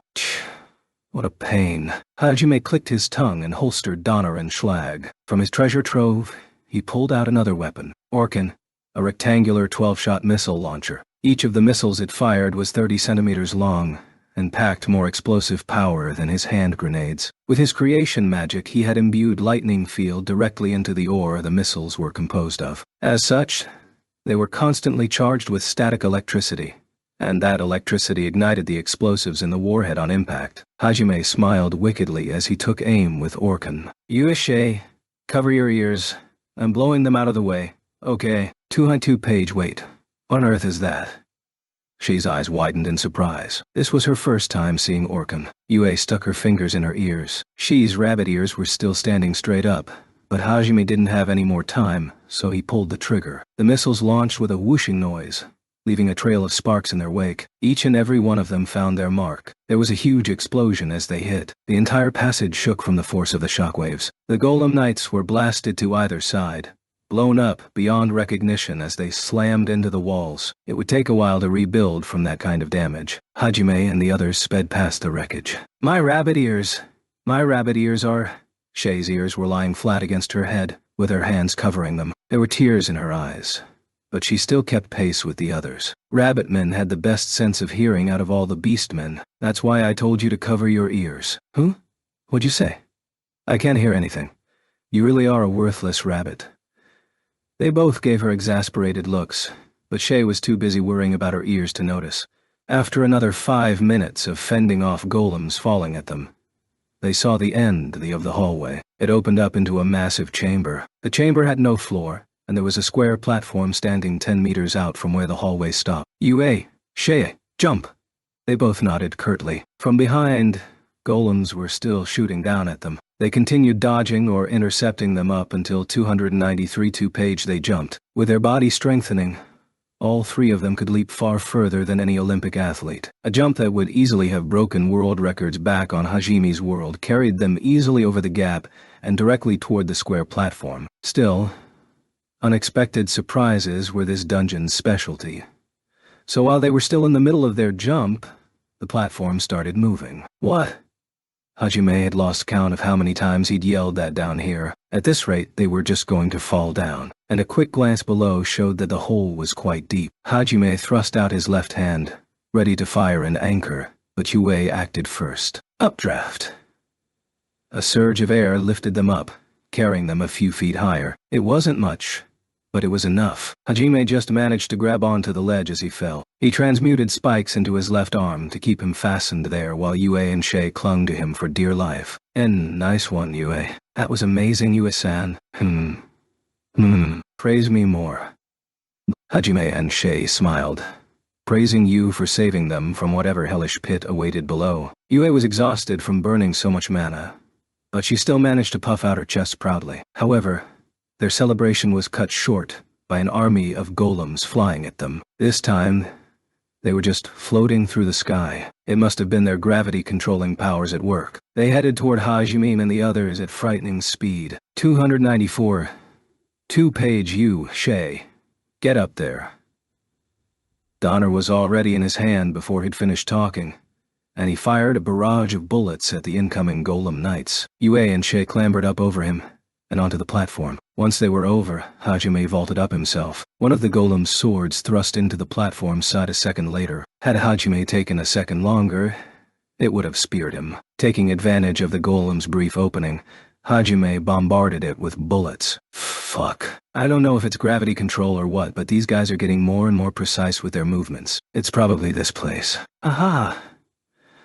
I don't even know what common sense is anymore. Everything's floating. As Shay had so aptly stated, everything in the room they were in was floating. The platform had taken them into a massive spherical room. In fact, massive didn't do it justice. The room must have been 2 kilometers in diameter. There were numerous stone platforms floating around, moving every which way. Gravity may as well have not have existed in this space. Despite that, Hajime and the others were still affected by it normally. It seemed only objects made out of a certain material could ignore gravity. The Golem Knights were able to fly in whatever direction they pleased, but it definitely felt like they were reorienting which direction gravity applied to them in, as their movements were jerky and sudden. Living creatures would have probably died from the G-forces that exerted on their frames. However, their movements had continued to get steadily more precise the further they went in, which meant 295 page, the Golem's controller should be around here. right? Yue and Shay nodded in agreement of his statement and tensed up, ready for a fight. For whatever reason, the golems were just circling them without attacking. He looked around, scouting for any possible exits. There was no telling if this was their final destination, or if there was still more to come. Either way, this must be near the end of the labyrinth. The increased precision of the golems and the strange nature of the room supported his hypothesis. Hajime activated his farsight to scout out the room, but before he could get a good look, Shay yelled out a warning to him. "Run! Wah!"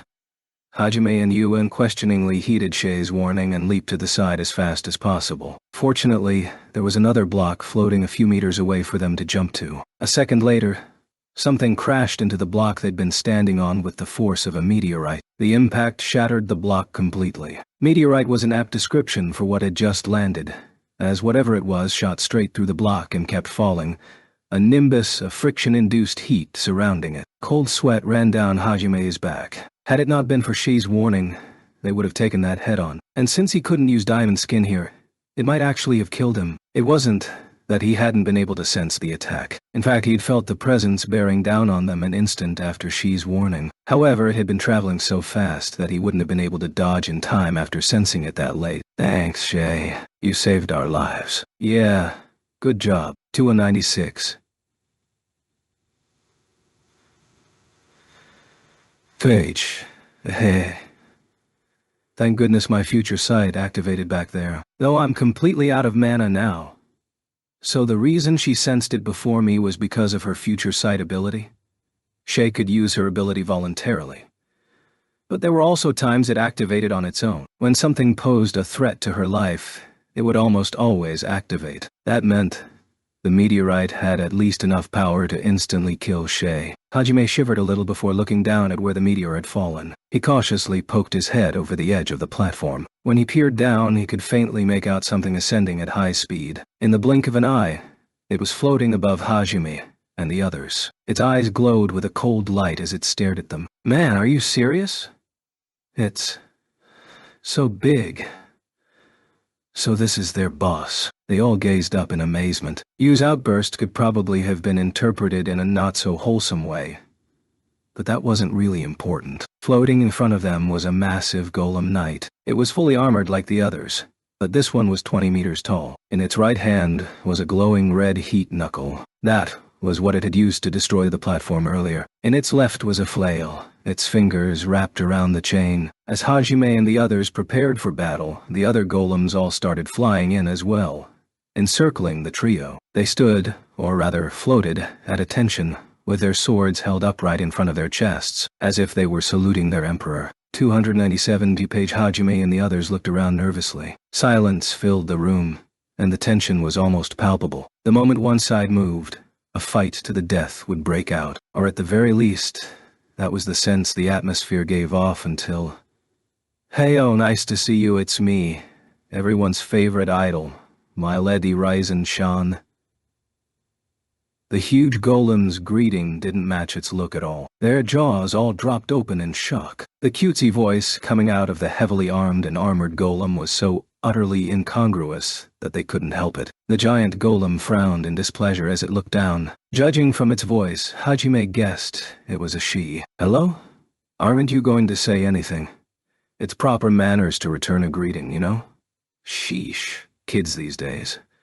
No respect, I tell you. That annoying manner of talking was very familiar to them. Unbelievable. The golem with a burning knuckle in one hand and a flail in the other shrugged her shoulders in a very human-like fashion. Irritated expressions flitted across the trio's faces. She talked just like the messages they'd seen. Since she'd called herself My Lady Ryzen, it was possible it was the Liberator herself, but she was supposedly long dead, and a human. Hajime decided to try that angle of questioning first. "My bad, but wasn't My Lady Ryzen a human? And isn't she dead? Anyway, we've never seen a sentient golem before, so we were a bit surprised. Sorry about that. Also, tell us what exactly you are. As concisely as possible, please." "Oh my. You're quite forward despite being surrounded and outnumbered." 208 Page. There was no subtlety to his questions. He just laid his questions flat out. Unsurprisingly, the golem called Milady was taken aback by his bluntness, but she recovered quickly. And if he didn't know golems couldn't show expression, Hajime would have sworn she grinned. Milady was always a golem, you know?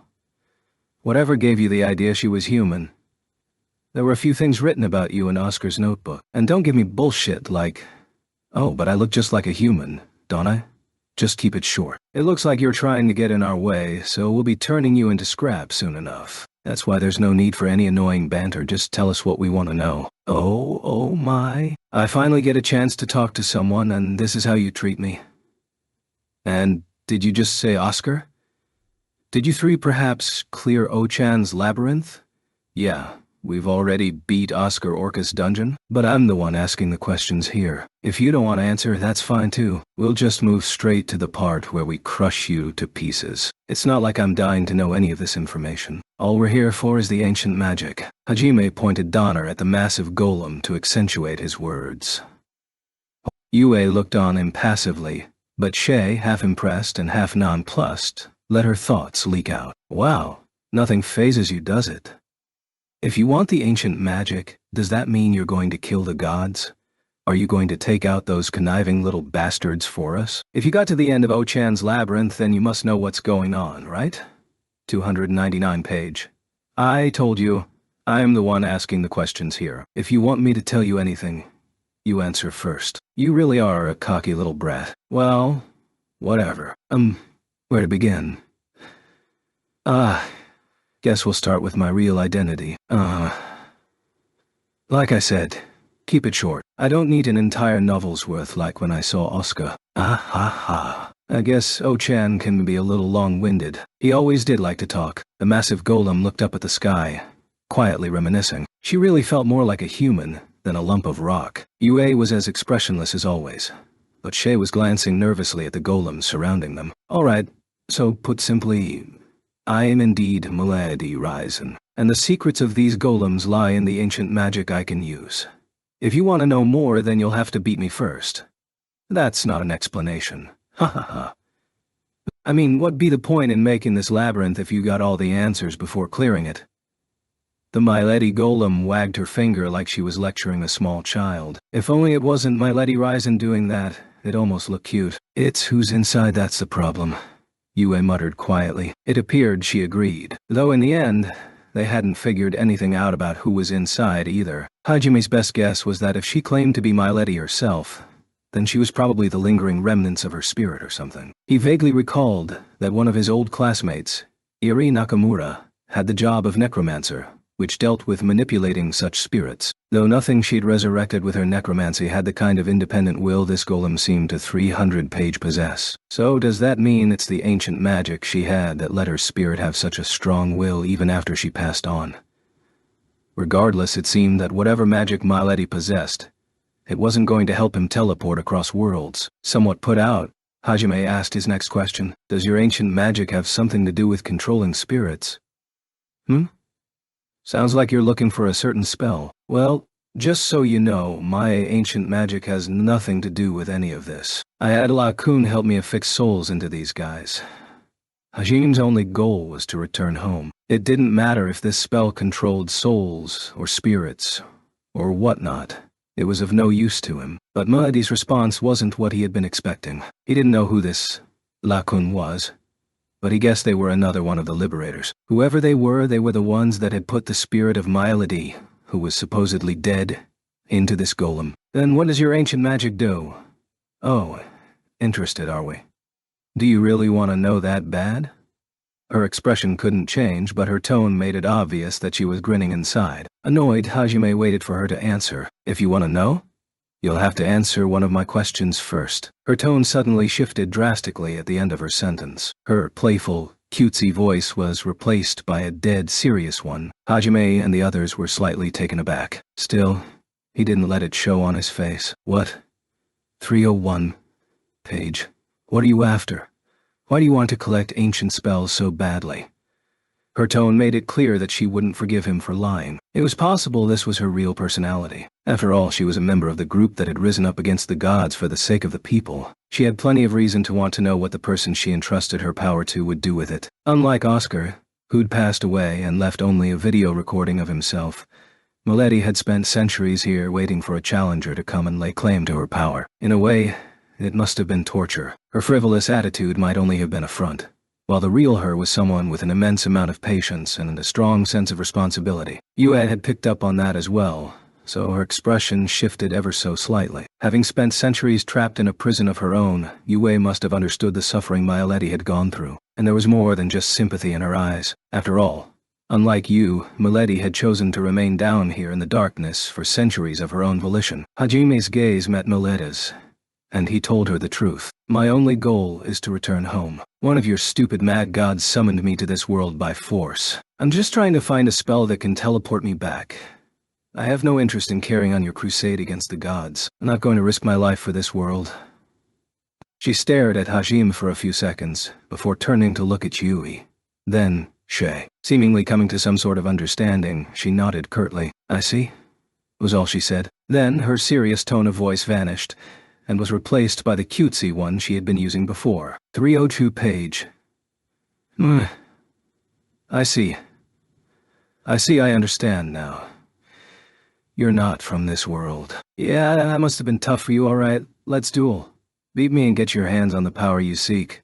I can't follow your logic at all, but in the end, what is your ancient magic? Is it a teleportation spell? Milady only laughed gleefully and said, well, suggestively. She would have made a great host for Who Wants to Be a Millionaire. Tired of her games, Hajime pulled out Orkan. If she wasn't going to say anything, then he would just beat her and get his own answers. And yet, before he could fire, she opened her mouth and taunted him. Not telling?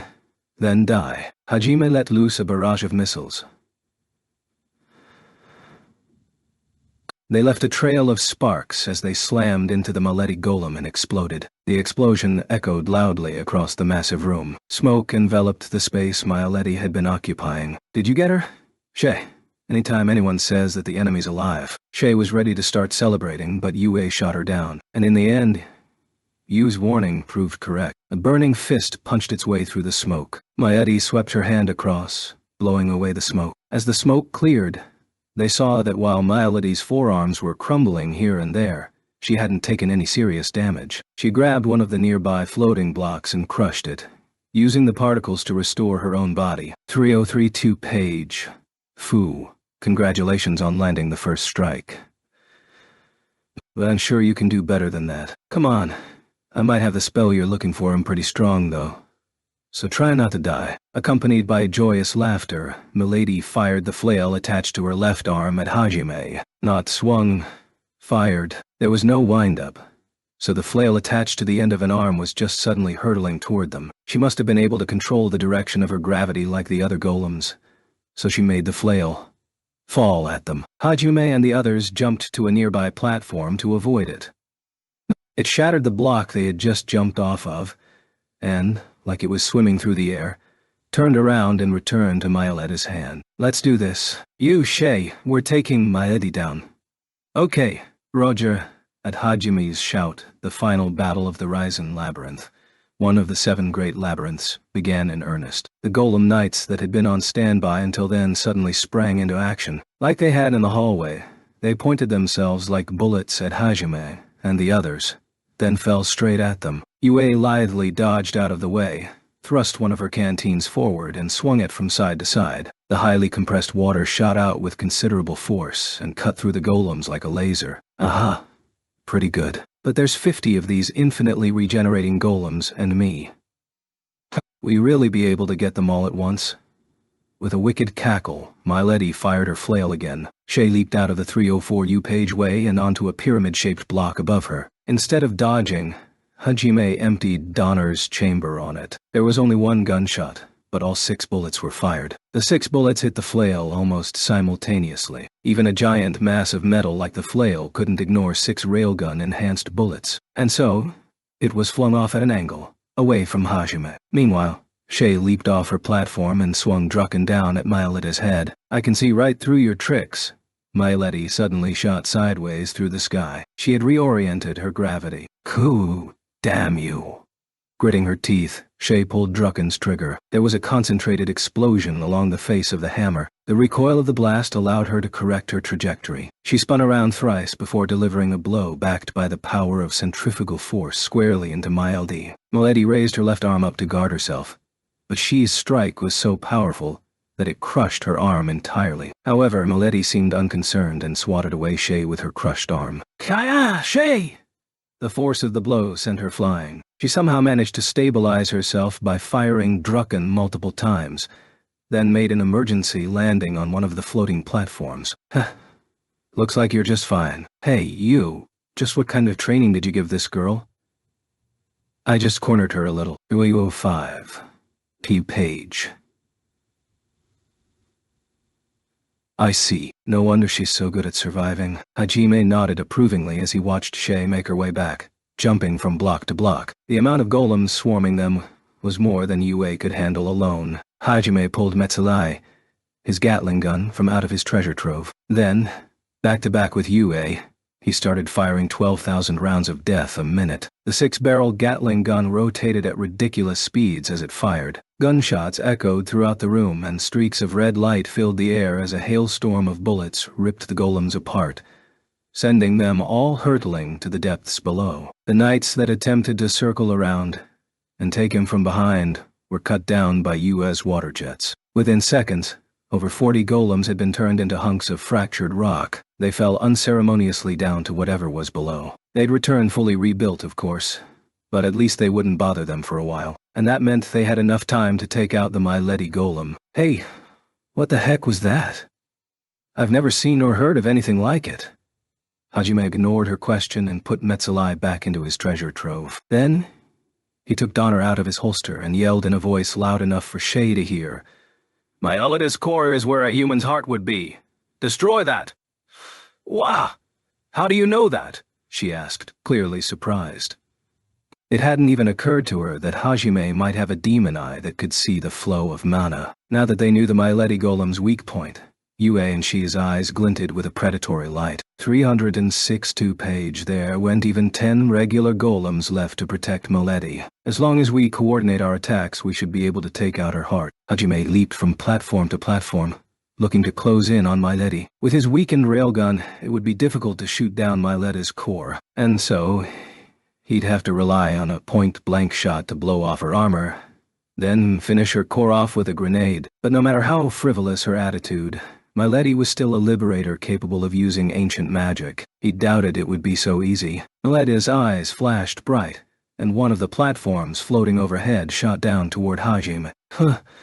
I never said the knights were the only things I could control. Hajime ignored her and activated another one of his left arm's features. With a resounding bang, a shockwave fired out of his elbow. More specifically, he fired a shotgun blast. It couldn't be accelerated with his lightning field, but the burst contained far more blast rock than Donner's bullets, though the recoil was also that much stronger in turn. Hajime flew through the air, narrowly avoiding the falling platform. He somehow managed to land on the block he was aiming for too. Naturally, Milady tried to drop the block he'd landed on as well, but before she could, Shay jumped up behind her, aiming for her head. Since she needed to flash her eyes before controlling the platforms, Shay had decided to crush them along with the rest of her face. Unfortunately, Milady noticed Shay in time, so she sent her remaining golems after her while she was still mid-jump. In the sky, Shay was defenseless, but just before a knight's sword sliced her in two.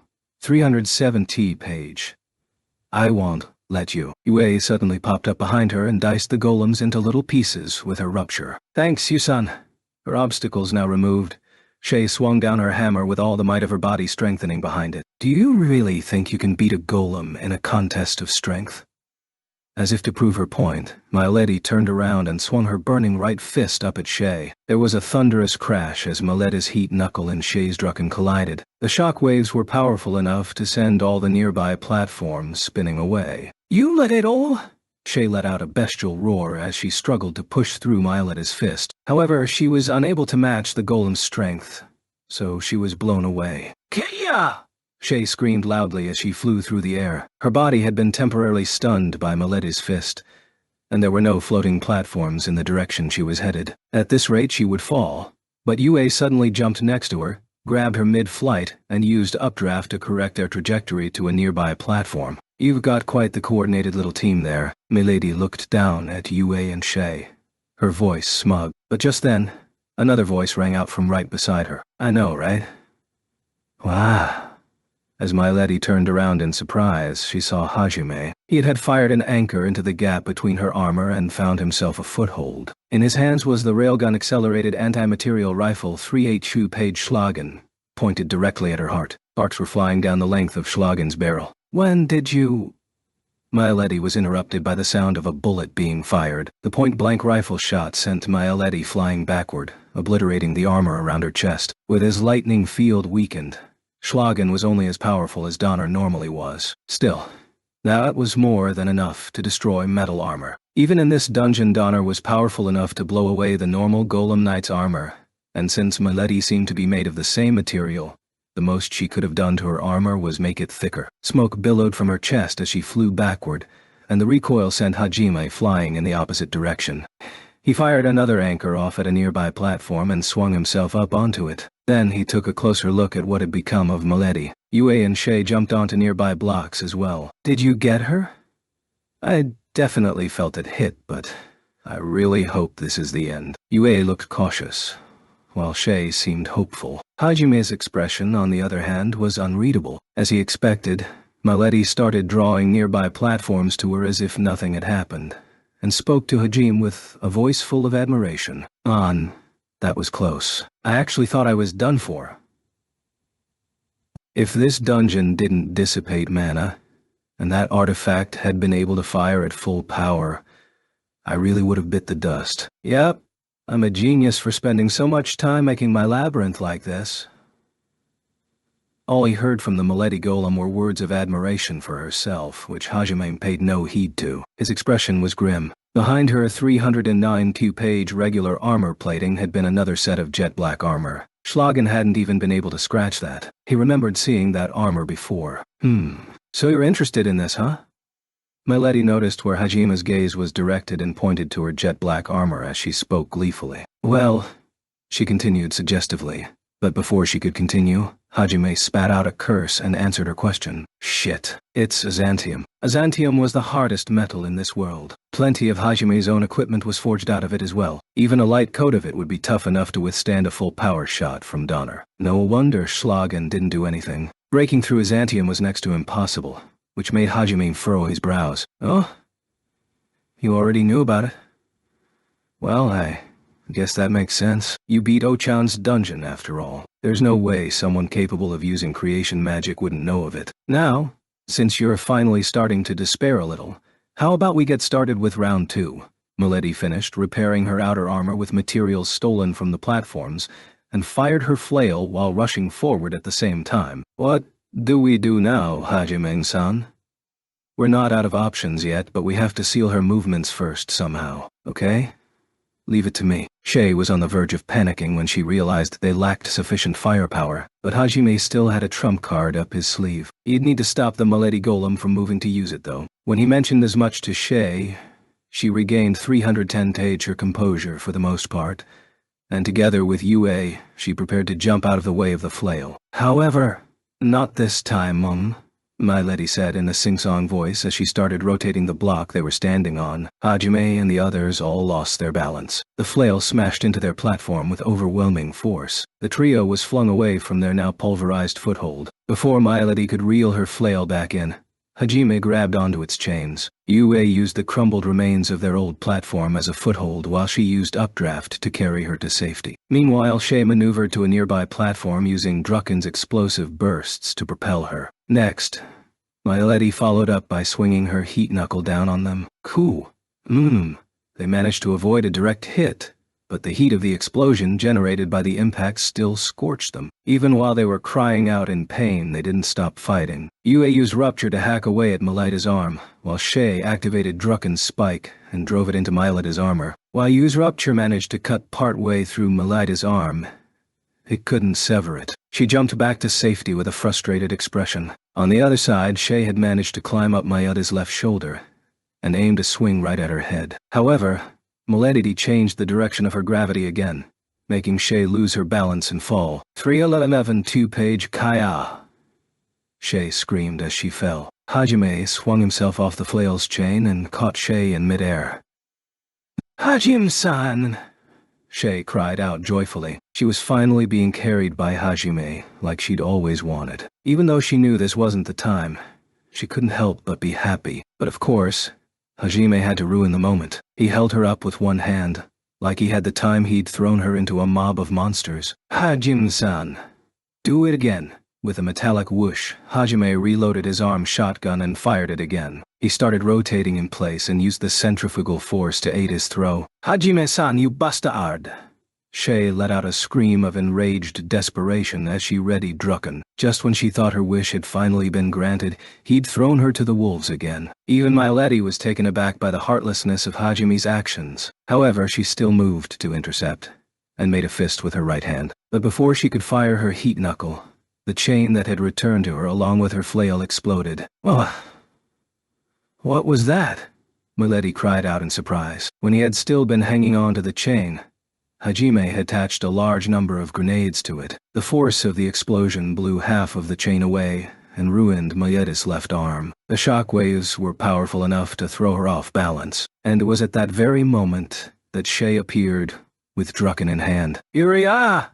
With a spirited yell, Shay pulled Drucken's trigger, firing off a barrage of shotgun shells. The recoil accelerated her hammer to Mach speeds. 312-page Milady reflexively raised up her damaged left arm to guard, but Drucken slammed into it with tremendous force, pulverizing whatever remained of Miletta's arm, shattering it from the shoulder down. The force of her swing sent Shay spiraling through the air. Trying to get revenge for her destroyed left arm, Milady swung her heat knuckle down on the defenseless Shay. But before she could reach, a jet of water surged up from below and struck the area that had been cut earlier. The second wave of water was enough to cut through it completely, so Milady lost her right arm as well. Phew, you let your guard down. Yue smiled triumphantly as she said that. You!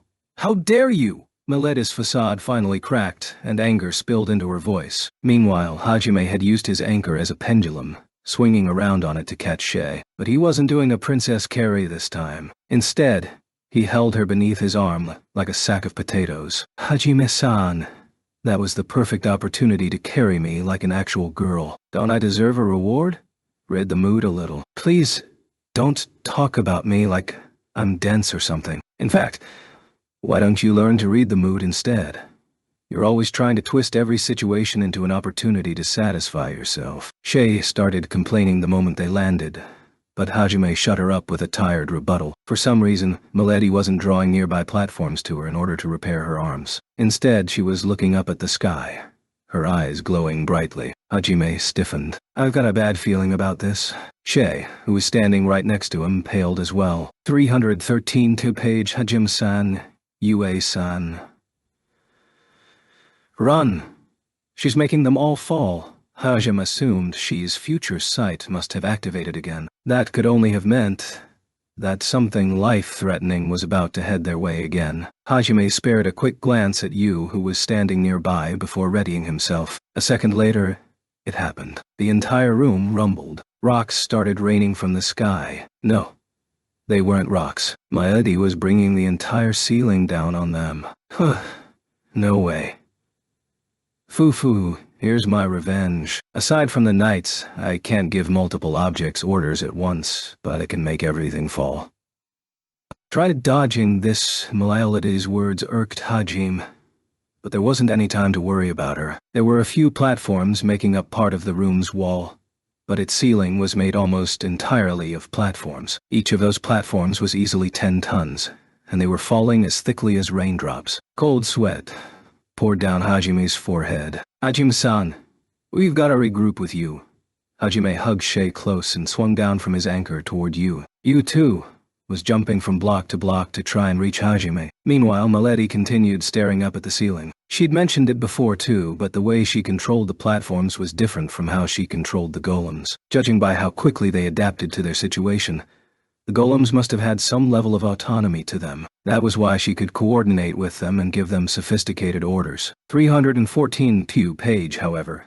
Giving precise commands to things without autonomy was difficult, which was why she could only control one or two objects at once. Even giving orders as simple as fall to numerous objects took up all her concentration. The time it took for her to focus also bought Hajime and Yu enough time to regroup. The moment the three of them met up, the sky started falling. Uramumbo.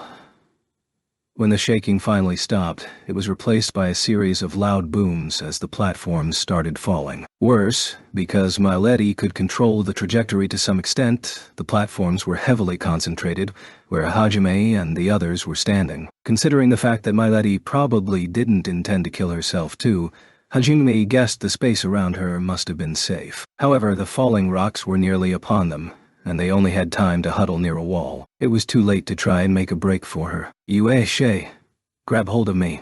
Don't let go, no matter what. Okay. You got it. The moment they grabbed on, Hajime took Orkan out of his treasure trove. Then, he started firing missiles at the rocks coming down from the ceiling. Each missile found a mark, and Hajime pulverized stone after stone. The sky, which had been covered in gray stone, finally started to show some cracks due to Orkan's barrage. Slivers of sky could finally been seen through the blanket of stone. Hajime returned Orkan to his treasure trove, and instead pulled out Donner and Schlag, firing both of them repeatedly. In order to increase their chances of 315-page survival by even 1%, Hajime accurately calculated where he needed to shoot to break apart the right fragments. Then he shot them down with precision, but even he could only do so much. The rocks were finally upon them. After making sure Yu and Shay were still hanging on tight, Hajime activated one of his special magic skills, Rift Walk. The world suddenly slowed down around him, and Hajime could make out each piece of death falling toward him. Using the minimum amount of movement possible, Hajime nimbly weaved his way through the falling barrage. At the same time, he reloaded his pistols and shot aside the rocks he couldn't evade. He couldn't afford to make even a fraction of a mistake. Even the level of perception he'd had when he'd first learned Riftwalk in the fight against the Great Orcus Labyrinth's guardian wouldn't be enough. He would need to surpass all his limits to survive. Hajime activated another one of his skills. Limit Break.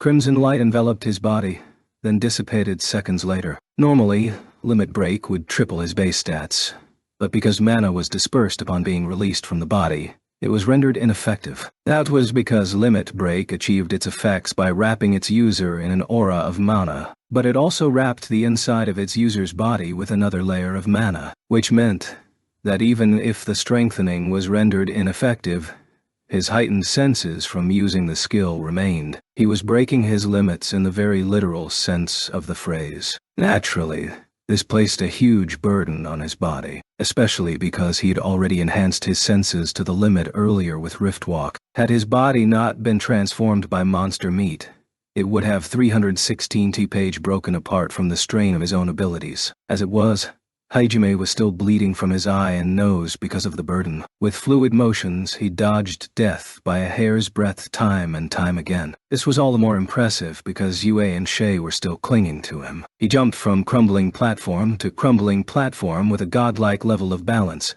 sometimes even using the falling rocks as footholds. Now that time was moving in slow motion, Hajime was able to see the cracks in each stone as it fell past. Having long since surpassed the limits of any human, Hajime continually found the one thread of life in a sea of death. To Milady, who was watching from across the room near the far wall, it looked as if Hajime had been swallowed by the barrage of rocks. They fought hard, but I guess they just couldn't handle that kind of barrage. Slightly disappointed, Milady released her hold on the rocks. The few platforms that hadn't been totally destroyed floated aimlessly among the remnants of the fallen sky. Well, I guess it was too much for them after all. But if they can't even survive this, they'd never have been able to take on those bastards. Sighing, Milady started searching for Hajime's corpse, but at that moment, I thought I already told you that I don't care about fighting those bastards. Who? She heard a familiar voice. It was the voice of that arrogant white-haired boy that wore an eye patch and used artifacts she'd never seen before. It was Hajime's voice. Milady turned around, her voice a mixture of surprise and joy. He looked down at Milady from his perch 317 page on one of the few intact platforms. He was bleeding from his eye and nose, but otherwise looked unharmed. How did you... She was sure she'd seen him get swallowed up by the barrage of rocks, yet here he was, standing before her. Hajime smiled victoriously. I don't mind telling you, but don't you think you should be worrying about something else? Huh, she said again, but her confusion vanished an instant later when a magical attack slammed into her. Rupture! Yue's cool voice rang out through the crumbling chamber, and multiple jets of water cut through Miletta's back, legs, head, and shoulders. Entire chunks of her armor were cut off. No matter how many times you try, the result won't change. You'll just fix it all up when I fix my arms. You won't get the chance to. Hajime fired an anchor at Milady and reeled himself close to her. He was holding Schlagen in his right hand. Aha! This again? You know that can't pierce my Azantium armor. Milady was still confident they couldn't win. She even let Hajime swing up to her and point Schlagen at her chest again. She didn't bother trying to block with any of her remaining platforms. From her perspective, it made sense. The fact that Hajime's weapons couldn't penetrate her Azantium armor had already been proven. She assumed that because they were trying the same thing again, they'd exhausted all other options. But that negligence proved to be fatal. 318 Taungu page and Hajime fired, and Schlagen's enhanced full metal jacket bullet slammed into Miletta's body. Like before, Milady was blown away by the force of it, but this time, Hajime didn't fly back after firing. He kept the anchor firmly embedded to stay close to Milady, then fired all of his prosthetic arms shotgun shells into her chest. She was sent flying even further back, and crashed into one of the floating platforms behind her. And no matter what you do, you still... Hajime ignored Miletta's words and shouted out to Yue. Yue jumped up and fired another spell. Freeze! Crystal Coffin! She chanted the name of a spell meant to encase its target in a tomb of ice, but it was an advanced level water spell. In this labyrinth, Yue shouldn't have been able to use anything stronger than an intermediate spell. However, in order to restrain Milady, they needed it. The part of Milady's back that was resting on the floating blocks froze, keeping her stuck to the platform. Haha, how can you use advanced level spells? Milady shouted out in surprise. The reason Yue had been able to use the spell was simple. Like with Rupture, if she used water that was already present, then the amount of mana required to cast the spell went down. Yue had coated the block Milady had landed on with water ahead of time, and when Milady had shown an opening, Yue had doused her back with water as well. That was what her initial Rupture had been for. Even then, it had taken up a huge amount, and Yue had depleted all of her accessories' stored mana to cast it. Panting, Yue retreated to a platform further away. 319 page. Nice job, Yue. Hajime stood on top of Milady's chest and pulled his trump card out of his treasure trove. The object he pulled out was a 2.5-meter-long cannon. The outside was covered in all manner of odd knobs and switches, while the inside was loaded with a 20-centimeter-wide jet-black spike. There were 4 sturdy stands attached to the lower part of the cannon, while the middle part connected to his prosthetic arm, allowing him to operate it. Hajime used the arms to hold it in place over Milady, who couldn't move, and fired 2 anchors for good measure. All told, there were 6 stands firmly holding the cannon in place. Then, Hajime started pouring mana into it. Red sparks started flying off the cannon, and the jet-black spike inside it started to rotate. Wider. The spinning spike let out a high-pitched whirring noise. Hajime's smile was so ghastly that had Milady not been a golem, she surely would have stiffened in fear. This was one of the auxiliary weapons for his left arm, a pile bunker. With his compression synthesis, he had managed to fit a 4-ton mass into a spike 20 centimeters wide and 1 meter long. The entire thing was coated in a thick layer of Azantium, making it the densest, hardest object on the planet. He ignited the massive amount of compressed blast rock inside the pile bunker and accelerated it with lightning field for good measure. He ate this. He drove the spike straight through Miletta's heart, as if he were staking a vampire. With a resounding crash, his pile bunker pierced through Milady's Azantium armor. Cracks spread around the point of impact, the damage spreading throughout the plating. The platform Milady was stuck to had nearly shattered. The force of the impact pushed it 320 page down a good distance, and the friction of the spinning pile bunker created enough heat to make plumes of smoke rise from her chest. 321. Page 322. 12. Page. However, the light in Miletta's eyes was still burning bright. Looks like even that wasn't enough, but well, props to you guys. You pierced through a good 3/4 of my armor, you know.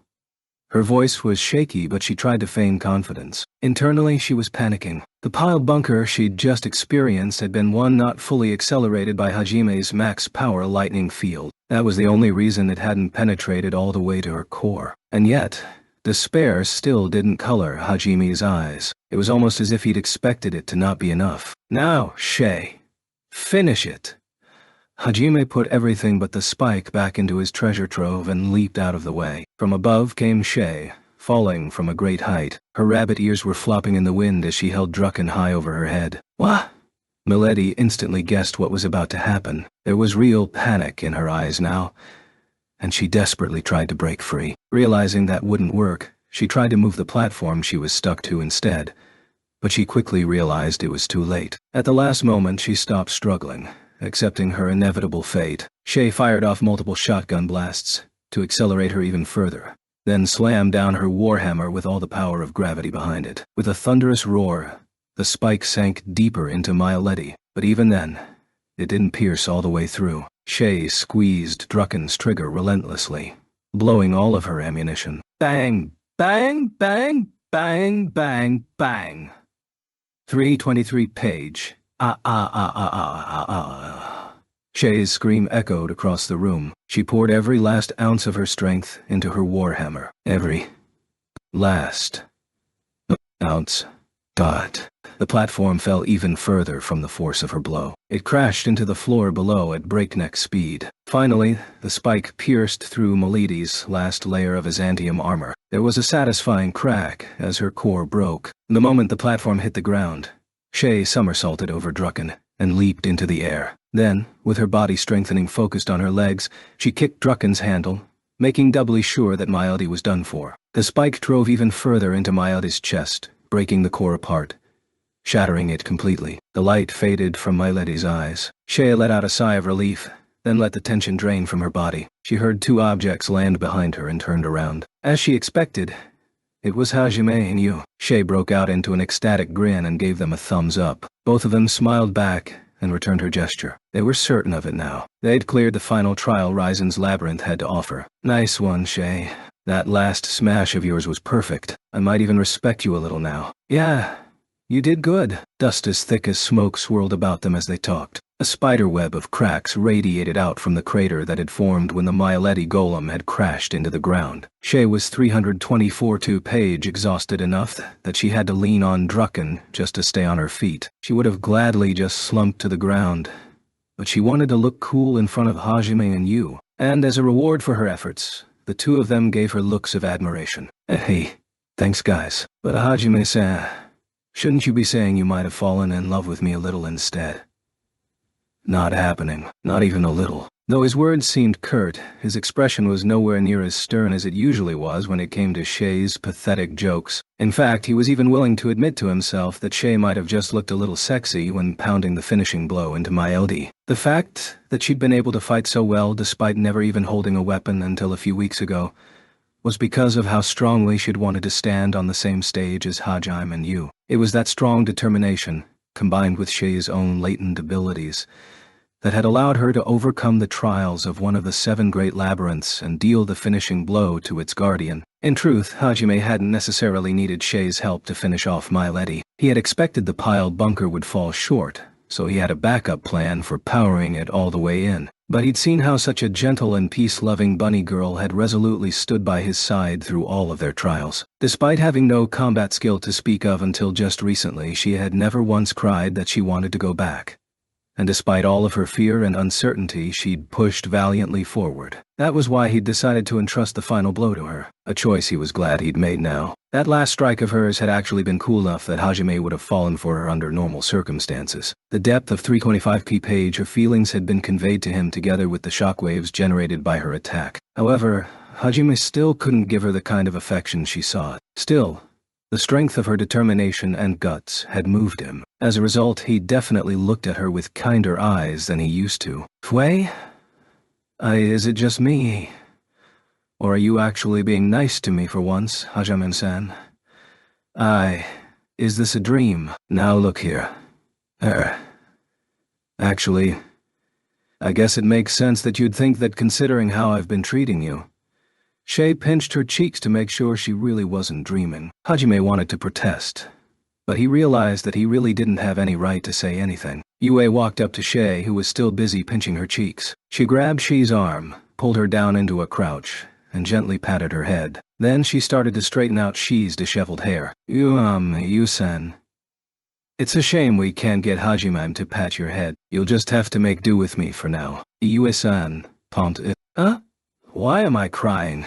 Fwee. There. Shay waffled about in confusion for a moment, but burst into tears and hugged you tight when she realized she was being praised. Taking on one of the 7 great labyrinths for her first trip outside the forest must have been pretty tough. Only the resolve to stay together with Yue and Hajime had kept her going. Finally being accepted as someone capable of fighting together with them after a 326-page overcoming such a difficult trial was more than enough to move her to tears. As an aside, even Yue's comment didn't persuade Hajime to pat her head. Since Shay was the kind of girl that got carried away easily, Hajime didn't want to give her the wrong idea by being too nice to her. Dealing with her misunderstandings was too much of a hassle for him. With all that they'd been through, Shay was definitely a member of his family. Still, the kind of love Hajime felt for you wasn't something that he could really share between multiple people. After all, that was what having a special someone meant. Besides, Hajime couldn't imagine ever doing anything that would make you sad. And most of all, when he saw Shay crying tears of happiness and relief into Yue's bosom while Yu gently patted her head.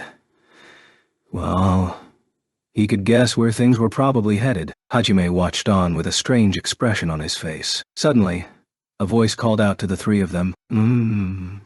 Sorry to interrupt your little party, but things aren't looking so hot for me. So I'd like to get this out of the way before it's too late. They knew that voice. The 3 of them all turned back in surprise. The light from Mailetta's eyes, which had gone out moments ago, had returned. Instantly, they all jumped back. They all eyed Mailetta warily, as they were certain they'd destroyed her core. Hey, no need to be so tense. You did it. You won. I'm just using what little power's left in my core to talk to you guys for a bit. I'll be gone for good in a few minutes. The fact that the light in her eyes was flickering and fainter than before, combined with the fact that she didn't move, seemed to support her statement. She was on the 327 toy-page verge of disappearing for good. Really does look like she's gonna die in a few minutes. Relaxing slightly, Hajime cautiously responded to her. So, what you want to talk to us about, you half-dead golem? Seeing as you're about to die and still can't read the mood, I guess I'll posthumously award you the title of Most Insensitive Liberator. There's no need to be so mean. I was just starting to like you too. Whatever. Anyway, I thought I told you I have no interest in fighting your world's shitty gods. It almost felt like Mailetta sighed before she responded. Don't worry. That's not what I wanted to talk about. There's no need to. I'm just here to give you a piece of advice. Even if the spell you're looking for isn't in the labyrinths you explore, you'll need to acquire all of the ancient magic the Liberators left behind in order to achieve your goal. It certainly did seem like Mailetta was on the verge of disappearing. Her voice was growing fainter, and there were long pauses between sentences. Unconcerned, Hajime continued pressing her for answers. All of it, huh? Well, why don't you tell us where all the other labyrinths are, then? The records have been lost, and no one knows where most of them are anymore. Ah, I see.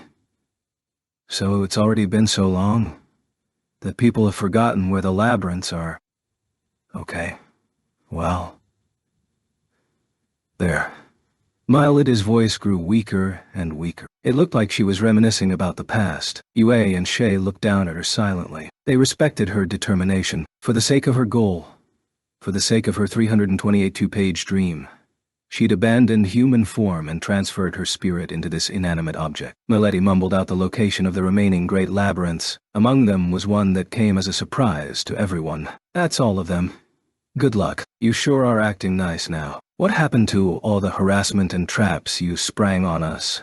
Like Hajime had said, the annoying cutesy speech and insulting tone was nowhere to be found. Instead, she was speaking with sincerity he could hardly believe from her. She had shown hints of this personality before their fight, so Hajime was beginning to suspect this really was her true nature. And now that she was moments from death, she had no need to keep up the facade.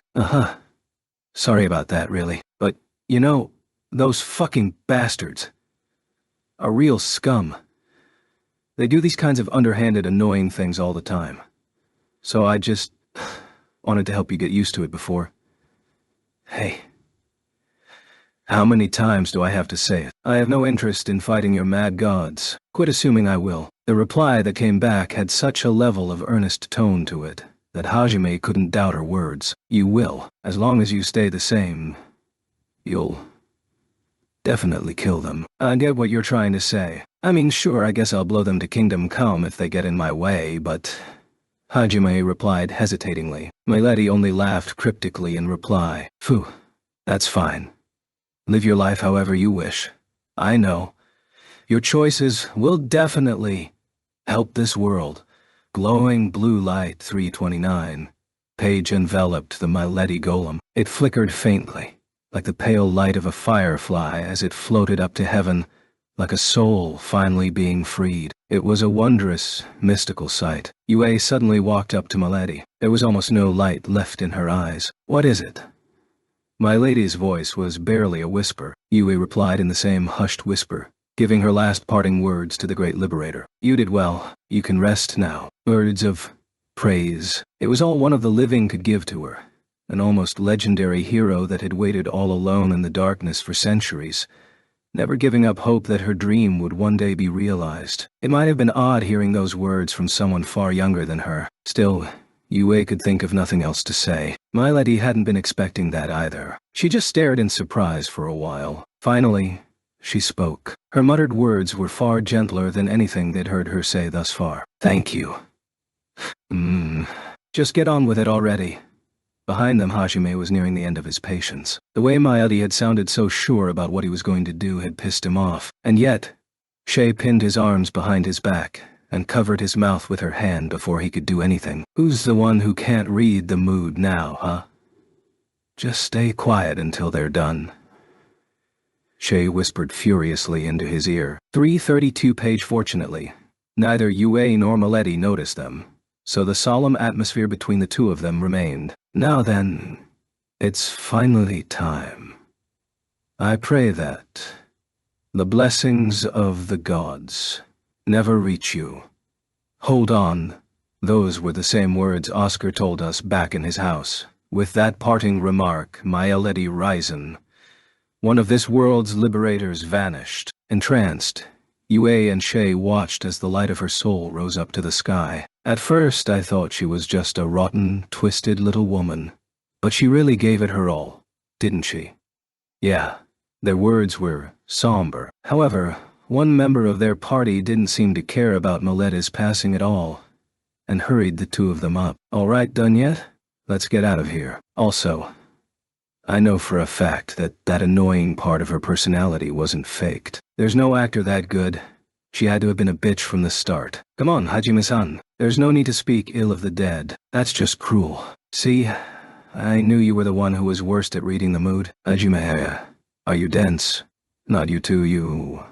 Bah, whatever. Also, it's not that I can't read the mood. I'm just choosing not to. In the midst of their conversation, they noticed a section of the wall had begun to glow. Cutting their discussion short, they started heading toward it. It was relatively high up, so they'd have to hop 331 page across a few floating blocks to reach it. But the moment they jumped onto the first one, it started moving and took them right to it. Wow, it just started moving on its own. Well, at least it saved us some trouble. Is this a reward for winning? Shay yelled out in surprise, while Yue tilted her head. Only Hajime looked unhappy. After 10 seconds of travel, it stopped about 5 meters before the glowing part of the wall. At the same time, the light began to fade and the part of the wall that had been glowing fell away. Behind it was a passageway made of polished white stone that shone with a brilliant radiance. The floating block they were standing on began taking them through the passage. I guess this is what's going to take us to Milady's house. A short while later, they found themselves staring at a wall engraved with the 7 Liberators' crests. It was the same wall that had led to Oscar's house in his labyrinth. As they approached, the wall slid to the side. The block didn't slow at all and took them through that opening as well. On the other side, they found... Hey there. Not so long time no see. It's me, Milady-chan. A miniature version of the Milady golem. What I tell you? I knew she'd pull something like this. Shay and Yue were stunned speechless. Hajime just looked annoyed. He'd been hoping his guess was incorrect. He'd already guessed that both the serious Miletti and the prankster Miletti were just two facets of the person that was Miletti Risen. The intricacy and annoyance factor of her traps was too great to have 332-page come from someone who was just putting on a facade. Furthermore, she'd purposely chosen to leave her spirit behind to judge potential challengers, in which case it didn't make sense for her to set things up so that she'd just vanish once she was defeated. After all, that would mean subsequent challengers would no longer have any trials to overcome. That was why Hajime had predicted that even if they destroyed her golem, Miletti herself wouldn't vanish. His assumption was confirmed when the block they jumped on started guiding them on its own. Only Miletti could freely control those blocks. In stark contrast to Shay and Yue's glum expressions, Miletti seemed sickeningly cheerful. Huh? What's this? Why is everyone all quiet? Come on. Shouldn't you be more surprised? Or are you just so surprised you don't know what to say? I guess my surprise was a huge hit. The miniature Miletti golem looked a lot more human than her giant counterpart. She had a white mask over her face and her slender body was clad in a white robe, though it was rather off-putting that her mask was in the shape of a smiley face. Speaking in the same cutesy manner she had when they'd first met, Mini Miletti walked up to them. Yue and Shay's bangs were covering their faces, hiding their expressions. Hajime could see where this was headed, and quickly took a step back. Yue and Shay whispered quietly. Then what was that back there? Back there? Oh, did you think I died? Nah, no way. I'd never leave. But we saw light leaving your body. 333 two-page fufu. Pretty good performance, right? I'm such a good actor. I really am a genius at everything I do. Miletti got louder and louder as she spoke. She became proportionally more annoying as well. Yue stuck her hand out while Shay pulled out Drucken. Oh, did I go too far? Miletti muttered worriedly. She looked apprehensively from Yue to Shay, momentarily at a loss for words, but then she seemed to resign herself to her fate as she spoke. Hey, just kidding. Die. I'm going to kill you. Wait. Please wait. This body's really weak. I really will die if you smash it. Calm down, please. I'll apologize, I promise. That marked the start of a scuffle in which a great deal of the surrounding area was destroyed. But Hajime paid it all no mind, and explored the room they were in instead. The floors and walls were all white, and aside from the magic circle engraved into its center, the room was empty. There was a single door set into the far wall, which Hajime assumed led to Miletti's house. Hajime walked over to the magic circle and started examining it. Miletti hurried over to him when she saw what he was doing. A bloodthirsty vampire and a murderous rabbit chased after her. Don't touch that. Also, they're your comrades, right? Don't just ignore me. Do something about them. Miletti cowered behind Hajime's back, hoping he would provide some protection against the two demonic girls chasing her. Hajime, move. I have to kill her. 334, Toige. Please move, Hajime-san, ... We need to kill her. Soon.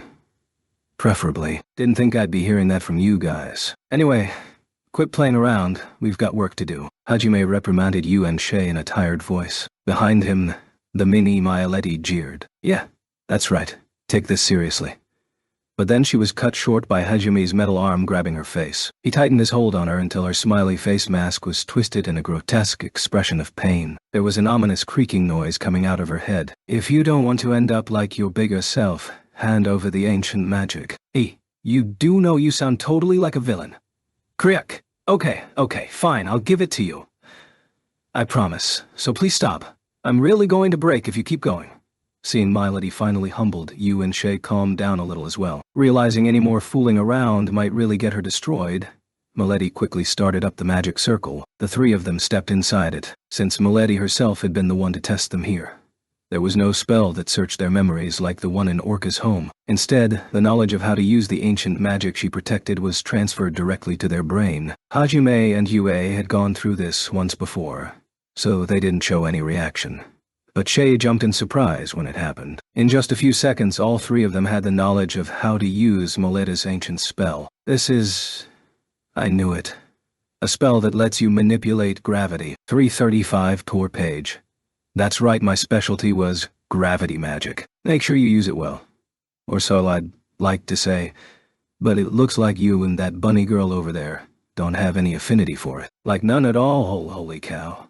Oh, shut up. I figured that would happen anyway. Just as Milady had said, though Hajime and Shay now had the knowledge of how to manipulate gravity, they wouldn't easily be able to use it. It was like how Yue didn't have any aptitude for the creation magic Hajime used. Well, that bunny girl over there can at least use it well enough to make herself heavier. And you've got your creation magic. So think of something. At least Blondie over here is fit to use it. Train hard until you master it. Okay.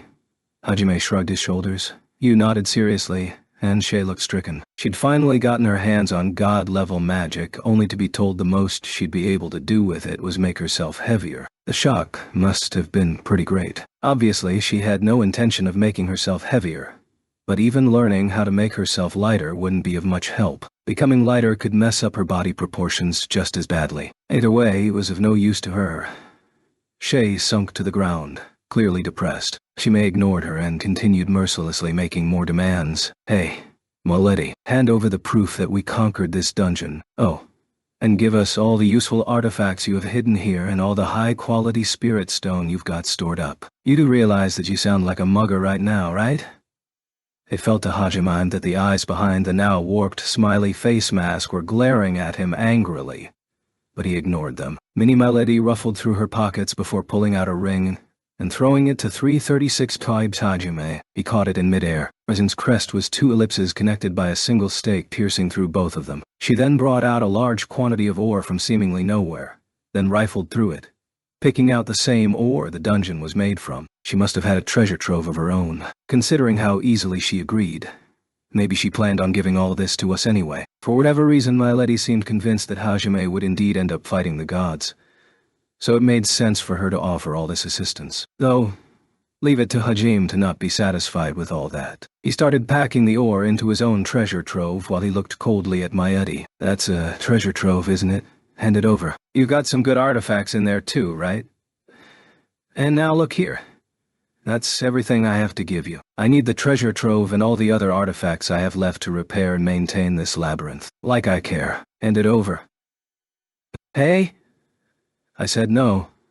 Milady hurriedly stepped back, away from Hajime's grabbing hands. Besides, these things wouldn't be of any use to them anyway. She explained as much to Hajime, but it seemed to be of no use. I see. All right, hand it over. At this point he really was acting like a villain. I told you already, I can't. Now go home. Milady fled from Hajime's groping clutches and jumped up onto the block that had led them here. She manipulated it so that she was floating somewhere near the ceiling. 337 2-page. Don't run. I just want everything you own as part of my reward for clearing your dungeon. I'd say that's a fair thing to ask. There's something wrong with you if you think that counts as fair. Can't believe I ended up saying the same line O-chan always used to give me. Just so you know, it's O-chan who taught us this is fair. O-sha-an. Hajime eventually managed to corner Milady with the help of Yu and Shay, who still held a grudge toward her for all the teasing she'd done and wanted payback. She knew half of this was her own fault. But the part that really stung was that half of it was the fault of the guy who'd made the other labyrinth. To think the first people to conquer my dungeon would be this crazy, whatever, I give up. I'm sending you 3 out of here. You better not come back. Just before Hajime could leap at her, a rope suddenly appeared from the ceiling which Milady promptly pulled. Hajime looked up in confusion, but then he heard that same terrible noise he'd grown to hate. Clunk! She'd activated another trap. A second later, water started rushing into the room from all 4 walls. Because of the angle it came out at, the room they were in was soon a raging whirlpool of water. At the same time, the magic circle in the center of the room sunk, creating a neat little hole in the floor. The whirlpool started draining into it. 338 2-page. Hey! You little... Hajime stiffened as he realized the humiliation they were about to be subjected to. A circular white room, a hole in its center, and water whirlpooling its way down said hole. Milady had led them to a massive toilet. How about we let this water wash away our animosity too? Mini Mileda's mask winked at them. Annoyed, Yue quickly tried to cast her usual flight spell. Mana in this room didn't get dispersed, possibly because the magic circle was in this room, which was why Yue could easily have lifted them all up despite her depleted mana reserves. Oh. No pay. Before she could finish, however, my lady stuck out her hand and Hajime, and the others felt an enormous weight press down on them. It felt like there was an invisible object trying to crush them. My lady had increased the weight of the air pressing down on them. Bye-bye. Good luck with the other labyrinths. Ugh, damn you. We're not shit to be flushed down. I swear I'll come back and destroy you. I'll never forgive you. You're dead, you hear me? Dead, Fugwa. With those parting remarks, Hajime and the others were sucked down the massive toilet bowl. Just before he vanished from sight, Hajime chucked something at Milady in a last, desperate act of revenge. Once Hajime and the others had disappeared, the water drained away as fast as it came, leaving the room looking the same as it had before. 339 2-page. Ha, what a bunch. Still, to think he'd be a synergist like Ochan. Foo. It almost feels like fate. Keep struggling for the sake of your dream. Now then, looks like I'll be busy fixing the golems for quite some time. What's this? Milady wiped non-existent sweat off her artificial golem brow as she mused to herself. A second later, she noticed something strange at the corner of her sight. There was a knife stuck to the wall, with a black object dangling from it. What on earth is that?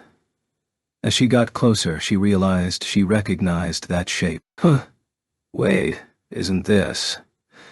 The black object was one of Hajime's hand grenades. Just before he'd disappeared down the drain, Hajime had thrown it as his last act of revenge. Since he'd used it so many times in the dungeon, Milady recognized what it was instantly. Panicking, she quickly tried to get away. However, manipulating gravity took up large amounts of mana, and Milady had used all of it up in that last chase, which meant she had no means of softening the explosion. She tried to make a break for it on foot, but it was already too late. The moment Mini Milady turned around was when the grenade went off. The entire room was enveloped in light, followed by a massive shockwave. Milady's screams echoed throughout the labyrinth. Sometime after, there might have been a very depressed golem going around crying as she had to spend even more time repairing her dungeon. Meanwhile, the trio that had been flushed out of the room was currently being carried down a long tunnel by a powerful current. There was no breaks for them to take a breath, so they just got swept along. It took all of their concentration just to stay conscious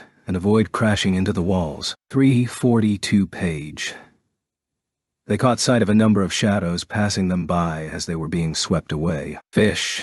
The tunnel they were being funneled through must have connected to a river or lake somewhere. Unlike Hajime and the others, the fish were able to swim against the current, and many of them passed the trio. One of them even came up to Shi's face as it swam by, keeping pace with her. She looked over at it. Their eyes met, hers and the fish's. Or rather, what she'd thought was a fish. Though it had the body of one, its face looked like that of an old man. It was a difficult impression to convey, but that was the best way to describe it. Shay had run into a fish with a person's face. Its apathetic expression was oddly reminiscent of the fish in the old game Seaman. Shay opened her eyes wide in surprise. She almost let out the breath she'd been holding in, but she managed to clamp down on her mouth in time. Still, she couldn't take her eyes off it. The two of them stared each other down as they were swept away by the current. They might have spent all eternity gazing into each other's eyes, but Shay was abruptly interrupted by a voice that popped up in her head. "What the heck are you staring at?"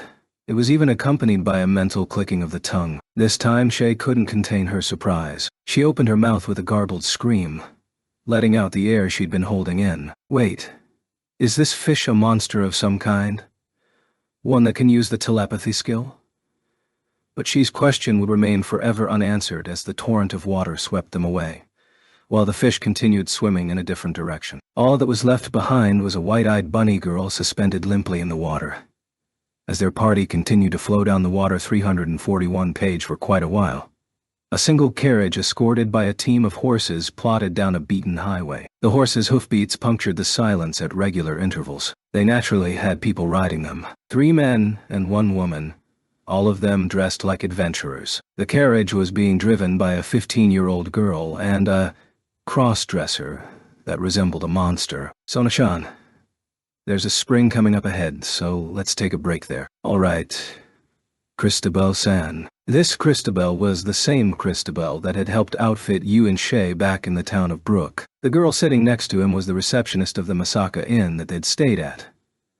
Sona Masaka. Despite her strange-sounding name, she was an ordinary girl with maybe just a little more curiosity in the more adult side of things than was normal for her age. The two of them were on their way back to Brook after an excursion to the next town over with a hired escort of guards. As his giant frame would suggest, Cristobal was insanely strong, so he often went out to collect his own supplies to craft his clothes. This trip, in fact, had one such instance. Sona had come along because one of her relatives in the next town over had gotten pretty badly hurt and her parents were too busy to go, so she delivered get-well gifts in their place. The adventurers had been on the way back from a quest, so they decided to tag along as well. They were around a day's ride out from Brook. The party decided to rest at a nearby spring for the afternoon. 342 page, they let the horses drink from the spring while they made preparations for lunch. Sona headed to the spring to get water for the group. The moment she put her canteen into the spring, it started frothing. Gouts of water flew up from its center, splashing the nearby area. Kaya! Sona-chan. Sona let out a surprised shriek and fell back. Cristobal instantly rushed over to protect her, with the other adventurers not far behind. The fountain's spray increased in intensity, creating a column of water rising 10 meters high. This spring was a well-known resting place for travelers, and never once had anyone reported something like this happening. Hence why Cristobal, Sona, and the other adventurers gazed on in shock, heedless of the spray that was soaking them. A few seconds later, three people were spat out of the fountain, two of which screamed as they flew out. Cristobal and the others cried out in surprise. They flew a good 10 feet through the air before crashing spectacularly to the ground on the opposite shore. What on earth was that? Cristobal and the adventurers were shocked speechless while Sona muttered what they were all thinking. 343 two-page ack. God. That was terrible. I'm gonna crush that little bitch into pieces. Mark my words. Shay, you alright? Yeah, somehow. Hajime spat out a string of curses while making sure you and Shay were fine. However, only you responded to him. Shay? Hey, Shay! Where are you, Shay? Where'd you go? There was no response. Hajime quickly jumped back into the water and started looking for her. As he'd expected, Shay was laying at the bottom of the spring. She'd lost consciousness and didn't float because of Drucken's weight. Hajime pulled a really dense ore out of his treasure trove, making him quickly sink to the bottom. Once he'd grabbed Shay, he kicked off the ground and leaped back out. He dragged her with him to the shore. Then, he laid her on her back and took a closer look at her. She was pale-faced. Her eyes had rolled back into her head, and her heart wasn't beating. She must have seen something quite terrifying as her expression was still frozen in one of disgust. You gotta give her CPR? What? I mean, you need to clear her airway of water and... Huh? He tried to get you to give Shay CPR, but she just looked at Hajime blankly. Does the concept of CPR not exist in this world? She wasn't exactly injured, and feeding her more liquid when she was already drowning seemed like a bad idea, so the ambrosia probably wouldn't be of any help. Yu wasn't very well versed in healing 344-page magic, so he doubted she could cast something specific enough to make Shay spit out all the water and get her heart pumping again. He didn't know when it was she'd lost consciousness, but at this point time was of the essence. Hajime steeled his resolve and started performing CPR. Naturally, that meant he would have to do mouth-to-mouth as well. Yu watched on unhappily, but she realized Hajime was doing this because it would somehow save Shay, so she kept quiet. Instead, she just stared. Hajime tried to ignore that cold stare as best he could while he worked to get Shay's heart pumping again. Unbelievable. I just started to think you might not be that worthless after all. But then you go and nearly kill yourself after we've already won. You really are just a worthless rabbit. Hajime grimaced, and after a few rounds of CPR, Shay finally started coughing up water. He turned her head to the side so she wouldn't choke on it again. From an outside perspective, it looked like he was kissing her passionately. Hajime-san? Yep, that's me. Unbelievable. I can't believe you almost got yourself killed. Despite his harsh words, Hajime looked thoroughly relieved. Suddenly, Shay interrupted him by throwing her arms around him and giving him a deep kiss. It was so unexpected that Hajime didn't have any time to move out of the way. Shay wrapped her arms and legs around Hajime, locking him in place while she mercilessly ravaged his mouth 345 page with her tongue. Her inhuman strength and the leverage her position gave her made it impossible for Hajime to break away. Somehow, Shay had been aware of all the kisses Hajime had given her while he was performing CPR. Perhaps it was a special condition brought on by the fact that Shay had activated her body strengthening right before she'd lost consciousness. Regardless, Hajime's repeated kisses had flung her into full overdrive mode. She kept Hajime firmly pinned in place while she returned his kisses 100-fold. Off to the side, you looked very unhappy, to say the least. Still, she did nothing to stop them. In a small voice, she muttered, "As a reward, just this once." It appeared she was willing to forgive this transgression, though it was obvious from her expression and the dangerous look in her eyes that she was quite conflicted. Tonight, she was going to make sure Hajime spent the whole night with her. She wouldn't let him rest for even a second. Wow, what's going on? Amazing. They're completely soaked, but they're wrapping around each other so passionately. And they're doing it all outside. These people aren't normal. That exclamation came from none other than the easily excitable girl, Sona. Next to her, Christabel muttered, "Oh, aren't you too?" It seemed he remembered them. Off to the side, the three male adventurers were burning up with jealousy, and it was with great effort that they managed to keep their swords in their sheaths. The single female adventurer gave them a withering glare. Shay was still half delirious from passion and near-death euphoria. She panted heavily as she kissed Hajime, until finally he got so fed up 346 page that he lifted himself to his feet, taking Shay with him. He then grabbed Shay's plump butt, giving it a firm squeeze. She let out a garbled moan. In that second, her ironclad grip loosened. Hajime peeled her off and flung her into the spring. Yugiyaha. He watched as she fell into the spring with a tremendous splash. Then he took a few seconds to catch his breath and comb his hair back. I was careless. I didn't think she'd come at me like that. Just after regaining consciousness, Hajime watched as she lumbered out of the spring like a banshee, her bangs covering her face, and shivered. Ooh, how cruel. Hajime-san, you're the one that started it. Excuse me? I'll have you know that that is just a life-saving technique, nothing more. And wait, you were conscious that whole time? Well, I'm not exactly sure, but I could kind of tell what was going on. Just that you were kissing me over and over, Hajime-san. Please stop laughing creepily like that. Look, I only did that to save your life. Nothing more. Don't get any weird ideas, okay? Really. But a kiss is still a kiss. At this rate, you might really fall for me. Like hell I will. And you could have stopped her, you know? Just this once. I mean, Shay worked so hard, but still. You? Earth to you? You stared back with blank eyes, muttering incoherently. Hajime sighed as he realized she was done for too. Finally, he turned to 347T Page Christabel and the others. They'd been staring at them this whole time. His gaze passed over the four adventurers, stopped for a second at Sona, and returned to her after he took one look at Christabel. He'd like to pretend he never saw Christabel at all. Sona jumped with a start when she realized Hajime was looking at her, then blushed bright red. Sorry for interrupting you two. Don't mind us. By all means, please continue.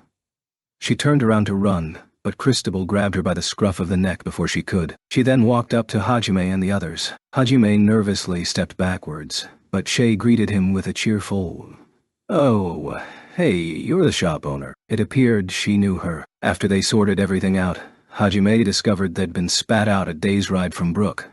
So they decided to head back there with Christabel and the others. Christabel offered to let them ride in their carriage, which they happily accepted. They changed out of their soaked clothes and chatted amicably with the others as they rode back. The sound of hoofbeats became the soundtrack of their travels as the warm rays of the sun smiled down upon them. Together with their newfound comrade, Hajime and his party had cleared their second labyrinth. Hajime let the feeling of victory settle in as he laid down in the back of the carriage. Warmed by the sun, he smiled faintly as he thought of all the travels that still yet awaited them. 348 two-page epilogue. You are truly fit to be a hero." A clear voice rang out through a mountain valley illuminated by the half-moon and bedecked in everlasting autumn leaves. The man who had spoken narrowed his eyes and extended a hand in front of him. But I... The person he was addressing gulped audibly as he stammered. They realized they were standing on the edge of a decision that would change their life irrevocably, and the temptation and dangers of each choice led them to hesitate. As they looked around, they saw the legion of monsters that had bent to their will. The mountain range that sprawled north of the lake town of rested near the top of Hylia's territory. They had left the safety of their comrades behind and come here alone to do something about their tenuous position. Despite the fact that they had been summoned as one of the chosen heroes, despite the fact that they had a talent that surpassed most humans of this world, they had been relegated to a side role, and that they couldn't stand. But what they couldn't stand most of all was the man that had pushed them aside and assumed the role of hero that they aspired to. That was why they'd come here, to put these powerful monsters under their control, so they could win the respect of the others. However, they were nearing their limit. Given enough time, their dream might have been realized.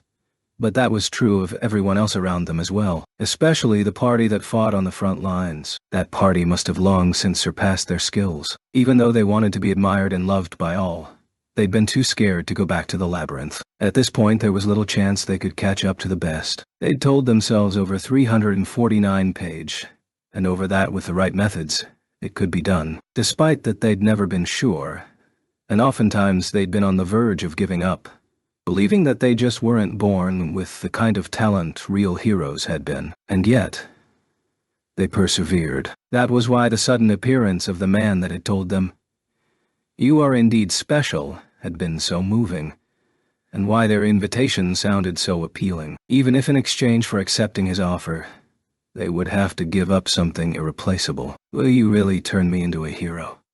You won't turn around and betray me?" "Of course, as long as you're truly willing to throw everything away and come to our master's side, that is. You'll have to prove yourself by fighting that agricultural goddess of yours and her bodyguards. But if you do, we'll treat you as our hero. I promise we won't betray you. There's no one else we can rely on. It's precisely because you're special that we want to invite you to our camp." A hero. I'll finally become the protagonist of my own story. They gulped again at the man's seductive words. The black flames of ambition burned fiercely within their eyes. Their desire and desperation spilled forth like a burst dam, staining their silhouette black. Without even bothering to hide their excitement, they nodded vigorously and licked their lips. "I'll do it. I'll become your hero." Their expression couldn't be called heroic by any stretch of the imagination. A wise choice. "I'll look forward to working with you, hero." The man smiled gently, while internally cackling to himself. Not only was a wonderful slaughter about to occur, it would be brought about by one of their own. The irony was simply delicious. 352 page in a quiet corner of the northern mountain range. Two sets of laughter overlapped each other. The only ones present to bear witness were the forlorn half-moon and a legion of unthinking monsters. 351. 2 page. Extra chapter. "Yeah, I'm a monster. Got a problem with that?" Deep within the misty forest, a single figure was running with all its might. Her pale blue hair blended in with the mist, but the speed at which she moved sent ripples through the fog. Despite how lightly her hair was fluttering through the wind, her expression was anything but light. In fact, she was crying as she ran. It was quite easy for a young girl of 5 to 6 to get lost and eaten within the Haltina woods, a place considered to be a den of monsters by most men. Still, there was no worry of this particular girl getting eaten. It was hard to tell because she was crouching, but the girl running through the fog had a splendid pair of rabbit ears growing out of her head. She was a member of the beastman race that inhabited these woods. A rabbit girl. The rabbit men were considered the weakest of the beastmen races, but in return they had the best sense of hearing, and were skilled at hiding themselves. Even a girl like her had very sharp ears. Few creatures could escape the notice of a rabbit man's sense of hearing, and this bunny girl in particular had a special ability other rabbit men didn't possess. Hence why there was little chance this particular girl was in any danger of dying, especially as she was so close to her village. As expected, the young bunny girl safely reached her village, despite her loud wailing. The fog began to thin out as she approached. The boundaries of her hometown were defined by a well-kept wooden fence. It was far better maintained than most other Beastmen settlements, even those that belonged to other Rabbitmen tribes. 352 page. The fence posts were close enough together that one wouldn't easily be able to peek inside, and each of them were 3 meters high. Normally, most Rabbitmen's only options when it came to a confrontation were to run or to hide. Both in regards to themselves and in regards to their villages, they rarely focused on heavy defense. As long as it could buy them enough time to run away, and was spaced out enough to give them a good view of the situation outside, it was a good enough fence for them. And yet, the fence surrounding this village was surprisingly sturdy. At first glance it appeared quite sturdy, but a closer inspection showed that the planks used to hold the fence posts together were surprisingly fragile. It seemed almost as if this village was focused more on making sure their fence couldn't be seen through than creating an adequate defensive barrier. The young bunny girl circled around the unusual fence and went inside. The Rabbitmen guarding the gate said something to her as she passed by, but she ignored him. Many other Rabbitmen called out to her as she ran past, but she ignored them all and headed straight for her house. "Oh my, what's wrong, Shay? Your bunny ears are drooping." The 5-year-old bunny girl, Shay, looked up to see an older rabbit woman come out from inside a room. She had the dark blue hair that was characteristic of her race, and gentle eyes that belied a powerful will. The latter was a rarity among Rabbitmen. "Mom."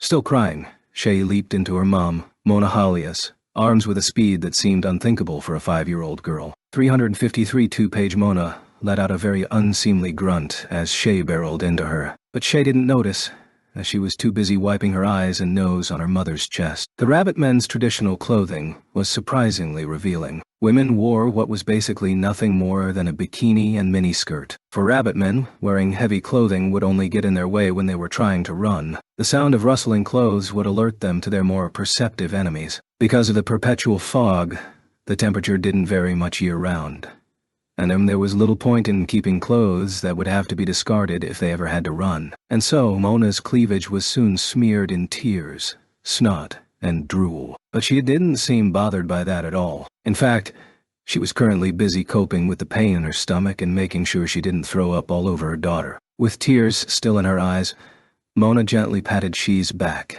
and once she'd calmed down a little asked her what was wrong. Shay sniffled and looked up at her mother. Instead of an answer, she replied with a question of her own. "Mom, am I a monster? Am I evil?"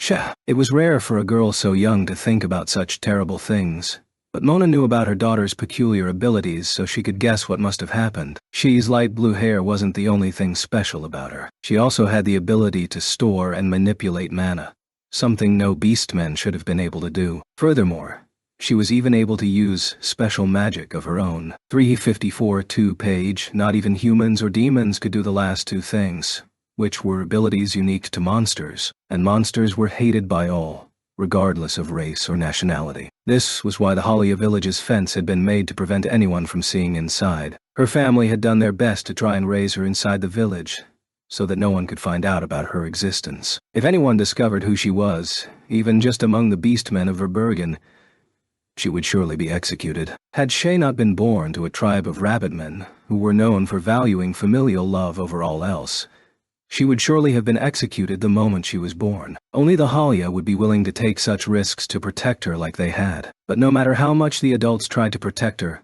there was no way a curious young child would be satisfied living in the confines of her small village. It was only natural for her to want to explore the outside world. "Shay, you went out again, didn't you?" "Oh."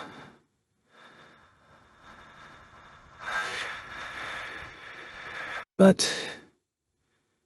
Shay hung her head apologetically, and Mona smiled gently. Someone must have spotted Shay on one of her excursions. While beastmen didn't lose their sense of direction in the fog, their vision was hampered just like with every other race. And while Shay was curious about the outside world, she knew how much trouble it would cause her family if anyone spotted her, which was why she had used her innate stealth abilities, which far surpassed many adult Rabbitmen's, to stay out of sight when she left the village. 355 2-page. So even if anyone had spotted her, Mona doubted they'd gotten a good look at her, meaning there could be only one reason Shay was crying. A white silhouette, running through the trees. No matter how quickly you chase after it, it vanishes like an illusion before you can catch up. It must be some kind of new monster, or perhaps an evil spirit that has haunted the forest for centuries. Is that what you've been hearing people say about you, with those sharp little ears of yours? Mom? You knew. Mona nodded as she softly ruffled She's bunny ears. She had heard the rumors her fellow rabbit men had been whispering about. For now, it was still nothing more than an urban legend of sorts. The kind of thing people talked about just to have something to talk about. There were more legends about this forest than there were trees, though, so it wasn't anything to be concerned about yet. Though of course, Shay must have been quite shocked upon hearing them for the first time. She'd already known that she was different from the rest of her family, and she knew she could do the same thing monsters could. She'd avoided thinking about it as much as possible, but it was hard not to when she heard people talking about it. Maybe I really am something different. Maybe I really am some kind of freak that isn't monster or beastman. Fresh tears welled up in the corners of She's eyes, and she sniffled. Mona gave her daughter a look that was equal parts kind and equal parts stern, but all of it filled with love. Shay, do you hate monsters?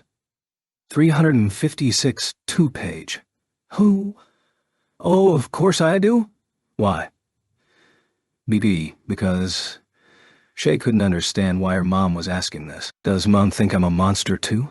She thought sadly, her bunny ears twitching. Mona gently cupped her daughter's cheek and looked gently into her eyes. There was a surprising amount of weight to her gaze. You're afraid because you're different from everyone else. It's scary and lonely and sad. I know. But, you know, Shay, Mom's jealous of you. She's jealous, and she's happy to have such a wonderful daughter. Why? Because if you're different from everyone else, that means you can do things no one else can. Don't you think that's amazing? Mona's words made no sense to Shay, and she looked around restlessly while sky-blue tears dripped from her eyes. Amazing. What would you do if you were like me, Mom? Pooh. Your mom's always wanted to be a hero ever since she was little. A hero? Mona had a surprisingly weak constitution, and was sick in bed for half of each month usually. Shay blinked in surprise as she looked up at her mother. It was an odd thing to say, for someone as weak as her, but then Shay nodded, thinking it was very like her to have such a wish. 357 2-page, that's right. A hero. You know, I've always wanted to be someone who could protect their family, and not just spend all my time running away or hiding. I wanted to be the kind of person that could stand up to anything that tried to hurt the people I love. The rabbitmen were gentle, peace-loving people. It was rare for one to be as assertive as Mona. However, she had too weak a constitution to become the kind of person she wanted to. Though she had a stronger will than any of her brethren, a stronger heart than any of her family, fate had dealt her a body that was frail even by the low standards of her already weak race. Could anything be more ironic? But that was precisely why she had prayed. I had always prayed my child would be stronger than I. And Shay, you were everything I could have hoped for. You can't imagine how happy I am to have you as a daughter. Mom? Mona hugged her daughter fiercely, trying to convey the depth of her happiness and pride. Esha, it doesn't matter if you're a beast man, or a monster, or even a freak. They're all just words. Only you can decide what kind of person you want to become. And all that matters is you become that person. It's precisely because you're different from a normal rabbitman that you can become anything your heart desires. Shay could see from up close just how much her mother loved her. Captivated by her gaze, Shay stared back. Then, like a prophet, Mona started predicting the future. 358, 2-page. I'm sure you'll face many hardships in the future, far more than any normal person would. Growing up will be hard. That's what happens when you're different from others. Mom. She's rabbit ears drooped and she looked around uneasily. But that wasn't the end of Mona's prophecy. But I know you have the power to overcome all of them. That's why, Shay, never hate yourself. Stay bright, stay cheerful. Blow away all those nasty things with a smile. Puff out your chest with pride. I'm Shay Halia. Got a problem with that. As long as you still love yourself, everything will turn out okay. Everything?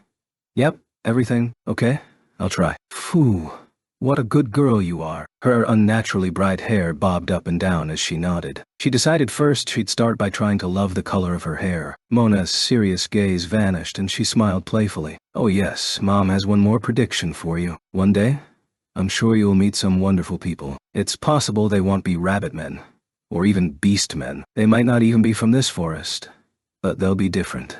Just like you, Shay. Just like me. 355, page, pet. I'm sure you'll meet them eventually. She can't see the future like me. So why is she so sure?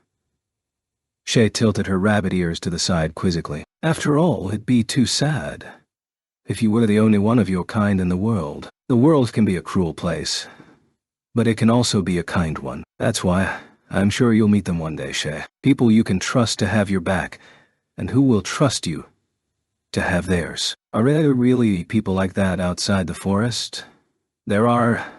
I'm sure of it. Fufu.wa. Who knows? Maybe one of them will end up being your husband. Hey! My husband. Yep. And there'll be a girl you'll fight with over who gets him that'll come to be your best friend. Fight with.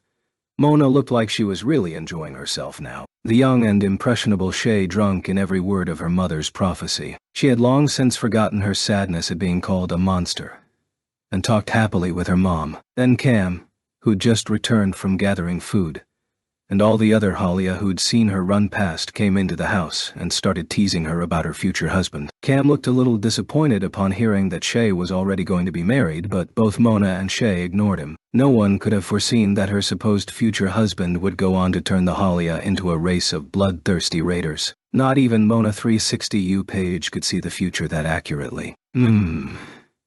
A single girl's yawn vanished into the general tumult of the busy inn. She stretched and opened her eyes.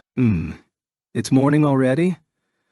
More like it's past noon already. Just how much longer were you planning on sleeping, you airheaded rabbit?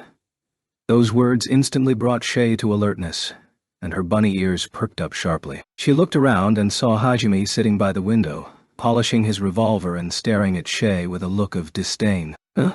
What are you doing here, Hajime-san? Wait, don't tell me you snuck in here to Habway. I just said it's past noon. You effed to go shopping ages ago. We promised to go together, but you wouldn't wake up even after I tried shocking you, so she left by herself. I see. Sorry. I'll get ready and then we can go catch up to her. Wait, so then why'd you stay behind in my room? Her bunny ears tilted quizzically. Shay had thought Hajime would have gone with you. Hajime grimaced and muttered, I'm not good at dealing with that monster of a clothing store owner. The clothing store owner that Hajime and the others had traveled back to Brook with seemed to put him on edge. He was so unwilling to meet with him that he'd even turned down a date with you. Shay smiled awkwardly and replied, Hez, a nice guy once you get to know him though. The way Hajime had said, monster, bothered her a little. Probably because of the dream she'd just had. 361 Page. What's wrong, Shay? Huh? Before she knew it, Hajime was staring intently at her. He must have somehow sensed her discomfort. Though she was happy he'd noticed, she wasn't sure how to respond. Before she could think of what to say, Hajime answered for her. Is it something to do with your mom? Do you have a mind-reading skill too, or something? Shay asked, amazed. Her bunny ears flattened in shock, and she brought her hands up to the voluptuous chest she'd inherited from her mother. Nope. You were just muttering Mom a lot in your sleep. Oh, I see. Aha, how embarrassing. I can't believe I'm still doing stuff like that even at this age. Shay scratched her head in embarrassment, but Hajime didn't buy it and kept staring at her with the same intensity. Finally, it seemed he'd realized something and shrugged his shoulders dismissively. Well, it didn't look like you were having a nightmare at least. Shay's heart skipped a beat as she realized he must have been worried about her in his own classic way. She hadn't told either Hajime or Yue about Mona. It wasn't like she was trying to hide it. There just had never been a chance to bring it up. Hajime himself had guessed what must have happened to her, considering that she hadn't been anywhere among the Halia, and that Chie never talked about her. He thought it was a topic she preferred to avoid. He was far more considerate of her now that they'd cleared a labyrinth together. She's ears and tail flapped about happily. 362 Page. Eyes. It was a very nostalgic dream. My mother died 10 years ago from an illness. Her constitution had always been weak, and after she gave birth to me, the doctors said it would be a miracle if she lasted another 10 years even. Really? Yes, don't worry. She didn't die when we were being chased by the Empire. and I was at least able to say my farewells to her, so it's not like you need to take any extra care not to mention her or anything. Who said I was? Hajime turned around sulkily. Shay followed up with a someone's not being honest with themselves as hey. To which Hajime responded with a flick to the forehead. Shay rubbed at the red mark that had appeared on her forehead before continuing cheerfully. I was actually thinking of telling you about my mom sometime soon. Would you like to hear about her?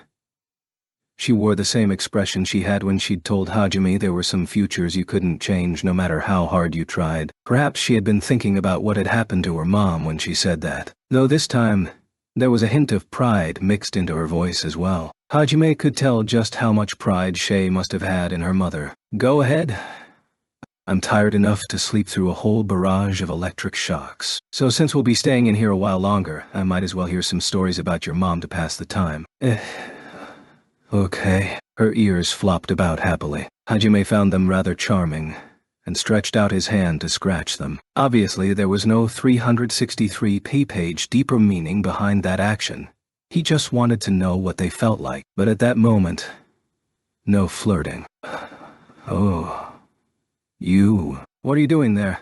Wah. You scared me for a second, Yusan. Yue's emotionless face was glaring at them through the open window. The bags in her hand indicated that she'd finished shopping and had returned to invite Hajime and Shay to go out with her. Hajime leaped out the window. Shay quickly got dressed herself and followed after the two. The warm rays of the sun, something she'd seen little of in the sea of trees, shone down on her as she watched crowds of adventurers and merchants and craftsmen go about their business. Shay closed her eyes happily and skipped lightly through the street. Many sad things had happened in her life. Most of them had been things she couldn't change. She'd lost many things important to her, but just like her mom had said, Shay had met them, and that meeting had saved her family. That meeting had led her out into the sunlight, and now, all of Mona's family had become the kind of determined fighters she'd wanted to be herself. You can become anything your heart desires. Mona's words echoed through Shi's mind. Do you hate monsters?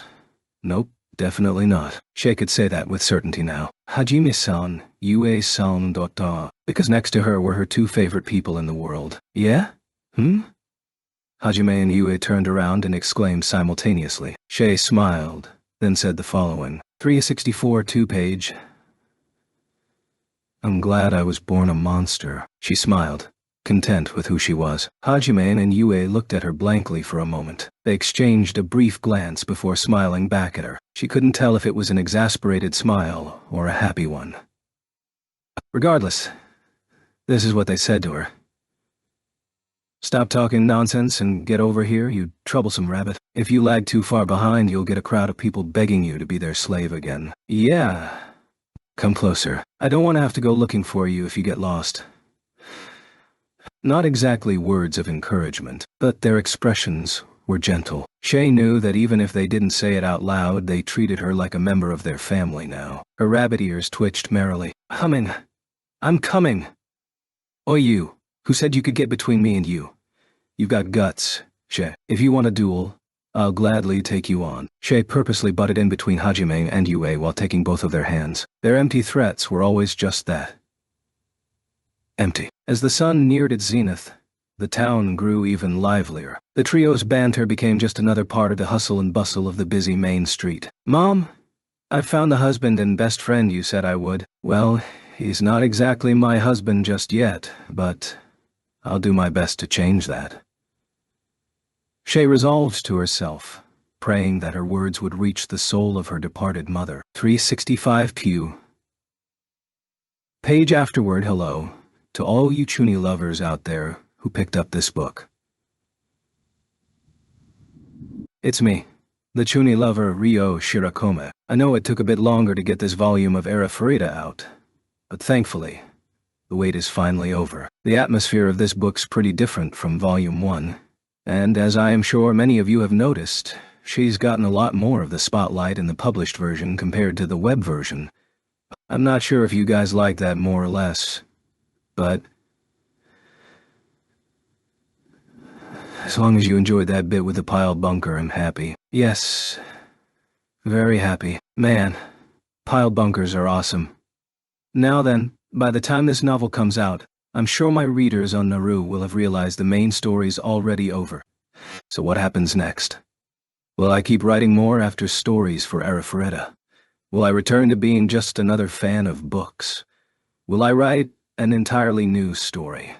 Or will I just think of 100 sentences and write them all out at random? Unlike Shay, I can't see the future. And I honestly don't know where I'm going to go next, but, well, it'll probably be something new and interesting, I hope. But first, whether it's a new novel, or a game, or an anime, or even a movie that I work on next, I first need to get down on my knees and beg my publishers for a break. Please support my earnest endeavor to earn a break. Volume 3, if they let me publish it, will finally be the reunion arc. I hope you're all looking forward to it as much as I am. I'm hoping I get to add extras into that one too. 366 2-page.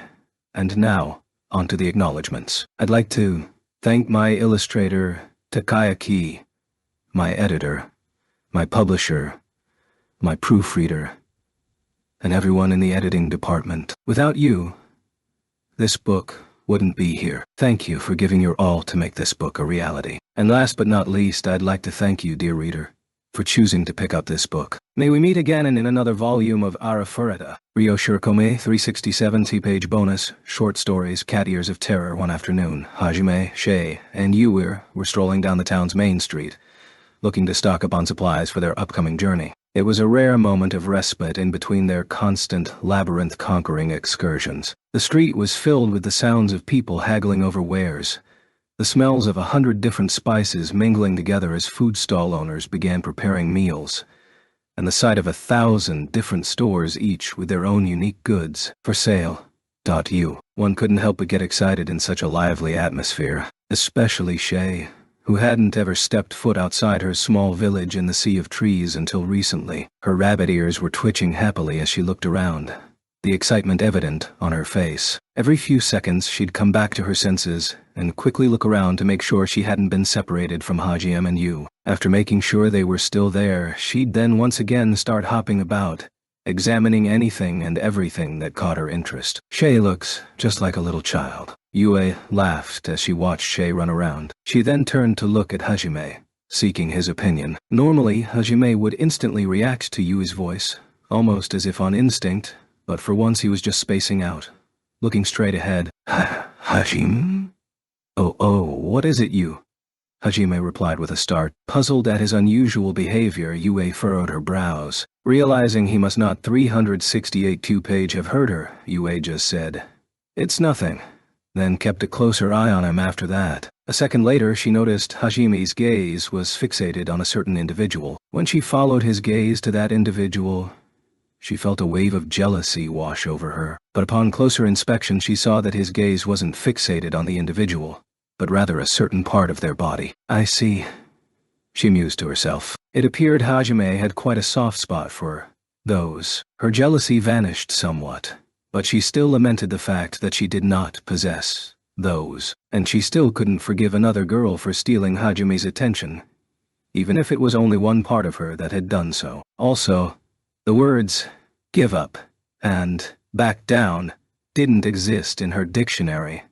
So stealing her resolve, Yue tugged on Hajime's sleeve. "Hajime, let's split up for a bit. Take care of Shay, okay?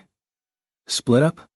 If there's something you want to see or somewhere you want to go, I don't mind taking a detour. We can go together." "No, I don't want you to know about it yet." Yue pouted and turned away from him. Hajime was shocked. This was the first time she'd ever taken that kind of attitude with him. However, Yue simply gave him one last sidelong glance. "Don't follow me. I'll get mad at you if you do." "Oh, okay, I won't." Hajime tried to hide how shaken he was, but failed miserably. Then, without even a backward glance, Yu trotted off into the crowd. What on earth is up with her? Hajime just stood there, dumbfounded, not realizing that he was the cause of her strange attitude. 369 2-page that evening, Hajime and Shay had returned to the inn and started discussing Yue's odd behavior earlier. "Yue-san sure is late." "Yeah. Well, I'm sure she just wants some alone time." "Hajime-san, you look pretty flustered. What are you talking about?" "I'm perfectly fine. Besides, what could possibly have flustered me anyway?" See, nothing's, wrong. Yeah, nothing's wrong at all. You're answering your own questions.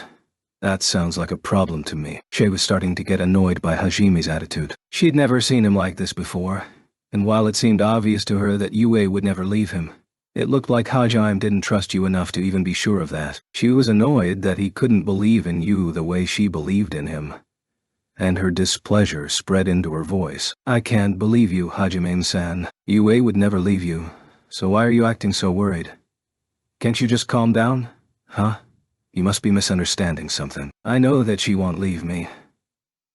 I'd be more willing to believe you if you told me the sky was falling tomorrow than if you said you would leave me. Realizing she'd misjudged what had gotten Hajime so flustered, she followed up with, then what is it? Hajime watched her bunny ears as they tilted to the side in confusion. Finally, he spoke in a trembling voice. Look, Yue would normally never leave my side. For her to want to split up, I must have done something pretty bad.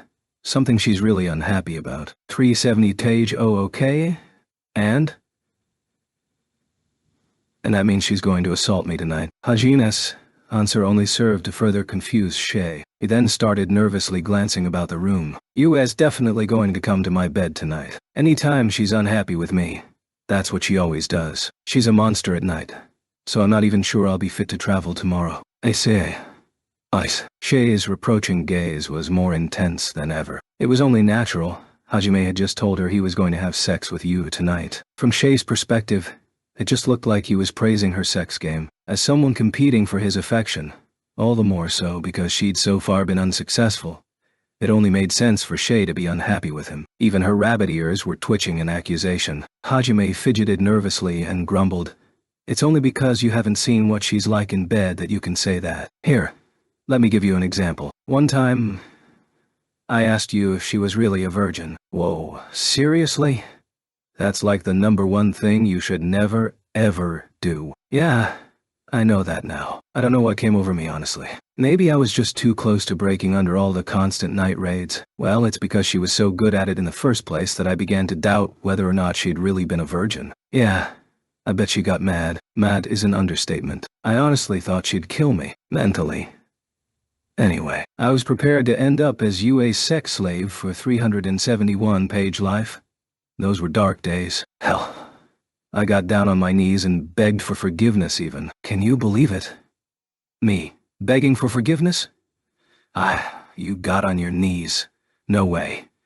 Shay shuddered in horror. Even if Hajime had called it a night raid, she had assumed the reality was just that they were having some slightly rough sex. She was going to chide Hajime for exaggerating, but when she heard what he had done, she began to wonder just what kind of crazy antics you got up to. An awkward silence spread throughout the room while Hajime nervously looked around, worried his lover might attack him at any second. Shay just watched on, not knowing what to say. With a soft click, the door to their room opened. Shay and Hajime both looked up at once. Yue was standing in the doorway, a pair of rabbit ears on her head. I'm back. Her expression was as deadpan as always. She seemed to not mind the fact that there were rabbit ears growing out of her head. Ignoring Hajime and Shi's shock, she sat down on the bed. Both of them finally returned to their senses, and before Hajime could say anything, Shay was screaming. Well, what the heck is that?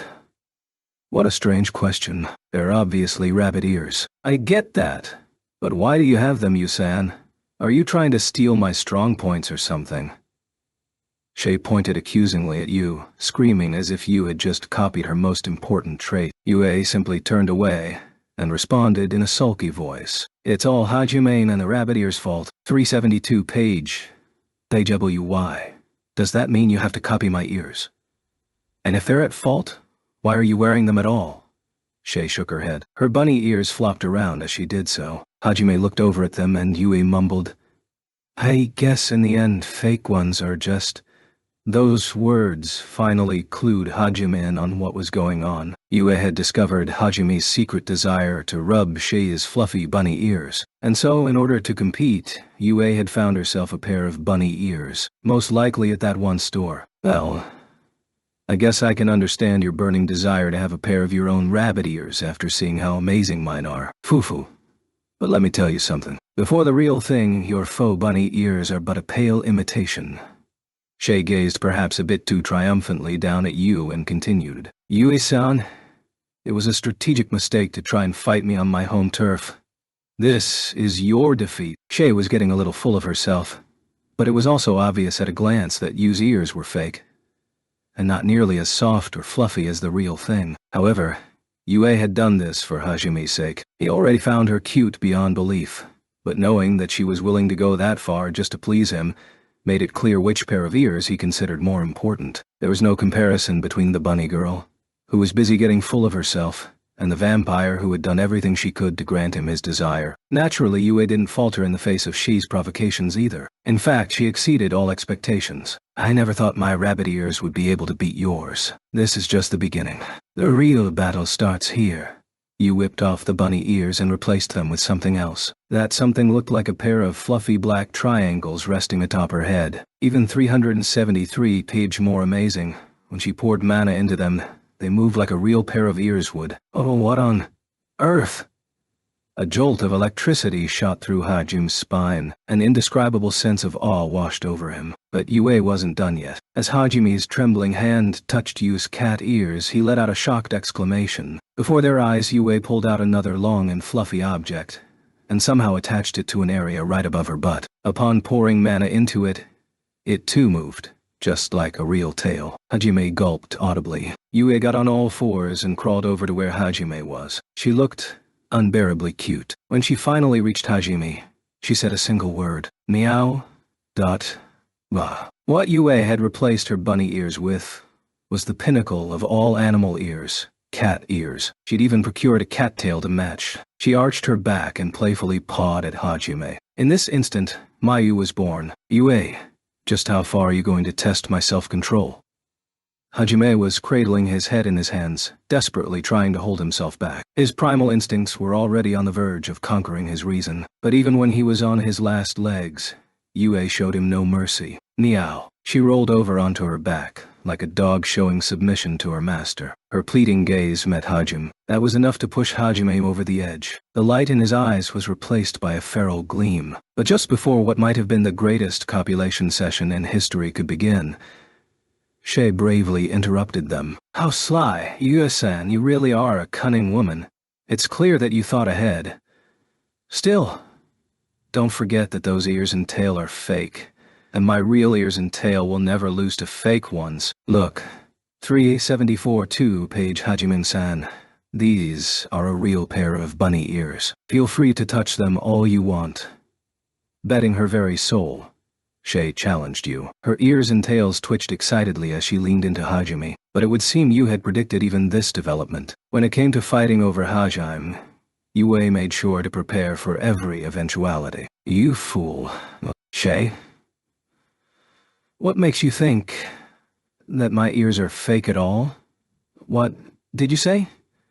I knew you would bring that up, Shay. That's why I got real cat ears. These are no replica. That's why I can move them using mana. Mana also helps keep them from rotting. Yue sat down, then looked up at Shay victoriously. Shivers ran down Hajime and Shi's spines, but for a different reason this time. Given a cold, hard dose of reality, Hajime suddenly started sweating. Shay slowly backed away, her entire body trembling. Yue tilted her head in confusion, as Hajime took a moment to gather his wits before asking the question. You?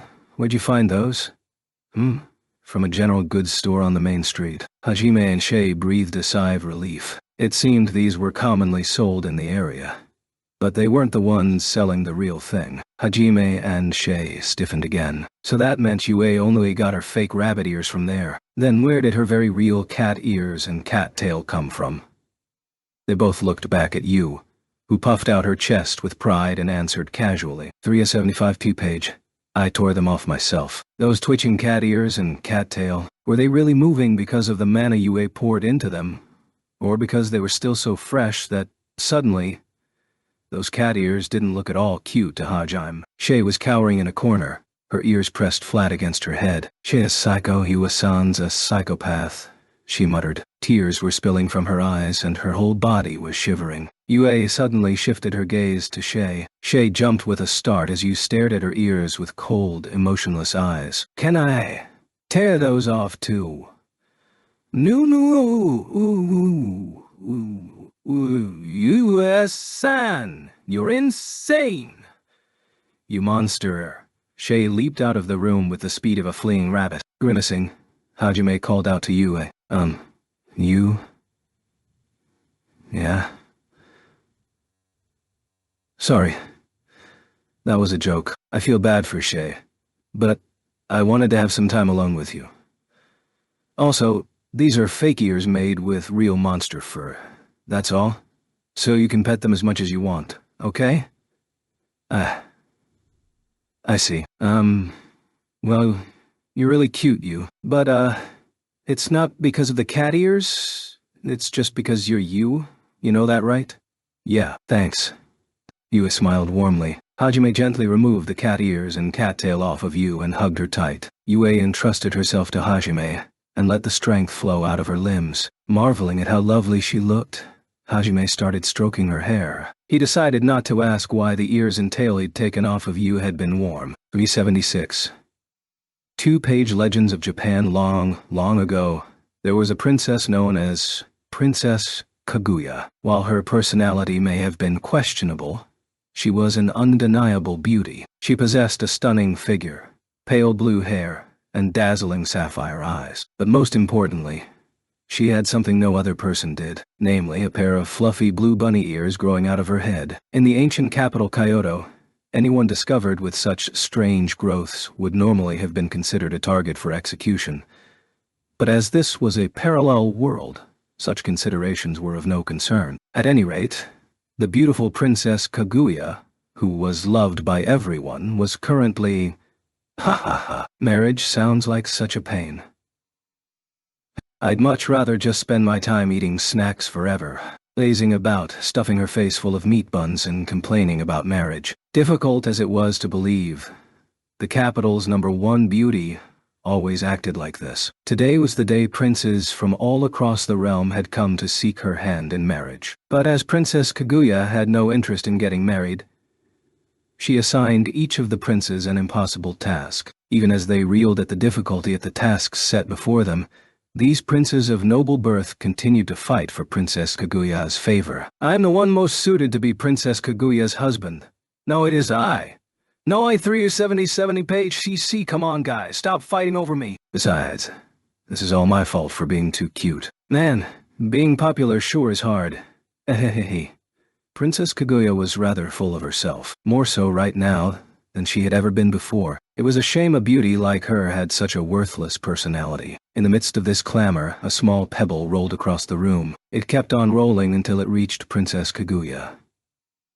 Suddenly a cold voice rang out across the room. It belonged to the only prince that had not joined in the commotion, a young man who had sat in the corner of the room until now. Oi, worthless rabbit, I'll give you that precious treasure of mine, so pick me. Not only did he act haughty, he had the gall to command Princess Kaguya. Furthermore, that pebble of his looked worthless. The room was silent for a moment before the guards drew their swords on him for his insolence. Haji Madano, how dare you take such a tone with...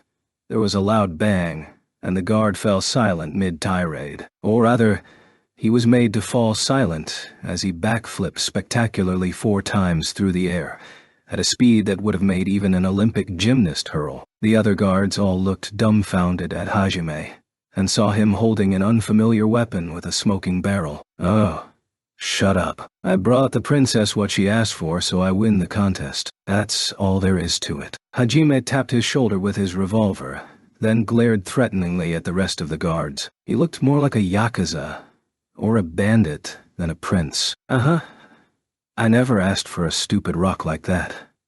I mean, look, it's just a regular old bang. Hey, now, worthless rabbit, don't be so stingy. That...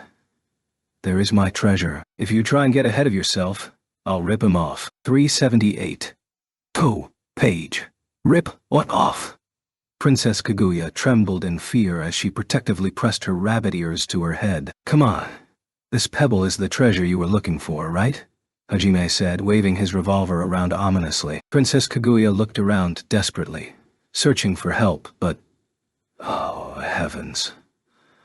Look at the time. I have somewhere I urgently need to be. Do excuse me. Oh my, what a coincidence. I too have pressing matters that require my immediate attention. The princes all beat a hasty retreat. They sure were zealous about work. Surely the fact there was a gun waving in front of their faces had nothing to do with their decision. In tears now, Princess Kaguya looked over at the kindly old couple that had raised her for salvation. Oh, when did it become so late?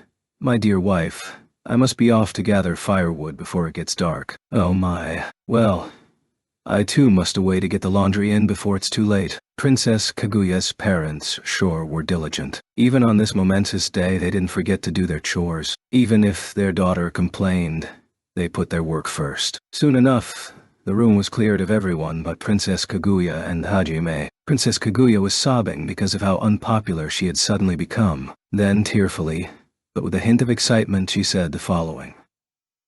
Do you really want me that badly? Hajime's response was, not really. When I was examining this weapon of mine, I discovered it had come from the moon. What I'm interested in is your hometown. I haven't been able to get in yet, but this is perfect. If I 379p page become your husband, then I can obtain their weapons without having to force my way in. Princess Kaguya collapsed into choked sobs when she heard Hajime's absurd reason. She'd been captured by a demon, but there was still one ray of hope left. Princess Kaguya had, in fact, been thinking of returning home for a while, and had just recently contacted her hometown. The moon had the most advanced technology in the world, so if her family came, they'd surely be able to deal with this brute of a man. That was why even when he consoled her with words like, "Sorry about that. I won't threaten you anymore, so please stop crying," her heart wasn't moved at all. Princess Kaguya wasn't that easy. A few days later, a messenger from the moon came to get Princess Kaguya. Hajime had expected them to come down from the moon riding floating gold nimbus clouds, but instead, they came down in oval-shaped UFOs. Truly a close encounter of the third kind. The citizens stared up in awe, while Hajime's eyes glittered with a hungry light as he gazed upon the technology of the moon. Because of his occasional bouts of kindness, the worthless rabbit, Princess Kaguya, had started to think, this guy might not be able to handle himself without me. The classic pitfall trap every shoujo manga heroine falls into. A ramp extended down from the UFO, and down the ramp descended a procession of old rabbit men. It seemed the myth that the moon was inhabited by beautiful young girls was just that, a myth. But at the very end of the procession of old men was a single young girl. She had beautiful golden blonde hair and bewitching crimson eyes. Her cheeks had just the faintest blush of rose to them, and her thin pink lips enchanted all who saw her. She looked just like a perfectly sculpted doll. Her impressive outfit made it clear that she 382 page was someone of high standing. She was, in fact, a vampire princess that had just hitched a ride with the rabbit men because she was curious about what Earth was like. Halfway down the ramp, she stopped and stared fixedly at a certain something. The people began to converse amongst themselves. The incarnation of Venus herself had descended to Earth, and not only that, she was looking at one of the people standing in the crowd. Wait, is she looking at me? Don't be stupid. She's obviously looking at me. The guys all started arguing with each other. One youth began walking forward. His gait was brisk and confident. The youth was none other than Hajime. Behind him, Princess Kaguya called out to him, "Wait, don't just go off on your own like that. I still need to mentally prepare myself for when I introduce you to my family." Hajime ignored her and kept going. He stopped right before the blonde-haired, red-eyed beauty. "My name is Hajime of the Nagumo clan. May I have the honor of hearing your name?" Behind him, someone mumbled some annoyed words. He wasn't like that when he was talking to me. However, no one paid her any mind. The vampire princess blushed slightly at his well-mannered request. "Ayue." That was the only word she said as she fidgeted nervously. "You?" In our language, that means the moon. A truly splendid name. "It suits you perfectly." Yu's face grew even redder. The onlookers all simultaneously breathed out a passionate sigh. Only Princess Kaguya objected. 381p page. "Excuse me, what's with that attitude? Lest you forget, you are my husband." Everyone ignored her. Hajime took in a deep breath, then spoke plainly his thoughts. "I've fallen for you at first sight. I'll give you even a world if you ask for it, so please be mine." "Okay." With pleasure. Who? What did I just hear? Aren't I supposed to be the heroine of this story? Yue accepted his somewhat ominous-sounding confession without any questions and leaped into Hajime's arms. And so, the boy from Earth, Hajime, and the vampire princess, Yue, were wed. They then went on to conquer the world, after which they lived happily ever after. For some reason, they were also accompanied by a worthless rabbit wherever they went. 382 page Arifureta Magic Academy.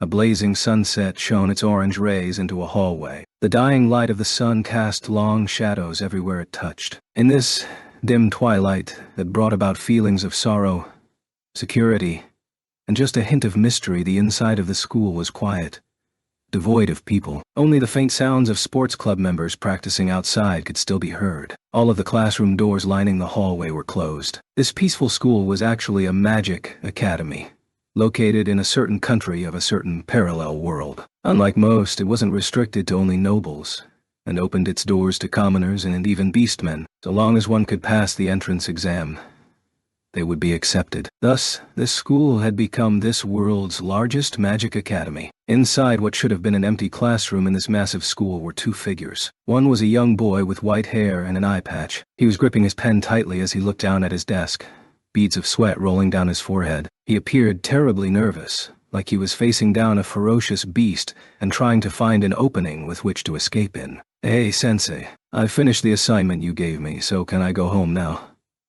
The white-haired student, Hajime Gumo, explained to the source of his stress that he'd finished his supplementary lessons. Nope, you're not done yet." Though she spoke little, the teacher's voice had a surprising amount of force behind it. And though she was his instructor, she looked young enough to be a 383-page student. Everything about her, from her appearance to her actions, had a subtle layer of seductiveness to it. In truth, she was a 300-year-old vampire who was older than most adults. Her blouse had a very low cut, and her eyes seemed to be inviting you behind the wire-thin glasses she was wearing. To make matters worse, the way she kept crossing and uncrossing her stocking-clad legs was just too alluring. The effect was further multiplied by her perfect figure, golden blonde hair, and ruby-red eyes. Wait, why not?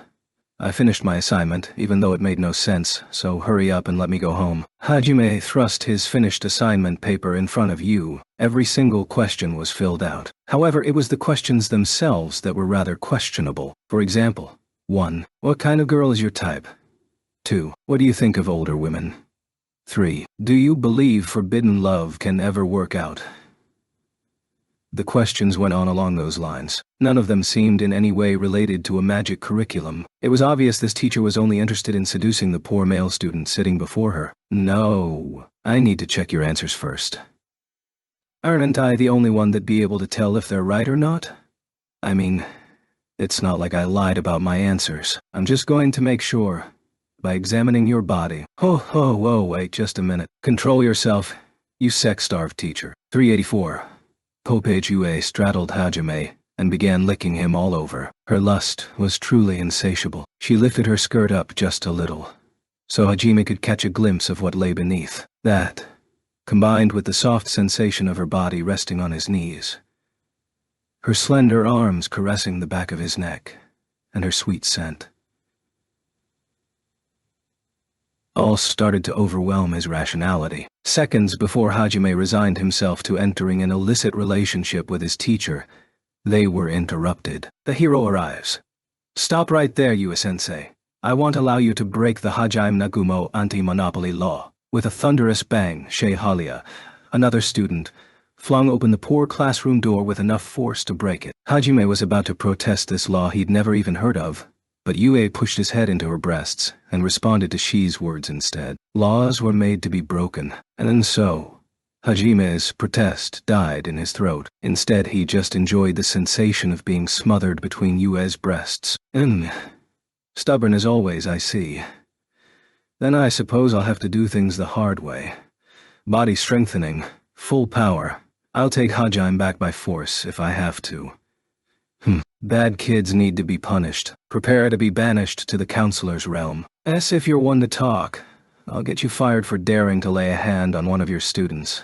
A moment of tense silence passed between them. The school's scholarship student and the strongest body strengthener on campus was about to face off against the most renowned magic teacher in 305 page, the entire academy. The pressure exerted by both of them was enough to make the peaceful classroom feel like hell. Realizing he had to do something soon or there would be a bloodbath, Hajime disentangled himself from Yue's boobs. However, despite his effort, Yue simply squeezed her thighs around him and pushed her chest back into his face. Hajime felt his mind go blank. He was useless in this state. Yue stuck one hand out, while Shay settled into a martial arts stance. It seemed like a clash between these two was inevitable. And yet, just before they started fighting, whoosh! Countless crosses made of light assaulted the two of them. Yue and Shay instantly switched their focus, ready to beat this surprise attack off with magic and fists. But the moment they switched their attention, chains of light wound their way up Hajime's and Yue's legs. The chains forcefully separated the two from each other. Yue was flung carelessly to the side, while Hajime was carefully carried over to the classroom door. "Hajime-kun, are you all right?" Released from Yue's enticing embrace, Hajime once again found himself enveloped in something soft the moment he was released from the chains. A different kind of sweet scent entered his nostrils, and when he looked up he found a familiar student smiling kindly down at him. Kaori Shirasaki. Hajime opened his mouth to say something, but he was once again interrupted. Hajime-kun. That tickles. Kaori blushed and tried to squirm into a more comfortable position. Then let me go, Hajime thought. But then chains of light wrapped around them both, and he realized Kaori had no intention of ever letting him go. She hadn't come here to save him, just to steal him away from the others. 386 page. I see. You've got guts, Kaori. I'll send you to the counselor's realm too, so you'd better be ready to make friends with Shay. Don't you think a teacher who would assault her own students needs more counseling than us? Let's cut the pointless chatter. I'll defeat the both of you, and then claim my prize. Vast amounts of mana started swirling around the three most beautiful girls in school as they stared each other down. Pillars of golden, sapphire, and white light rose up so high that they passed through the school's ceiling and ascended to the heavens. Then, with a thunderous noise, a section of the school building was destroyed. The sounds of battle rang out across the grounds. The few students still at school stopped what they were doing for an instant, but when they saw what colors the pillars of light were, they just said, "At it again, huh?" and resumed whatever club activities they were indulging in. A few minutes and many explosions later, the young boy managed to stop the trio from fighting. There was a bright crimson spark, and the school building was restored to the way it had been before. Those who attended this academy were already used to this happening. Among the many magic academies that existed in this world, this was just another normal day for one of them. 387, 2 page. The not-so-worthless rabbit. All right, Hajime-san, Yue-san, food's ready. The appetizing scent of cooked food reached their nostrils as Shay took the pot of food off the campfire and called Hajime and Yue over. They had made camp a short while back, and Shay had just finished cooking. "So it looks like we're having pot au feu today." "Yeah, it looks delicious." Hajime and Yue crawled out of their tent. The stew was filled with delicious-looking vegetables, and there was a freshly baked loaf of bread to go with it. Though it was a simple dish, the taste and texture were outstanding. True, it lacked the polish a five-star restaurant's food might have, but it had the warmth of a home-cooked meal to it. True home-style cooking, one might say. Yesterday's meal had been Hamburg steak, and the day before deep-fried vegetables, and the day before that, meat buns, all cooked to near perfection. When Yue and Hajime heartily dug into their meal, Shay hummed softly as she cleaned up the dishes. Then she used the leftover water to do the laundry. She washed their clothes with a brush made from the soft bark found in the sea of trees. She'd even made a detergent out of powdered plants. Once she was finished, she wrung the clothes out and hung them by the fire to dry. Clothes too torn to be worn again were sewn into dust cloths, which she then used to clean the inside of the tent. After that, she repaired the clothes that had only been slightly torn or frayed. Shay's really good at doing housework. Hajime muttered quietly while he checked up on his weapons. Yue jumped with a start. She wanted to say that she could do it too, but she held her tongue. She had, in fact, tried to help out with the chores before, using her water 388 dew-page magic to clean clothes or her wind magic to sweep the tent, but all it had earned her was a scolding from Shay, of all people. Naturally, her cooking was subpar as well. Yue could sew, but not nearly as well as Shie. A sudden shiver ran down her spine. Wait, doesn't that mean she's better than me at housework, huh? Yue-san, is something wrong? Unaware of Yu's plight, Shay simply tilted her head in confusion. Her hands continued sewing the whole time, fixing the battle scars the party's clothes had suffered. There was no way Yue could compete with that. For a few hours after, Yue could be found inside one corner of their tent, hugging her knees and sobbing softly to herself. 389 to page Halloween. How do I look, Nagumo-kun? The classroom was quite noisy, even though classes had ended for the day. In one corner of the room, Hajime stiffened up, as if a cute ghost had just cast a curse on him. You look really cute. That's a Nakomata costume, right, Shirasaki-san? That cat apparition thing. Hajime somehow managed to regain enough of his composure to answer Kaori's question. Her Nakomata costume consisted of a yukata and a pair of cat ears and a cattail. She blushed happily at Hajime's words, making her already adorable countenance reach levels of cuteness that should be classified as a weapon of mass destruction. Half the boys in the class were already bleeding fountains from their noses, while the girls looked on coldly. Kaori wasn't wearing this because it was a hobby of hers or anything, but because today was Halloween. After many meetings, in which the guys kept on pushing their agenda so that they could see Shizuku and Kaori in cute costumes, the student council had decided to hold a Halloween tea event. A short ways away, Shizuku was putting the finishing touches on her Dracula costume. Many of the girls came up to admire her, and Shizuku was laughing happily with them about their costumes. As Kaori had made a beeline for Hajime the moment she'd finished changing, many of the other guys in the class were glaring angrily at him. Their monster outfits and monstrous gazes made Hajime wonder if he would be stuck in an actual Halloween nightmare tonight. 392. Page. Oh, yeah, Nagumo-kun. Shizuku-chan and I were thinking of doing an after-party at her place once this is over. Would you like to come too? The guys' gazes grew even more hateful. The stares said it all. Only Shizuku, Kaori, Ryutaru, and Kuki are going to be at that after-party. How come you get to go even though you're not her childhood friend like they are? You better not say yes. It looked like tonight's Halloween party wouldn't end peacefully, and it was all the cat-eared Kaori's fault. Oh, sorry, but I've got something I need to do after this. I see. That's a shame, but I guess there's nothing to be done if you're busy. So, can we at least hang out during the party then? Halloween only comes once a year after all. The way she'd phrased that so casually while putting her hands together like she was pleading belied how crafty Kaori actually was. Had Hajime not felt the immediate threat to his life surrounding him from all sides, he would have agreed instantly. Sorry. I already made plans. Hajime slowly backed away, making sure his retreat path was clear, while refusing as politely as he could. Kaori furrowed her brows, unaware of the army of monsters closing in on Hajime. You already have plans? Hey, Nagumo-kun, would those plans happen to be with a girl? Well? No, of course not. Hajime felt chills run down his spine and quickly denied the accusation. Kaori let out a sigh of relief, but then slumped her shoulders the next second. She was still disappointed that he wasn't going with her. One of the nearby guys dressed like a wolf let out a truly wolfish growl. At this point, he may have already transformed into a monster on the inside too. 391 two-page Kaori bounced back pretty quickly. After all, it wasn't like her to stay down. Suddenly her eyes glowed and she took out her smartphone. Then we can at least take a picture, right? You know, to commemorate the occasion. Yeah. That's fine. In reality, it wasn't fine at all, but he couldn't refuse her any further. Kaori smiled happily. All right then, say cheese. She grabbed Hajime's arm and squeezed next to him. Hajime understood it was necessary for taking the picture, but he was treading on thin ice as it was, and she had just dumped a space heater on it. Shirasaki-san, I'm sorry, but can we do the picture later? Huh? What, Nagumo-kun? Where are you going? Hajime ran out of the room like his life depended on it, which it quite well might have, as the horde of monsters chased after him the instant he left the classroom. I can't take it anymore. Who does that fucker think he is?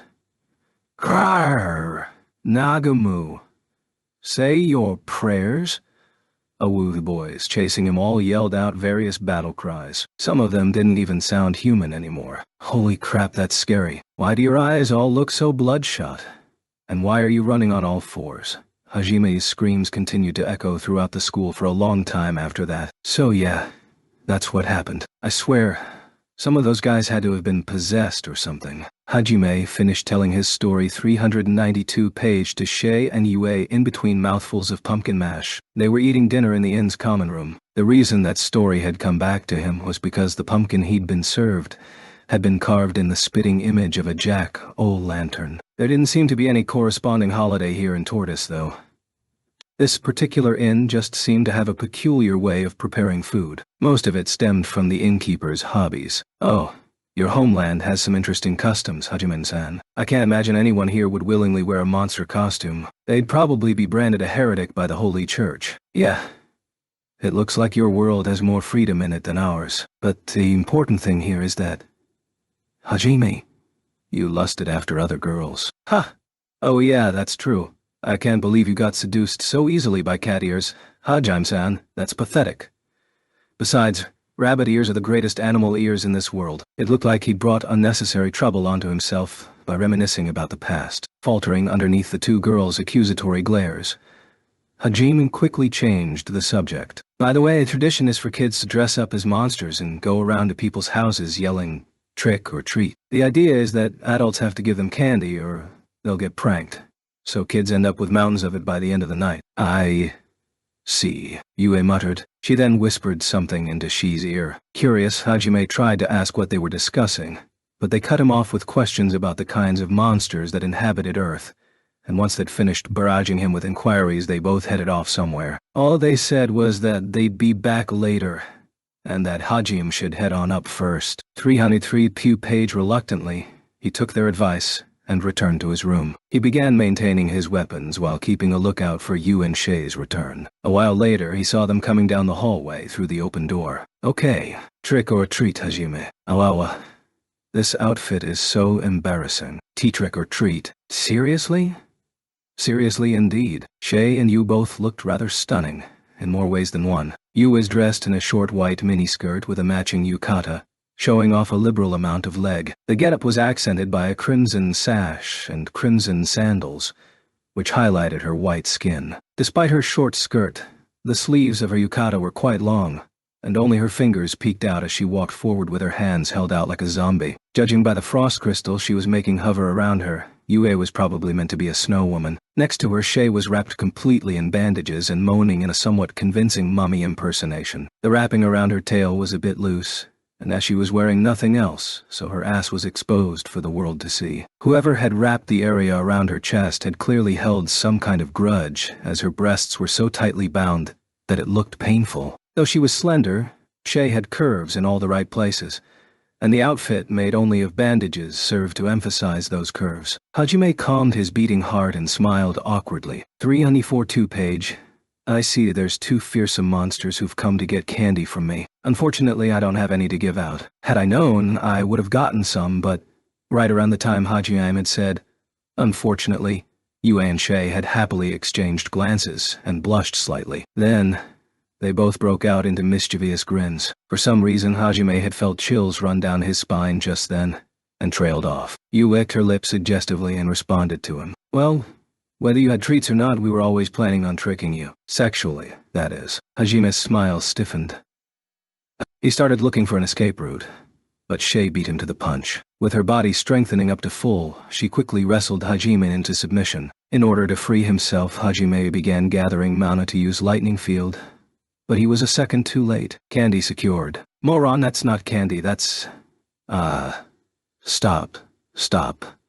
Shay woke up the next morning after she'd been knocked out by Hajime's lightning to find him staring off into the distance with dead eyes. Yue was next to him, looking rather satisfied. Hajime's next words rang out rather clearly in the pre-dawn gloom. Halloween is scary. 395-page parent-teacher conference. Mom, Dad, please. Please don't say anything embarrassing. Those words echoed through an evening-lit corridor of the school. Come on, Hajime. What are you so worried about?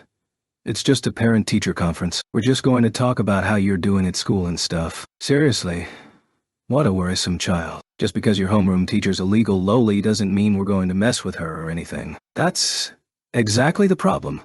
Please don't use words like legal loli in front of my teacher. Seriously, no one else parents are like that. Please, I'm begging you, just hold it in. Okay? Hajime looked surprisingly serious, but his mom, Sumir, and dad, Shu, were just grinning like little children. Did you hear that, Sumir? He said. No one else parents are like this. He did indeed. To think he thought of us as such special people. Dear, I don't think he'll be able to let him go when the time comes for him to become independent. Oof, that's not what I meant. Quit interpreting things however you want. Hajime's parents just ignored him. Today was the scheduled day for his parent-teacher conference. Because he knew how crazy his parents could be, Hajime was very worried they might mess everything up. He was suddenly reminded of the disaster that had been his middle school conference. He was snapped out of his musings by the sound of someone's footsteps coming down the hallway. The teacher who 396-page came out to greet them was none other than Aiko Hatayama. Standing only 140 centimeters tall, baby-faced Aiko resembled a baby squirrel more than teacher with the way she always ran around doing her best to help, but ultimately making things worse. The interview started innocuously with Aiko talking about Hajime's grades. Shu and Sumira nodded exaggerately as she went over his test scores and the like. They were clearly just acting the part, so Hajime grew increasingly more concerned.